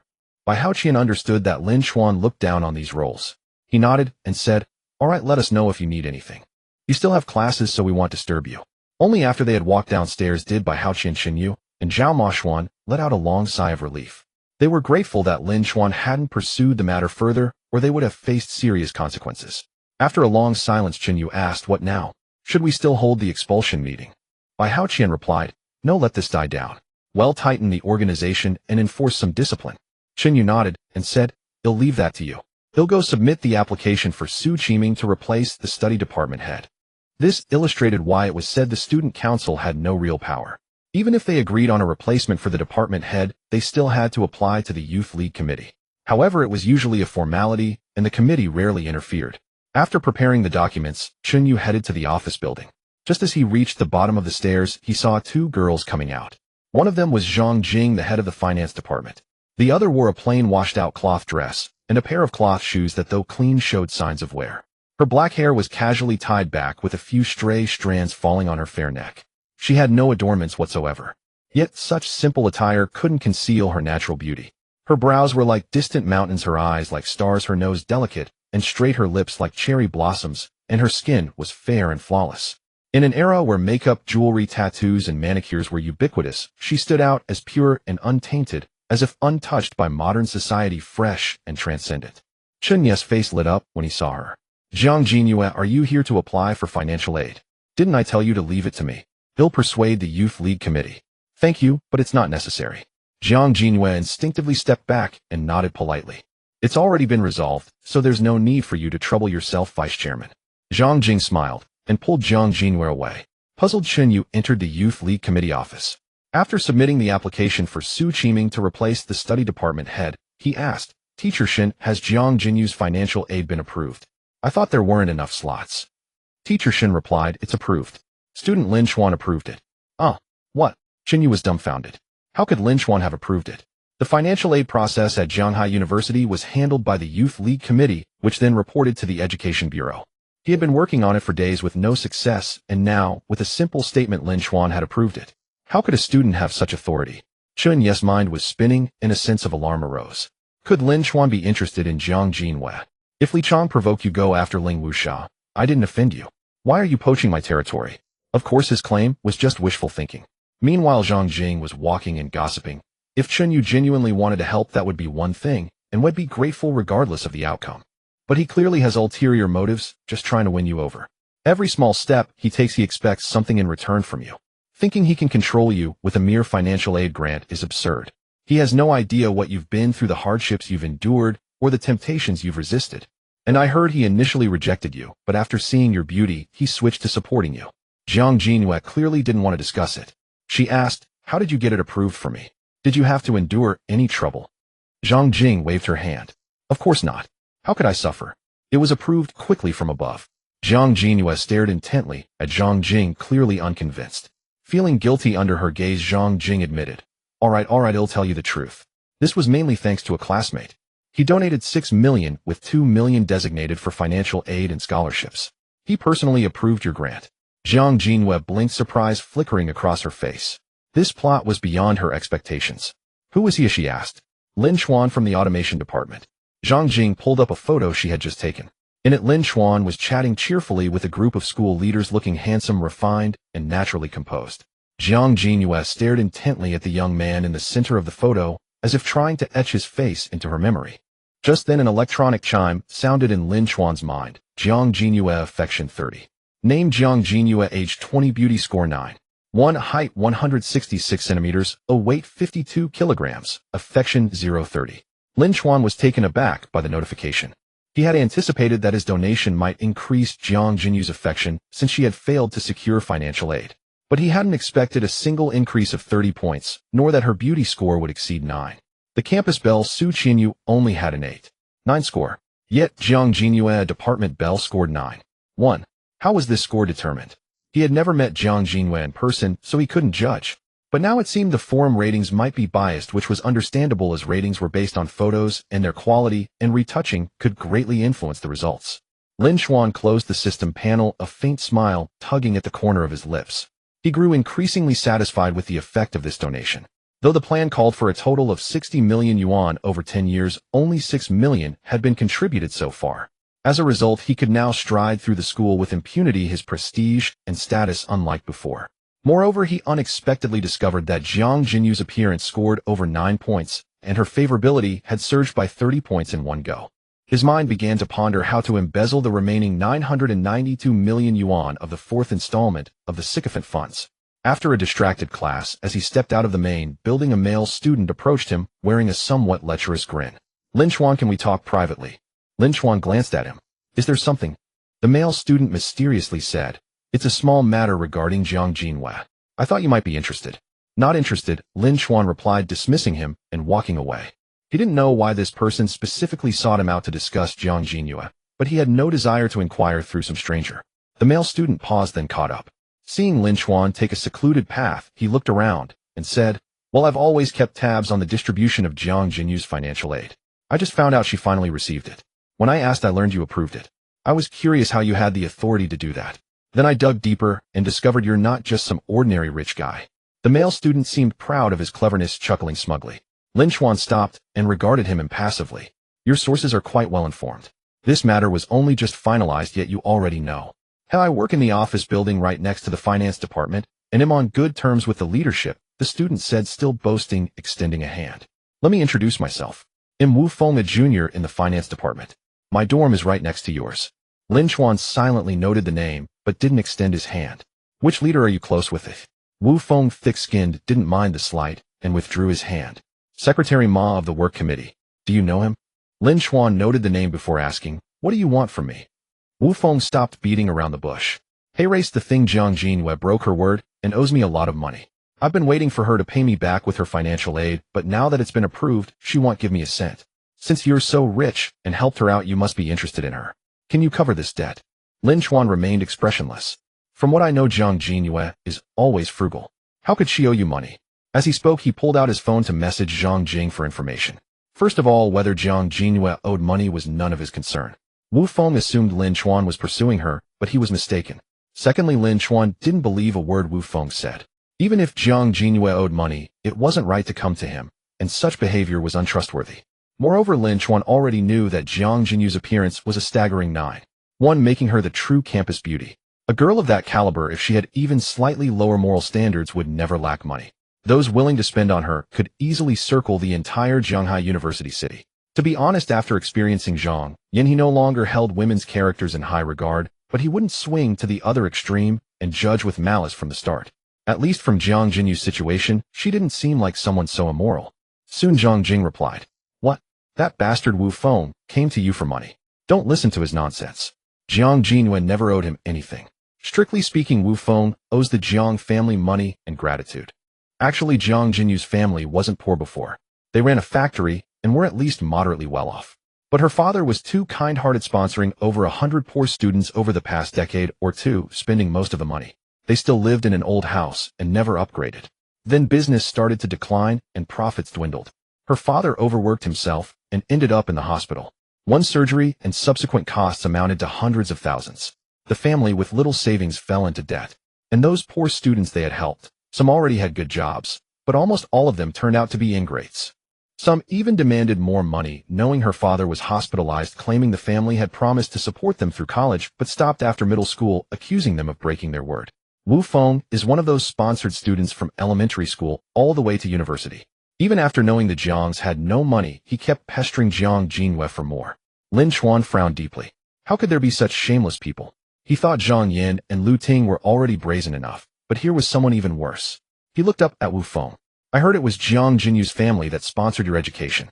Wu Feng paused, probably not expecting Lin Chen to have found out so quickly, but he remained thick-skinned, giving an awkward smile. "That's true, but they promised to support me through college. They stopped after my freshman year. I've been working my way through school for the past 2 years, promising to fund my education until graduation and then cutting it short. Isn't that a breach of trust?" Having confirmed this, Lin Chen felt reassured. He immediately messaged the vice principal and the youth league secretary. It seems the school office's discipline is lacking. Someone is leaking information easily. He also sent the recording of Wu Feng's words. Yes, he had recorded it. Even without the recording, it wouldn't have mattered. He now had enough influence that a single word would attract attention, and once it did, the matter would be easily investigated. Just then Wu Feng continued with a sly grin. "So can you help repay the money Jiang Jinhue owes me? It's a small amount to you. Otherwise you wouldn't want it to come out that you're juggling 3 department beauties plus Jiang Jinhue, would you? If someone spices it up on the forum, I'm afraid your reputation might suffer." Lin Chen had planned to have him kicked out of the office, but upon hearing this, he narrowed his eyes and smiled. "Give me some time to think it over." Wu Feng nodded. "All right, but don't take too long. News waits for no one." After Lin Chen left, Wu Feng wore a smug grin. A nearby male student who seemed to have witnessed the scene approached in horror. "Did I just hear you threatening Lin Chen?" This student was from the student council. Wu Feng chuckled. "It's not a threat, just asking for a little favor. Do you even know who you're messing with? Don't ever say we're dorm mates." "We have nothing to do with you," the student said, looking at Wu Feng as if he were a fool oblivious to his own doom. In the youth league office, after finishing his work, the secretary poured himself some tea to relax while picking up his phone. He quickly noticed the message Lin Chen had just sent him and immediately took it seriously. First, leaking information was a major taboo. Though this wasn't classified material, it shouldn't become casual gossip among student assistants. Second, since Lin Chen had sent it, he was clearly displeased. This warranted even greater attention. Although Lin Chen was merely a student, he held another identity, one of Shanghai University's top donor alumni. He had recently donated 6 million yuan and pledged another 6 million annually for the next 9 years.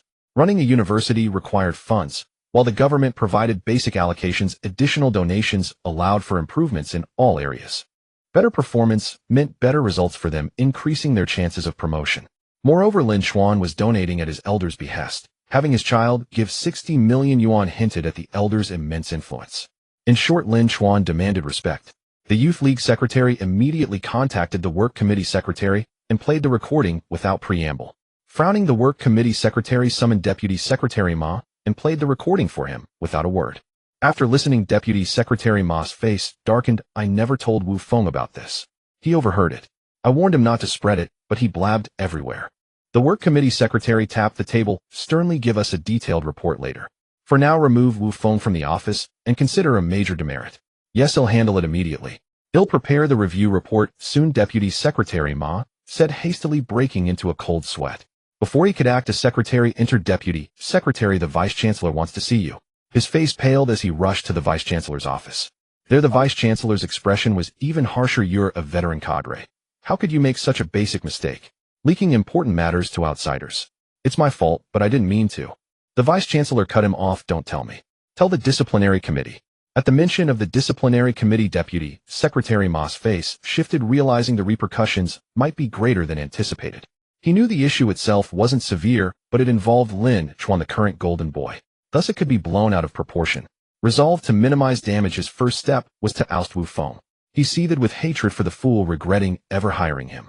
Back in the dorm, Wu Feng was still gloating when he got a call from a work committee teacher. Deputy Secretary Ma didn't even bother calling personally. The teacher, aware of how Wu Feng had harmed Deputy Secretary Ma, said coldly, "Wu Feng, your work-study wages for this half-month will be paid, but don't come to the office anymore. Also prepare a self-criticism. Leaking information may earn you a demerit." Wu Feng was shocked and tried to explain, but the other side hung up without giving him a chance. Stunned, he couldn't understand why he was suddenly expelled. Leaking information. Did they mean Lin Chuan's approval of the scholarship? He had just mentioned it. How could he be fired so quickly? His roommate, who had warned him earlier, overheard the conversation and wasn't surprised. "I told you karma's a bitch." Wu Feng's face twisted. "You mean Lin Chuan did this? He can kick me out just like that. Even if he's rich, he can't be so arbitrary." The roommate chuckled. "You have no idea who you're messing with. Do you think the wealthy are just rich? Ordinary middle-class folks might only have money, but when someone's truly wealthy, can common people afford to provoke them? You didn't see how polite the student council president and vice presidents were to Lin Chuan. I don't know the details, but do you think you're better than the student council president? Even if he has little real power, his connections and competence surpass yours. Why do you think you can threaten someone the student council president has to bow to? Besides, you said Jiang Jinyu's scholarship was approved by him. If he can do that, what does it imply? When I heard you say that, I was shocked. And I guessed why the student council president was so deferential. It's probably linked to the school leadership. After all, poverty scholarships require review by school leaders and then approval from the Education Bureau. Lin Chuan can approve them on the spot, meaning he has direct access to the leadership. For a student to wield such power, his background must be terrifyingly strong. Anyone with sense would be afraid, but you actually threatened him. Honestly, I've never seen anyone so stupid. Being greedy is one thing, but at least use your brain. Sharing a dorm with you, I'm afraid your stupidity will bring lightning down on me too. Getting kicked out of the office is mild. Oh, I fear this storm is just beginning. If I were you, I'd apologize sincerely now. Maybe you can make this blow over." Wu Feng's face changed. Then he said, "I don't believe he can do anything to me. A barefoot man fears no one in shoes." As Lin Chuan walked back, he messaged student council president Bai Haoqian for Wu Feng's information. In principle, student records, though not highly confidential, shouldn't be given to just anyone. But society often bends principles. Bai Haoqian quickly sent Wu Feng's file, including basic enrollment data and even family background details. It turned out Wu Feng's family had also run a factory following in Jiang Jinyu's father's footsteps. They had received funding for both education and family business, even poaching some of Jiang's customers, though they entered too late to profit much. Jiang Jinyu's dad was really too kind. No good deed goes unpunished these days. Lin Chuan pondered a moment, devising a way to punish Wu Feng. There were many methods, but to strike a snake you hit its head. When you act, you must be ruthless. Lin Chuan did not return to the dormitory at all. Carrying Wu Feng's documents, he drove his Lamborghini to the nearby Xingchuan law firm. As soon as he parked, several lawyers came out to warmly welcome him. Xingchuan law firm was a large-scale practice renowned throughout Jianghai City. For an ordinary person, they would never have bothered to come out and greet them. Maintaining an air of superiority was already generous. But the owner of a Lamborghini was naturally different. This signified a major client. "Please come in, sir," said a sharp, short-haired woman, leading the way, a smile on her lips. Entering the reception room, they sat down. After tea was served and pleasantries exchanged, she introduced herself as Tanin. Tanin quickly got to the point. "Mr. Lin, how may we assist you?" Lin Chuan produced a set of documents. "A private putty powder factory has been withholding employee wages. I want to help the workers seek justice." Tanin, seeing Lin Chuan's Lamborghini and his refined demeanor, had anticipated a major corporate dispute or inheritance case, something substantial. She never expected such a trivial matter. This private putty powder factory was exceptionally small. Located in a rural suburb, its equipment was crude. Even selling the entire operation would fetch at most 200,000. The owners were a married couple with only 3 or 4 employees. How much could they recover for them? Naturally, their commission would be pitifully small. Why would a noble young master like him care about such a tiny, insignificant factory? Sin was reluctant to take on such a minor dispute, but looking at the young gentleman before her, she decided to forge a connection. Perhaps it would lead to bigger business in the future. Sin said, "Mr. Lin, could you have the workers come here? We need to understand the specifics and gather complete evidence." Lin Chuan replied, "These workers are uneducated. They've been wronged, but don't know how to use the law to protect themselves. You might need to send someone to persuade them." Sin was stunned. She knew many people were still utterly ignorant of the law, silently enduring half a year of unpaid wages. But for such a trivial dispute, they had to go personally to convince them. However, Lin Chuan's next words made her eyes light up. 1 million in legal fees. I have only 2 requirements. First, the workers must get justice. Second, this factory must be shut down. I want this done as quickly as possible.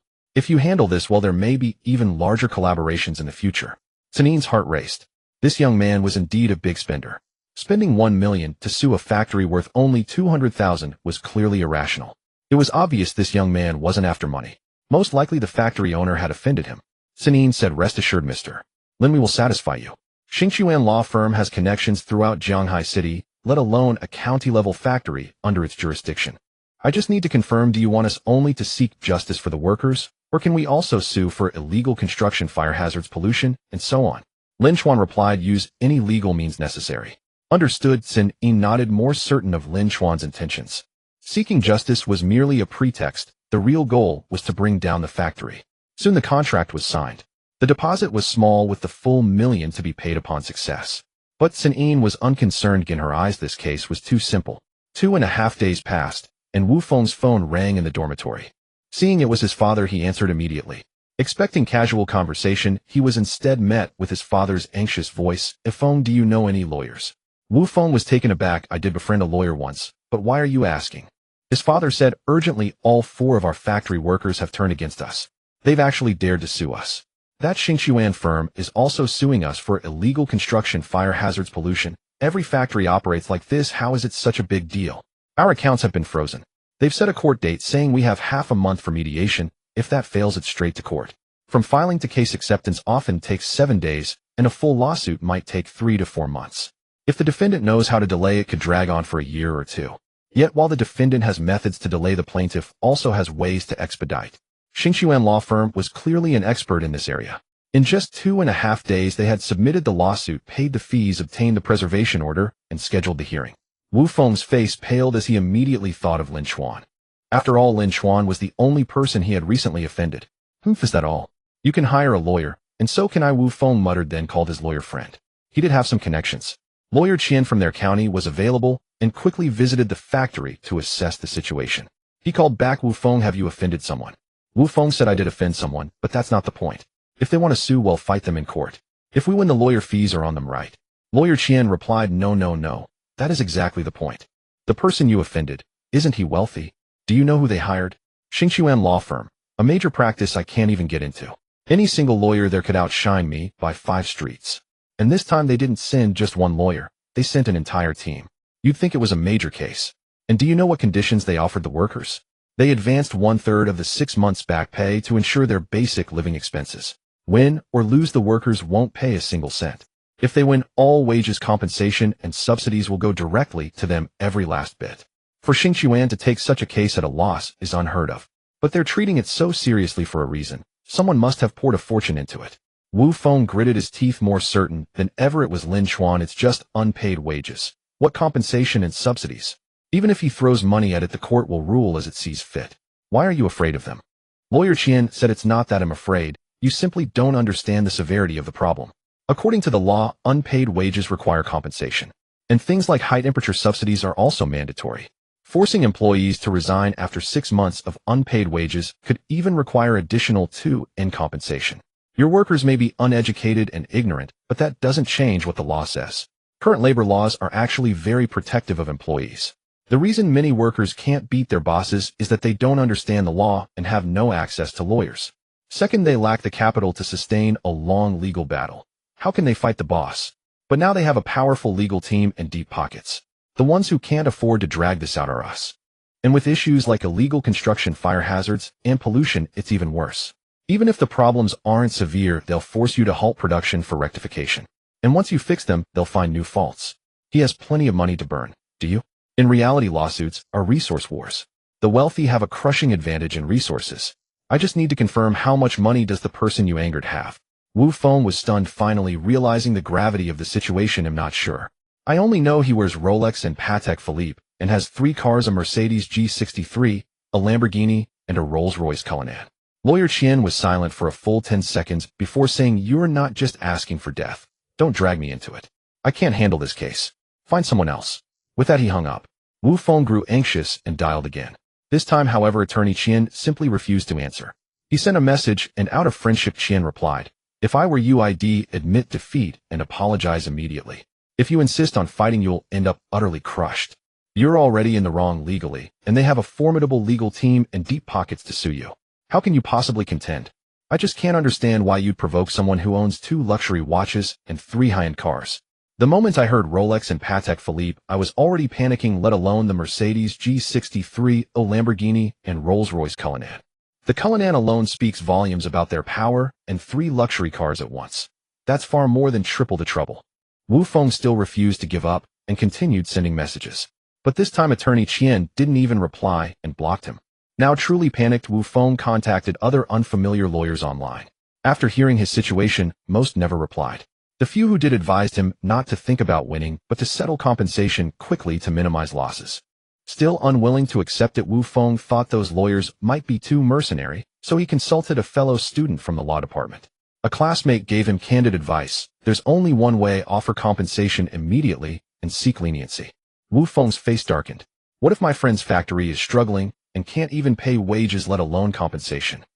Then shut it down at once, sell the equipment to cover damages. With all the incomplete paperwork, it can't survive a lawsuit from a powerful legal team anyway. Better to close down early. Now Wu Feng finally grasped the severity of the situation. Cold sweat beaded on his forehead, his face ashen. Earlier he had believed that the barefoot need not fear the shot. But now he realized the barefoot could still be skinned alive. Wu Feng shuddered at the thought of the factory going under, leaving him in debt after compensation, reducing him to the destitution of a decade ago. His roommate, who had overheard the entire phone conversation, shook his head and sighed. "What did I tell you? Now you know fear." Wu Feng suddenly stood up and dashed downstairs. In record time, he reached the Heian dormitory building. Bursting into room 307, he found Lin Chen and bowed deeply, saying, "Lin Chen, I know I was wrong. I shouldn't have threatened you. Could you be magnanimous and spare me?" Shirlei Zhang, Ingjia, and Sun Baowei stared in bewilderment. What was this classmate doing? Lin Chen didn't get out of bed. He reclined against the headboard, playing on his tablet, without even glancing at Wu Feng. "Didn't you claim to be so poor that you needed to embezzle Jiang Jinyu's scholarship to survive? Then I'll grant your wish. I was wrong. Please forgive me." Wu Feng dropped to his knees with a thud. Lin Chen continued playing on his tablet, saying, "No negotiation. Your family's putty factory should close down immediately." Previously, those who had offended Lin Chen, like manager Wang of Qinxiang Pavilion or Xiao Bo and Ma Bin, had merely looked down on him without posing a real threat. After they apologized, Lin Chen couldn't be bothered to hold a grudge. But this time was different. Wu Feng had threatened him. Moreover, Lin Chen genuinely despised Wu Feng's character. A flash of malice crossed Wu Feng's face as he said, "Lin Chen, don't push me too far. If you go overboard, don't blame me for exposing you on the forum." Lin Chen cast a cold glance at Wu Feng. "Go ahead and try. Check the consequences of false accusations yourself. And if you have to pay compensation again, can your family afford it? I can spend $1 million to shut down your factory and another $10 million on your defamation case. So how much can you afford?" The malice on Wu Feng's face vanished, instantly replaced by a paler hue. In that moment, he deeply realized the chasm between himself and the wealthy. Lin Chen said, "Get lost. Don't pollute our dorm. And stop harassing Jiang Jinhua from now on, or he'll find more ways to deal with you. Don't think you've hit rock bottom yet." Wu Feng, unable to beg or threaten, knelt there dumbfounded for a moment before rising and shuffling away, utterly defeated. In the engineering department's female dorm, Jiang Jinhua had just ended a call, her face a mix of confusion and delight. Zhang Jing asked with concern, "Was that your mom? Any news from home?" Jiang Jinhua said, "Mom just told me that Wu Feng's factory has been sued, its assets frozen and production halted. All their orders have been transferred back to our family's factory." "Didn't you say Lin Chen messaged you earlier about Wu Feng demanding repayment? Now just a few days later, Wu Feng's factory is in trouble. I don't think it's a coincidence." Jiang Jinhua, affection 10. Zhang Jing was stunned. "You mean Lin Chen did this? But I already explained to him that you don't owe Wu Feng anything. I also told him, as you suggested, not to bother with Wu Feng. How did he suddenly decide to strike at Wu Feng's family? And with just one move the factory collapses so easily?" Jiang Jinhua replied, "Maybe Wu Feng said something that upset him. Or perhaps this Lin Chen is just as soft-hearted as my father. But with his wealth and capability, dismantling a small factory that already has plenty of issues is child's play if he wants to." Zhang Jing said, "Regardless, this is good news. Someone like Wu Feng deserves his comeuppance. And with your family's lost business returned, your factory can breathe easier." Jiang Jinhua nodded, then suddenly picked up a heavy bag from the table and headed out. Zhang Jing called after her. Wait, where are you going? Isn't that the crab roe crispy rice and zongshu lamb your grandmother sent? I haven't even had a bite. You always eat the most. This time it's for someone who's never tried them. With that, Jiang Jinhua walked out. Before long, Lin Chen received a call from the dormitory manager. When he came downstairs, he found a large bag of crab roe crispy rice and zongshu lamb. Who brought this, he asked. A very pretty girl. She didn't leave her name. The dorm manager's look seemed to say, you're quite the charmer. Lin Chen thought for a moment. Crab roe crispy rice and zongshu lamb were specialties from Jiangnan, and Jiang Jinyu's hometown was in Jiangnan. Coupled with her recent increase in affection, this young lady seems pretty good, Lin Chen said with a smile, accepting the gift without hesitation. Lin Chen munched on the crab-flavored rice crackers Jiang Jinhua had given him while opening WeChat to check his messages. He had no intention of staying in the dormitory tonight. Instead, he would stay at the villa. Since he had bought the villa, he might as well make use of it. The distance was only 14 kilometers, and driving his Lamborghini would take just a moment. Since he was going back anyway, why not soak in the hot spring as well? And since he was at it, why not invite a beautiful woman to join him? Soaking in a hot spring was always more enjoyable with a lovely companion, and it would also help him win her favor. He opened WeChat only to realize that Yi Meixing Qin Bingqing and Ling Wusa, who used to message him frequently, hadn't sent him any messages for the past 2 or 3 days since their encounter in the cafeteria. The system suggested use the Heart's Whisper talisman to listen to their thoughts and fulfill their needs. Lin Chen couldn't help but curse again, calling the system a sycophant. He didn't even bother to guess what they were thinking, let alone waste a Heart's Whisper talisman. He didn't bother explaining his relationship with any of them either. Instead, he shifted his attention directly to the messages from car models Yin Minglan and Lu Yenner. Lu Yenner, brother Lin Chen, look at this bag, it's so pretty. And this skincare set too. Yin Minglan, Master Lin, the auto show is almost over and you haven't come again. I've recently learned to cook a few delicious dishes. Would you like to try them? Yin Minglan's photos looked very homey and virtuous, but they perfectly accentuated her voluptuous figure. These 2 car models were met on the same day at the auto show, but their personalities were worlds apart. When they went shopping that day, Lu Yenner was unsatisfied even after receiving a bag worth over 40,000. In the following days, although she sweetly called him brother in her messages, they were all subtle hints for him to buy her things, showing a lack of boundaries. After a few days of not getting what she wanted, she sent fewer messages, and her moments showed gifts from other men. Clearly, she had already shifted her target. In contrast, Yin Minglan had even stopped Lu Yenner from clamoring for more purchases. Her messages over these days were all gentle, considerate, and comforting in every way. Lin Chen wasn't naive enough to think Yin Minglan had no expectations, but her approach was more pleasant. He replied to Yin Minglan, I've been busy at school these days. You know I'm still a student. Yin Minglan responded almost instantly, haha, I was just saying. Master Lin is still a college student, so naturally studies come first. Lin Chen, I'm done with my work today and planning to soak in a hot spring. Do you have time to come? Yin Minglan, of course I do. I'm free now. Lin Chen, where do you live? Should I pick you up? Yin Minglan, no need. It's too much trouble for you to come all the way. Just send me the address and I'll go there obediently on my own. Yin Minglan, favorability too. Knowing her limits, a simple invitation increased her favorability. This Yin Minglan was truly impressive. Lin Chen then opened a few more friend requests and found they were all from the Haoyun Automobile Alliance group. Some asked if he wanted to buy second-hand luxury watches, others if he wanted to buy a car, and still others if he wanted to invest in a media company. Glancing at the group messages, he realized that Lyu Fong and Zhang Quanan, who had previously failed to get him to invest in a real estate project, had joined the group. Consequently, the news that he had bought Pengzhe's $55 million luxury mansion in cash had spread. Everyone suddenly realized they could seek investment from him. Lin Chen accepted all the friend requests. He would decide whether to invest later. He had plenty of money now and could make use of these resources. Then he drove his Lamborghini to the hot spring resort park and walked toward the main entrance. There, Yin Minglan had already arrived and was waving at him. She wore a pair of ultra-short denim shorts and a white tank top. Her simple outfit perfectly showcased her stunning figure. Many men passing by couldn't help but stare at her, and some even walked past 3 times. I've heard this hot spring is really nice. I've been wanting to come for a while, but I've been too busy with work, Yin Minglan said with great enthusiasm, her emotional value at its peak. As she spoke, she naturally took Lin Chen's arm, pressing her soft, warm body against his. This scene instantly filled the peeping men with envy and jealousy, but seeing Lin Chen's handsome face, they could only admit defeat. Some even noticed the Lamborghini he had parked, adding to their helplessness. I came here once before and found it really nice, so I thought I'd bring you to try it, Lin Chen said with a smile. The two entered the resort and went to the changing rooms to put on their swimsuits. When they came out, Yin Minglan's figure was even more striking. Compared to Ling Wuz's slender waist, she had a bit more flesh. Her fair skin was a feast for the eyes. When Yin Minglan saw Lin Chuan's physique, her eyes widened in surprise. She never imagined he could be in such incredible shape. Every muscle seemed like a work of art carved by a sculptor. Even many women and men around couldn't help but let their gazes linger on Lin Chuan. The women were practically drooling while the men were filled with envy. Some men silently vowed to start working out tomorrow, though whether they would stick to it was another matter. Master your body is absolutely perfect. Yin Minglan couldn't resist reaching out and touching his abs. Yin Minglan favorability 5. Wait a moment, I'll let you feel it properly, Lin Chuan whispered close to her ear. Yin Minglan shot him a playful glance but pressed her body closer. They walked toward the pool and chose a secluded spot. Once they sat down in the water, Yin Minglan naturally leaned against him, and Lin Chuan didn't hesitate to put his arm around her. After a moment, Lin Chuan felt a reaction. Yin Minglan looked down, blushed slightly, and chuckled. Master truly is young and full of vigor. Since this was a public bath, they couldn't do anything inappropriate. They would have to wait until they returned to the villa.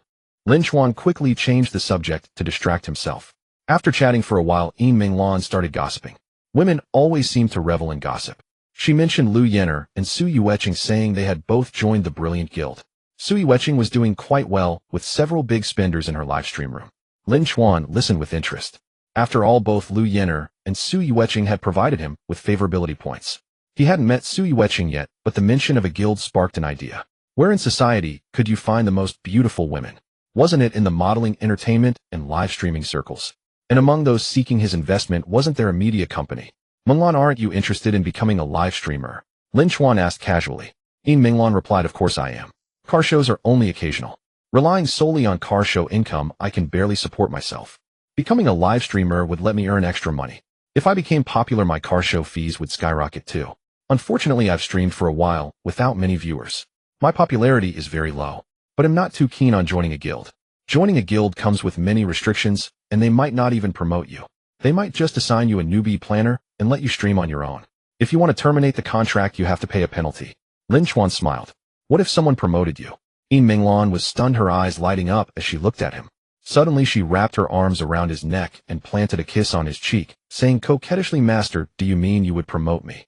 Yin Minglan favorability 5. Don't get too excited yet. It's not certain, Lin Chuan said. He asked a staff member to bring his phone and made a call. Lin Chuan didn't tell Yin Minglan who he was calling. After the call, he continued soaking in the hot spring with her, then they went for a massage and a sauna. The sauna was separated by gender. Yin Minglan went to the women's room next door.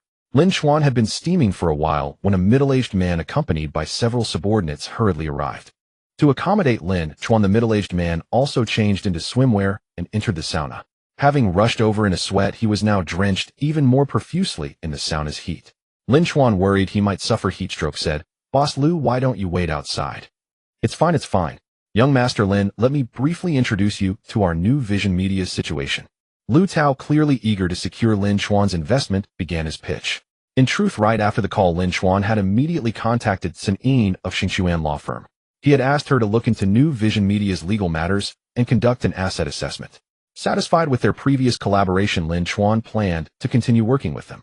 By now he already had a basic understanding of new Vision Media, but he said nothing, patiently listening to Lu Tao's introduction. He wanted to gauge the man's sincerity. As it turned out, Lu Tao was indeed very genuine, even laying out all of new Vision Media's recent problems. The company had been thriving in recent years, but two major issues had recently emerged. First, a top male streamer they had signed with a hefty sum not long ago had suddenly been involved in a scandal. Unable to recover the penalty for breach of contract, the streamer had fled abroad with the money. Second, the company was in the midst of expansion, signing many new streamers, setting up several guilds, and spending heavily on promotions, causing a sudden surge in all operational costs. In truth, without the first issue, the second wouldn't have been a problem. But with it, the second could potentially drag the entire company down. They had overreached. Lin Chuan remarked, if you can't recover the penalty from that male streamer, it'll be bad debt. Lu Tao said helplessly, yes, it might become bad debt, but I can carve that part out. Lin Chuan shook his head. How can a company just carve things out? If the accounts get messy later, taking it to court would be pointless. How about this'll take half of that bad debt as a loss? But I want the majority of the company's equity. Lu Tao was stunned, immediately grasping Lin Chuan's intent. He could invest, but only if he became the primary owner. Lu Tao hesitated. New Vision Media was his life's work, built from nothing to a market value of 200 million with over a dozen guilds and hundreds of streamers. Suddenly, giving up the position of top owner was hard for him to accept. Yet he desperately needed the funds, otherwise New Vision Media might severely shrink. In this fiercely competitive market where one either advances or retreats, it could collapse entirely. Looking at it from another angle, Lin Chen was likely a scion of a wealthy family. Having him on board would bring immense peace of mind. Would someone like him have time to manage the company? Certainly not. He'd leave it to Lu Tao to handle. The situation wouldn't differ much from before, just that over half the profits would go to Lin Chen. But with the investment fueling expansion, Lu Tao might still end up earning more than before. Lu Tao nodded. Young Master Lin, I can consider it, but the price needs to be negotiated. Lin Chen interrupted. As for the price, my lawyer and asset appraiser will be here soon. Shortly after, Tsin Yin arrived with her team. Naturally, further discussions didn't take place in the hot spring, but at No. 6 Yunlu Mountain residence. Yin Minglan was dumbfounded upon seeing the ultra-luxurious villa. Hearing Lin Chen discuss investing to become the majority owner of New Vision Media left her utterly astonished. She had thought Lin Chen's talk of promoting her mint, simply investing in her, never imagining he'd become the boss of a media company. The negotiations quickly drew to a close. Considering the potential bad debt, Lin Chen invested 100 million for a 51 stake. Sinin also added numerous restrictions to the contract to prevent Lu Tao from later diluting Lin Chen's equity through new shareholders or other means. In short, Lin Chen would become the absolute controlling shareholder of New Vision Media, though his 51 fell short of the 66.7 needed for complete control. Lu Tao was not a subordinate, but a partner. Lin Chen found this arrangement satisfactory, though otherwise Lu Tao would never agree, and besides he only wanted to invest, not manage. Yin Minglan, watching the 100 million investment, was alarmed. Young master, isn't this investment too large? Lin Chen couldn't say that while he did plan to promote her, he had a larger goal in mind. She was merely a side benefit. He didn't explain, simply saying calmly, it's not too big. Now that I'm the boss, promoting you to a top streamer is a breeze. Aren't you happy? Lu Tao immediately chimed in. That's right, that's right. With your looks and figure, I can definitely make you a star. Yin Minglan was indeed attractive, especially her figure, giving her considerable potential to rise to fame. Besides, she was clearly Lin Chen's woman. Promoting her was only natural. Even if she lacked potential, they could make a symbolic effort to please Lin Chen. With her potential, there was no need to mention it further. It might not only delight Lin Chen, but also turn a profit. Happy, of course I'm happy. Yin Minglan excitedly threw herself onto Lin Chen, wrapping her arms around his neck, and planting a kiss, this time not on his cheek, but on his lips. Yin Minglan affection 35. Yin Minglan's affection exceeds 80. Status bar updated. Please check promptly. Lin Chen was startled. This was the first time someone's affection had surpassed 80, and the first time he'd heard the status bar update. He opened the system panel. Name Yin Minglan, age 22, appearance 8. 1 height 169 centimeters, a weight 55 kilograms, affection 3582, ex-boyfriends 2, STDs none. Lin Chen paused, then tapped on ex-boyfriends. To his astonishment, it displayed the exact times of each relationship. The first was at age 19, the most recent half a year ago. Over 3.5 years she had been with 2 boyfriends. Moreover, it could even detect the presence of STDs. Lin Chen couldn't help but marvel. System as sycophantic as you're really damn impressive. After signing the contract, Lu Tao, Tsin Yin, and the others departed. Within the sprawling villa, only Lin Chen, Yin Minglan, and Aunt Zhang remained. Glancing at Yin Minglan, who gazed at him with tender affection, Lin Chen felt a flicker of inner conflict. In truth, Yin Minglan had dated 2 boyfriends before and had been intimate with them on numerous occasions, which was after all a matter of human nature. Moreover, given her identity as a car model, he had been mentally prepared from the very beginning, never intending to regard her as his official girlfriend. Hence, such matters ought not to trouble him in principle. Yet Lin Chen, being a novice in love, could not help but feel a certain qualm. His virginity complex ran exceedingly deep. Young master, I am content just to be with you. I never sought any title, so you need not bear any burden. Yin Minglan said, as if misinterpreting Lin Chen's gaze, yet she displayed remarkable understanding. In her eyes, Lin Chen was a scion of a wealthy family. To prosper under his protection was already a great fortune, and the thought of monopolizing him had never even crossed her mind. Besides, Lin Chen was handsome. She had not lost out. Hearing her words, Lin Chen felt a surge of fondness. Though he already knew of her 2 past boyfriends, he still probed. Minglan, how many boyfriends have you had? 2. One for 2 years, the other for 1.5 years. Young master, are you disgusted with me? Yin Minglan wore a pitiful expression, gazing at Lin Chen with a look of heartrending vulnerability. How could that be? Casual dating is perfectly normal, Lin Chen replied, shaking his head. Yin Minglan stared at Lin Chen for a moment, then suddenly leaned close to his ear, her breath as fragrant as orchid. Young master, you do like my figure, don't you? I can help you scrub your back, and even. Lin Chen glanced down at her, and the carnal desire that had been kindling since the hot spring could no longer be restrained. A novice is relatively innocent, yet also the most prone to impulsiveness. The next morning Lin Chen awoke feeling refreshed and invigorated. For some reason, he sensed a newfound relaxation and confidence within himself. After breakfast with Yin Minglan, he drove his Lamborghini, taking her to the Brilliant Guild. Only after signing the contract the previous night did Lin Chen learn that the Brilliant Guild was a subsidiary of New Vision Media, the very same guild to which Lu Yin'er and Su Yueqing belonged. Thus, instead of having Yin Minglan sign directly with the headquarters, he arranged for her to join the Brilliant Guild, after all the terms were entirely within his discretion. Moreover, the Brilliant Guild was closer, making it more convenient, and he could also visit Su Yueqing to curry favor. Young master, I could have gone to the guild on my own. You didn't need to escort me personally. You're far too kind to me. Yin Minglan set her gaze even more tender than before. Yin Minglan affection 1. Once affection exceeded 80, its growth began to slow markedly. It's fine, I have nothing to do today, anyway, Lin Chen replied with a smile, omitting his ulterior motive. Driving with one hand, he casually placed the other on Yin Minglan's smooth and delicate thigh. Young master, you're so naughty, Yin Minglan cooed playfully. Far from pulling away, she pressed her thigh closer to his. After a half-hour drive, they arrived at the Brilliant Guild. As they reached the entrance, they spotted Lu Yin'er and a young man. Lu Yin'er's gaze flickered slightly upon seeing Lin Chen, but she quickly composed herself and nodded at him with a smile. The reason Lu Yin'er had sought other opportunities was not that she underestimated Lin Chen's power, but rather that she found him difficult to manipulate and thus abandoned the endeavor. Naturally, she dared not show him any disrespect. The young man, upon seeing Lin Chen's Lamborghini, nodded politely in greeting, even though they were strangers. They boarded the same elevator, and Lu Yin'er asked, Minglan, are you here to sign with the Brilliant Guild too? Auto shows were becoming increasingly scarce, and some no longer even hired models. Without fame, car models found it harder to get by, yet they possessed a natural advantage that made transitioning to live streaming quite suitable. Seeing Yin Minglan arrive here, it was only natural to assume she intended to sign with a guild and become a streamer. Yin Minglan, who had never let go of Lin Chen's arm, nodded.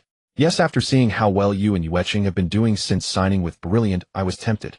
I've only just started and am still quite mediocre. I'm only on a level contract now. Yueqing is the impressive one, as she got in a level contract. Her livestream room has several big spenders, each more generous than the last. Lu Yin'er said, her expression tinged with envy. She also glanced at the young man beside her, as if hinting at something. Hearing this, Yin Minglan looked at Lin Chen and held his arm even tighter. The night before, Lin Chen had informed Lu Tao that he wanted an level contract for her. It was a tier above a level, second only to the bespoke contracts reserved for top-tier streamers. They ascended to the 12th floor and entered the Brilliant Guild, where the office buzzed with bustling activity. A middle-aged woman, still retaining traces of her former charm and issuing orders, glanced toward the entrance. Upon spotting Yin Minglan, she began to approach, but quickly noticed Lin Chen and froze for a moment. Then she quickened her pace, almost running over. Young Master Lin, what brings you here in person? Lin Chen was taken aback. You know me? The middle-aged woman replied, of course. Boss Lu informed me. My name is Wan Z. You can call me a Z, just like Boss Lu does. Lin Chen said, Sister Z, don't mind me. Go about your work. Please arrange Minglan's contract, equipment, assistant, and planning. Wan Z assured him, rest assured, young Master Lin. Everything is already in order. Xiaoqing, come here. Take Miss Yin to sign the prepared contract. Young Master Lin, please wait here. Wan Z personally attended to Lin Chen, serving him tea and water while dispatching staff to swiftly handle Yin Minglan's affairs. Lu Yin'er was utterly stunned by the scene. Why was Wan Z so deferential to Lin Chen? Had they known each other before? Even if Lin Chen was wealthy, there was no need for such reverence. And what kind of contract had Wan Z arranged for Yin Minglan? Why had an assistant been mentioned? When she signed her contract, the guild had only assigned a planner. Where was the assistant? Not far away, a tall beauty with phoenix eyes cast a long, narrow gaze in their direction. Upon seeing Lin Chen, a flicker of surprise and admiration passed through her eyes. Su Yueqing, affection 5. Lin Chen heard the voice in his mind and scanned the room. Spotting the tall beauty with phoenix eyes, he thought to himself that she must be the one. This time he had finally laid eyes on her. Soon Yin Minglan's contract was signed, though its contents were not disclosed directly. However, the subsequent actions of Wan Z, assigning the best assistant, providing top-tier equipment, and securing the finest planner, made the staff and streamers present discern the truth. This treatment far exceeded what even an A-level contract would afford. It was highly likely the legendary S-level contract. Lu Yenner was even more astonished, hardly daring to believe it. She had only signed a B-level contract, and even Su Yueching, who had gained some fame, had only an A-level one. Why did Yin Minglan, a newcomer, deserve an S-level contract? Everyone in the office looked at Yin Minglan with a different expression. She was a newcomer, but one not to be trifled with. Naturally, their gazes toward Lin Chen grew even more distinct. Those in the know understood that Yin Minglan's acquisition of that contract was largely due to that young gentleman. Otherwise, Yin Minglan, a newcomer with mediocre talent and a face barely an 8 out of 10, would have at most secured a B-level contract. When she first entered clutching a man's arm, everyone thought, this woman is so clueless, bringing a man on her first day. She doesn't want to be famous. In this industry, having a man is a major taboo for a female streamer. Even if one exists, it must be hidden. There are female streamers with boyfriends or husbands who still thrive, but they are rare gems. Now, however, they realized that she was actually savvy. She understood that the person beside her was what truly mattered. Su Yueching's gaze toward Lin Chen grew even more intrigued. Su Yueching, affection 5. Lu Yenner also guessed it might be due to Lin Chen, and the thought irritated her. After all, she and Yin Minglan had started from the same point, or even slightly ahead, since she had offered to drive for Lin Chen earlier. Yet now she had gained nothing but a bag, while Yin Minglan had stolen the spotlight by securing an S-level contract. She hoped the truth was otherwise, that there was another reason, otherwise she couldn't bear it. After signing the contract, Yin Minglan returned to Lin Chen's side and linked her arm through his. "Young master, how do you think I should stream? If I dress seductively, would you mind?" "I don't mind. How you dress is your freedom. As long as it complies with platform rules, it's fine." But deliberately playing coy to lure people in is unnecessary, Lin Chen said. "Okay, I understand." Yin Minglan caught on quickly. It was clear Lin Chen didn't see her as his official girlfriend, though otherwise a man wouldn't want his partner to dress provocatively. Yet since she was already his woman, she couldn't flirt with others. This aligned with her expectations. Avoiding flirtation might cost her some big spenders, but one must know trade-offs. She understood clearly that Lin Chen was her greatest security. Losing Lin Chen would mean losing everything, while losing a few big spenders still left her with him. Wan Zi listened and silently took notes, forming a preliminary plan for Yin Minglan's future path. Avoiding flirtation would be a significant loss for a female streamer, but it didn't matter. Whatever the boss said goes. Wan Zi said, "Young Master Lin, we're about to have a meeting. Since you're here, why not preside over it?" Lin Chen shook his head. "I don't know much about streaming or guild operations. Go arrange it yourself, and don't mind me." Wan Zi, "How can that be? How about you take the head seat without speaking, and we report to you?" Seeing Wan Zi's troubled expression, Lin Chen figured she couldn't proceed without him in the lead. Thinking it wouldn't hurt to learn about the guild's operations, he said, "All right." Wan Zi breathed a sigh of relief, quickly organized everyone into the meeting room, and once they were seated, invited Lin Chen and pulled out a chair and had him take the head seat. As for Yin Minglan, she was arranged to sit on his left, while Wan Zi herself sat on Lin Chen's right. Lu Yenner, Su Yueching, and the others were even more astonished at this scene. They could understand Wan Zi's respect for Lin Chen due to his wealth, but his seat at the head was truly incomprehensible.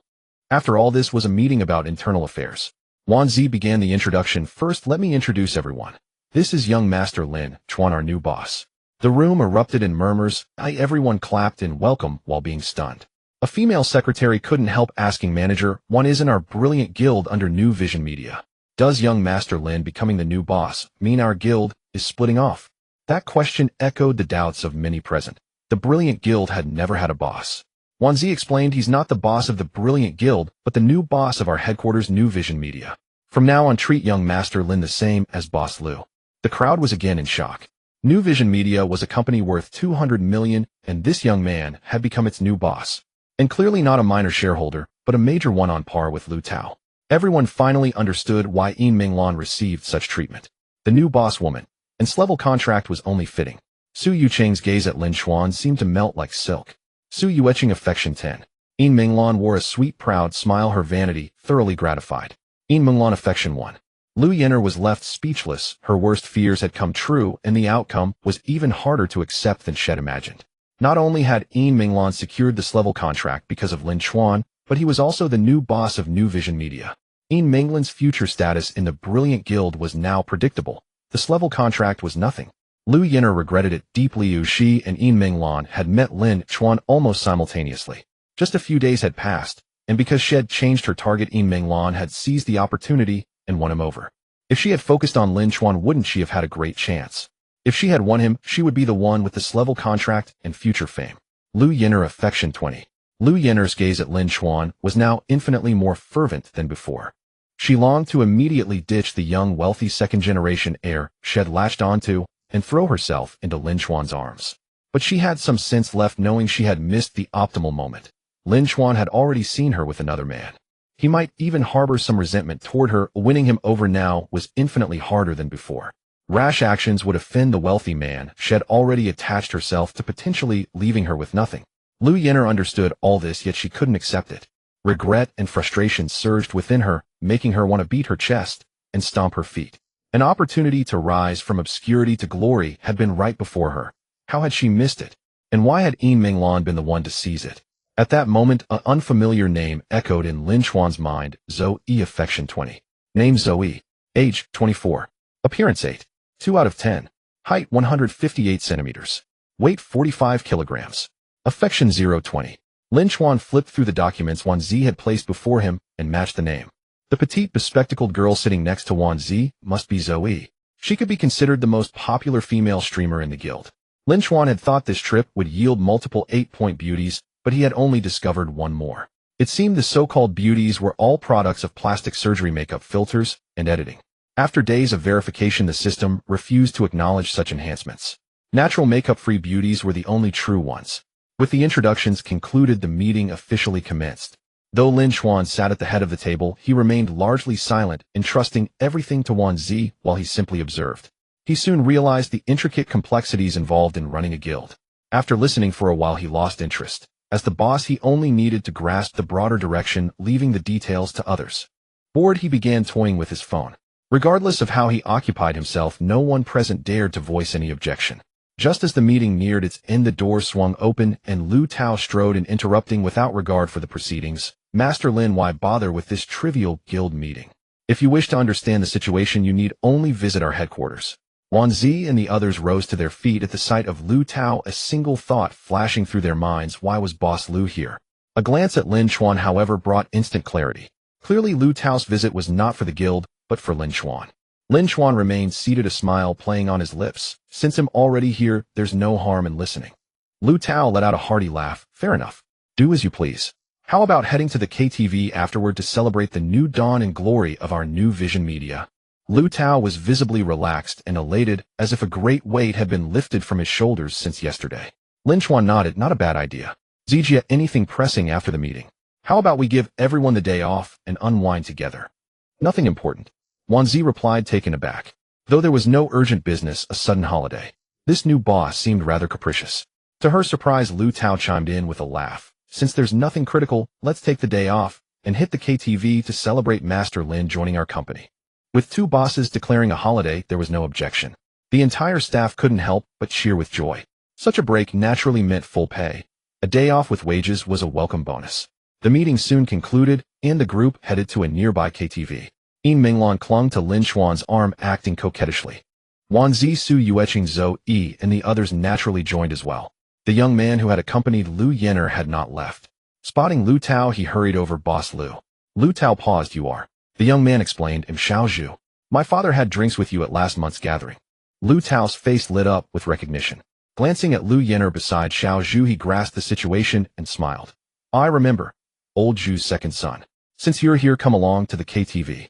Xiao Zhu nodded eagerly, like a chick pecking at rice. Yes, yes. Previously composed, he now seemed somewhat flustered. After all, even his father had to be courteous before Lu Tao. Xiao Zhu turned to Lin Chuan, whom he had treated politely upon first seeing his Lamborghini. Now witnessing Lu Tao's deference, his respect deepened. Boss Lu, this gentleman is. This is Master Lin, Lu Tao introduced succinctly, not even bothering to mention Xiao Zhu. Xiao Zhu dared not show the slightest displeasure. Bending slightly, he extended his hand. Master Lin, a pleasure to meet you. Lin Chuan shook his hand out of politeness and nodded. Lu Yin'er watched the scene, her heart growing increasingly bitter. The man Yin Minglan clung to was so composed and unruffled, while the man she clung to was so obsequious. Naturally, this made her seem several notches inferior to Yin Minglan. Gazing at the extraordinarily handsome man before her, with his impeccable physique and aura radiating boundless charm, she struggled to suppress the regret that surged within her once more. Lin Chuan and Yin Minglan boarded the Lamborghini while Lu Tao took his Porsche. The employees without cars had to take taxis as they all headed to the KTV. Upon arrival, Lu Tao was about to make arrangements, but Xiao Zhu eagerly took care of everything. They chose a large party hall with multiple tables and screens. Lin Chen, Yin Menglan, Lu Tao, Wanzi, Xiao Zhu, and Lu Yen are settled in the most private area. The others took their seats in the main hall, feeling less pressured away from Lin Chen, and Lu Tao preferring to enjoy themselves on their own. Some, however, wished to join Lin Chuan's table, but lacked the status. Su Yueqing, for instance, kept casting longing glances toward Lin Chuan, her singing distracted. After about half an hour, a manager entered. After politely greeting Lin Chuan and Lu Tao, he inquired, "Boss Lu, are these ladies from your company's streamers?" Manager Yao referred to Su Yueqing, Zhou Yi, and the others, careful not to mention Yin Menglan beside Lin Chuan. Lu Tao nodded. "Yes, what's the matter?" Manager Yao replied, "A guest in the next booth has taken a liking to them and wants them to sing a few songs." He leaned close to Lu Tao's ear, lowering his voice to add something. Lu Tao nodded and whispered to Lin Chuan, "It's He Yao from the Commerce Bureau, a deputy section chief." Wanzi gestured for Zhou Yi and Su Yueqing to approach. Lu Tao said, "A guest next door fancies you too. Go sing a few songs for them." Su Yueqing frowned slightly but quickly suppressed her displeasure, pasting on a smile and nodding in agreement.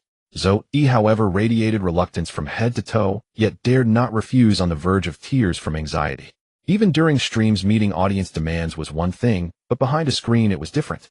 In real life, Zhou Yi seemed somewhat introverted, clearly an introvert. Just then Lin Chuan spoke up, "Don't be nervous. If you don't want to go, you don't have to." Su Yueqing and Zhou Yi's eyes lit up at his words. Lu Tao hesitated, then said quietly, "Master Lin, though his rank isn't high, and he can't do much to us, he's still from the Commerce Bureau. If he deliberately causes trouble, we'd have to deal with it. It's just asking them to sing a few songs, no big deal. Building a good connection might even help later." Lu Tao wasn't exactly afraid of the man, but he didn't care much about Su Yueqing and Zhou Yi. Lin Chuan cut him off, "Listen to me. It's not necessary." Lu Tao had no choice but to comply, respecting Lin Chuan's mysterious and wealthy background. Manager Yao looked troubled but said politely, "Master Lin, the guest only wants a few songs from them." Lin Chuan ignored him completely, addressing Su Yueqing and Zhou Yi, "As long as I'm here today, no one can force you to accompany anyone. Go back and have fun." Su Yueqing's gaze toward Lin Chuan was now practically dripping with emotion, while Zhou Yi's face overflowed with gratitude and admiration. Even Lu Yen, uninvolved, watched with eyes full of adoration. Yin Menglan nestled beside Lin Chuan, staring at him intently. In that moment, she felt an unparalleled sense of security. At this instant, Lin Chuan radiated infinite charm in their eyes. This was the kind of man worth relying on. Manager Yao, unable to obtain a satisfactory answer, yet too afraid to offend Lin Chuan, and Lu Tao found himself caught in the middle, pleasing no one. He slunk away, walked to the adjacent private room, took a deep breath before entering, and reported the situation to He Yao. After listening, He Yao's expression darkened slightly. The slick-haired young man beside him burst out angrily, "Section Chief, he extended such a gracious invitation, yet they refused. How insolent." He Yao waved his hand to silence him, pondered for a moment, and said, "Go over there again. Tell them it's better to have a friend than an enemy. I actually think highly of New Vision Media, and hope they develop smoothly." On the surface, these words seemed full of goodwill, but interpreted conversely, they were laced with threats. Manager Yao dared not delay, and went to deliver the message. After a moment, he returned, stammering for a while before saying, "Young Master Lin expressed gratitude for your appreciation, but said their streamer is unwell. He sends his apologies." The slick-haired young man was about to erupt again, but He Yao stopped him once more. He Yao smiled and said, "No need for such euphemisms. Convey his exact words." Manager Yao had no choice but to confess. This time young Master Lin only said one word: "Get lost." He had transformed that single word into "Thank you for your appreciation, apologies for the indisposition," a truly painstaking effort. Unfortunately, He Yao, a seasoned veteran, saw through it at a glance. The slick-haired young man fumed. "How ungrateful. I think they deserve a thorough investigation. Don't go around demanding investigations left and right. Is the Administration for Market Regulation your family business?" He Yao shot the slick-haired young man a glare and said, "What does it mean to be a civil servant? It means serving the public. Abusing public office for personal gain is a cardinal sin. How can you make such a mistake? However, there are indeed many irregularities in advertising and livestream commerce for media companies. Perhaps it is time for a minor inspection." He Yao stopped the slick-haired young man, not because he disagreed with his approach, but because he found him too rash, saying everything so bluntly, which could easily leave behind evidence. A true veteran knows how to speak in bureaucratic jargon, making it sound like impartial law enforcement rather than targeting anyone. In the adjacent private room, Lu Tao said helplessly, Young Master Lin, even if you wanted to refuse, you could have been a bit more tactful. I was planning to go over and greet them, but you just dismissed them with get lost. Lin Chen smiled unconcerned. The first time they came, wasn't I polite enough? I had already refused. My stance was clear. Coming again was disrespectful and discourteous. If they show no respect, why should I show them any? Alas, I've heard that He Yao holds grudges. He'll have to pull some strings to handle this. After speaking, Lu Tao took out his phone and made a call. Lin Chen also pulled out his phone and sent a message to the vice principal. Vice principal, does our university encourage student entrepreneurship? Unexpectedly, vice principal Feng Yin called back quickly. What are you starting a business? Of course we encourage it. There are various preferential policies for student entrepreneurs. Lin Chen said, I'm not about to start one. I've already begun. I've invested 100 million in a media company. A crashing sound came from the other end, as if something had been knocked over. Feng Yin coughed and said, since you've already invested, why are you asking me? Are there procedural difficulties that need my help inquiring about? Lin Chen said, there's someone from the administration for market regulation trying to make things difficult for me, a fledgling college student. Could you help smooth things over? Yes, Lin Chen was asking the vice principal for help. Some naively think a vice principal is just a vice principal. They don't realize that the prestige of university presidents and vice principals is significant. Generally, university presidents and vice principals hold ranks equivalent to department director and deputy department director. Some top-tier prestigious universities even hold ministerial or vice-ministerial ranks. The presidents and vice principals of Tsinghua and Peking University are even more formidable. Some university presidents, after serving their term, go on to become mayors or even governors. The vice principal of Shanghai University holds the rank of deputy department director, just one level below director chief from in the name of the people. Moreover, his seniority was already very deep. It would come as no surprise if he became deputy mayor in a few years. Lin Chen had considered all this from the moment he made the donation, using his student status to take the first step in converting money into influence. His earlier counterattack against the student council at school was merely a minor test. His true goal lay in society. After hearing Lin Chen's words, Feng Yin laughed and scolded. What fledgling college student? Don't paint yourself so weakly. With your capabilities, are you still an ordinary student?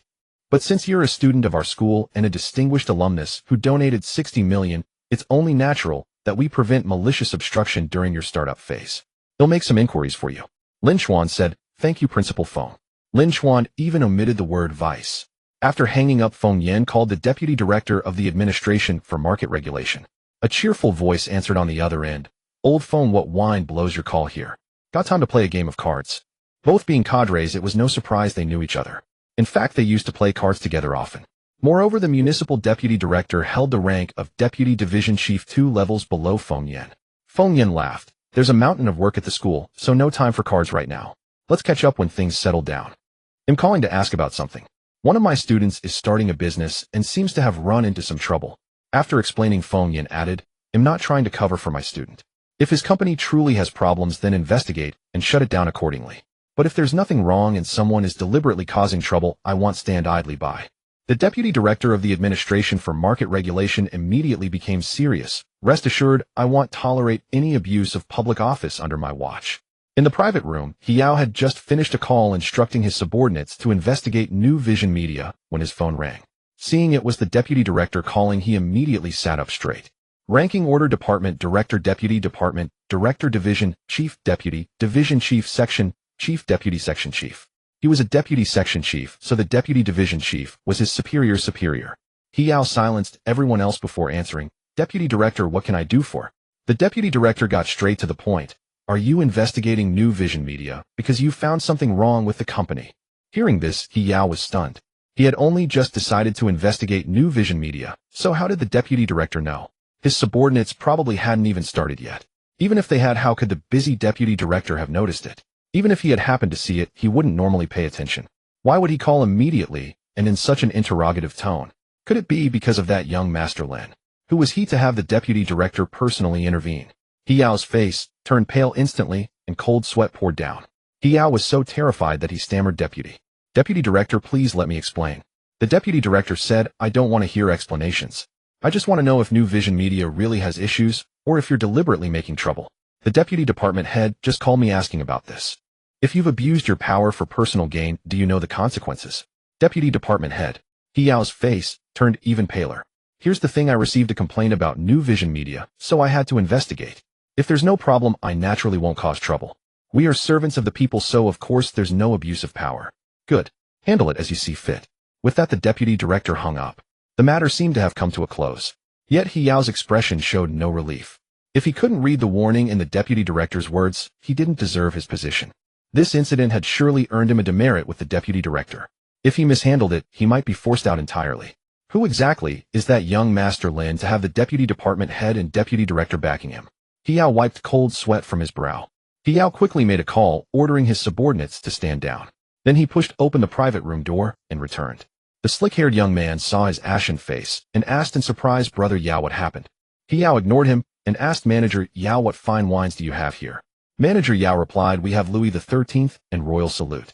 He Yao said, "Bring 2 bottles of Louis XIII and a case of Royal Salute to the next room." Manager Yao was taken aback, but quickly complied. Though he didn't know the details, it was clear that this arrogant deputy section chief from the Industry and Commerce Bureau had backed down. For him, that was good news. He no longer had to be caught in the middle. "Brother Yao, does the person across have influence?" The slick-haired young man asked quietly. He Yao said with a grim face, "Not just influence. It's unfathomable. The deputy director just called me personally about this and mentioned that a deputy department head had inquired." Hearing this, the slick-haired young man gasped. His earlier arrogance vanished, replaced by fear. He knew exactly what a deputy department head meant. Once Manager Yao had the wine ready, He Yao took it and went over. Su Yueching and Zhou Yi tensed up as they saw He Yao and his group approaching. But instead of the arrogant demand for them to sing, they were greeted with fawning smiles. He Yao hurried over to Lin Chen, bowing and scraping, "Young Master Lin, my deepest apologies for the earlier disturbance. To make amends, today's expenses are on me. I've also prepared some fine wines for you. Enjoy." Lin Chen, however, acted as if he hadn't heard, ignoring He Yao as he continued whispering intimately with Yin Minglan. He Yao dared not complain. He remained bent over, smiling, waiting for Lin Chen's judgment. Xiao Zhu and Lu Yener, watching nearby, were stunned. How had the man who was so arrogant about summoning the streamers suddenly become so submissive? Clearly the one he feared wasn't Lu Tao, but Lin Chen. That meant Lin Chen wielded far more power than Lu Tao. Lu Yener looked at Lin Chen with even more admiration. Xiao Zhu's gaze toward Lin Chen grew more respectful. Though a deputy section chief wasn't a high rank, normally one wouldn't need to be overly deferential to a businessman, unless the position carried significant weight, in which case businessmen might even bribe them. Lin Chen had made the man grovel with just a phone call, proving his influence went far beyond mere wealth. Lu Tao, who was on the phone, saw this and paused, saying to the person on the other end, "No need, it's resolved." Then he hung up. Lu Tao realized he might have underestimated Lin Chen's status. Nearby, the employees whispered excitedly, "That's the man who wanted Yueching and Zhou Yi to sing, right? Why is he here apologizing instead? Clearly our new boss has far more pull than old boss Lu. Even if Lu had influence, he probably wouldn't have gone to bat for his streamers. He might have just sent them over to curry favor." Exactly. Most bosses wouldn't care about our cheap dignity. Handsome, rich, and protective, our new boss is amazing. And capable. Most people couldn't protect us even if they wanted to. With one word, he had them apologizing. I'm becoming his fan. The female employees were swooning. Su Yueching and Zhou Yi also found Lin Chen increasingly charming. After letting He Yao stew for a while, Lin Chen finally acknowledged him. "Deputy section chief, what are you doing? Offering to pay and sending wine for no reason. We commoners can't accept such favors." He Yao had once felt proud being called section chief or deputy section chief, but now the title made him tremble, fearing it might cost him his position. He forced a smile. "Not at all. I'm a commoner too, just a public servant. I was rude earlier, so an apology is only fitting." Lin Chen said, "You only asked them to sing. What's rude about that? Clearly deputy section chief, he enjoys singing. Since you're here, why not perform a couple of songs?" Hearing this, He Yao flushed red. Earlier he had demanded Su Yueching and Zhou Yi sing. Now Lin Chen was demanding the same of him. Wasn't that equating him to a female streamer selling her voice? Yet he dared not object. If this could settle the matter, it was the best outcome. Suppressing his shame and anger, He Yao nodded with a forced smile. "Very well, let me sing a couple of songs to entertain young Master Lin." He Yao chose 2 songs, Ode to the Motherland and Defend the Yellow River. Perhaps he preferred old songs, or thought singing them would be less damaging to his image. Then he began to sing with fervor. Everyone present watched with strange expressions. Su Yueching and Zhou Yi understood that Lin Chen was avenging them. Beyond admiration, they felt a touch of gratitude. From the moment they became streamers, they had endured much disrespect, being asked to sing for others, which many saw as normal. No one cared about their feelings. But Lin Chen not only stood up for them, protecting their dignity, but also quietly sought justice. This man gave them a sense of security. After He Yao had sung 2 songs, Lin Chen finally let him off. Seeing that Lin Chen had calmed down, He Yao slunk away with the slick-haired young man. Lin Chen felt that such a man was unworthy of being a deputy section chief, but that was beyond his jurisdiction, and reaching too far would be unwise. The Bureau of Industry and Commerce must already be aware of this matter. How they handle it is their affair. After He Yao left, Lu Tao seemed to treat Lin Chen with even greater respect. At that moment, he felt immense relief for his decision to have Lin Chen invest, even if it meant yielding the position of top boss. With Lin Chen wielding such immense power, New Vision Media would encounter no obstacles as long as no major issues arose. Lu Tao wanted to exchange a few more pleasantries, but Lin Chen pulled Yin Minglan aside and headed toward the employees, quickly blending in with them through casual conversation. They even started playing games. Lu Tao watched in slight bewilderment, unsure what to say. Was this what they called effortless versatility? Initially, the employees were a bit nervous. He was the boss after all. But they held great goodwill toward Lin Chen and didn't resist. After playing for a while, and seeing his lack of airs, they loosened up. In the heat of the fun, someone suggested playing this stellar absorption game where everyone forms a circle and passes a card by sucking it with their mouths. If someone failed to hold it, their lips might accidentally touch another's. Yin Minglan naturally stood beside Lin Chen with Zoe on her other side and a female employee next to Zoe. While alternating genders would have made the game more thrilling, the male employees dared not approach Yin Minglan, as she was Lin Chuan's woman. Zoe, a popular streamer, also had to be kept at a distance by the men, while some female employees were less particular. Unexpectedly, Su Yueqing naturally and proactively positioned herself on Lin Chuan's other side. She casually pulled her female assistant to her other side. Yin Minglan saw this, but said nothing, understanding her place, and that she had no right to interfere. In the first round of the game, the card passed smoothly. But in the second round, when it reached Su Yueqing and she passed it to Lin Chen, she failed to suck it, and the card dropped. Su Yueqing's lips were about to meet Lin Chuan's, and she seemed off balance, unable to stop. In that critical moment, Lin Chen agilely pulled back and gently reached out to steady her arm. Casually, he averted the accident. Su Yueqing stared at Lin Chen, blinking, clearly surprised by the outcome. Was their new boss not only handsome, wealthy, secure, and decisive, but also such a gentleman? Su Yueqing Affinity 5. Yet was Lin Chuan's action truly out of chivalry? From the moment he acquired the system and began amassing goodwill from beautiful women, he had shed innocence for a more rakish nature. After last night, he was far from being a gentleman. But he still valued his health. According to online reports, sexually transmitted diseases were on the rise, with even AIDS reaching a prevalence of 1 in 1,000. Without the system, it would be hard to judge, but with it, he could directly check once affinity reached 80. That simplified things. He would absolutely avoid any contact until affinity hit 80, ensuring complete safety. Su Yueqing, unaware of Lin Chuan's thoughts, now gazed at him with even more tender affection due to his gentlemanly conduct. In the next 2 rounds, she dropped the card again, and this time she was even closer, leaving no time to dodge.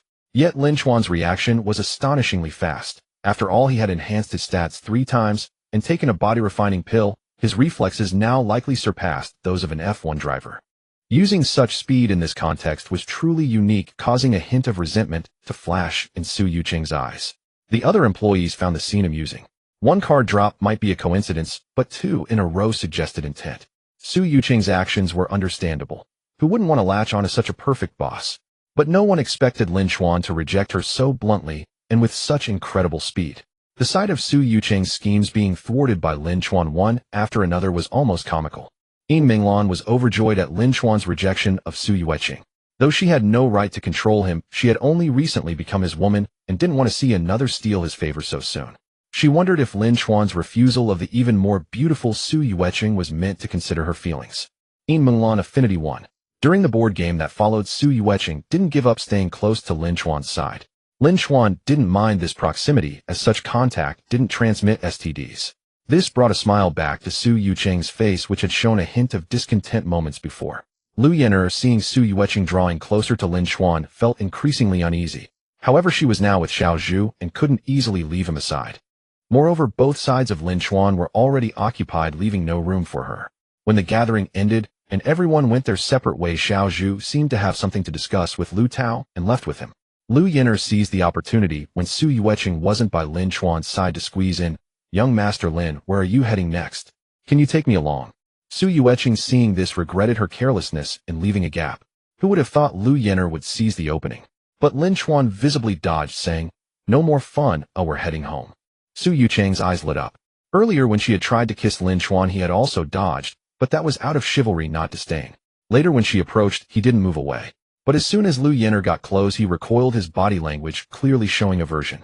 Su Yueqing quickly stepped into the space Lin Chen had made by dodging, pushing Lu Yenner aside. Indeed, Lin Chen felt some aversion to Lu Yenner. After all, she had just been clinging to another man. Moreover, she lacked a sense of boundaries, and he wanted no further involvement. Using her as a tool to accumulate goodwill was enough.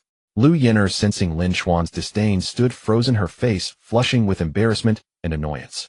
But more than that, she was consumed by regret. Last time she had clung to him, he hadn't minded. Indeed, the chance to latch onto a top-tier noble scion had slipped through her fingers because of her own choices. Now she couldn't even compare to Yin Minglan, let alone Su Yueqing, whom she had met later. Su Yueqing still had a chance to earn Lin Chuan's favor, but she seemed to have none left. Returning to Villa No. 6 at Yunlu Mountain residence in the evening, Yin Minglan once again gave Lin Chuan a pleasant scrub. Today she had gained a deeper understanding of his status and position, cherishing his protection even more. The advances of Su Yueqing and Lu Yenner stirred a sense of crisis in her, making her realize that even without intending to bind Lin Chuan, she must not be careless, otherwise she might fail to secure even a fraction of his abundant favor. After his bath, Lin Chuan scrolled through his phone and noticed a string of unread messages. In the dormitory group, his 3 roommates were chatting animatedly, asking if Lin Chuan had spent the night out and whether he had found a girl. They also mentioned encountering Yi Meishing at the cafeteria today. Su Yueqing sent a link. Master Lin, this is my live stream. Drop by if you have time. Of course, since it's our own channel, no need to send gifts. Otherwise the platform takes a cut. Come to the stream and it'll sing and dance for you. Or if you prefer a private show, that's fine too. Lin Chuan replied, okay, I'll check it out when I'm free.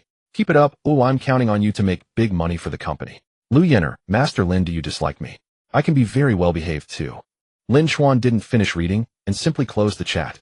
However, he didn't find Lu Yenner as repulsive as Zhang Yan, so he refrained from deleting her. The last message was from Yi Meishing. You weren't at school today. Did you go out to play, eh? Since their encounter in the cafeteria with Ling Wusa and Qin Bingqing, this was her first time initiating contact. Lin Chuan, how did you know? Yi Meishing, guess. Lin Chuan, you ran into my roommates at the cafeteria, noticed I wasn't with them, and figured I might have gone out. Yi Meishing, not fun at all. You guessed it. Couldn't you play along and pretend not to know? But I envy you juniors who don't need to hunt for jobs. I wish I could go out and have fun too. If Lin Chuan couldn't catch such a hint, his 3 years as a devoted pursuer would have been wasted. Though he firmly refused to be a doormat anymore, some skills remained useful. Lin Chuan thought to himself, perfect timing. I want to enjoy myself too. What's the point of embezzling the simp fund if not for pleasure? Yi Meishing might be a bit of a tease, but as long as you don't fall for her, she's a good companion. Traveling with her would be delightful. And it'll boost her favorability. Why not? Lin Chuan replied, I'm planning a trip to Hainan tomorrow. Senior, would you like to join me? As always, Lin Chuan did what pleased him. Whether Yi Meishing wanted to go was irrelevant. If she declined, he'd simply find someone else. Yi Meishing, I'm free. Let's go together. Do you have an itinerary? I have a friend who's been there. I can ask her. Lin Chuan, no need, I'll handle the arrangements. Later, scrolling through his moments, he saw Qin Bingqing post about wanting to visit scenic spots and take beautiful photos with a good camera. Ling Wusa posted about wanting to go off-roading in a rugged vehicle. It seemed like a subtle hint, but Lin Chuan couldn't be bothered to decipher it. If they messaged him privately, he might take a closer look, but not for posts. He casually liked both and went about his own business. Opening the Haoyun Main Club group, he asked anyone in the travel industry or know someone who is. Peng Zhe tagged someone named Attentive Personal Butler Old Ma. Master Lin, this guy does private travel. It's pricey, but the service is top-notch. Lu Tao also tagged Old Ma. Master Lin, where are you planning to go? Want to go together? Peng Zhe, Lu Tao, why are you acting so familiar with Master Lin? He's definitely going with a beauty. What's the point of taking you?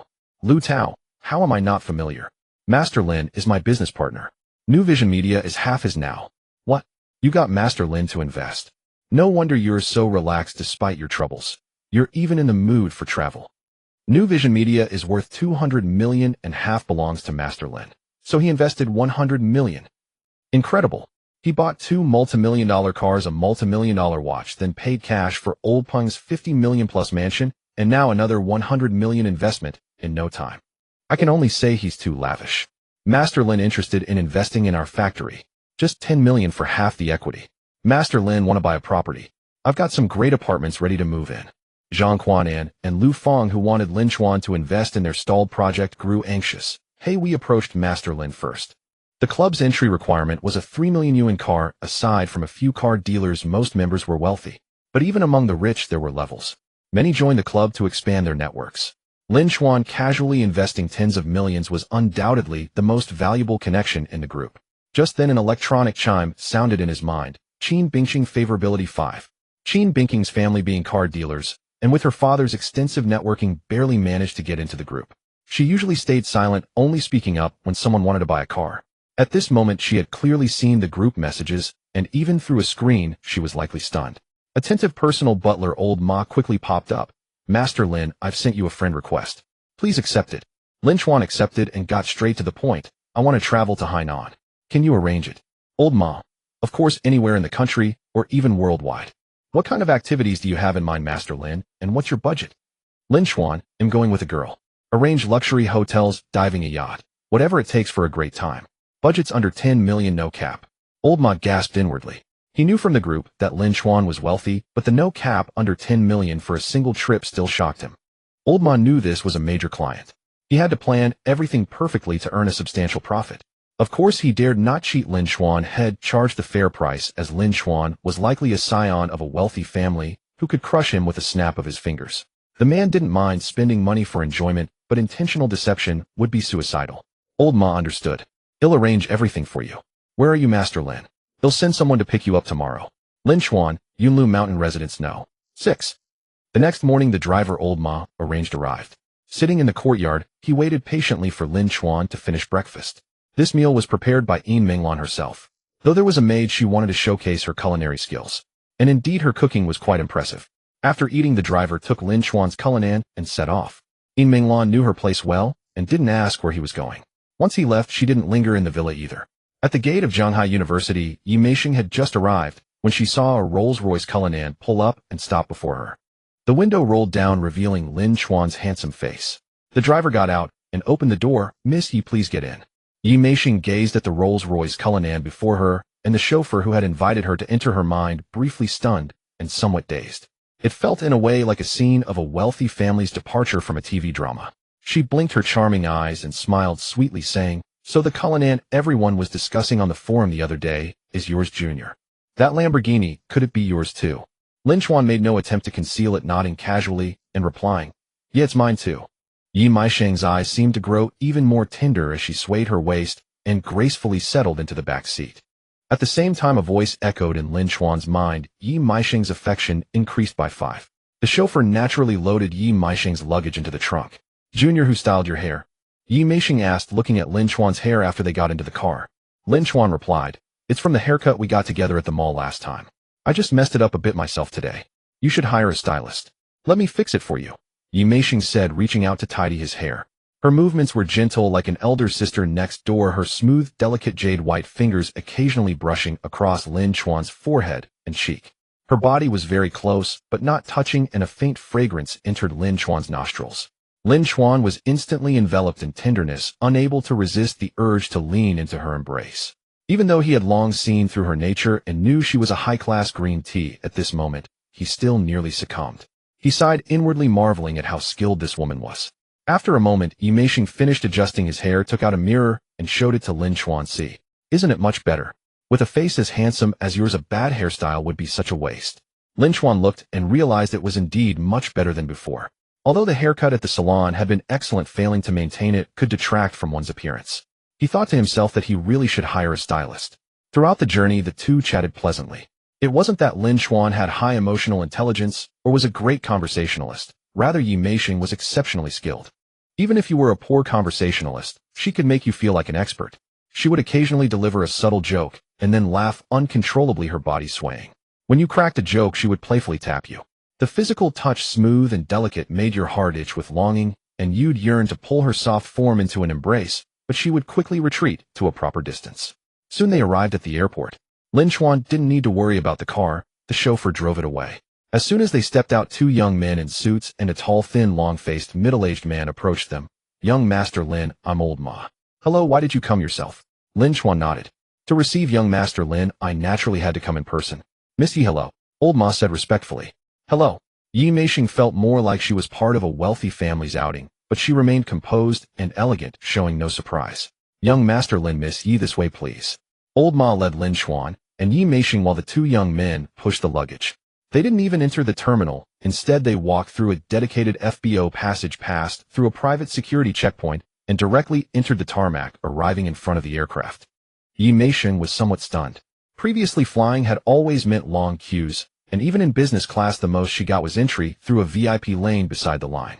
Junior, is this the legendary platinum card? She asked quietly, leaning close to Lin Chuan's ear. She didn't pretend to know what she didn't. Instead, she humbly asked, which didn't diminish her, but rather made her seem endearing. Leaning close to his ear naturally brought her body lightly against Lin Chuan's, her breath fragrant, like orchid, creating a sense of intimacy. Although her voice was very soft, old Ma still heard her and smiled slightly, explaining, Miss Yi, this is a private jet, a Gulfstream G550. It's not about any platinum card. Young Master Lin has chartered this entire aircraft. The only passengers on this plane are you and young Master Lin. Yi Meishing opened her mouth, utterly astonished. The legendary private jet, she had only ever seen it on TV. The cabin door was already open and a flight attendant warmly welcomed them at the entrance. Once inside, their luggage was handled, and as they took off their coats, a flight attendant immediately took them to be stored. The environment inside the plane immediately brought Yi Meishing a wave of comfort. Unlike the rows of cramped seats on a regular plane, this was like a luxuriously decorated living room. Spacious interior, comfortable sofas along with tables, a coffee table, a TV, and so on. Young Master Lin, Miss Yi, what would you like to drink? A flight attendant approached and asked warmly.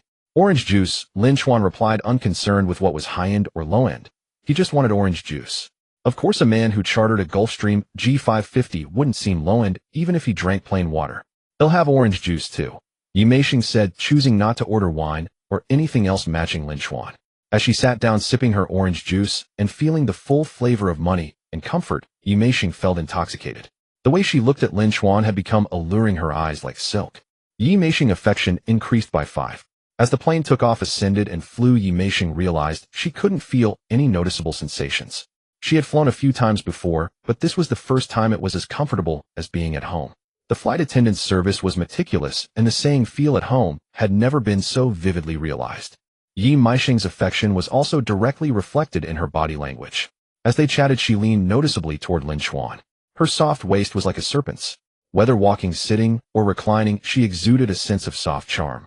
When she went to the restroom, her curiosity got the better of her, and she looked up the charter price for a Gulfstream G550. She found it was charged by the hour, around 400 per hour.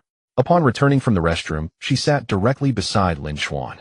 After what felt like only a short while of chatting, they arrived in Sanya. She felt a bit reluctant, wishing for the first time that the journey could last longer. Upon disembarking, someone helped with the luggage, and old Ma led them through the VIP passage without any obstacles. They quickly exited the airport where a luxury car was waiting. They got in, and the chauffeur drove off. Before long, they arrived at the Atlantis Hotel and checked into the legendary, most expensive undersea suite, costing €1 per night. The suite was a duplex. The lower level was directly an aquarium, as if the entire suite had been moved to the bottom of the sea. Over 280 species of marine life surrounded you. From departure to arrival, Yi Meishing felt no fatigue at all. The entire journey was one of relaxation and enjoyment. She finally understood why Lin Chuan didn't need a strategy guide. So when people say travel is tiring, it's not the travel that's tiring, it's being poor. For the truly wealthy, travel is never tiring. Yi Meishing affection increased by 5.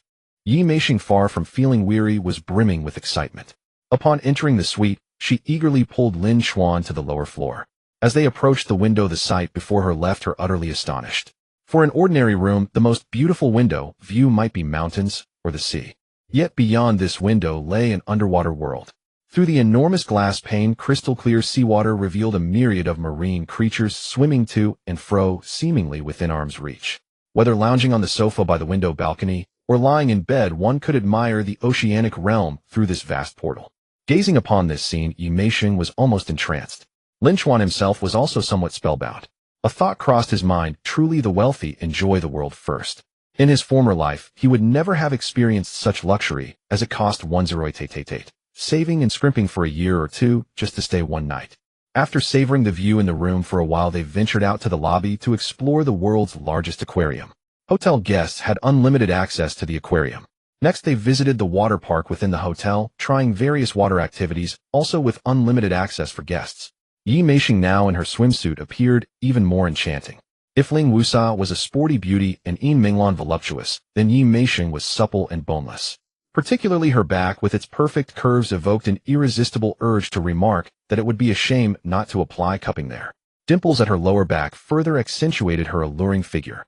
It was also the first time Yi Meisheng saw Lin Chuan's physique. Though she valued strength over appearance, she couldn't help but brighten at the sight. Yi Meisheng affection too. In the evening they went to the seaside where the water was bluer than most beaches in Shanghai City. They lay on the sand watching the sunset. The next day they set out to sea on a yacht worth over 100 million complete, with a DJ violinist and chef. Diving instructors were also provided, allowing them to experience snorkeling among tropical fish, a different sensation from viewing them in an aquarium. On the third day they tried nearly all the sea, land, and air activities: wakeboarding, parasailing, helicopter rides, beach horseback riding, driving speedboats, and more. Anyone who has been to Sanya knows it's beautiful and fun, but also expensive and full of pitfalls. If cost were no object, there would be almost nothing but advantages. Yi Meisheng was enraptured, feeling she had wasted her life before. Her affection didn't increase as quickly as at first, but it continued to grow steadily, with frequent notifications of affection 1A, affection 1A, affection 1. The distance to 80 was now only 7 points. Tired from the day's activities, they returned to the Park Hyatt Sanya Sunny Bay Premium Ocean View Room. Yes, they had switched hotels as different establishments offered unique features and distinct beach views. After dinner, as they sat on the beach chatting while enjoying the sea breeze, old Ma approached with a middle-aged man. He introduced young Master Lin. "This is Xiao Han, the highest-ranking officer of our Yonghua Club." "Greetings, young Master Lin." Xiao Han said politely, "May I ask if you are satisfied with the itinerary arranged by old Ma? If anything is not to your liking, please let me know." Lin Chuan nodded. "It's good, quite satisfying." Xiao Han, "Then young Master Lin, are you interested in joining our Yonghua Club? Given your status and this expenditure, you can become a member without any conditions. Is your club focused on leisure activities?" Lin Chuan found the club name vaguely familiar, but couldn't recall. Since old Ma was part of it, he assumed it was recreation-oriented. Xiao Han smiled. "Leisure is just a small part, mainly handled by old Ma. Our Yonghua Club is a high-end club where every member is a successful individual. Through mutual exchange, members can expand their resources and networks." Old Ma explained. "The Haoyan Car Alliance Club is merely a small club, not really up to standard. I am considered upper middle class in the Haoyan Car Alliance. Honestly, I feel a bit embarrassed to be in the same club as you. In Yonghua Club, I am not a member, but a server. This club is truly suitable for your upper class. Its members are on your level. Since there are no conditions, you'll join." Lin Chuan had plenty of money, but lacked resources and connections. From his experience with the Haoyan Car Alliance, joining a club had its benefits. Xiao Han, while registering, said, "All right, I'll register you immediately and add you to the group. Coincidentally, there is a Sanya District Club gathering tonight. If young Master Lin is free, would you like to attend?"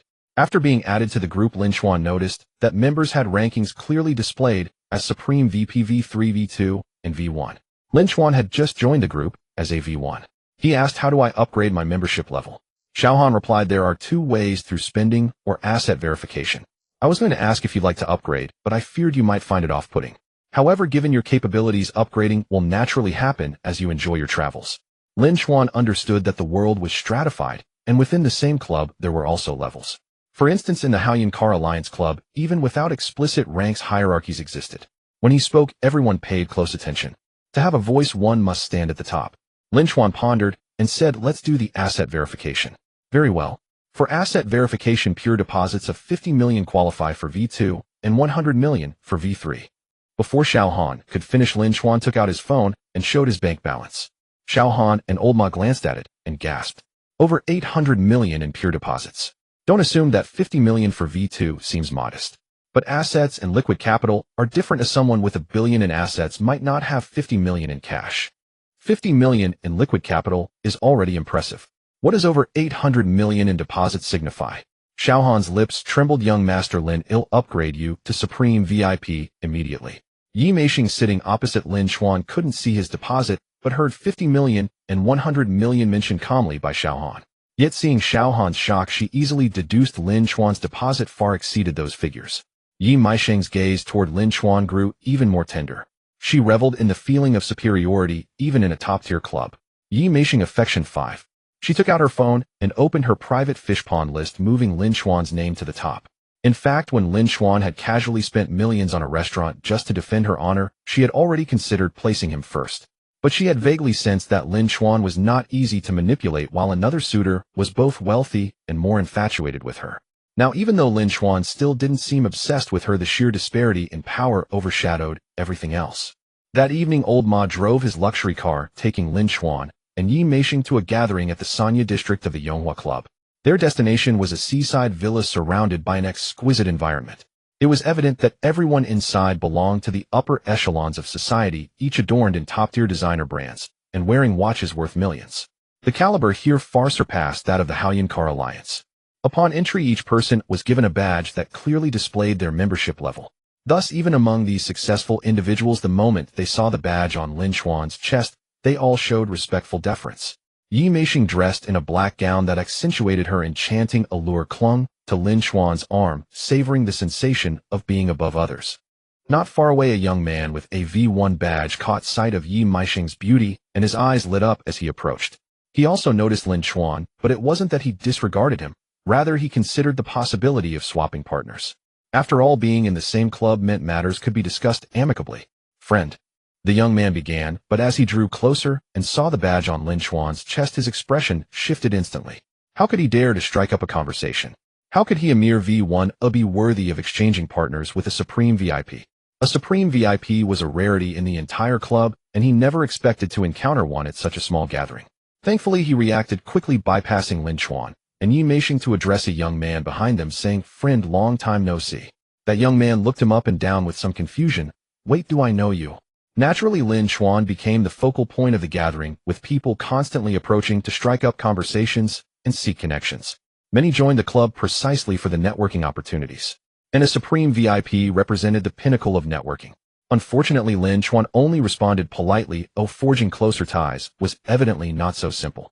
A fashionably dressed middle-aged woman pulled Xiaohan aside and asked, "Old Xiao, who exactly is that young Master Lin?" Xiaohan frowned slightly and replied, "You know the club's rules, ma'am. It's a major taboo for lower-level members to inquire about higher-level ones. If you wish to know, you can approach him openly." The fashionable middle-aged woman had no choice but to drop the inquiry. Beside her, a bald middle-aged man sighed. "This trip was truly worthwhile. We've encountered one of the rare Supreme VIPs. And he's so young, he must be the scion of some wealthy family. But he only responds politely. It's impossible to build a connection this way." The fashionable middle-aged woman looked at Lin Chuan and Yi Meishing in the distance, her eyes suddenly brightening. That young lady appears naturally alluring, yet she lacks any hint of vulgarity, so she's probably not from the nightlife scene. She might be someone he's serious about. At the same time, she doesn't exude any air of nobility, so she's likely not an heiress from a matching family. Perhaps approaching her would be simpler. "I can't investigate a Supreme VIP, but checking on a woman should be fine, right?" The bald middle-aged man hesitated, aware that investigating someone close to a Supreme VIP carried certain risks. But ultimately, he couldn't resist the temptation. He discreetly took a photo of Yi Meishing from afar and had someone look into her. Many people think it's difficult to find information about someone, but in reality, basic personal data of ordinary individuals is quite easy to obtain. In this era, information is far from confidential. If your savings exceed a certain amount, you'll inexplicably receive calls about real estate investments. If you buy a house, the next day, every decoration company in the city will know your name and phone number. Whenever you log into any website and verify your information, all your data is uploaded. To put it bluntly, your basic information might be worth just 10 yuan. For a mere 10 yuan, someone would sell your data. For those with money, spending a bit more makes it incredibly easy to dig deeper, and soon Yi Meishing's information was in their hands. Upon seeing the file, both were taken aback. The fashionable middle-aged woman exclaimed in surprise, "I guess she wasn't from a wealthy family, but I didn't expect her background to be so ordinary. She's even been close to poverty in the last 2 years. How did she cultivate such an aura?" The bald middle-aged man's eyes lit up. "Then getting close to her might be much simpler. The troubles her father has, we can easily solve them." The fashionable middle-aged woman said, "Stay here for now. Women are less threatening when approaching her." The bald middle-aged man nodded. "Be extremely polite. After all, she's the woman of a Supreme VIP." After a while, seizing the moment when Lin Chuan went to the restroom, the fashionable middle-aged woman approached and said with exaggerated admiration, "Little sister, may I ask how you maintain your skin? It's so smooth and supple. I've spent millions on skincare products and they can't even compare to yours." However, she wasn't the only one to approach. Several other women also gathered around. Yes, your skin is like a baby's. I also want to know what skincare products you use." This clearly isn't the work of products, but it's just that this sister has naturally beautiful skin. The fashionable middle-aged woman frowned slightly. Had these women all thought the same thing as her? Yi Meixing looked at these elegant women flattering her so profusely and felt a sense of daze. From their attire it was obvious they were wealthy. Some even wore V2 badges, meaning their savings alone were likely over 50 million. A group of women like this. In the past they might not have even deigned to acknowledge her, but now they were so humble. This feeling intoxicated her completely. Wasn't this the dream of rising from rags to riches? Yi Meixing's family background was indeed ordinary. Her mother was a nurse with a modest salary. Her father was a programmer quite capable but honest and naive about social intricacies, constantly facing setbacks and being bullied. Growing up watching her father being suppressed, she felt a deep sense of frustration. Seeing others live privileged lives filled her with envy. So from junior high school onward, she had harbored a single thought: she would strive to climb the social ladder. Later she gradually realized that relying on herself was unlikely, so she considered another path: marrying into a wealthy family. Thus, after entering university, she began to improve herself, learning etiquette, mastering the art of conversation, refining her posture. At the same time, she started to scout opportunities. She understood that a woman who accepted gifts from everyone would appear cheap, so she refused anything that might lead to misunderstandings. She knew that beautiful women were a dime a dozen. You could easily find them in nightclubs. To retain the interest of wealthy young men, she had to remain pure, so she preserved her chastity. 3 or 4 years passed, and she encountered many decent men, but none fully met her requirements, until now. This junior Lin Chen fulfilled all her fantasies about the wealthy elite. The only thing missing now was his obsession with her. He still seemed too composed. Yi Meixing affection 1. Yi Meixing was surrounded by people flattered for quite a while. Seeing Lin Chen emerge from the restroom, she intended to go over, but at that moment the stylish middle-aged woman held her back.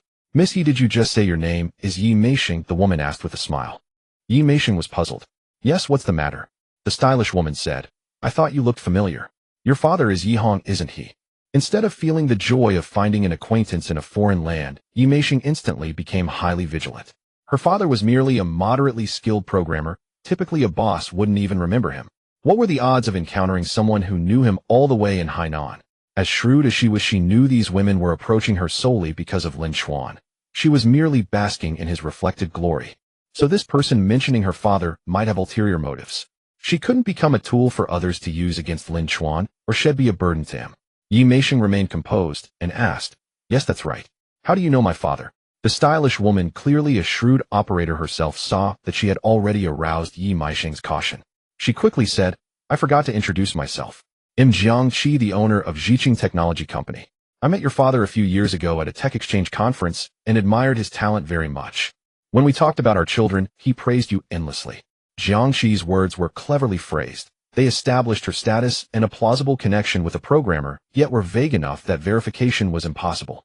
Jiangqi continued, "I even invited him to join our company before, but he declined. Is he still at his old company?" Yi Meixing was skeptical, but a smile never invites a scowl. No, he had a falling out with his previous company. Jiangqi was taken aback. A falling out? Wait, I think I heard someone say Faoi Technology Company is suing an employee for stealing company secrets. That couldn't be your father, could it? Yi Meixing frowned.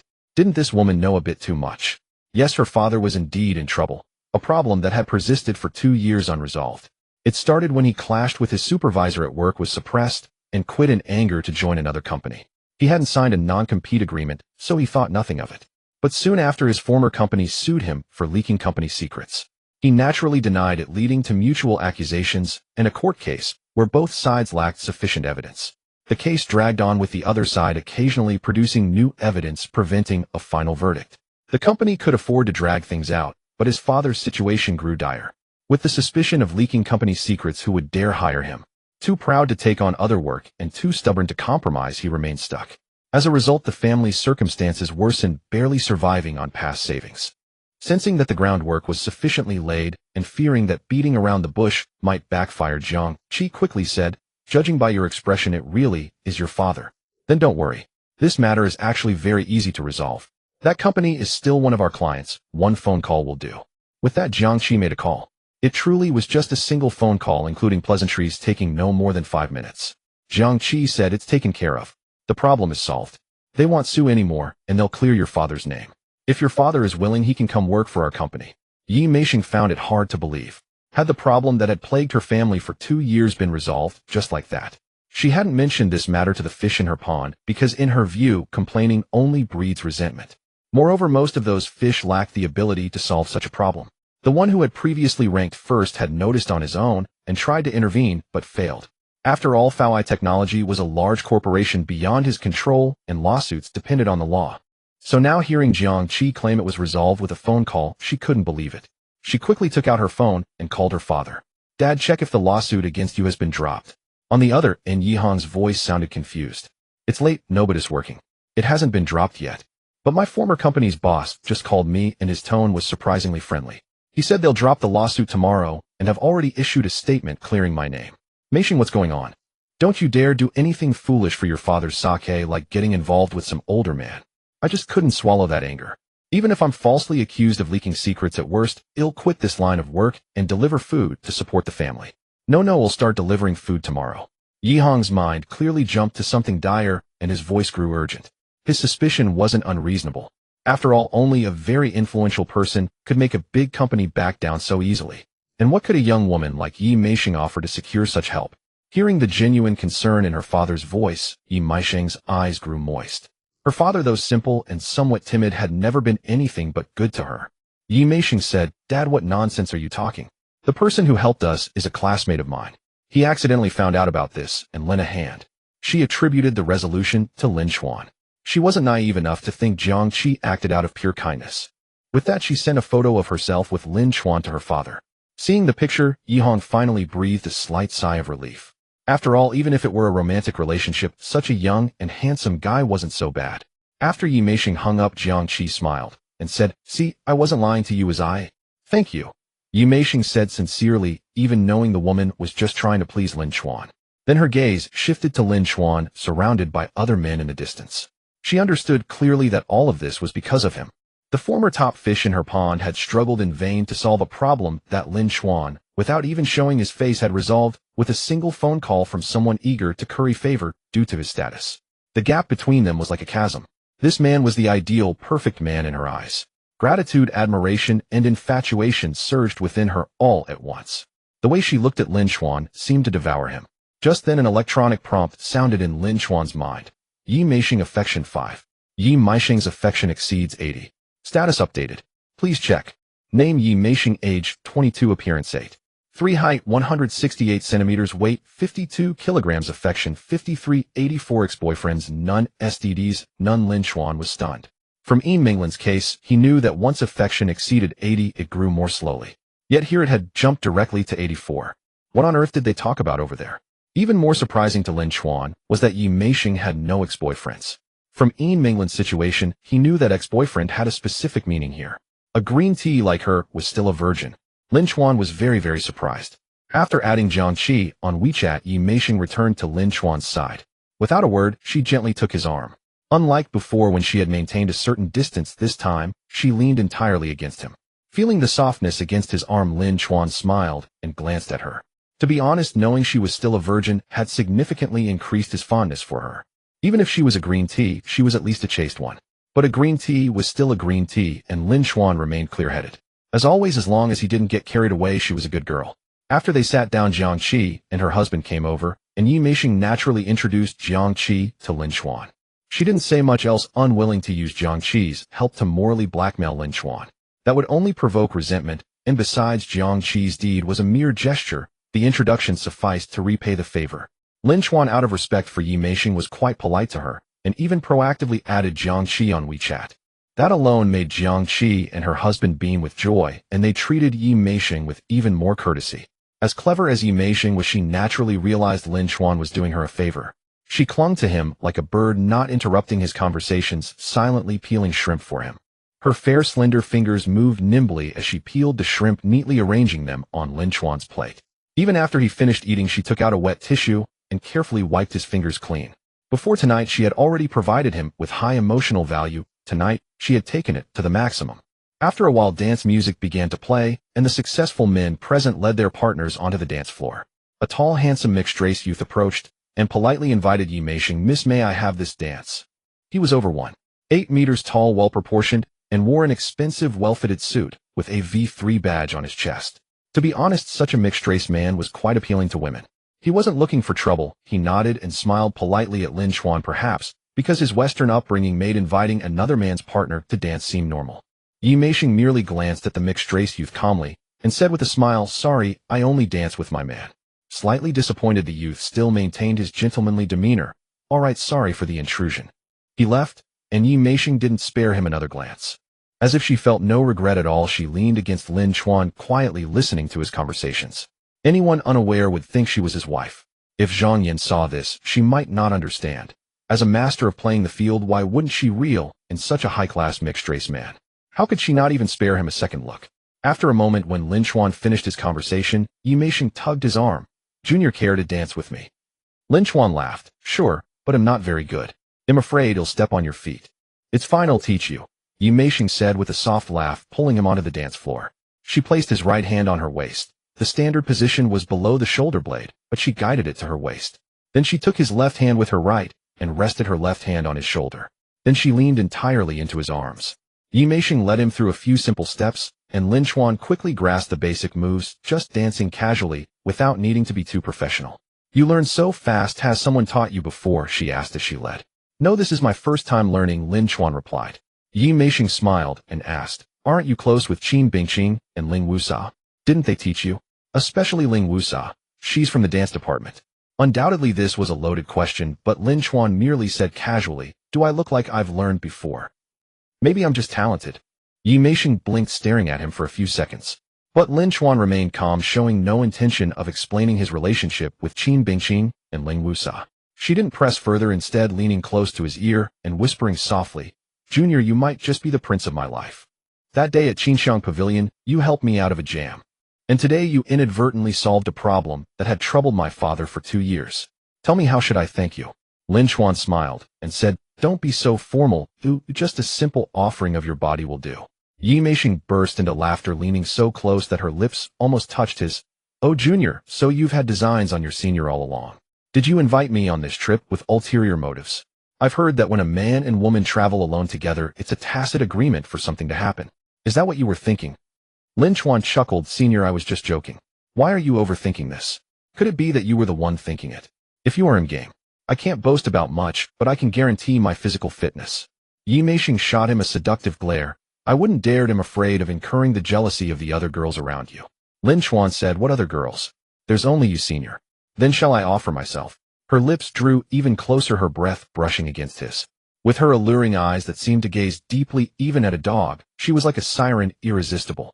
Lin Chen instinctively leaned in, but at that moment Yi Meishing pressed a finger to his lips. "Junior, this is my first kiss.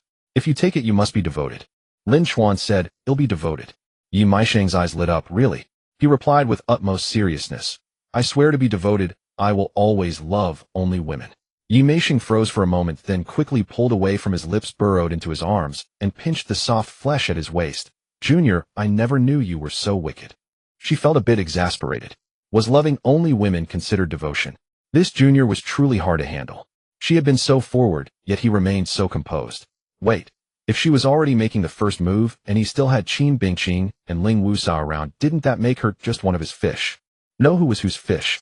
Over the next day, Yi Meishing continued to exude tenderness. To be honest, Lin Chen had never experienced such gentle treatment from a young woman in his life. It almost made his bones melt. Her actions toward him grew increasingly intimate, but whenever he tried to take things further, she would laugh and pull away. The message was clear. She wanted a promise of devotion. Lin Chen understood, but pretended not to. In truth, it would be easy for him to say a few words to deceive her into bed. But he didn't want to do that. From the moment he acquired the system, he could no longer be monogamous. His future goal was to boost affection and embezzle the simp fund. He wouldn't stop for any one woman. But even if he was a scumbag, he wanted to be one with a moral bottom line. He scorned using deceit. Either Yi Meishing accepted his lack of exclusivity, or they were done. He could barely resist her temptations any longer, and her affection wasn't increasing. The trip had run its course. Lin Chen ended the journey and had old Ma arrange a private plane to take them back. Upon disembarking from the plane, the driver transported Lin Chen and Yi Meishing back to the school. When they arrived at the campus gate, Yi Meishing looked at Lin Chen with seductive eyes and said, "Junior, how about a kiss?" Lin Chen was somewhat surprised. Could it be that the senior had finally lost her restraint? He was naturally delighted and replied, "Since the senior insists, I suppose I'll oblige with a kiss." With that, Lin Chen leaned in. However, Yi Meishing dodged back a smile in her eyes. Junior, what are you doing? I meant the snack wrappers we ate are a bit messy. Could you clean them up? Junior, can't you distinguish your tones? What exactly is on your mind? After speaking, seeing Lin Chuan's dumbfounded expression, she couldn't help but chuckle and gave him a peck on the cheek. Before Lin Chuan could react, she opened the car door, waved at him, and walked into the campus with light steps, leaving behind only a graceful and swaying silhouette. All right, fine, so this is how you want to play senior. Lin Chuan had to admit he was a bit stirred. He thought to himself, screw moral boundaries, maybe he should just pin her down first. However, ultimately morality and reason prevailed. He told the driver to start the car and head back to the villa. The pent-up fire within him was building, and he needed Yin Minglan to quench it. But just then his phone rang. Seeing it was Lu Junhui calling, he answered. The moment he picked up Lu Junhui's anxious voice came through. Lin Chuan, Ling Wusa has been bullied. Lu Junhui seemed to be speaking too hurriedly and forcefully, as if he had bitten his tongue. Lin Chuan said, calm down. What exactly happened? Lu Junhui replied. We had planned to take you off-roading in the mountains, but since you said you weren't at school, we went on our own. On the mountain road, another off-road vehicle recklessly cut us off and scraped Ling Wusa's car. A minor scrape would have been fine, but the other party was incredibly arrogant. A woman from the other side threw the first punch. Ling Wusa couldn't take it and fought back, but then a few burly men from the other side looked ready to join in. I definitely can't beat those thugs. I'm afraid I can't protect Ling Wusa. Lu Junhui explained. Simply a small conflict had escalated into a bigger one. Earlier, Ling Wusa had indeed posted on moments about going off-roading. But perhaps her encounter with Qin Bingxing and Yi Meishing that day made her cautious, as she didn't send Lin Chuan a private message this time. Instead, Lu Junhui sent him a private invitation. Unfortunately, Lin Chuan was still in Hainan at the time and hadn't decided when to return, so he naturally declined. Lin Chuan asked, how many people are they? Lu Junhui replied, 7 or 8 with 4 off-road vehicles. Lin Chuan said, send me your location. Stall them for a bit. They'll be there soon. After hanging up, Lin Chuan had the driver park the Cullinan and switch to the Mercedes-Benz G63 that was already in the school's parking lot. At the same time, he opened the Haoyuan Car Alliance Club group and sent a message with the location. Is anyone nearby with an off-road vehicle? I need to borrow a few. A female classmate was bullied while off-roading, and I need to show support. In an ordinary group, asking to borrow a car might not get much response. But when Lin Chuan asked, the group exploded. Who dares to bully a female classmate of young Master Lin? We must support this cause. I'm nearby. I have a tank 300. I'm not far either. I have a Land Rover Defender. Peng just said, young Master Lin, have you forgotten him nearby? I have a Jeep Wrangler. Lu Tao added, how could your partner be left out? I have a Land Cruiser. Lu Wenhan chimed in, hee, I have a Lexus. Lin Chuan chose to post in the Haoyuan Car Alliance Club rather than the newly added Yonghua Club. First, this club was all about cars. Second, most of its members were in Jianghai City, close enough to help in an emergency. Of course, Lin Chuan also intended to interact with them. As he had said before, troubling, others could actually foster connections as long as the favor was a simple one. After all, he had plenty of money, but lacked connections. He couldn't just chat in the group forever. Occasionally, they needed to meet in person. He saw this as an opportunity to hold a special club gathering. Old Ma sent a private message. Young Master Lin, should we ask in the Yonghua Club too? Some of its members might be nearby. Lin Chuan thought for a moment, and then sent a message in the Yonghua Club as well. Although he had just joined, his title as Supreme VIP ensured he was taken seriously. The previously quiet group instantly became lively. Wow, a new Supreme VIP. Just joined, and already Supreme VIP. Who is this mysterious figure? It's young Master Lin. I just saw him in Sanya. A female classmate. Probably young Master Lin's woman, right? Good heavens, who dares to bully the Supreme VIP's woman? Unfortunately, I'm too far away to help. Jiang Shi said, too bad I'm in Hainan, otherwise I could contribute 2 off-road vehicles for young Master Lin. I happen to be nearby. I have a Hummer H1. I'm also nearby. I have a Mercedes-Benz Unimog. Since the Yonghua Club's members were scattered across the country, though many were powerful, they were too far to help. Only 2 people were nearby. The reason members from both clubs were so eager was simple. They wanted to seize this opportunity to get closer to Lin Chuan. Normally, they had no chance to build a relationship. Now that an opportunity had arisen, how could they miss it? Just look at Peng Zhe. Because of his connection with Lin Chuan, he sold a luxury mansion worth over 50 million, solving his cash flow problems overnight. Lu Tao's New Vision Media had even bigger issues, but Lin Chuan invested over 100 million and all problems were instantly resolved. Although these people were wealthy compared to ordinary folks, they were poor compared to Lin Chuan. A mere trickle from Lin Chuan's fingers could instantly solve their financial woes. Lin Chuan then called Old Ma. Old Ma, can you arrange a helicopter immediately? Old Ma quickly replied, Yes, I'm still at the airport handling the return procedures for the Gulfstream G550. The aircraft consultant is right here and can arrange it right away. Lin Chen said, prepare something impressive. If the experience is good, I'll buy one later. A female aircraft consultant nearby seemed to overhear and said excitedly, rest assured, young Master Lin. The Augusta Westland AW-139 helicopter is ready and will pick you up immediately. Old Ma said, I've contacted the driver to take it to the nearest helipad near you. By the time you arrive, the helicopter should be there too. Old Ma and the consultant were highly efficient, and soon Lin Chen was picked up at the helipad. Traveling by helicopter was naturally the fastest option. The other off-road vehicles quickly assembled with Lin Chen's Mercedes-Benz G63 leading the convoy as they set off in full force. Yunlu Mountain stood as the tallest peak in Zhanghai City. Its sea-facing slopes from foot to mid-mountain had been meticulously developed into schools, parks, commercial districts, and villas, including the luxurious Yunlu Mountain residence where Lin Chen lived. Yet its flanks and rear remained largely untouched, where potholed dirt roads were clogged with several off-road vehicles. The altercation between Ling Wusa, Lin Yue, Lu Juanhui, Zhang Yuan, and a group of 7 or 8 burly men along with several women continued unabated. After Lu Junhui ended his call with Lin Chen, he did his best to stall for time as instructed, having no other recourse but to offer polite apologies and conciliatory words. After some negotiation, the situation eased slightly, but at that moment a plump woman strode toward Ling Wusa. A red handprint marked the woman's face while Ling Wusa's hair was disheveled. Clearly she was the one who had struck first in the fight Lu Junhui mentioned over the phone, only to be retaliated against by Ling Wusa. Taking advantage of Ling Wusa's inattention, the plump woman grabbed her hair and yanked her head toward the ground, sneering, dressed like a slut, can't even bother to zip up. Who are you trying to seduce? Clearly no good. And you dare to fight back. Damn it. To be honest, Ling Wusa's attire was somewhat provocative. Her zipper pulled low, revealing a sports crop top. Yet it only stood out because of her figure. There was nothing inherently wrong with it. The plump woman had initiated the physical confrontation, and for no reason, she began attacking Ling Wusa's appearance. Lin Yue and a few other girls tried to intervene, but several other women surged forward. The fragile calm shattered, plunging the scene into chaos once more. With 2 sharp slaps, Ling Wusa struck back. As a dancer and fitness enthusiast, her agility and strength far surpassed those of ordinary women. Her spirited and valiant nature only added to her edge. These women were no match for her. With a few swift slaps, she sent them sprawling to the ground. Seeing this, the burly men could no longer restrain themselves. Lu Junhui and Zhang Yuan attempted to block them, but were utterly outmatched. One of the men stepped forward and delivered a heavy slap to Ling Wusa's head. She tried to shield herself with her hand, but it was futile. The blow sent her staggering and falling. The gap in strength between men and women was simply too vast. As the man moved to strike again, Lu Junhui rushed over to intervene, shouting, hitting a woman. What kind of man does that? This was your fault for cutting us off while overtaking. Don't push your luck.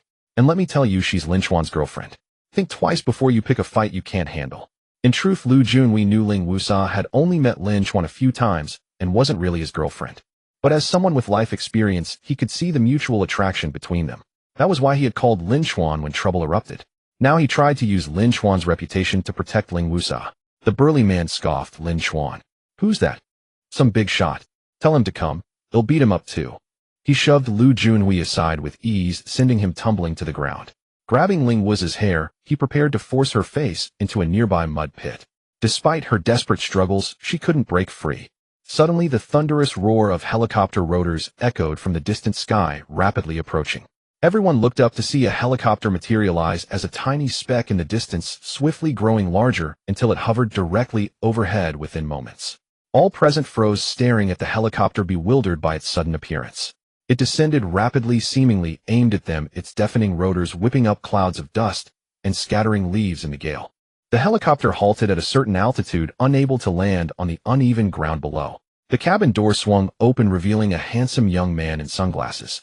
He stepped out, descending swiftly on a rope. His physique flawless, his features chiseled, his movements graceful, exuding an almost absurd charm. Lin Chen. Lu Juanhui, Lin Yue, Zhang Yuan, and the others stared at the figure, utterly dumbfounded. Lu Junhui had indeed called Lin Chen, who said he was coming, but none of them could have imagined his entrance would be so audaciously spectacular. They had assumed Lin Chen would drive his Mercedes-Benz G-Class, an off-road vehicle impressive in its own right. Who could have guessed he would arrive by helicopter? A scene straight out of a movie. Ling Wusa, watching the descending figure, was equally mesmerized. From her angle, Lin Chen was backlit, his silhouette bathed in a radiant glow.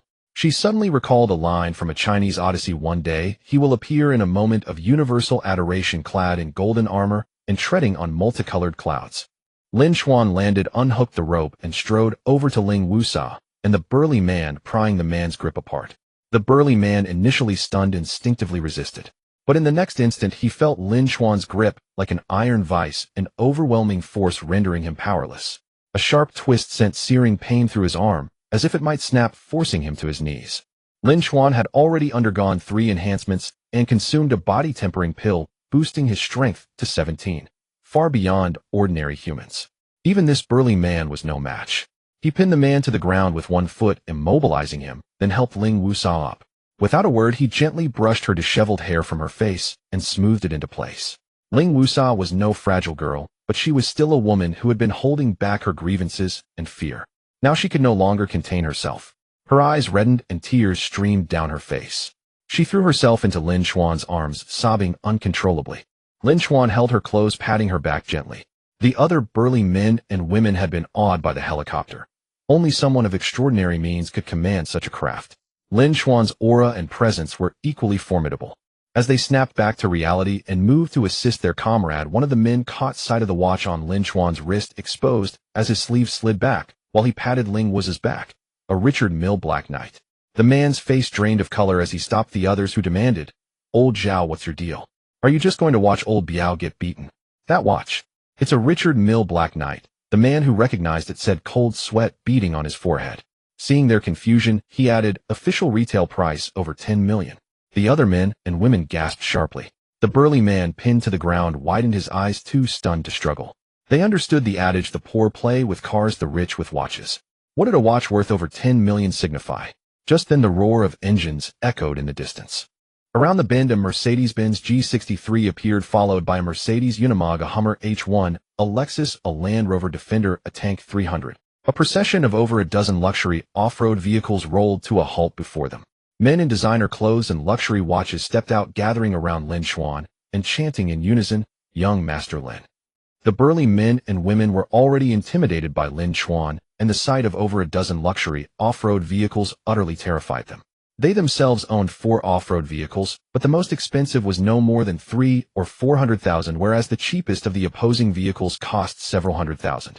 A Jeep Wrangler cost 500,000, a Land Rover Defender 800,000, a Land Cruiser 800,000, a Lexus LX 570 roughly 1.7 million, a Hummer H1 about 2.6 million, a Mercedes-Benz G63 around 3.2 million, a Mercedes-Benz Unimog 4 million.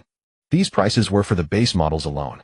This excluded purchase tax, vehicle and vessel tax, luxury car tax, and so on.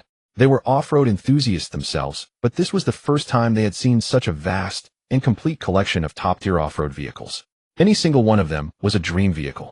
Now they were lined up like a car exhibition.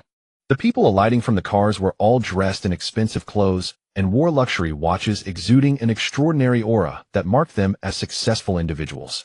Yet every single one of these successful people respectfully addressed the young man as Young Master Lin. The burly men and women were frozen in fear, not daring to move, cold sweat pouring from them.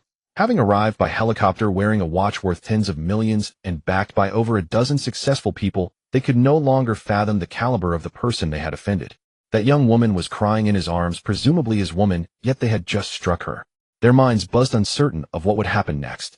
Logically, they should apologize immediately, but at this moment their minds were blank and they were at a loss. One of the burly men stared at Peng Zhe for several moments, then his face changed drastically. Lowering his voice, he said in terror, "Look at that man, isn't that Boss Peng?" Another burly man exclaimed in shock, "It seems so. Boss Peng, the real estate investor. I saw him once when I accompanied my boss to a property auction." Hearing this, their faces turned 3 shades paler. "Wait, isn't that the real estate developer, Lu Wenhan? Even my boss has to curry favor with him. Isn't that Lu Tao, the owner of New Vision Media? I heard his net worth exceeds 200 million. And those others look familiar, definitely some successful figures I've seen in certain sectors. But they're all wealthy men. Why are they so deferential to that young man? Isn't it obvious? It's because his status and wealth far surpass theirs. You only see them as rich, but you haven't truly grasped the concept of wearing a watch worth tens of millions. Typically, someone wearing a 2 million watch has a net worth over 100 million. For someone wearing a 10 million watch, the level is simply unimaginable. What do we do? What do we do now? Just then old Zhao gasped sharply. The others turned to see his face drained of color. Following his gaze, they saw a bald, middle-aged man politely greeting Lin Chen and introducing himself. Mentioning Pengzhe Lu Wenhan and Lu Tao had already made old Zhao uneasy. But none of them had instilled such fear in him as the sight of this bald, middle-aged man. Clearly this person was of even higher status. The other burly man had a foreboding feeling. Old Zhao, who is that man? Do you know him? Old Zhao murmured, that's Mao Kuan, chairman of Suda International Freight Forwarding Company, with a net worth of around 500 million. My boss has tried to curry favor with him many times without success. This Mao Kuan was one of the 2 members of the Yonghua Club who happened to be nearby, and the owner of the Mercedes-Benz Unimog. Hearing this, their faces turned another 3 shades paler, as if coated in a layer of whitewash. The scene before them far exceeded what they could mentally process. Every single person on the opposing side belonged to a stratum far above their own, and a dozen such individuals were all so respectful to that young man. His status was beyond imagination. They stood there dumbfounded while Lin Chen was in no hurry. He kept one foot on old Biao, while holding Ling Wuxia to comfort her. At the same time, he was exchanging pleasantries with the others, as if it were some club gathering, completely ignoring them. Old Zhao was the first to react. Reluctant as he was, he had no choice but to step forward trembling. Bowing at a 90-degree angle, he said, Young Master Lin, we apologize. We didn't know she was your woman. We deserve to die. This young lady can beat us to vent her anger. The other burly men also stepped forward and bowed. Lin Chen, however, paid them no attention. After finishing his greetings with the crowd, he finally turned to the burly men. Earlier you were so self-righteous. Was it because our car was at fault? Old Zhao's cold sweat poured. No, our car was changing lanes and scraped yours. It was our fault. We will compensate you for your losses. It's all our fault. Lin Chen said, since it was your fault, how dare you raise your hand to hit someone? Do you think my woman is easy to bully? Old Zhao and the others turned pale, unable to explain themselves. From the very beginning, they had no justification. They had purely bullied the weak, thinking the other party was easy to push around. Little did they expect to hit a wall of iron. Lin Chen released his foot, letting old Biao go. Old Biao struggled to his feet, but didn't dare stand, instead kneeling before Lin Chen, his face twisted in misery. I'm sorry, young Master Lin. It's all our fault. I deserve to die. I deserve to die. With that, old Biao began slapping himself, holding nothing back, the smacks echoing loudly. At this moment he realized that the Lin Chen Lu Junhui had mentioned must be this young Master Lin. His regret was immense. He should have investigated the identity of that young woman's boyfriend before acting. Lu Junhui, Li Yue, Zhang Yuan, and the others had all moved behind Lin Chen, watching the once arrogant men now groveling with old Biao still slapping himself. They felt a surge of satisfaction. Lin Chen did not stop old Biao, letting him continue. In a short while, old Biao's face was swollen and red. The slightly plump woman who had struck first felt pity and went to pull him back. We didn't do anything that bad. You've slapped enough already. Young Master Lin, don't go too far. Old Biao and old Zhao's faces changed drastically. Old Biao pulled the woman to her knees. Don't talk nonsense. If young Master Lin hasn't calmed down, a few more slaps are what we deserve. Kneel down quickly and apologize to young Master Lin and this beautiful lady. It's all your fault. You started the fight. The slightly plump woman pouted, looking unconvinced. She hit me back too. Why should I apologize to her? Dressing so provocatively to seduce people. That's her fault. We don't have to be so afraid of him. Even if he's rich, so what?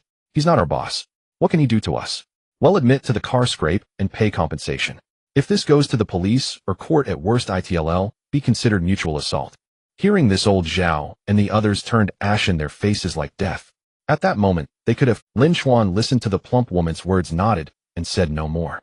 Without needing his instruction, Pengzhe, Lu Tao, Lu Wenhan, Mao Kuan, and the others understood and took out their phones to make calls. Old Biao and old Zhao, seeing this, quickly begged for mercy. Young Master Lin, please ignore this foolish woman. Her words do not represent us. We beg you, in your magnanimity, spare our lives.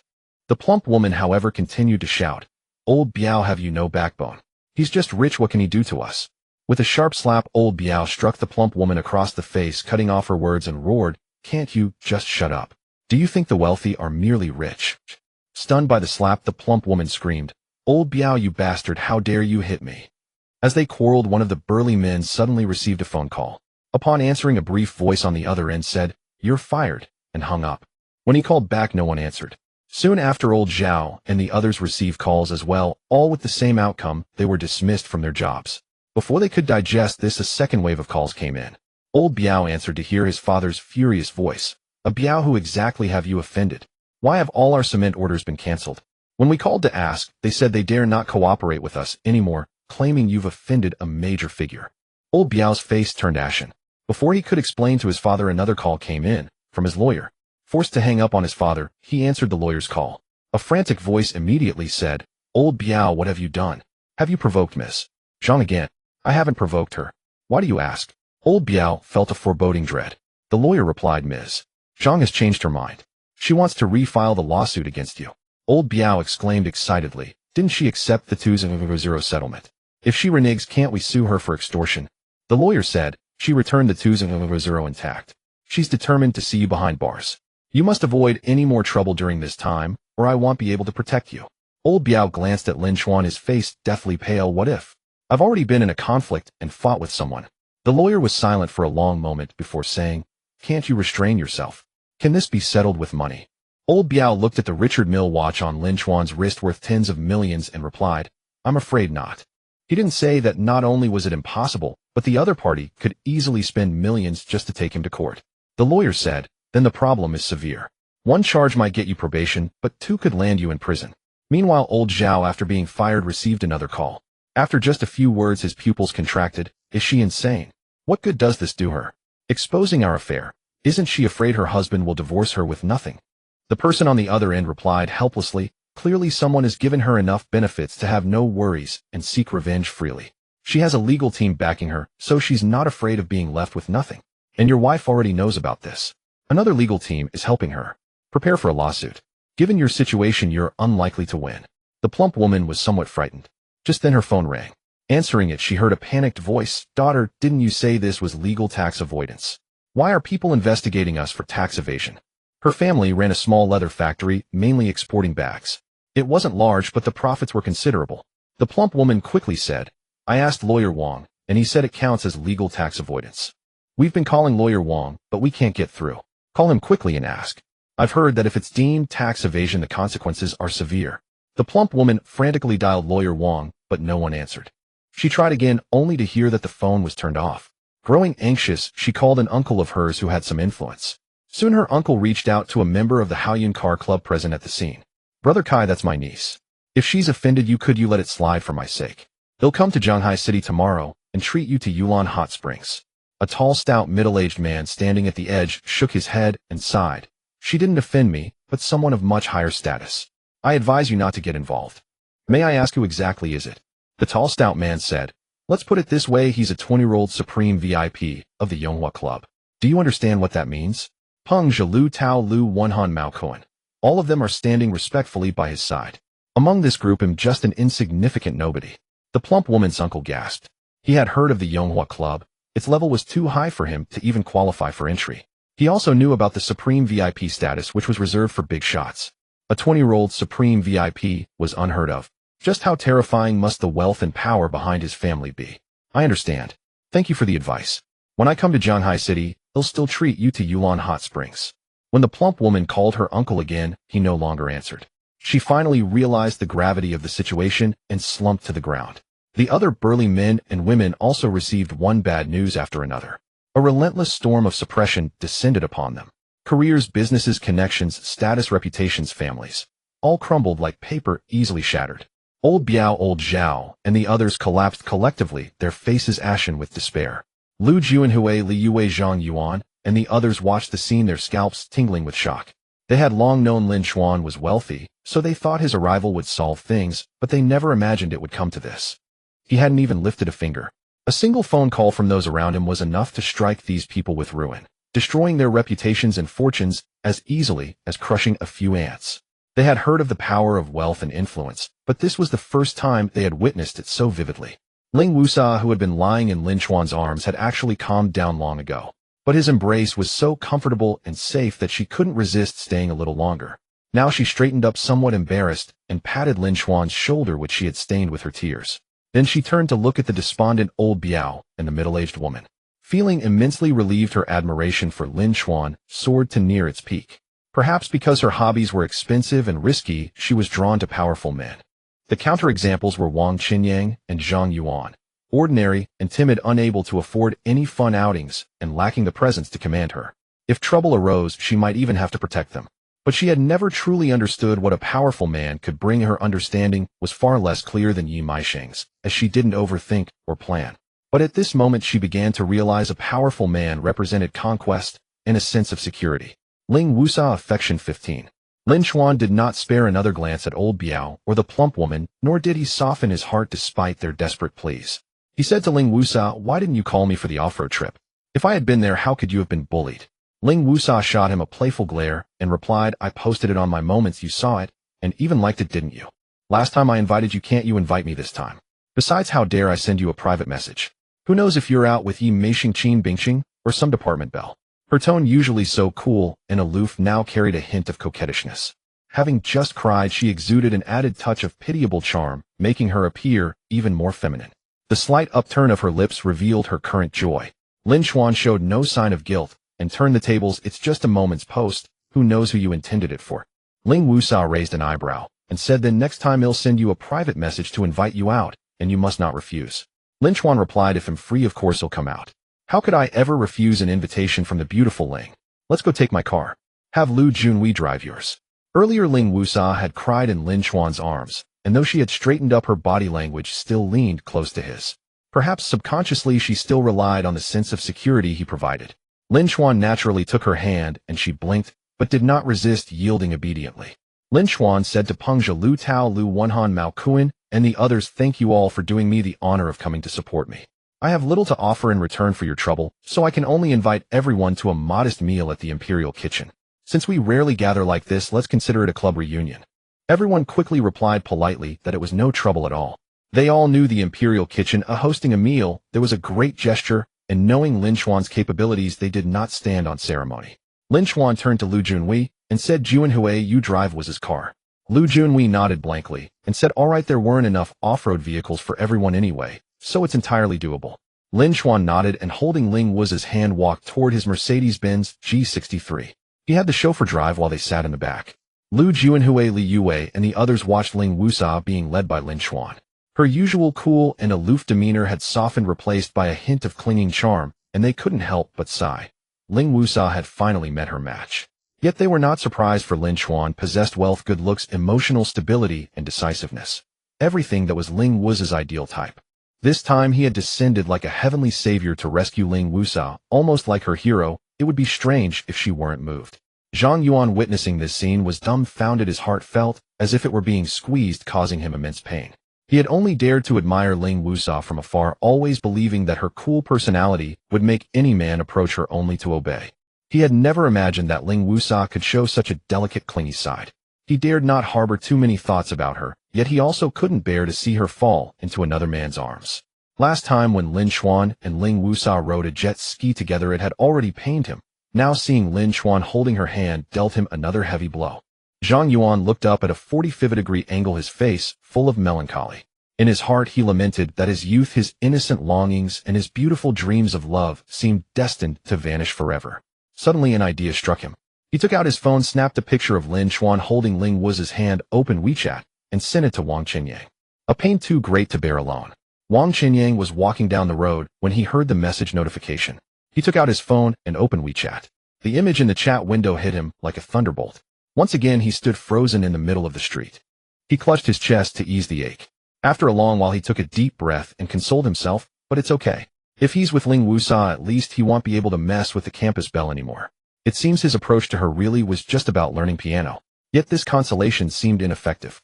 After all, Lin Chuan was genuinely holding Ling Wu's hand. And even if the campus belle wasn't being led astray by Lin Chuan, what did that have to do with him? Moreover, Lin Chuan could still continue learning piano from the campus belle, while he didn't even have a chance to get close to her. An hour later they arrived at the Imperial Kitchen. Lin Chuan had made a reservation, and they went straight to the second floor. Pengzhe, Lu Tao, Lu Wenhan, Mao Kuan, and the others could afford, and often dined at, the Imperial Kitchen, so they remained perfectly composed. Li Yue, Lu Junhui, and Zhang Yuan, however, were extremely nervous. They were merely tagging along for a free meal, and their anxiety was palpable. When one lacks money, that's how it often is. You worry about what might happen if something goes wrong, and you have to foot the bill. There were quite a few people, so they split into two tables. Lin Chuan sat with the club members while Ling Wusa remained with her classmates. But her mind seemed elsewhere, not on the food. Even though it was delicious, her gaze kept drifting toward Lin Chuan, watching him chat confidently, with the successful men a smile tugging at her lips. Stop staring or your soul will be stolen away. Lin Yue leaned in and whispered to Ling Wusa with a grin. Ling Wusa averted her eyes and said, I only glanced a couple of times. Is it that obvious? Lin Yue rolled her eyes. You call that a couple of glances? Your eyes are practically glued to him.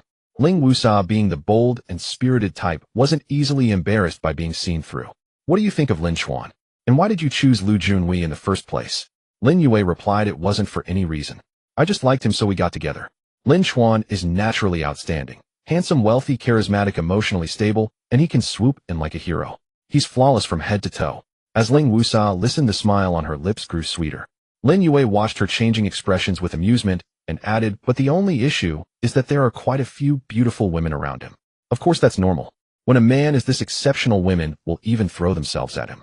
If you date him, he'll definitely be someone you can be proud of, a center of attention wherever you go. However, at the same time, you might struggle with a lack of security in the relationship. Wherever he goes, you'll worry about him being tempted. Of course, the choice is yours. My Junhui isn't liked by many, so I don't have that problem, ha ha ha. Ling Wusa listened to Lin Yue's words and cast another glance at Lin Chuan. The more she looked, the more handsome she found him. Ling Wusa affection too. Zhang Yuan secretly observed Ling Wusa, only to see the object of his secret admiration secretly watching Lin Chuan. He instantly felt that even the delicacies of the imperial kitchen had become hard to swallow. You're the department belle, the coolest one at that. Usually it's the boys who sneak glances at you, and you couldn't care less.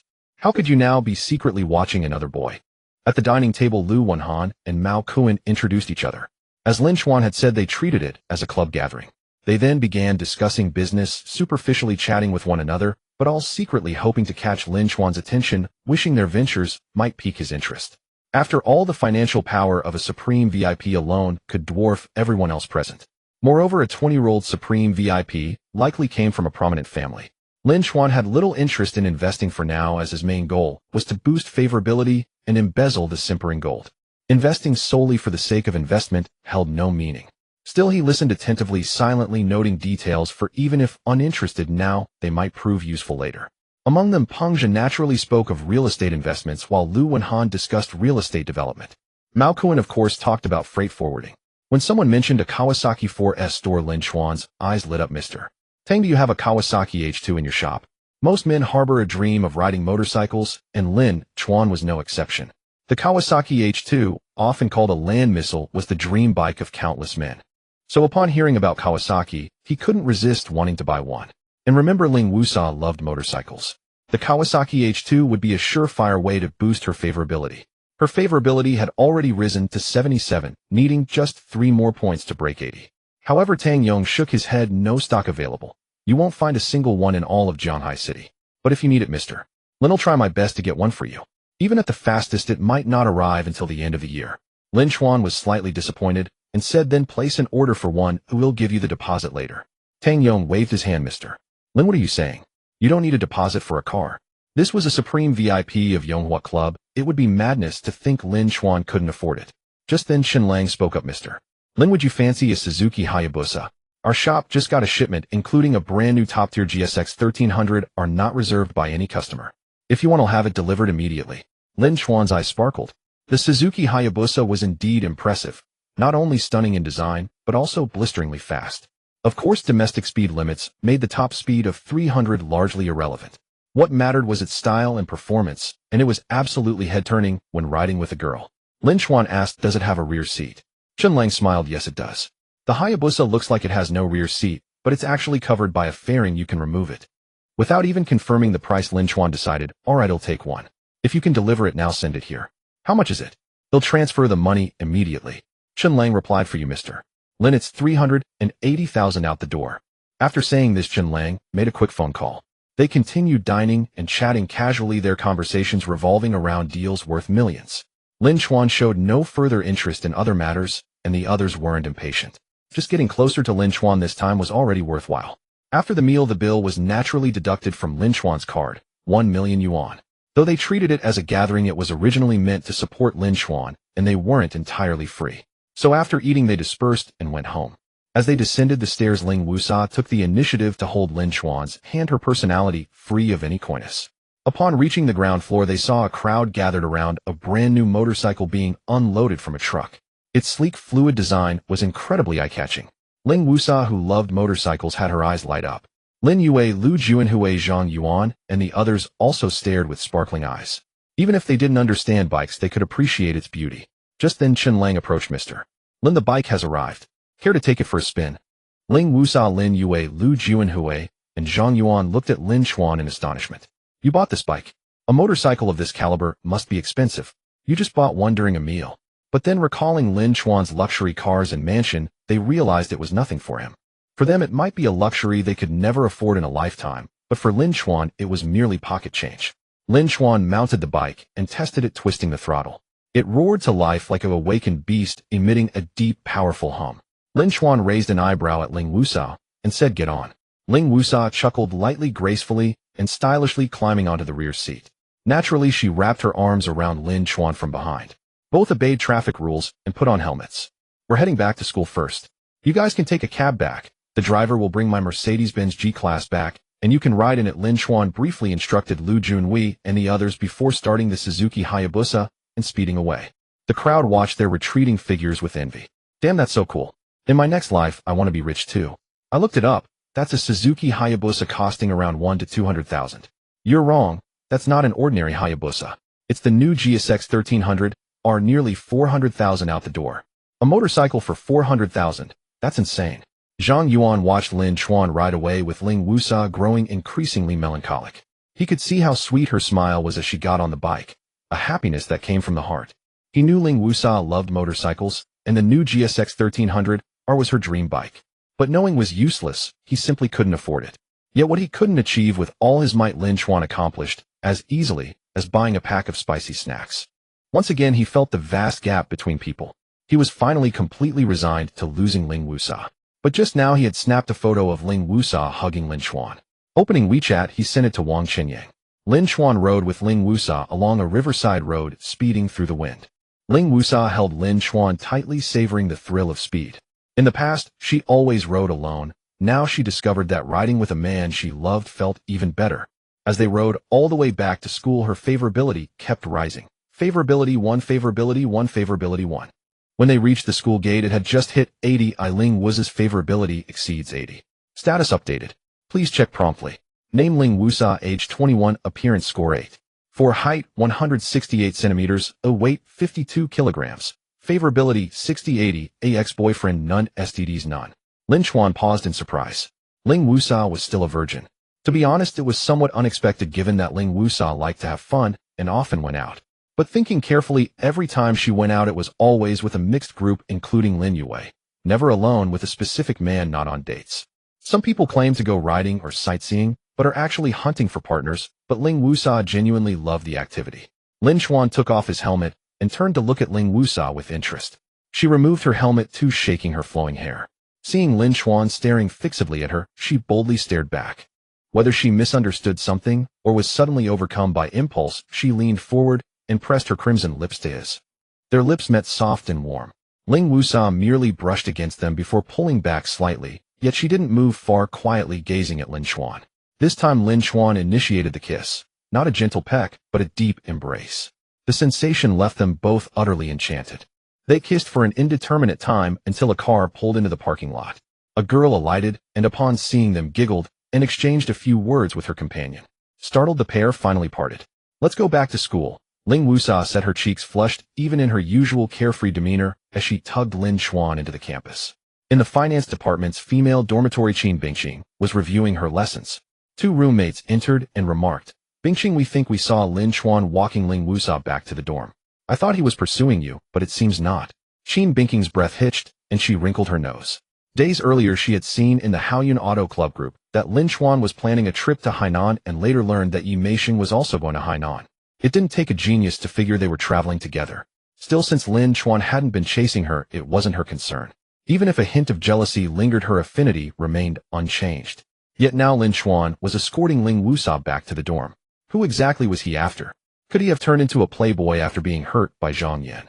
Qin Bingqing Affinity 5. Qin Bingqing Affinity 5. Qin Bingqing Affinity 5. This jerk, is he toying with people's feelings?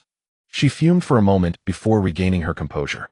Lin Chen had once patronized her family's business and stood up for her at the car expo, indirectly helping her family upgrade to a 5,000 per square meter booth, boosting their sales significantly. She was a beneficiary.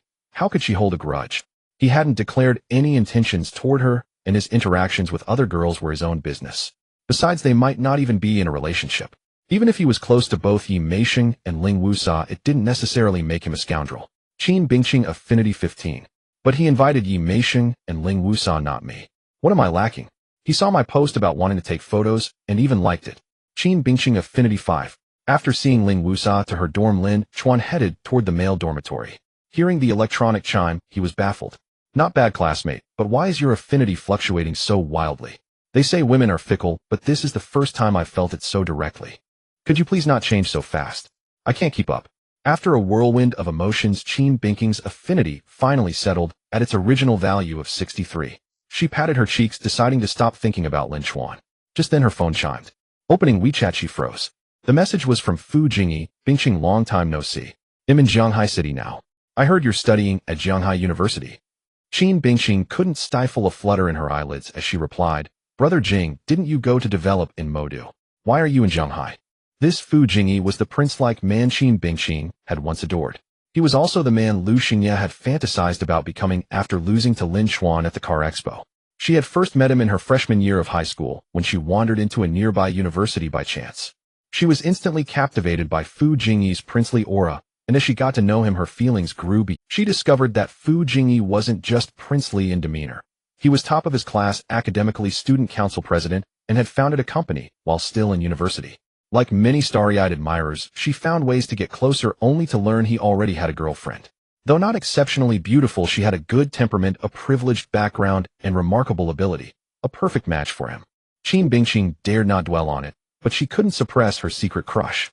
She would occasionally go to his university to watch him play basketball from afar while he treated her like a younger sister. It wasn't until Fu Jingyi graduated and left that she gradually moved on over time. She never expected that Fu Jingyi, who hadn't contacted her for years, would message her now. Fu Jingyi replied, I broke up with Xiaokai. I couldn't bear the memories, so I left Modu and planned to start anew in Shanghai. Are you free tomorrow? Want to meet up? Qin Bingqing hesitated. This was the prince she had secretly adored for years. Reconnecting inevitably stirred her emotions. Yet she had already let go and didn't want to revive those feelings. Besides, she thought Fu Jingyi and his girlfriend were a perfect match. Qin Bingqing, Brother Jing's sister Kaier is a good person. I've heard she helped you a lot in your career after graduation. Can't you try to reconcile with her? Fu Jingyi, it's over for good. There's no chance of getting back together. I've repaid all her help. I'm in a bad place now. Can't you come out and meet me? Qin Bingqing hesitated again before deciding to see him, if only to put a period on her youthful infatuation. She replied, How far are you from our school?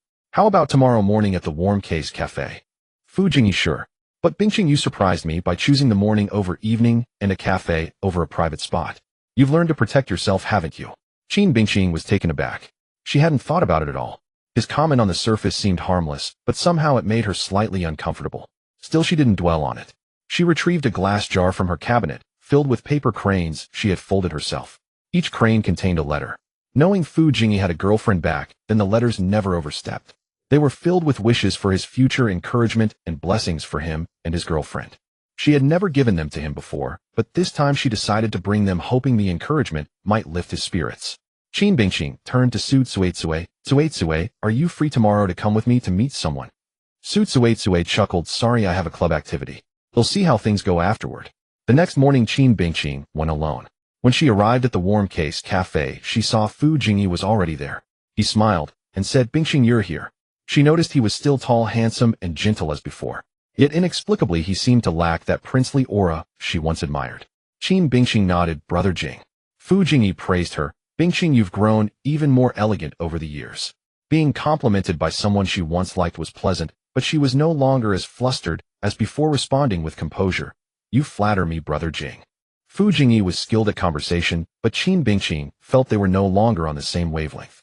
She took out the glass jar from her bag and handed it to him openly. These are paper cranes I folded before. I hope they can help you regain your drive. And I hope you and Sister Kaier can make up. Fu Jingyi's expression shifted in surprise. He hadn't expected her to see through his lack of motivation, especially since he had cleaned up well. He nodded and smiled. Thank you for the encouragement. They'll treasure these paper cranes forever.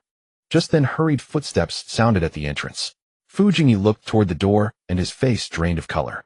A somewhat stout, opulent, middle-aged woman stormed and grabbed the coffee cups from the table and splashed one in Fu Jingyi's face and the other over Qin Bingqing's head.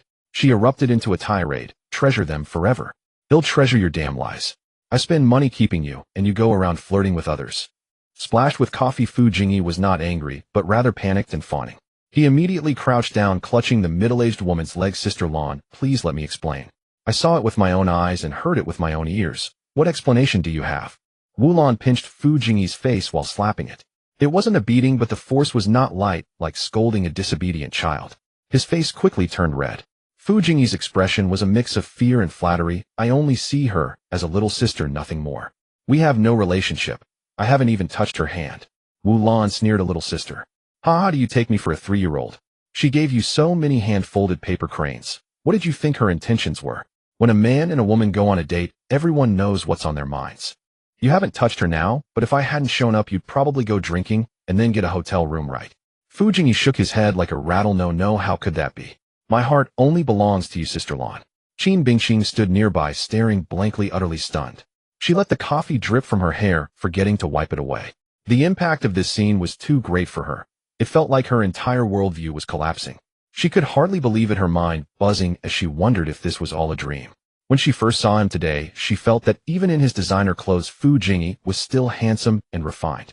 But the confidence, composure, and elegance that once radiated from his very bones were gone. The princely aura had vanished. She had only guessed that perhaps he was struggling with his career or a breakup, going through a low point in life, and some setbacks were normal. Never could she have imagined that he was involved with a woman around 40 years old, and it seemed he was being kept by her. He was slapped, and still so sycophantic. She had never seen Fu Jingyi wear such a fawning expression. If she hadn't witnessed it herself, she couldn't have imagined it, even with the wildest imagination. Looking at him, now she felt nauseated. Wu Lan continued pinching and slapping Fu Jingyi's face, saying, don't bother denying it. I heard everything. Your flirting tricks with that fake sweet voice, don't think I don't know. Aren't you wondering how I showed up so timely right outside the door and heard your conversation? Fu Jingyi paused, then suddenly realized something, looking down at his necklace and watch. Wu Lan nodded. Not bad, you're still sharp, just as I expected from my kept man. So do you have a problem with me planting a bug on you? Having a bug planted on him would drive anyone crazy, but Fu Jingyi didn't object at all. Instead, he flattered, no problem at all, Sister Lan. If you want to bug me, go ahead. Whenever you want, I can voluntarily report my whereabouts. Wu Lan said coldly, I think not. Good looks aren't unique to you. I have plenty of money. Can't I just find someone more obedient? Going around flirting, who knows if you'll pick up some disease and pass it to me. As for your remaining debts, well, sorry, you'll have to handle that yourself. Fu Jingyi's face turned pale, and he dropped to his knees. Sister Lan, believe me, I never touched her. I admit I lied earlier. I did realize she had feelings for me back in college, but I just enjoyed the attention. Back then I had a girlfriend, and she was underage. How could I dare touch her? This time I asked her out with no intentions, just to regain some confidence. Look, here's my chat with my buddies. Qin Bingqing's pupils contracted upon hearing his words. He knew she liked him back in college. This time he asked her out just to bask in her admiration, to boost his own ego. What did he take her for? She looked up and saw only a stranger in Fu Jingyi.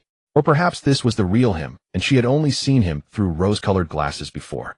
Just then she saw Fu Jingyi frantically pull out his phone, open a group chat, and hand it to Wu Lan. From her angle, Qin Bingqing could barely make out the messages, and what she saw made her body tremble violently.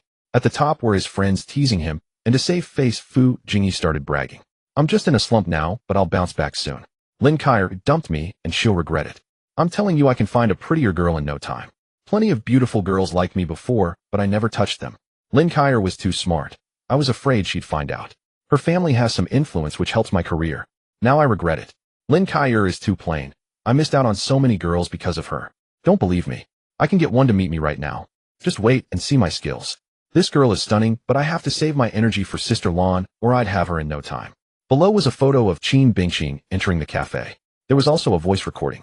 Wu Lan casually played it, capturing the entire conversation between Fu Jingyi and Qin Bingqing, including when she gave him the paper cranes. The group members were all amazed, saying the girl was beautiful and seemed to have liked him for a long time. After seeing it, Wu Lan's anger subsided a bit. Not bad, you still have some decency. Qin Bingqing's face turned pale. She never imagined Fu Jingyi would use her affection as a tool for boasting. In his eyes, was she just a naive girl to be toyed with? Tears uncontrollably welled up in Qin Bingqing's eyes, her vision blurring. She didn't want to cry here, So she wiped the coffee from her face and the tears from her eyes, and stood up to flee. But Wulan grabbed her hair, and pulled her back, shouting, flirting around, and trying to run so easily. Everyone look. This is your classic homewrecker with a pretty face, always stealing other women's men. The commotion had already drawn attention, and with Wu Lan's words, even more people turned to look. They pointed at Qin Bingqing, and whispered, all saying nasty things. Surrounded by pointing fingers, Qin Bingqing felt heartbreak, humiliation, and resentment surge within her. Tears streamed down uncontrollably, and she barely held back her sobs. I have no relationship with him. I came to encourage him to reconcile with his girlfriend. Let me go. I'll never see him again. Qin Bingqing just wanted to escape, but Wu Lan wouldn't let her. Holding her firmly, Wu Lan turned to Fu Jingyi. So does this break your heart? Of course not. My only concern is you, Sister Lan. Fu Jingyi, as if to prove his loyalty, poured a cup of coffee directly onto Qin Bingqing's face. Qin Bingqing froze again, forgetting to struggle, sitting there numbly as tears kept flowing. Qin Bingqing did not cry out loud, but tears streamed down her face uncontrollably. She cast a cold glare at Fu Jingyi through her tear-blurred eyes, hoping he would show a shred of conscience and persuade Wu Lan to let her go. Yet Fu Jingyi only flatteringly looked at Wu Lan, not even sparing her a glance. Wu Lan was momentarily taken aback when Fu Jingyi suddenly splashed coffee in Qin Bingqing's face, then let out a soft chuckle. As expected of you, she said. Even the girlfriend who drained her family's fortune to support your career, you could betray, without a second thought, let alone some other girl. Wu Lan leaned close to Qin Bingqing's ear. Did you think you'd found yourself a decent man? Let me tell you, this man has nothing but a pretty face. His greatest achievement was starting a small company in college. But even that was thanks to his girlfriend. After graduation, every business venture he touched failed. He has no real skills, only grandiose ambitions. He spends more time dressing up like a prince than actually working. When his future in-laws looked down on him, he wanted to prove himself. So behind his girlfriend's back, he dove headfirst into the stock market. To make more, he used leverage. In the end, he lost everything, including half of his girlfriend's family fortune. She forgave him after he begged and swore to turn over a new leaf, but he secretly went back to trading. And he lost everything again.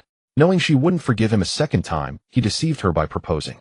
This time he squeezed every last drop from her family. By the time she discovered the truth, he had already squandered the stolen money. In the end, her family kicked him out. No wonder he seeks validation from you. Only a foolish woman like you would fall for his tricks. Besides getting a sense of worth from naive girls like you, he has no presence at all. Next time you try to steal someone else's man, keep your eyes open.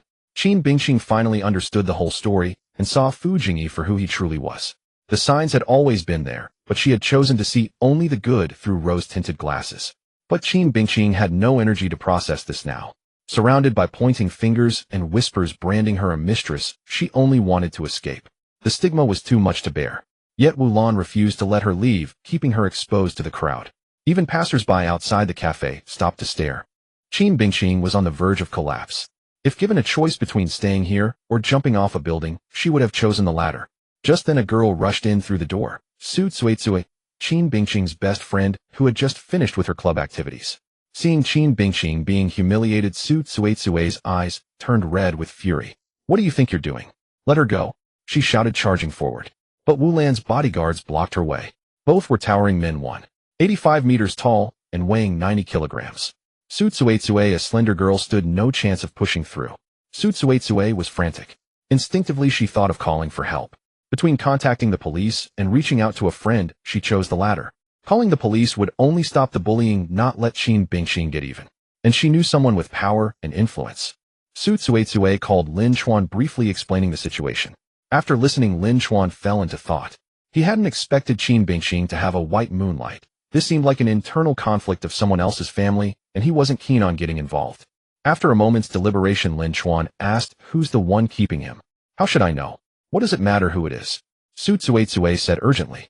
But Lin Chen, unfazed by her panic, replied, send me a photo. I'll look into it.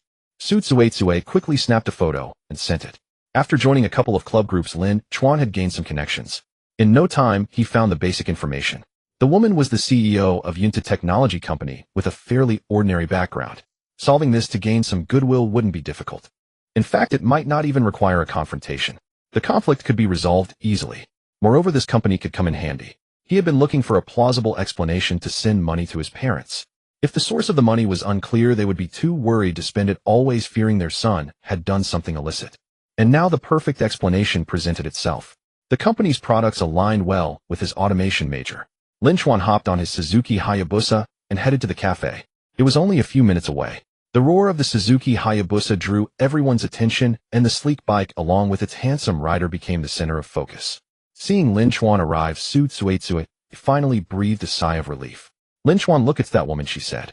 Lin Chen glanced over and walked straight toward Wu Lan. As the two bodyguards blocked his path, he thought to himself that he should probably get his own bodyguard. Though he could handle this easily, doing everything himself seemed beneath him. But when Wu Lan saw Lin Chen, she was startled. Having kept many gigolos, she had a sharp eye. What caught her attention wasn't his handsomeness, but his aura, the kind that came from absolute confidence. And his watch, it was a Richard Mille Black Knight.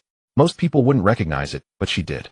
Though she was the CEO of Yunta Technology, and quite wealthy, she was far from the league of someone wearing a watch worth tens of millions. Handsome sir, what can I do for you?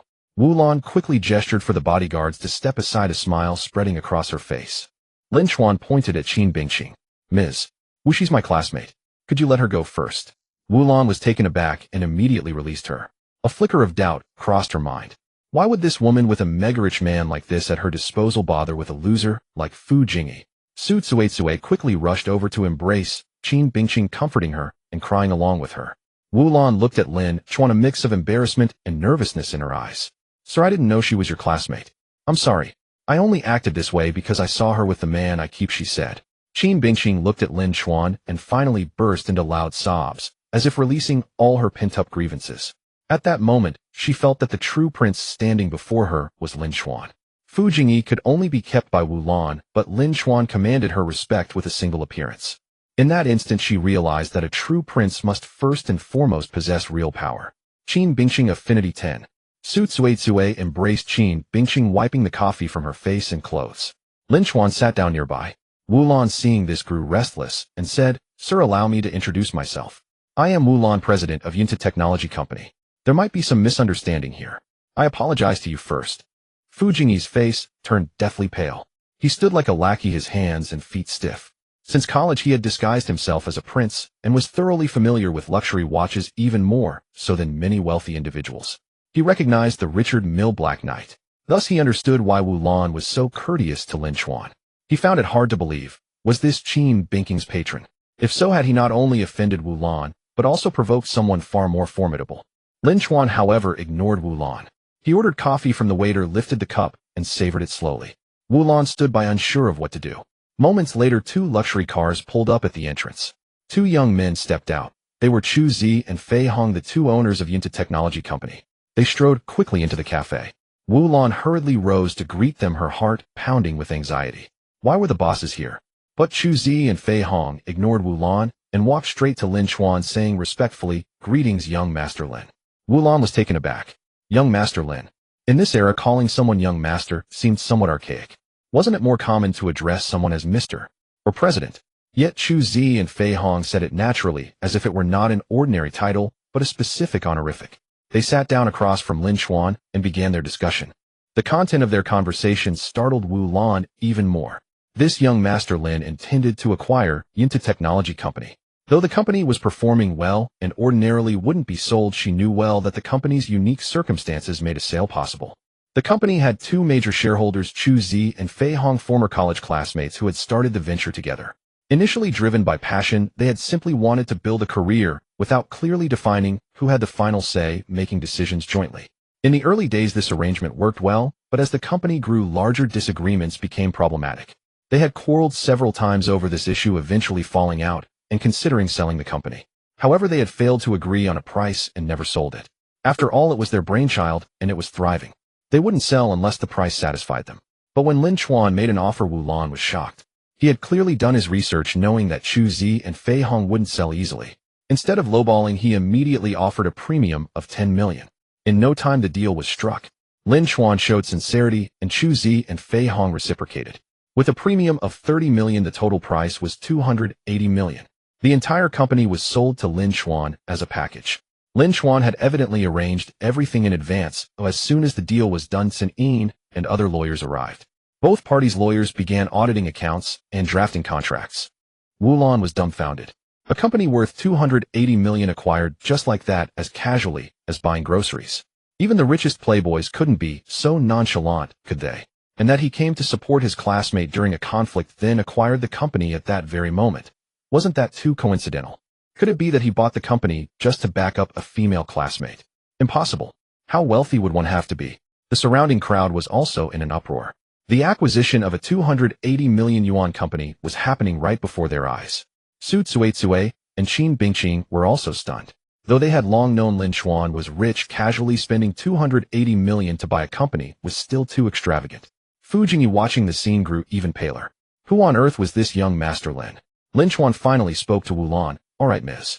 Wu, now we can begin our discussion. Wu Lan's pupils contracted. It seemed that his acquisition of the company for 280 million was indeed merely to pressure her. Having reached her position, Wu Lan was no fool.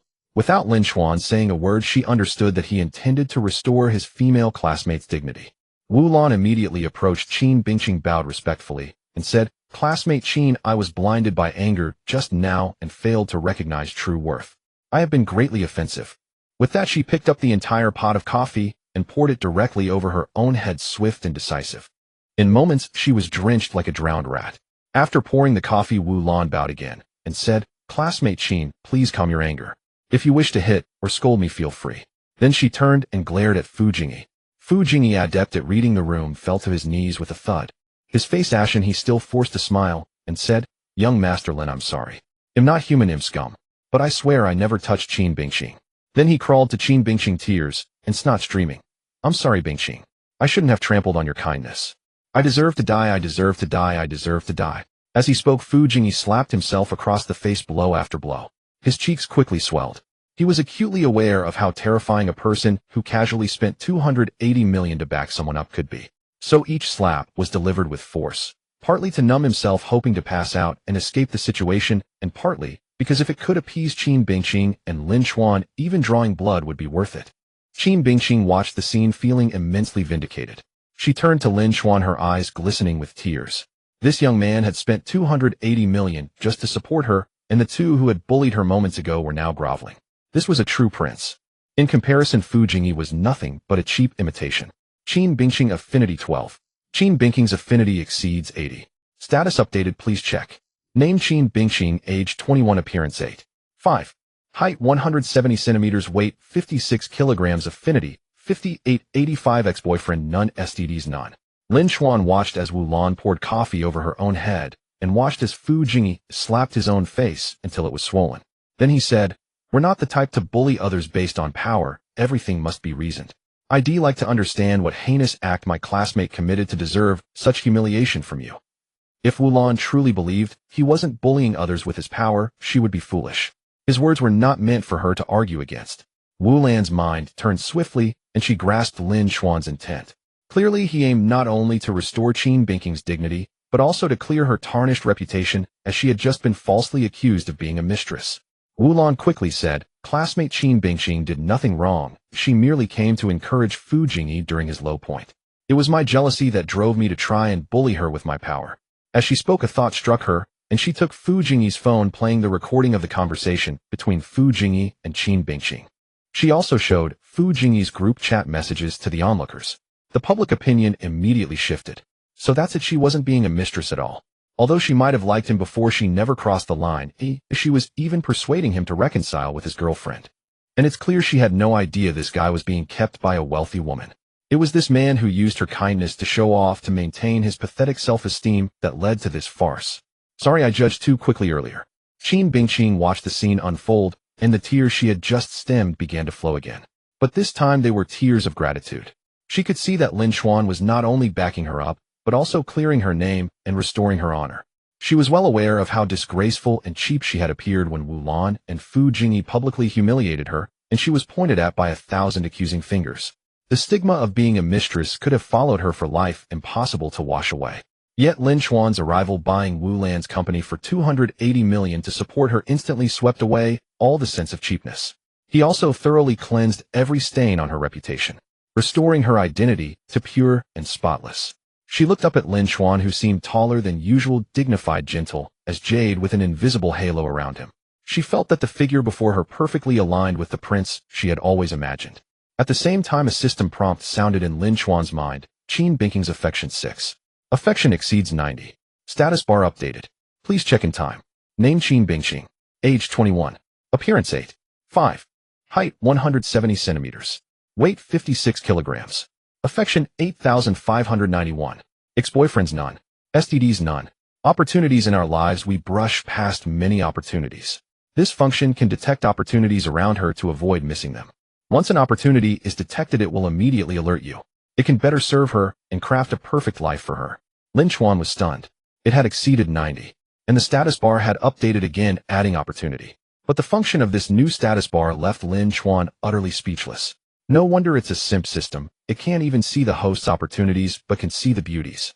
Only to better serve her and craft a perfect life for her. After crafting a perfect life for them, what am I supposed to do? Wait, seeing her opportunities doesn't mean I have to give them to her. I can still take them for myself. With this thought, Lin Chuan's lips curled into a slight smile. In the cafe, Fu Jingyi had already been driven away while Chu Zi and Fei Hong had also departed. The crowd of onlookers had dispersed. This farce was finally over. Wu Lan, however, stayed behind as Lin Chuan was now the boss, and as the president, she naturally had to report to him. Wu Lan stood before Lin Chuan trembling with nervousness. Lin Chuan said, "No need to be tense. Your work capability is quite impressive. Just now Chu Zi and Fei Hong praised you, saying that the company's success today wouldn't have been possible without your contributions. Keep up the good work and strive to make the company bigger and stronger." Did Wu Lan's keeping a lover have anything to do with Lin Chuan? As long as she managed the company well, the rest was her private affair. Overjoyed, Wu Lan replied, "Don't worry, boss. They'll do my utmost to run the company well." Lin Chuan said, "Now I have a task for you. Help me draft a contract for acquiring patents related to automation from college students. As for the amount, write it as 500,000. Lin Chuan had two main purposes for acquiring this company. First, it was indeed a good company suitable for embezzling the simping funds. Second, the company's products aligned perfectly with the automation major, making it ideal to secure a relevant patent. This way, obtaining a college student's tech patent would seem perfectly reasonable. The money transferred to his parents would have a legitimate source. Otherwise, as a college student suddenly sending a large sum to his parents, they would be too worried to spend it, only fearing he had done something wrong. The most profitable ventures were all illegal. Although his family wasn't wealthy, they had tens of thousands in savings, and his parents were healthy, so they weren't exactly in dire need of money. If he suddenly transferred a suspiciously large amount, it might shock his parents into illness. So he either wouldn't transfer it at all, or would find a reasonable explanation. Lin Chuan didn't plan to transfer too much at once, just a few $100,000 for now. This gradual approach would make it easier for them to accept. Besides, too much money all at once would just be a number. Growing wealth gradually brought true joy. Wu Lan didn't understand Lin Chuan's purpose, but didn't ask. "Alright, I'll have someone buy a patent for you directly. Even if someone checks, it will be completely genuine." Although Wu Lan kept a lover, her efficiency was truly impressive. In no time she had it done. Then Lin Chuan called the school office to obtain a bonus certificate for the same type of patent. He also had the administrator fill in the bonus as 500,000. The benefits of his donation became evident once again. Such certificates were issued without question. However, the bonus wasn't deducted from the Tumelyunyuan Tech Innovation donation. He paid it out of his own pocket. With these two documents, everything was flawless. Lin Chuan sent both certificates to his parents. Then he casually transferred the total reward of 600,000 from 3 tasks. For some reason, he felt compelled to transfer this exact amount. Perhaps subconsciously, he considered it his own earnings. He deliberately pretended to keep 400,000 for himself, lest his parents try to send some back. Soon his father Lin Song called. Lin Chuan let Wu Lan attend to her own matters before answering. Lin Song's voice was excited and incredulous. "Xiao Chuan, is this for real? I've heard your automation major involves software and hardware, but I never expected you could get a patent. A patent sold for $1 million. Such good fortune." His mother Shifang chimed in with delight. "Our son is truly remarkable, earning big money before even graduating from university. $1 million. We've never seen so much money in our lives. He'll save this 600,000 for you. That's more than enough for a wife." The certificates from the school and tech company were indeed convincing. They didn't suspect a thing and accepted the money with peace of mind. But Lin Chuan found it amusing. He hadn't even graduated yet, and they were already thinking about a wife. Just 2 or 3 years ago, they were telling him not to date early. Then Lin Chuan mentioned he had joined into technology and would earn big money in the future. He urged them not to work so hard and to stop farming the fields. But they wouldn't listen, scolding him for forgetting his roots after making money and warning that glory might be fleeting. He should save up. Listening to his parents nagging, Lin Chuan felt a warmth in his heart. Over the past half-month, he had spent money like water, almost numb to it, but this 600,000 felt like the best expenditure. Still, he felt a bit helpless. His parents' mindset wouldn't change overnight. He didn't force it, they would take it slowly. After all, this million-yuan bonus would surely give them a strong sense of security and something to be proud of when talking to relatives and friends. Now that the groundwork was laid, saying he had joined into technology would make future transfers of larger sums seem perfectly natural. After hanging up, Lin Chen opened the system panel to check the task progress. Just then Qin Bingqing approached. Her gaze had been locked on Lin Chen with deep affection, but she waited as he was busy. Now that he seemed free, she could no longer hold back. As she was about to speak, Lin Chen raised a hand to stop her. Wait, I'm not done yet. Oh, okay. Qin Bingqing nodded obediently and sat across from him. Her eyes were redrimmed, her voice slightly hoarse, losing some of her radiance and gaining a pitiable charm. Su Tsuetsue watched with a hint of emotion. Qin Bingqing was completely under this boy's spell. Yet she found it reasonable. They didn't know Lin Chuan's true motive for acquiring into technology. From their perspective, he had lavished 2.8 billion for Qin Bingqing. Lin Chuan pretended to check his phone while viewing the task progress. He saw that task 4 was mostly complete. Raise the affection of 3 women rated 8 or above to 80 completed. Menglan, Yi Meishing Ling Wusa. Raise the affection of a woman rated 8 or above to 90 completed. Qin Bingqing. Now the only thing left was a total of 400 affection points. Lin Chuan calculated that he had already gained 324, needing 76 more. He thought, I didn't expect the difficult part to be done first, leaving the easy part for later. For the remaining 76 affection points, I'll expand the target to the entire university town. I need to make use of the 8 universities here. A quick stroll should be enough. After checking the panel, Lin Chuan finally turned to Qin Bingqing. So everything's fine now. Qin Bingqing looked at Lin Chuan with eyes full of tenderness. Yes, thank you for coming to my rescue. You're welcome. It was nothing. Go back to the dorm, wash up, and get some rest. With that, Lin Chuan stood up. Where are you going? Qin Bingqing instinctively rose to follow, eager to pour out her heart to him. Her feelings of gratitude and adoration were still unexpressed. But after 2 steps, she realized it might seem clingy and blushed. Just then Lin Chuan said, I just bought a motorcycle. I want to cruise around the university town and check out the beauties. I hear there are plenty of pretty girls at other schools. I never really took a good look before. Lin Chuan said this deliberately to prevent Qin Bingqing from seeing him as a prince and harboring unrealistic expectations.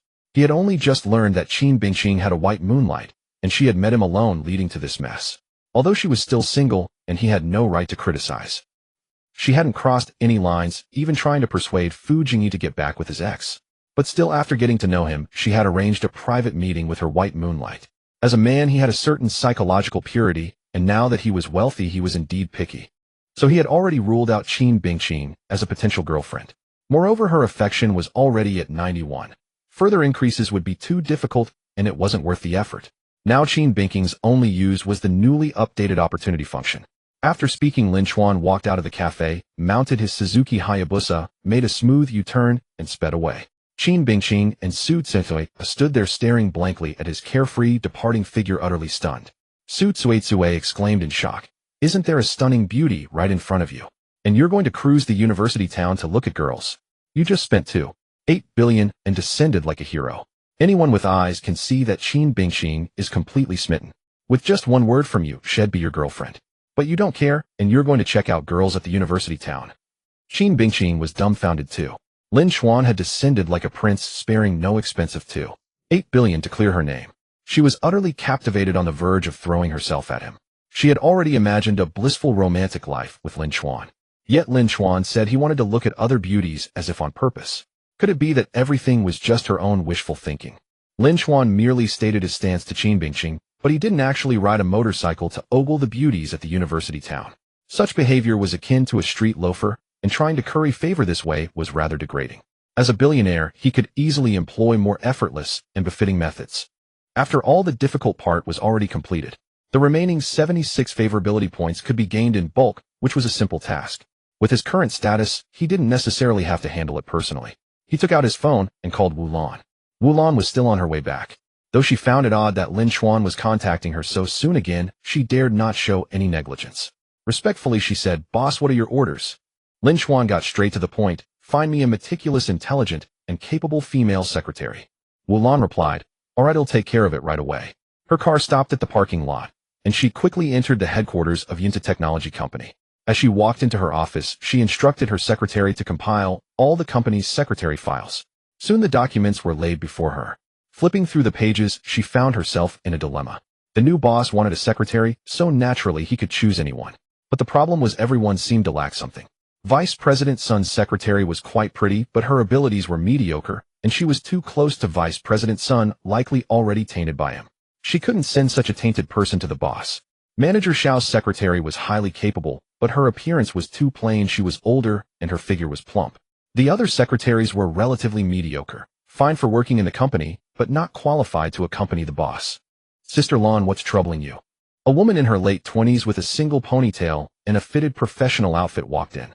She looked clean, sharp, and very capable. Wulon didn't look up. The new boss wants a female secretary, and I'm worried none of them are qualified. Hiring a new one would take too long, and from his tone, he wants it done quickly. The news that Lin Chen was the new boss hadn't been announced yet, but this ponytailed woman clearly knew. She smiled slightly and said, Sister Lon, do you think I'm qualified? Wulon paused, looked up, and asked who. The ponytailed woman pointed at herself, me. Wulon laughed and scolded. Yue, you're a vice president with great prospects, yet you want to be the boss secretary. You're really too ambitious. Yue said seriously, Sister Lon, I'm serious. Wulon stared at Yue's expression for a moment before confirming she meant it. After pondering for a while, she nodded and said, our new boss status is unfathomable. If you can serve as his secretary and gain his trust, it might far surpass being a vice president or even a president. After all, his assets probably extend far beyond this company. As expected of you, you see right through the essence. You threw away the vice president position without hesitation, which shows determination. You excel in looks, emotional intelligence, experience, and ability. You'd be a top-notch secretary. But you need to think it through. Once you become the secretary, this vice president position won't be kept vacant for you. Yue nodded, of course. They'll do my best to become his competent secretary. Lin Chen rode his Suzuki Hayabusa around the outskirts of the university town for a spin. While sipping a fruit drink at a milk tea shop, Yue arrived, walking in with elegant and efficient steps. Hello, boss. My name is Yue. It's an honor to serve you. Yue's introduction was very concise. Lin Chen looked this older sister up and down, somewhat surprised. The female secretary Wulon found was too beautiful, and with this aura was she really just a secretary?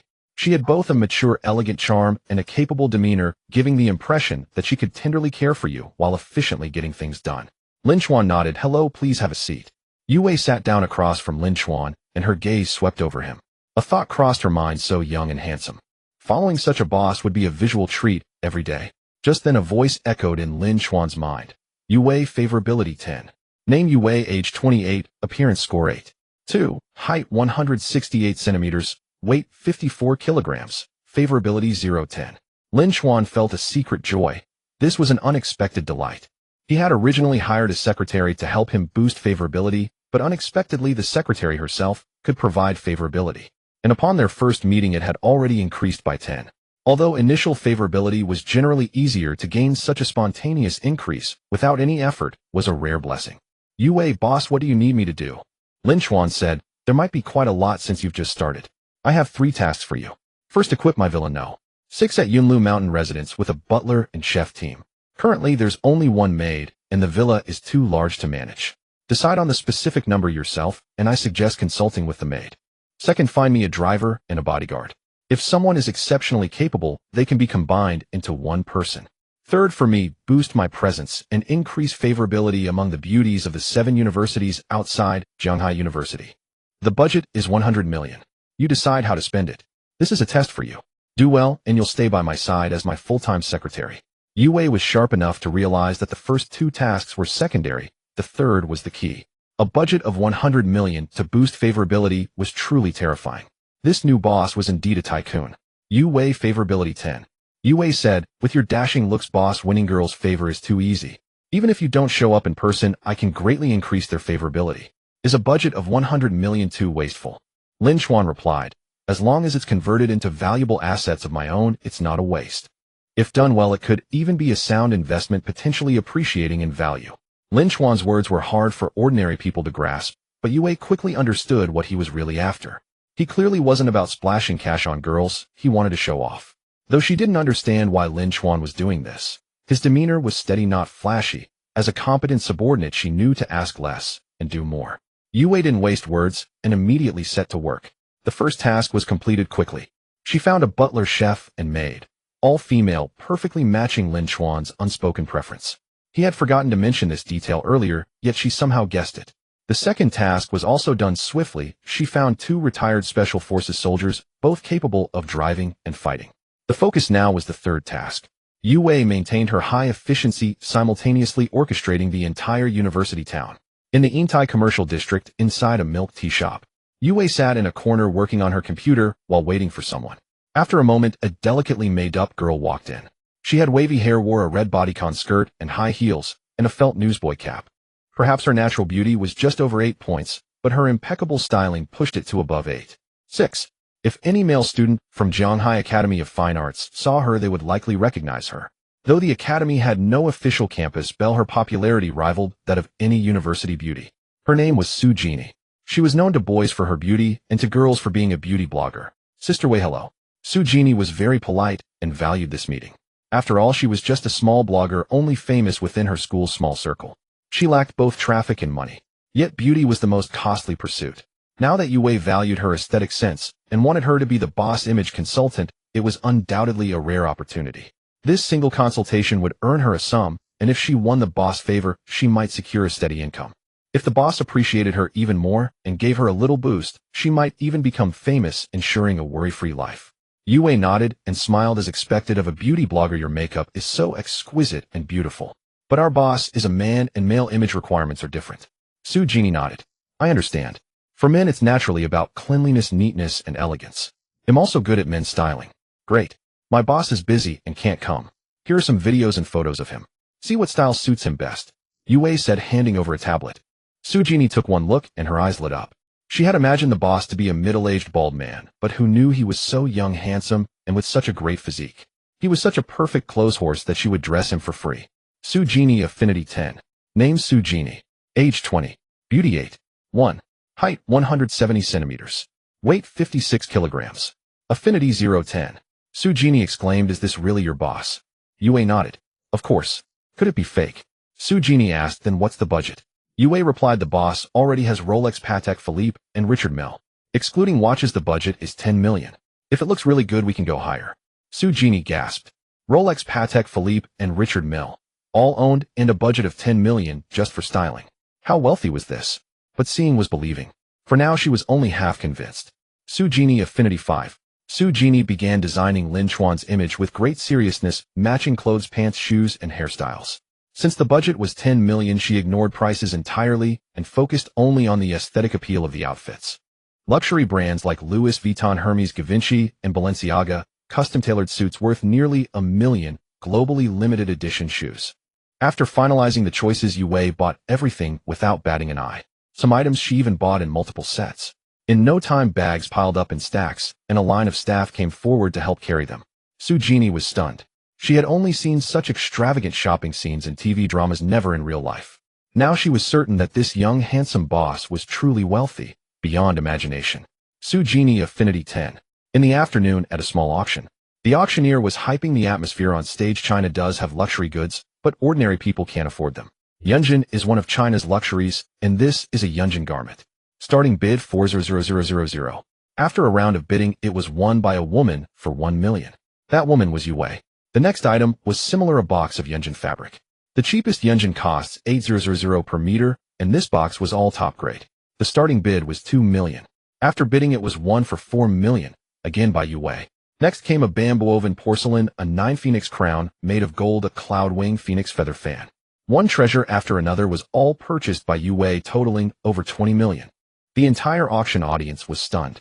They also learned from Yue that her boss was Master Lin. In a corner, 2 girls whispered their expressions and words filled with shock.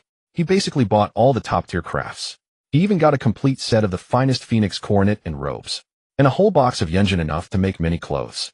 That secretary called him Master Lin. He must be young. Whoever marries him would be so lucky. And he didn't even come himself, the secretary bid for him. Both girls were dressed in retro Tang suits, as if time travelers from ancient times. Clearly they were enthusiasts of ancient culture. One of the girls had eyebrows like distant mountains, radiant eyes, skin fairer than snow, and an elegant demeanor. She was the famous beauty of Zhanghai Art Academy, Lu Shua.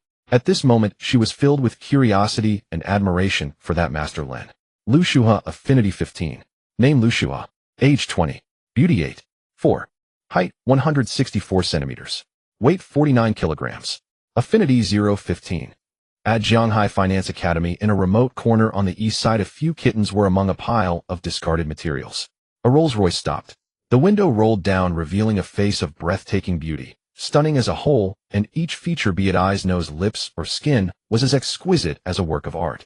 Seeing the kittens meowing weakly by the waist too, with eyes crusted with discharge, barely open, and with severe for loss skinny to the bone, the girl couldn't help but open the door to go out.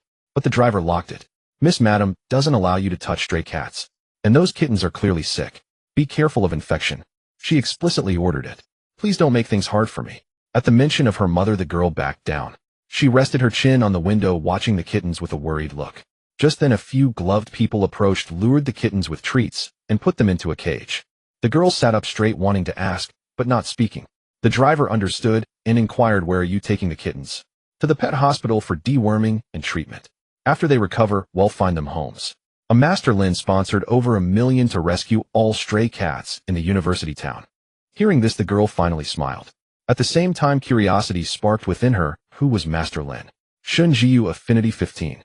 Name Shun Jiyu. Age 19. Beauty 9. 3. Height 171 centimeters. Weight 58 kilograms. Affinity 015. Lin Chen, hearing the system notifications, quickly called Yue. "That's enough, stop. You did an excellent job. From now on you are my full-time secretary." The total affinity had increased by 399, leaving a little room, as there was still over 500 million to spend. That 1 point of affinity could easily be earned. But unexpectedly, just as Lin Chen finished speaking, another system prompt sounded in his mind. Yue, affinity 5. Yue's affinity had increased just from his praise. There was no help for it. He had exceeded again, though not by much. Now he had to quickly spend the remaining over 500 million. The only question before Lin Chen now was how to spend the remaining over 500 million. There was no longer any need to curry favor, so any way would do as long as it was spent. The 5th installment of sycophant money would refresh. But if possible, Lin Chen still hoped to spend it wisely. Lin Chen opened the messages forwarded by the members of the Haoyun Auto Club and Yonghua Club, reviewing them one by one. He recalled the business discussions from yesterday at the Imperial Cuisine Hall and began to sift through his thoughts. After much deliberation, real estate is still the safest bet. Stocks and financial instruments might lead to losing everything, even debt, but with real estate, as long as I don't leverage, the worst that can happen isn't a liquid asset. Moreover, in recent years, the seawater management in Jianghai City has been quite effective, clearly indicating an intention to develop tourism. If the policy is implemented and investments are made, property prices along the coast will inevitably soar. Even now, with just rumors, prices have been steadily rising. Several plots of land that Peng Zhe and Lu Wenhan had their eyes on are clearly centered around this potential policy.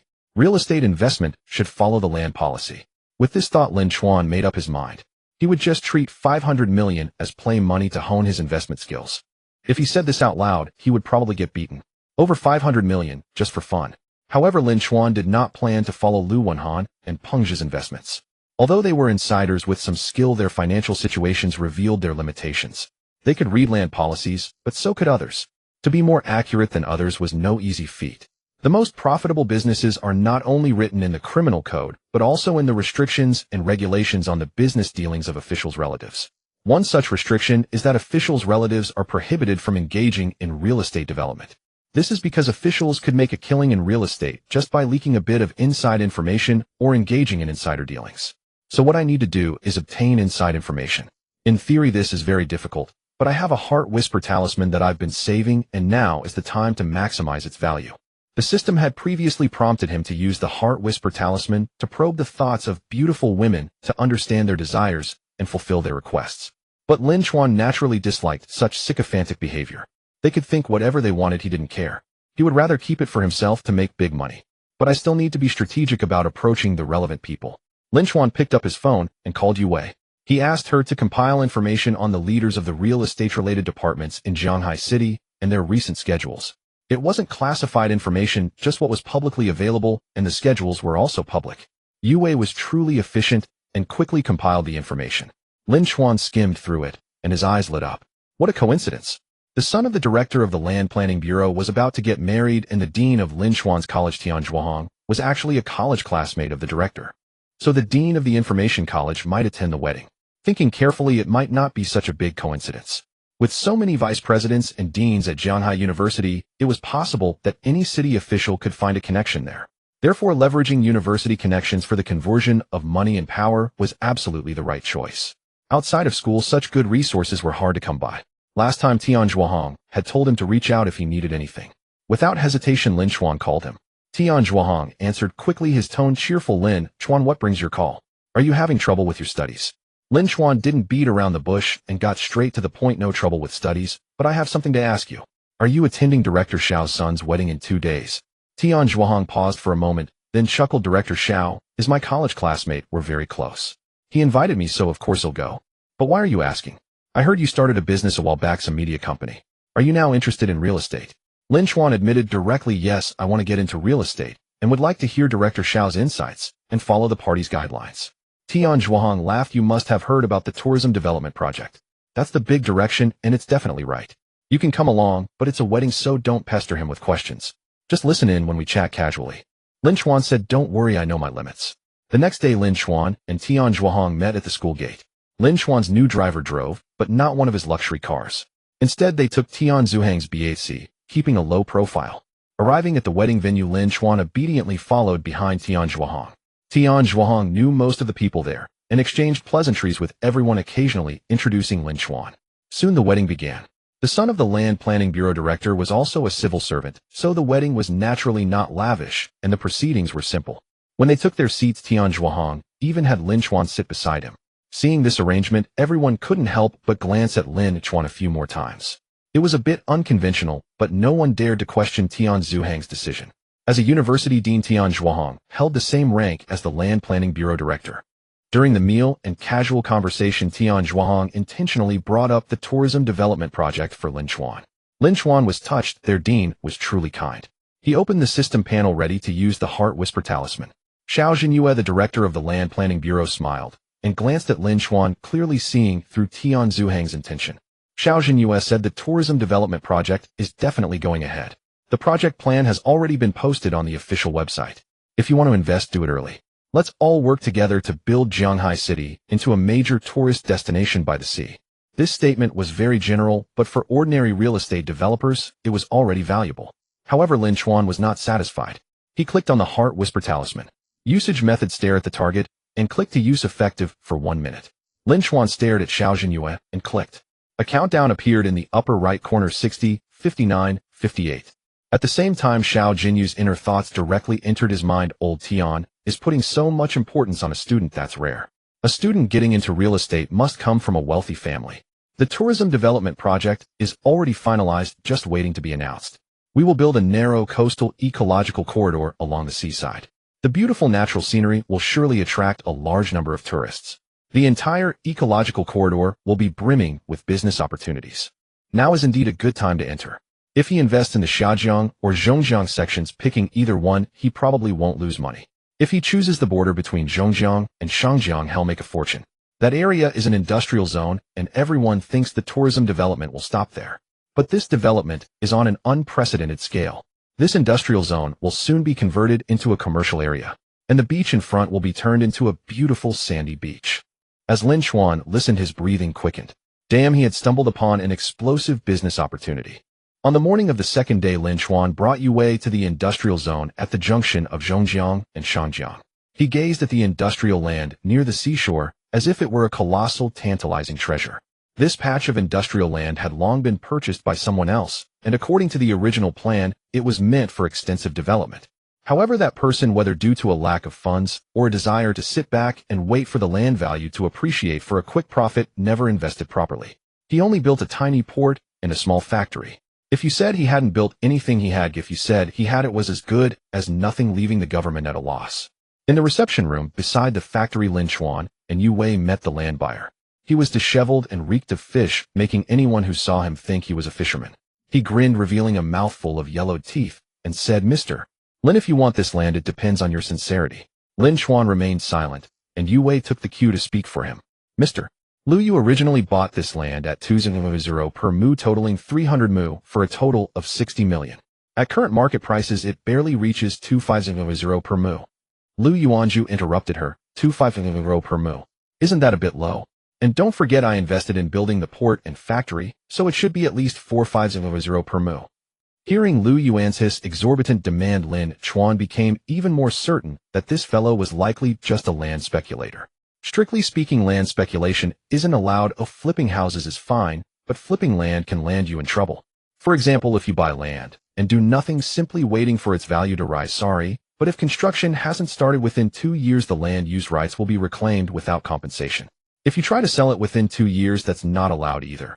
If your infrastructure investment hasn't reached 25% of the total investment, it cannot be transferred. Transferring the company's shares is also out of the question. That's considered speculation and is suspected of illegal land trafficking. But despite the many restrictions, there are always more solutions than problems. Take Lu Yuanzhu, for instance. He just threw up a small port and a small factory, barely hitting that 25 investment threshold, thus meeting the conditions for transfer. After all, the small port and factory could still generate some income, and selling the land after its value skyrocketed would yield a massive profit. After some haggling, Lu Yuanzhu only agreed to reduce the price to 400 per mu, refusing to budge no matter what Yue said. Boss, how about we head back first?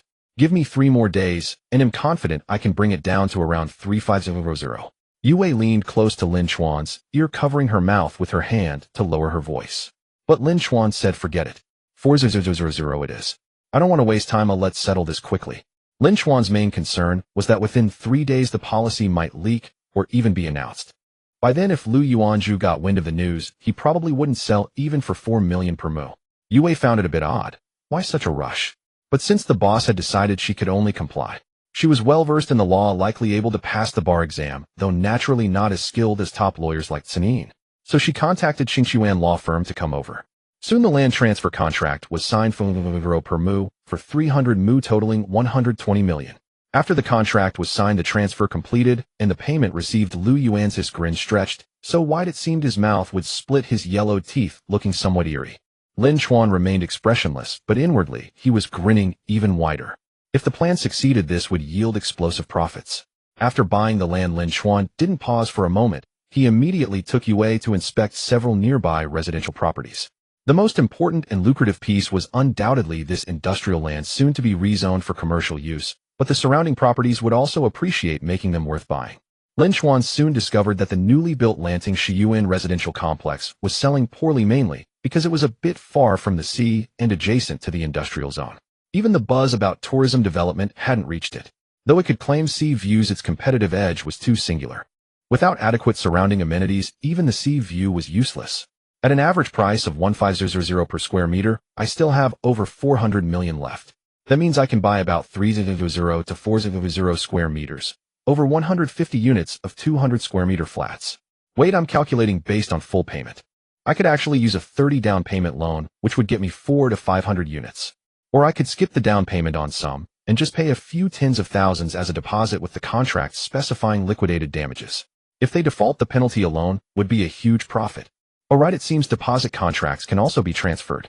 They'll include a clause in the contract to make the transfer easier. For professional matters, it's best to leave them to the professionals. Lin Chen laid out his requirements and had Yue negotiate with Canin's team. Soon the contract terms were settled. Lin Chen had worked with Xinchuan law firm many times before, and their capabilities were highly reliable. The next step was to negotiate with the Lanting Shiyuan sales office. Normally, sales offices use standard contracts and rarely allow changes to deposit agreements, often even raising the penalty for breach to a maximum of 30, almost like a tyrannical clause. Typically, it's the sales office that imposes tyrannical terms, leaving buyers at a disadvantage. But now Lin Chen was turning the tables. However, when a customer is buying several hundred units at once, what does a tyrannical clause matter? This complex was already struggling and on the verge of a steep price cut. Suddenly, having a big client like this, what's wrong with drafting a custom contract?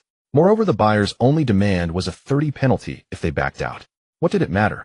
The sales office was eager to sell as quickly as possible. Why would they ever default? Of course, the sales office could see that Lin Chen was speculating on housing. Both the sheer volume of purchases and the emphasis on penalty clauses in the deposit contract showed he was very optimistic about this complex. But they had looked into it. Even if the tourism development policy came through, it wouldn't benefit this area. In fact, as the commercial center shifted toward Zhongjiang and Xiajiang, property prices here might even drop. They had no idea where this young master got his mistaken information, but what did it matter? If he wanted to buy, they'd sell to him. A fool and his money are soon parted right. The two parties quickly reached an agreement. Lin Chen purchased 500 units by paying the down payment covering not just large apartments, but all types. These were directly signed with purchase contracts. For the remaining units, he secured 200 more by paying only deposits. Naturally, these only involved deposit contracts, not full purchase agreements. Although this was a large, complex, Lin Chen's purchase volume was truly staggering. Over a dozen buildings now belonged to him. Sales Director Li Huantang's face lit up with joy as he looked at the mountain of contracts and the over 400 million that had been transferred. Finally, Lin Chen had spent all the remaining simp money from the fourth phase. A system notification chimed, "Congratulations on completing main mission 4. You have been awarded 40000 and 4 draws." Gazing at the mission rewards, Lin Chen's lips curled into a smile. He stored away 400,000 of the reward, planning to transfer it to his parents next month. As for the 4 draws, he didn't use them immediately. Matters of luck, after all, should be reserved for an auspicious day. For now, the best day would be when the policy was announced. At that moment, the 5th main mission refreshed. 5th simp, gold 10 billion. Main mission 5, spend 10 billion within 6 months and increase the favorability of 8 or more beauties with a score of 8 or above by 800 points. Additionally, raise the favorability of 8 such beauties to 83 to 90 and 1 to 100. Completion reward, 500,000 plus 5 draws. Failure penalty freeze, all remaining simp gold. Lin Chen looked at the mission rewards, too exasperated to complain. The simp gold had risen to 10 billion, yet the reward was merely 500,000. Though he had long understood the system's nature, a pure simp system, the widening disparity between the simp gold and the rewards still made him want to curse. This system was using him purely as a tool. If he followed its advice and simped, he would be nothing but a fool. In the end, each beauty would become a billionaire, while he would be left with only a few 100,000 or a million. The likely outcome would be that each beauty would kick him to the curb, and then where would the favorability gains be? Fortunately, he had persisted in not simping and had even discovered a loophole in the system. Aside from spending a bit on outings with the beauties, he had embezzled over 99 of the simp gold into his own pocket. The beauties gained nothing and had to look up to his worth. If any of them failed to provide favorability, he simply replaced them. After all, the world was never short of beauties. The system treated him as a tool, so he would treat the system as a tool in return. You have your strategy, and I have my countermove. Just then his phone rang. Seeing it was Lu Wenhan, Lin Chen answered. Lu Wenhan's anxious voice came through. "Master Lin, I heard you bought that industrial land at the junction of Zhongjiang and Shangjiang, and you paid 400 per mu, several tens of thousands over the market price. If you're planning to invest in real estate, why didn't you let me advise you? Tourism development won't reach there, and industrial land has severe restrictions. You can't build residential buildings, only factories. And you bought hundreds of units in Lanting Shiyuan. Those houses are depreciating, why would you buy them?" Lu Wenhan was genuinely worried for Lin Chen given their acquaintance. Moreover, he was counting on Lin Chen to invest with him. Now that his money was being squandered, it was a sheer waste. Lin Chen, however, remained calm and said with a smile, "Boss Lu, your news travels fast." Lu Wenhan replied, "It's not that my news is fast, you have no idea how big a stir you've caused. Everyone is watching the tourism development project closely. Any ripple, and they notice immediately. And you went and splashed over 500 million on that piece of land no one believed in. The news spread as soon as you bought it. The real estate circle is buzzing." Lin Chen said, "No choice, it's already bought. It's fine, just over 500 million. If it's a loss, he'll treat it as a game." Lu Wenhan's breath caught. He was speechless. "Listen to this. Are these the words of a human? If you truly have money to burn, you could invest with me. With my vision and your capital, wouldn't we achieve something great?" Then Pengzhe, Lu Tao, Mao Kuan, and others called one after another, all in a panic. The most anxious was Lu Tao, being a partner in New Vision Media and fearing Lin Chen might fall into debt. Only after hearing Lin Chen say it was just spare cash did he relax, though he couldn't help but mutter about how comparisons could drive one mad.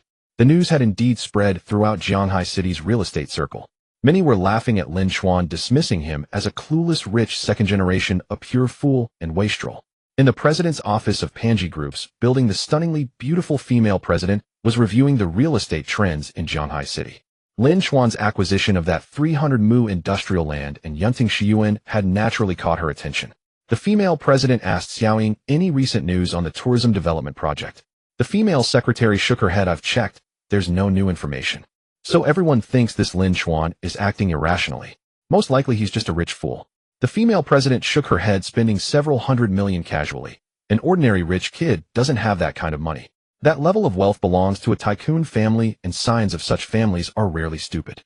But I can't see what investment value these two plots have."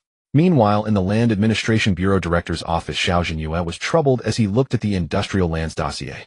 The planning department had long seen that Lu Yuanzhu was a land speculator, but he had exploited legal loopholes, leaving them powerless for now. Now that this industrial land was to be rezoned for commercial use, they naturally hoped for good investment and development. If developed well, combined with the beach and connecting Zhongjiang and Shangjiang, the entire ecological corridor could become a perfect scenic line. But could Lu Yuanzhu invest and develop it properly? He couldn't even handle industrial land. Could he be expected to do well with commercial land? Don't let him mess it all up. Just then a secretary walked in. Director, that industrial land has been bought. Xiao Jinyue was startled. Bought? The specific tourism development policy hadn't been announced, yet no one outside knew it would extend there. With everyone pessimistic, someone actually bought it. Xiao Jinyue asked at what price. Was Lu Yuanzhu having cash flow issues and sold it cheap? Who's the buyer? Do they have investment capability? The secretary handed over the documents and said not only was it not sold cheap, but it was sold at a premium of 4 euro per mu. The buyer is a college student named Lin Chen. Xiao Jinyue was already shocked by the premium sale. Hearing the name Lin Chen, his eyes widened. Wasn't that the student old Tian brought to his son's wedding? How could this guy see the potential in that land? As a veteran official, he was certain he hadn't let anything slip. The matter hadn't been disclosed. Old Tian shouldn't know either. So where did Lin Chen get the information? Could he have deduced it from my few words? Xiao Jinyue couldn't help but take a keen interest in this young man. He picked up his phone and called Tian Zhuang. After the call, he was lost in thought. This Lin Chen seems to be from a wealthy family with substantial resources. If this land falls into his hands, it might turn out well. He stands to make a fortune, and I hope he develops the land properly while making his profit. 3 days later, the specific policy was published on the official website. The entire Shanghai city real estate circle exploded. Along the entire coastal ecological corridor, housing prices saw a surge, but most areas had already risen based on earlier rumors, so the increase was limited. The standout was the industrial land at the junction of Zhongjiang and Shangjiang. It transformed from the cheapest plot on the entire ecological corridor into the most expensive one overnight. The valuation shot from 4 euro per mu to 4 million per mu, and it continued to climb, soon exceeding 5 million per mu. And in the name of the people, the Shanshui Group, through collusion with officials, acquired a 500 mu industrial plot at 4 euro per mu. Within 3 years after rezoning for commercial use, the price soared to 6 euro per mu, a 15-fold increase. Lin Chen, without any collusion with officials, relied on a heart's whisper talisman, but the effect was the same. In an office building, Lu Wenhan nervously refreshed the official website. Today was the day the new land policy was announced. As the page refreshed, his eyes widened as he scrutinized the content. When he saw that the tourism development project had been approved and the ecological corridor plan was about to be implemented, he let out a long sigh of relief. He had gambled correctly. Although rumors had already spread preventing him from making a fortune in the current sluggish real estate market, profiting from this wave was already quite good. As he relaxed, he carefully read the details, and when he saw the planning map, his pupils suddenly constricted. This upcoming ecological corridor was far longer than anyone had imagined. It actually connected the Zhongjiang and Shangjiang rivers, even encompassing that piece of industrial land. The entire industrial land had been directly rezoned as commercial land. Moreover, this coastal area was to be developed into a beach. Lu Wenhan gasped. Wasn't this the very land that Lin Chen had purchased? The 300 mu of industrial land rezoned as commercial, now part of a tourist area with a beach nearby. He dared not imagine how many times its value would multiply. Even the neighboring Lanting Shiyuan apartments could see a 50 increase or even double in price. Instead of envy, he felt a sense of dread. To suddenly buy a piece of land just before its classification changed. If that was a coincidence, not even a ghost would believe it. This meant Lin Chen must have known the news in advance. Countless real estate tycoons in Shanghai city, some with very influential connections, had no idea, yet Lin Chen knew ahead of time. Just how terrifying were his connections? Lu Wenhan recalled how he had previously told Lin Chen that he had made a bad purchase, and he couldn't help but feel like a fool. Had he really thought he was worthy of inviting Lin Chen to invest with him? Just then his phone rang. It was Peng Zhe. He answered, and Peng Zhe's excited voice came through. Did you see the policy? The tourism project is confirmed. What's shocking is that the industrial land Mr. Lin bought has been rezoned as commercial. Meanwhile, at the New Vision Media office building, Lu Tao stared at the official website, completely dumbfounded. He had been worried that Lin Chen had bought a lot of bad real estate and would suffer losses. Who would have thought that the property he bought would increase in value by more than 10 times? The timing was so precise that it reeked of insider information. He had been so naive as to worry about someone who either knew the inside scoop or was even manipulating it. At that moment, Lu Tao realized that Lin Chuan's status might be far higher than he had imagined. Choosing to let Lin Chuan invest and become the boss had been the wisest decision he ever made. From now on, he would stick close to him. Following his lead was definitely the right move. At the Senyu Xingyuan residential complex, Zhang Quanan and Lu Feng stared at the policy news speechless and exchanging stunned glances. Suddenly they understood why Lin Chuan had looked down on their nearly bankrupt project. He had insider knowledge and went for land that would yield a tenfold profit. Why would he want their crumbling property? Investing 120 million, which turned into over 1.2 billion in just a few days. It was like controlling the clouds and rain with a wave of his hand. At the Panji Group building, Secretary Xiaoying quickly entered the president's office and handed the tablet to the female CEO. After reading it, the CEO's beautiful eyes sparkled. Good heavens, this might be the highest and fastest return on investment I've ever seen. Who on earth is this Lin Chuan? Wu Xiaoyue, affection 10. Name Wu Xiaoyue. Age 26. Appearance 9'3". Height 175 centimeters. Weight 60 kilograms. Affection 010. The news spread quickly, causing a massive upheaval in Shanghai City's real estate circle. Everyone was speculating about who Lin Chuan really was. Those who had mocked him before suddenly looked like fools. Some investigated his background and found that his parents were ordinary farmers with an annual household income of less than 1,000 yuan, leaving them dumbfounded. Far from underestimating him, they found him even more unfathomable. At the Lanting Shiyuan sales office, sales director Li Huanzhong was leisurely sipping coffee with his legs crossed. Previously, with houses unsold, he had lost a lot of hair, but recently a tycoon had directly purchased 700 units. He had exceeded his targets instantly and was about to receive a huge commission. The rest of his time would be easygoing. Just then a salesperson rushed in, exclaiming excitedly, "Director, something terrible has happened. What's all the fuss about? How many times have I told you to stay calm and composed to handle big matters?" Li Huanzhong took a sip of coffee and said slowly. The salesperson took a deep breath and said, "The tourism development policy has been released. It's not just developing the Shajiang and Zhongjiang areas. It connects all the way to Shanjiang, passing right by us. The value of our properties has skyrocketed, and the phones are ringing off the hook with buyers." Li Huanzhong jumped up, spilling his coffee and banging his knee against the table, nearly overturning it. Despite the sharp pain in his knee, he ignored it, cold sweat forming on his forehead as he realized the magnitude of the problem. If the ecological corridor really crossed this community, property prices would surge. Houses that were about to increase by half or even double in value had been sold at low prices, 700 units. In hindsight, he hadn't done anything wrong, but the developer might not see it that way. Before he could think of a countermeasure, his phone rang. Seeing it was the developer, his hand trembled, nearly dropping the phone. Meanwhile, at a KTV, Lu Yuanzhu was throwing money at hostesses, drowning in debauchery. He boasted to his underlings, "Come on, enjoy yourselves. I'm rolling in cash now." His underlings flattered him. "Brother Zhu is amazing, making tens of millions in one go. Others flip houses, but Brother Zhu flips land. So high and so impressive. Brother Zhu, can you bring us in on your next business deal? I heard the tourism development project is out, so there are plenty of opportunities." As the underling spoke, he opened the official website. After a moment, when he saw the ecological corridor design map, his eyes widened, and he gave Lu Yuanzhu a strange look.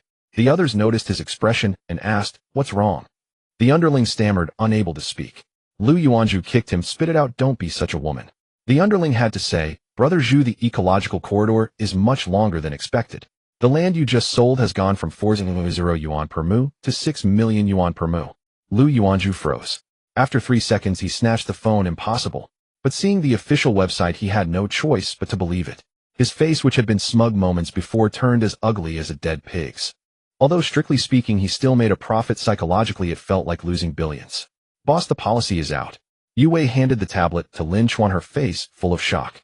Honestly, she had never understood why Lin Chuan wanted that land and those houses. She had thought he might lose money, but never expected such a huge profit. It seemed Lin Chuan's level was far beyond hers.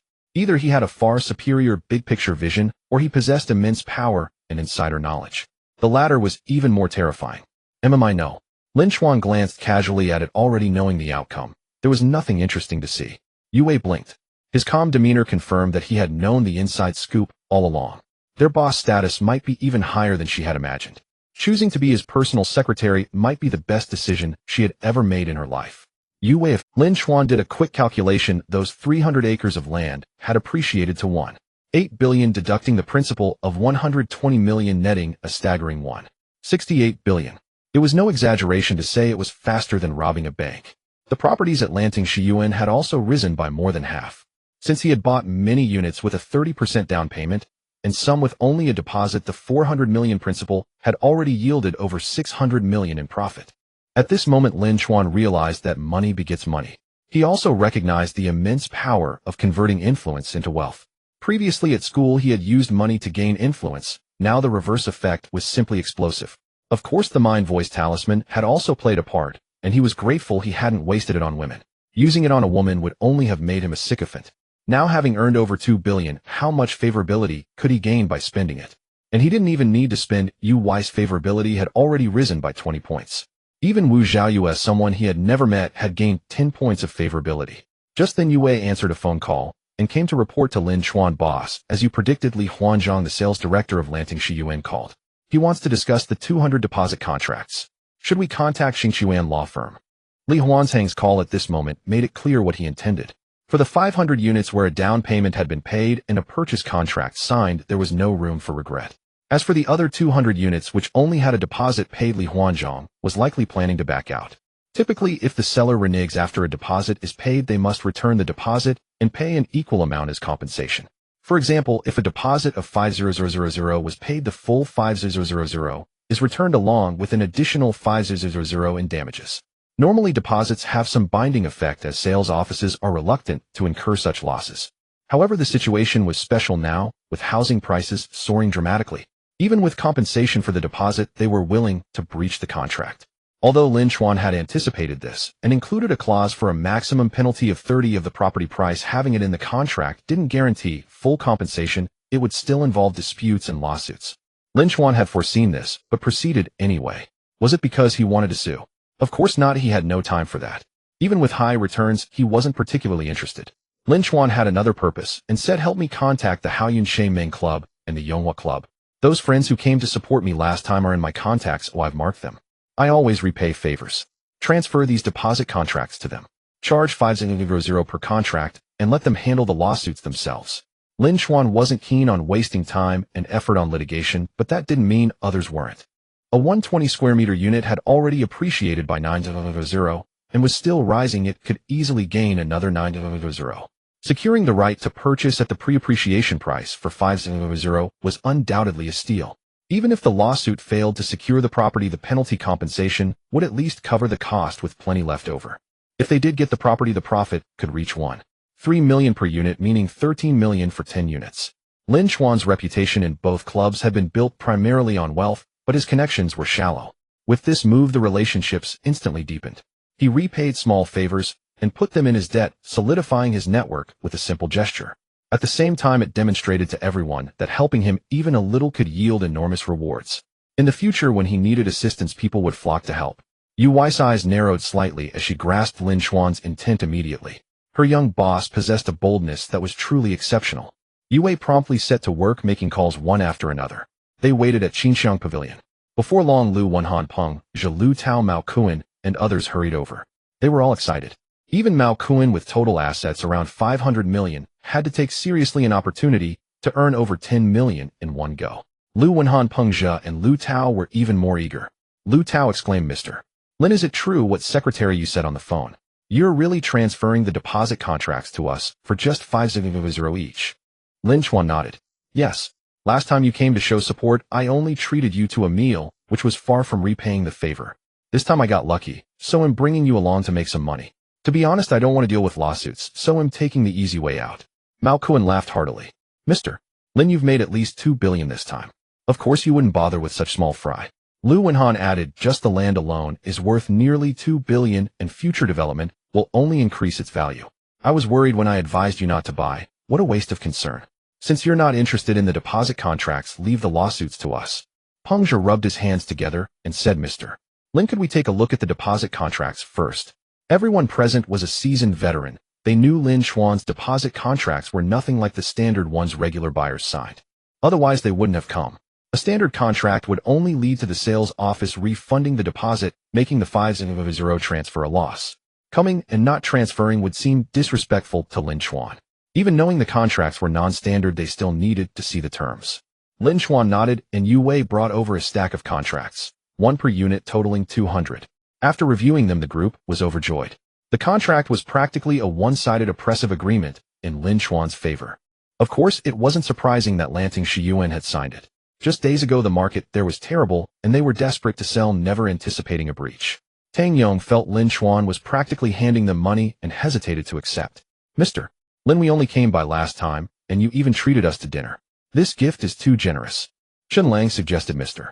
Lin, how about this? We handle the lawsuits for you, and you just give us a percentage. Lin Chuan shook his head. I don't want the trouble. Take the contracts for 5,000 each. Divide them up yourselves, about 15 to 16 per person. The group stopped being polite and quickly divided the contracts. If the lawsuits succeeded, each stood to gain around 20 million. They dared not delay payment for such a huge favor, so they paid in full, borrowing money if necessary. Thus Lin Chuan's account gained an additional 100 million. He had once had 1 billion in his account, but that was all simping money. This was the first time he had such a large sum of non-simping funds. He planned to save it and only spend the simping money. News quickly spread through the Haoyun Che Meng and Yonghua clubs, leaving other members envious. With 15 to 16 contracts, even if the lawsuits fail to secure the properties, the penalty compensation alone will cover the cost. If they win, it's nearly 20 million in profit. Damn, you guys hit the jackpot. Mr. Lin is incredible, making over 2 billion in a few days. Even the crumbs he drops can make people rich. Why wasn't I in Shanghai City then? Just driving over to show support could have landed such a huge deal. Mr. Lin, if you ever need someone to show support again, just say the word, and he'll be there anytime. Lu Wenhan, Peng Zhe, Lu Tao, and Mao Kuan, who had just secured the contracts, were beaming with joy. They felt that building a good relationship with Lin Chuan was the wisest decision they had ever made in their lives. A mere fraction of his generosity had netted them nearly 20 million. Following him in the future, how could they ever worry about lacking money? Lu Wenhan said, Master Lin, there's a real estate celebration banquet tonight. Would you like to attend? We've wanted to invite you before, but feared you might not be interested. Now that you're here, we earnestly extend the invitation. If you grace the occasion, it would truly be a celebration. Lin Chuan nodded briskly. He'll go, show my face, and make some connections. Whether he sold the industrial to commercial land or developed it further, he would need a network. Getting to know people in the industry could only benefit him. At 8 in the evening, Lin Chuan, Lu Tao, Peng Zhe, Lu Wenhan, Mao Kuan, and their entourage arrived at an upscale restaurant in a long motorcade of luxury cars. Yue got out and opened the door for Lin Chuan. With Lin Chuan at the forefront, they ascended to the upper floor where many real estate developers had already gathered. Upon seeing Lin Chuan, they immediately crowded around. Master Lin, Master Lin, Master Lin.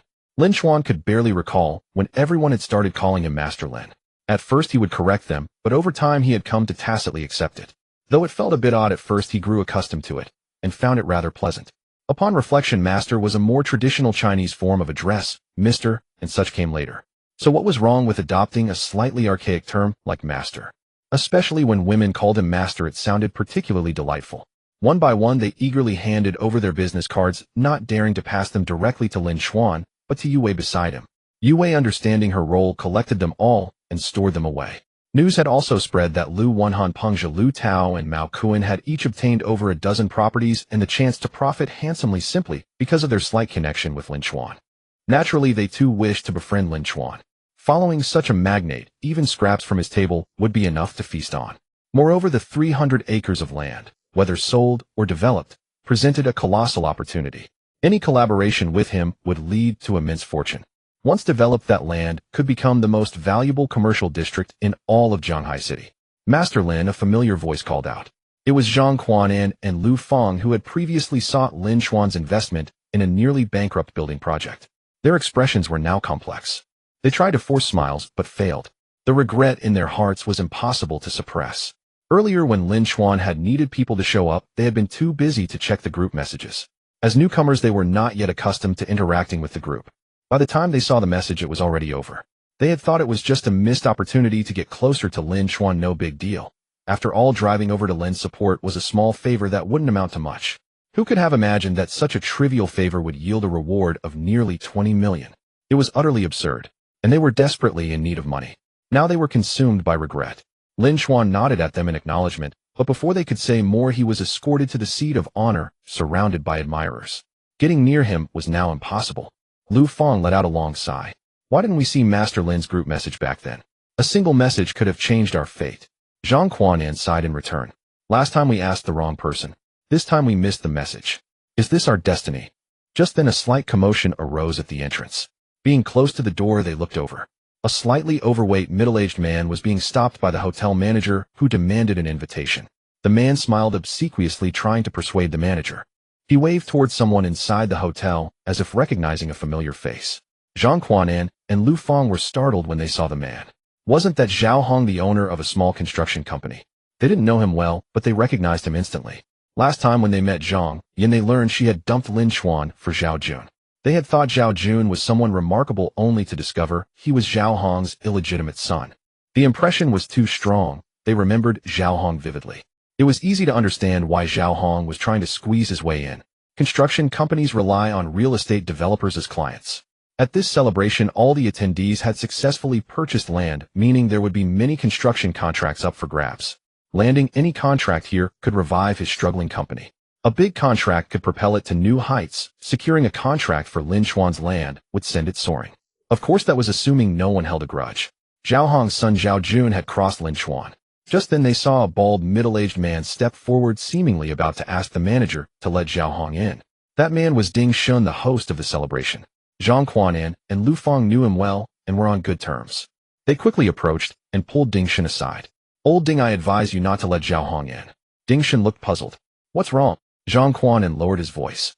"Zhao Hong has an illegitimate son, Zhao Jun, who offended Master Lin." Ding Shun was startled. "Zhao Hong, a small-time construction company boss, a nobody far beneath us, offended Master Lin. And it wasn't even him, but his bastard son." Lu Fang said, "And it wasn't a minor offense. Zhao Jun stole the girl Lin Chuan liked." Ding Shun gasped. "Damn, are you trying to get yourself killed?" Lin Chuan's identity is rumored to be that of a third-generation red aristocrat. His personal wealth is at least in the billions. And your son, a small construction company owner's brat, steals his woman. Thanks for the heads up. I almost let him in." Ding Shun wiped cold sweat from his brow. "But I can't understand how he managed to steal the girl Lin Chuan liked. In terms of looks, money, power, or charm, how could he compare?" Lu Fang said, "We don't know the details either. From what we've heard, it seems Lin Chuan pretended to be poor for 3 years in university, probably wanting to live an ordinary life. Then Zhao Jun, flaunting his wealth, snatched the girl away. So he stopped pretending and revealed his true self." Ding Shun sighed with emotion. "The ways of true noble families are sometimes beyond us commoners. I've heard someone checked Lin Chuan's family background. His parents are just ordinary farmers, clean and simple to the point of being suspicious. Anyone who believes that is a fool." Zhang Quanan said, "In any case, just don't let Zhao Hong in. If we get implicated, it's over." Ding Shun nodded. Knowing his son offended Master Lin, if I still let him in, I'd be an idiot. Just then they saw another real estate developer friend about to ask the manager to let Zhao Hong in. After all, Zhao Hong, as the owner of a construction company, still had some connections in the real estate circle. Otherwise, he wouldn't have lasted this long. Ding Shun quickly went over to stop him and explained how Zhao Hong had offended Lin Chuan. Word spread from person to person, and soon the entire circle knew. Everyone avoided Zhao Hong like the plague. After all, there were plenty of construction companies. Oh, why take such a risk for Zhao Hong? And it wasn't just any risk. If Lin Chuan retaliated and the fallout affected everyone present, who could withstand it? Amidst the discussions, a single thought echoed through the circle: the Zhao family is finished.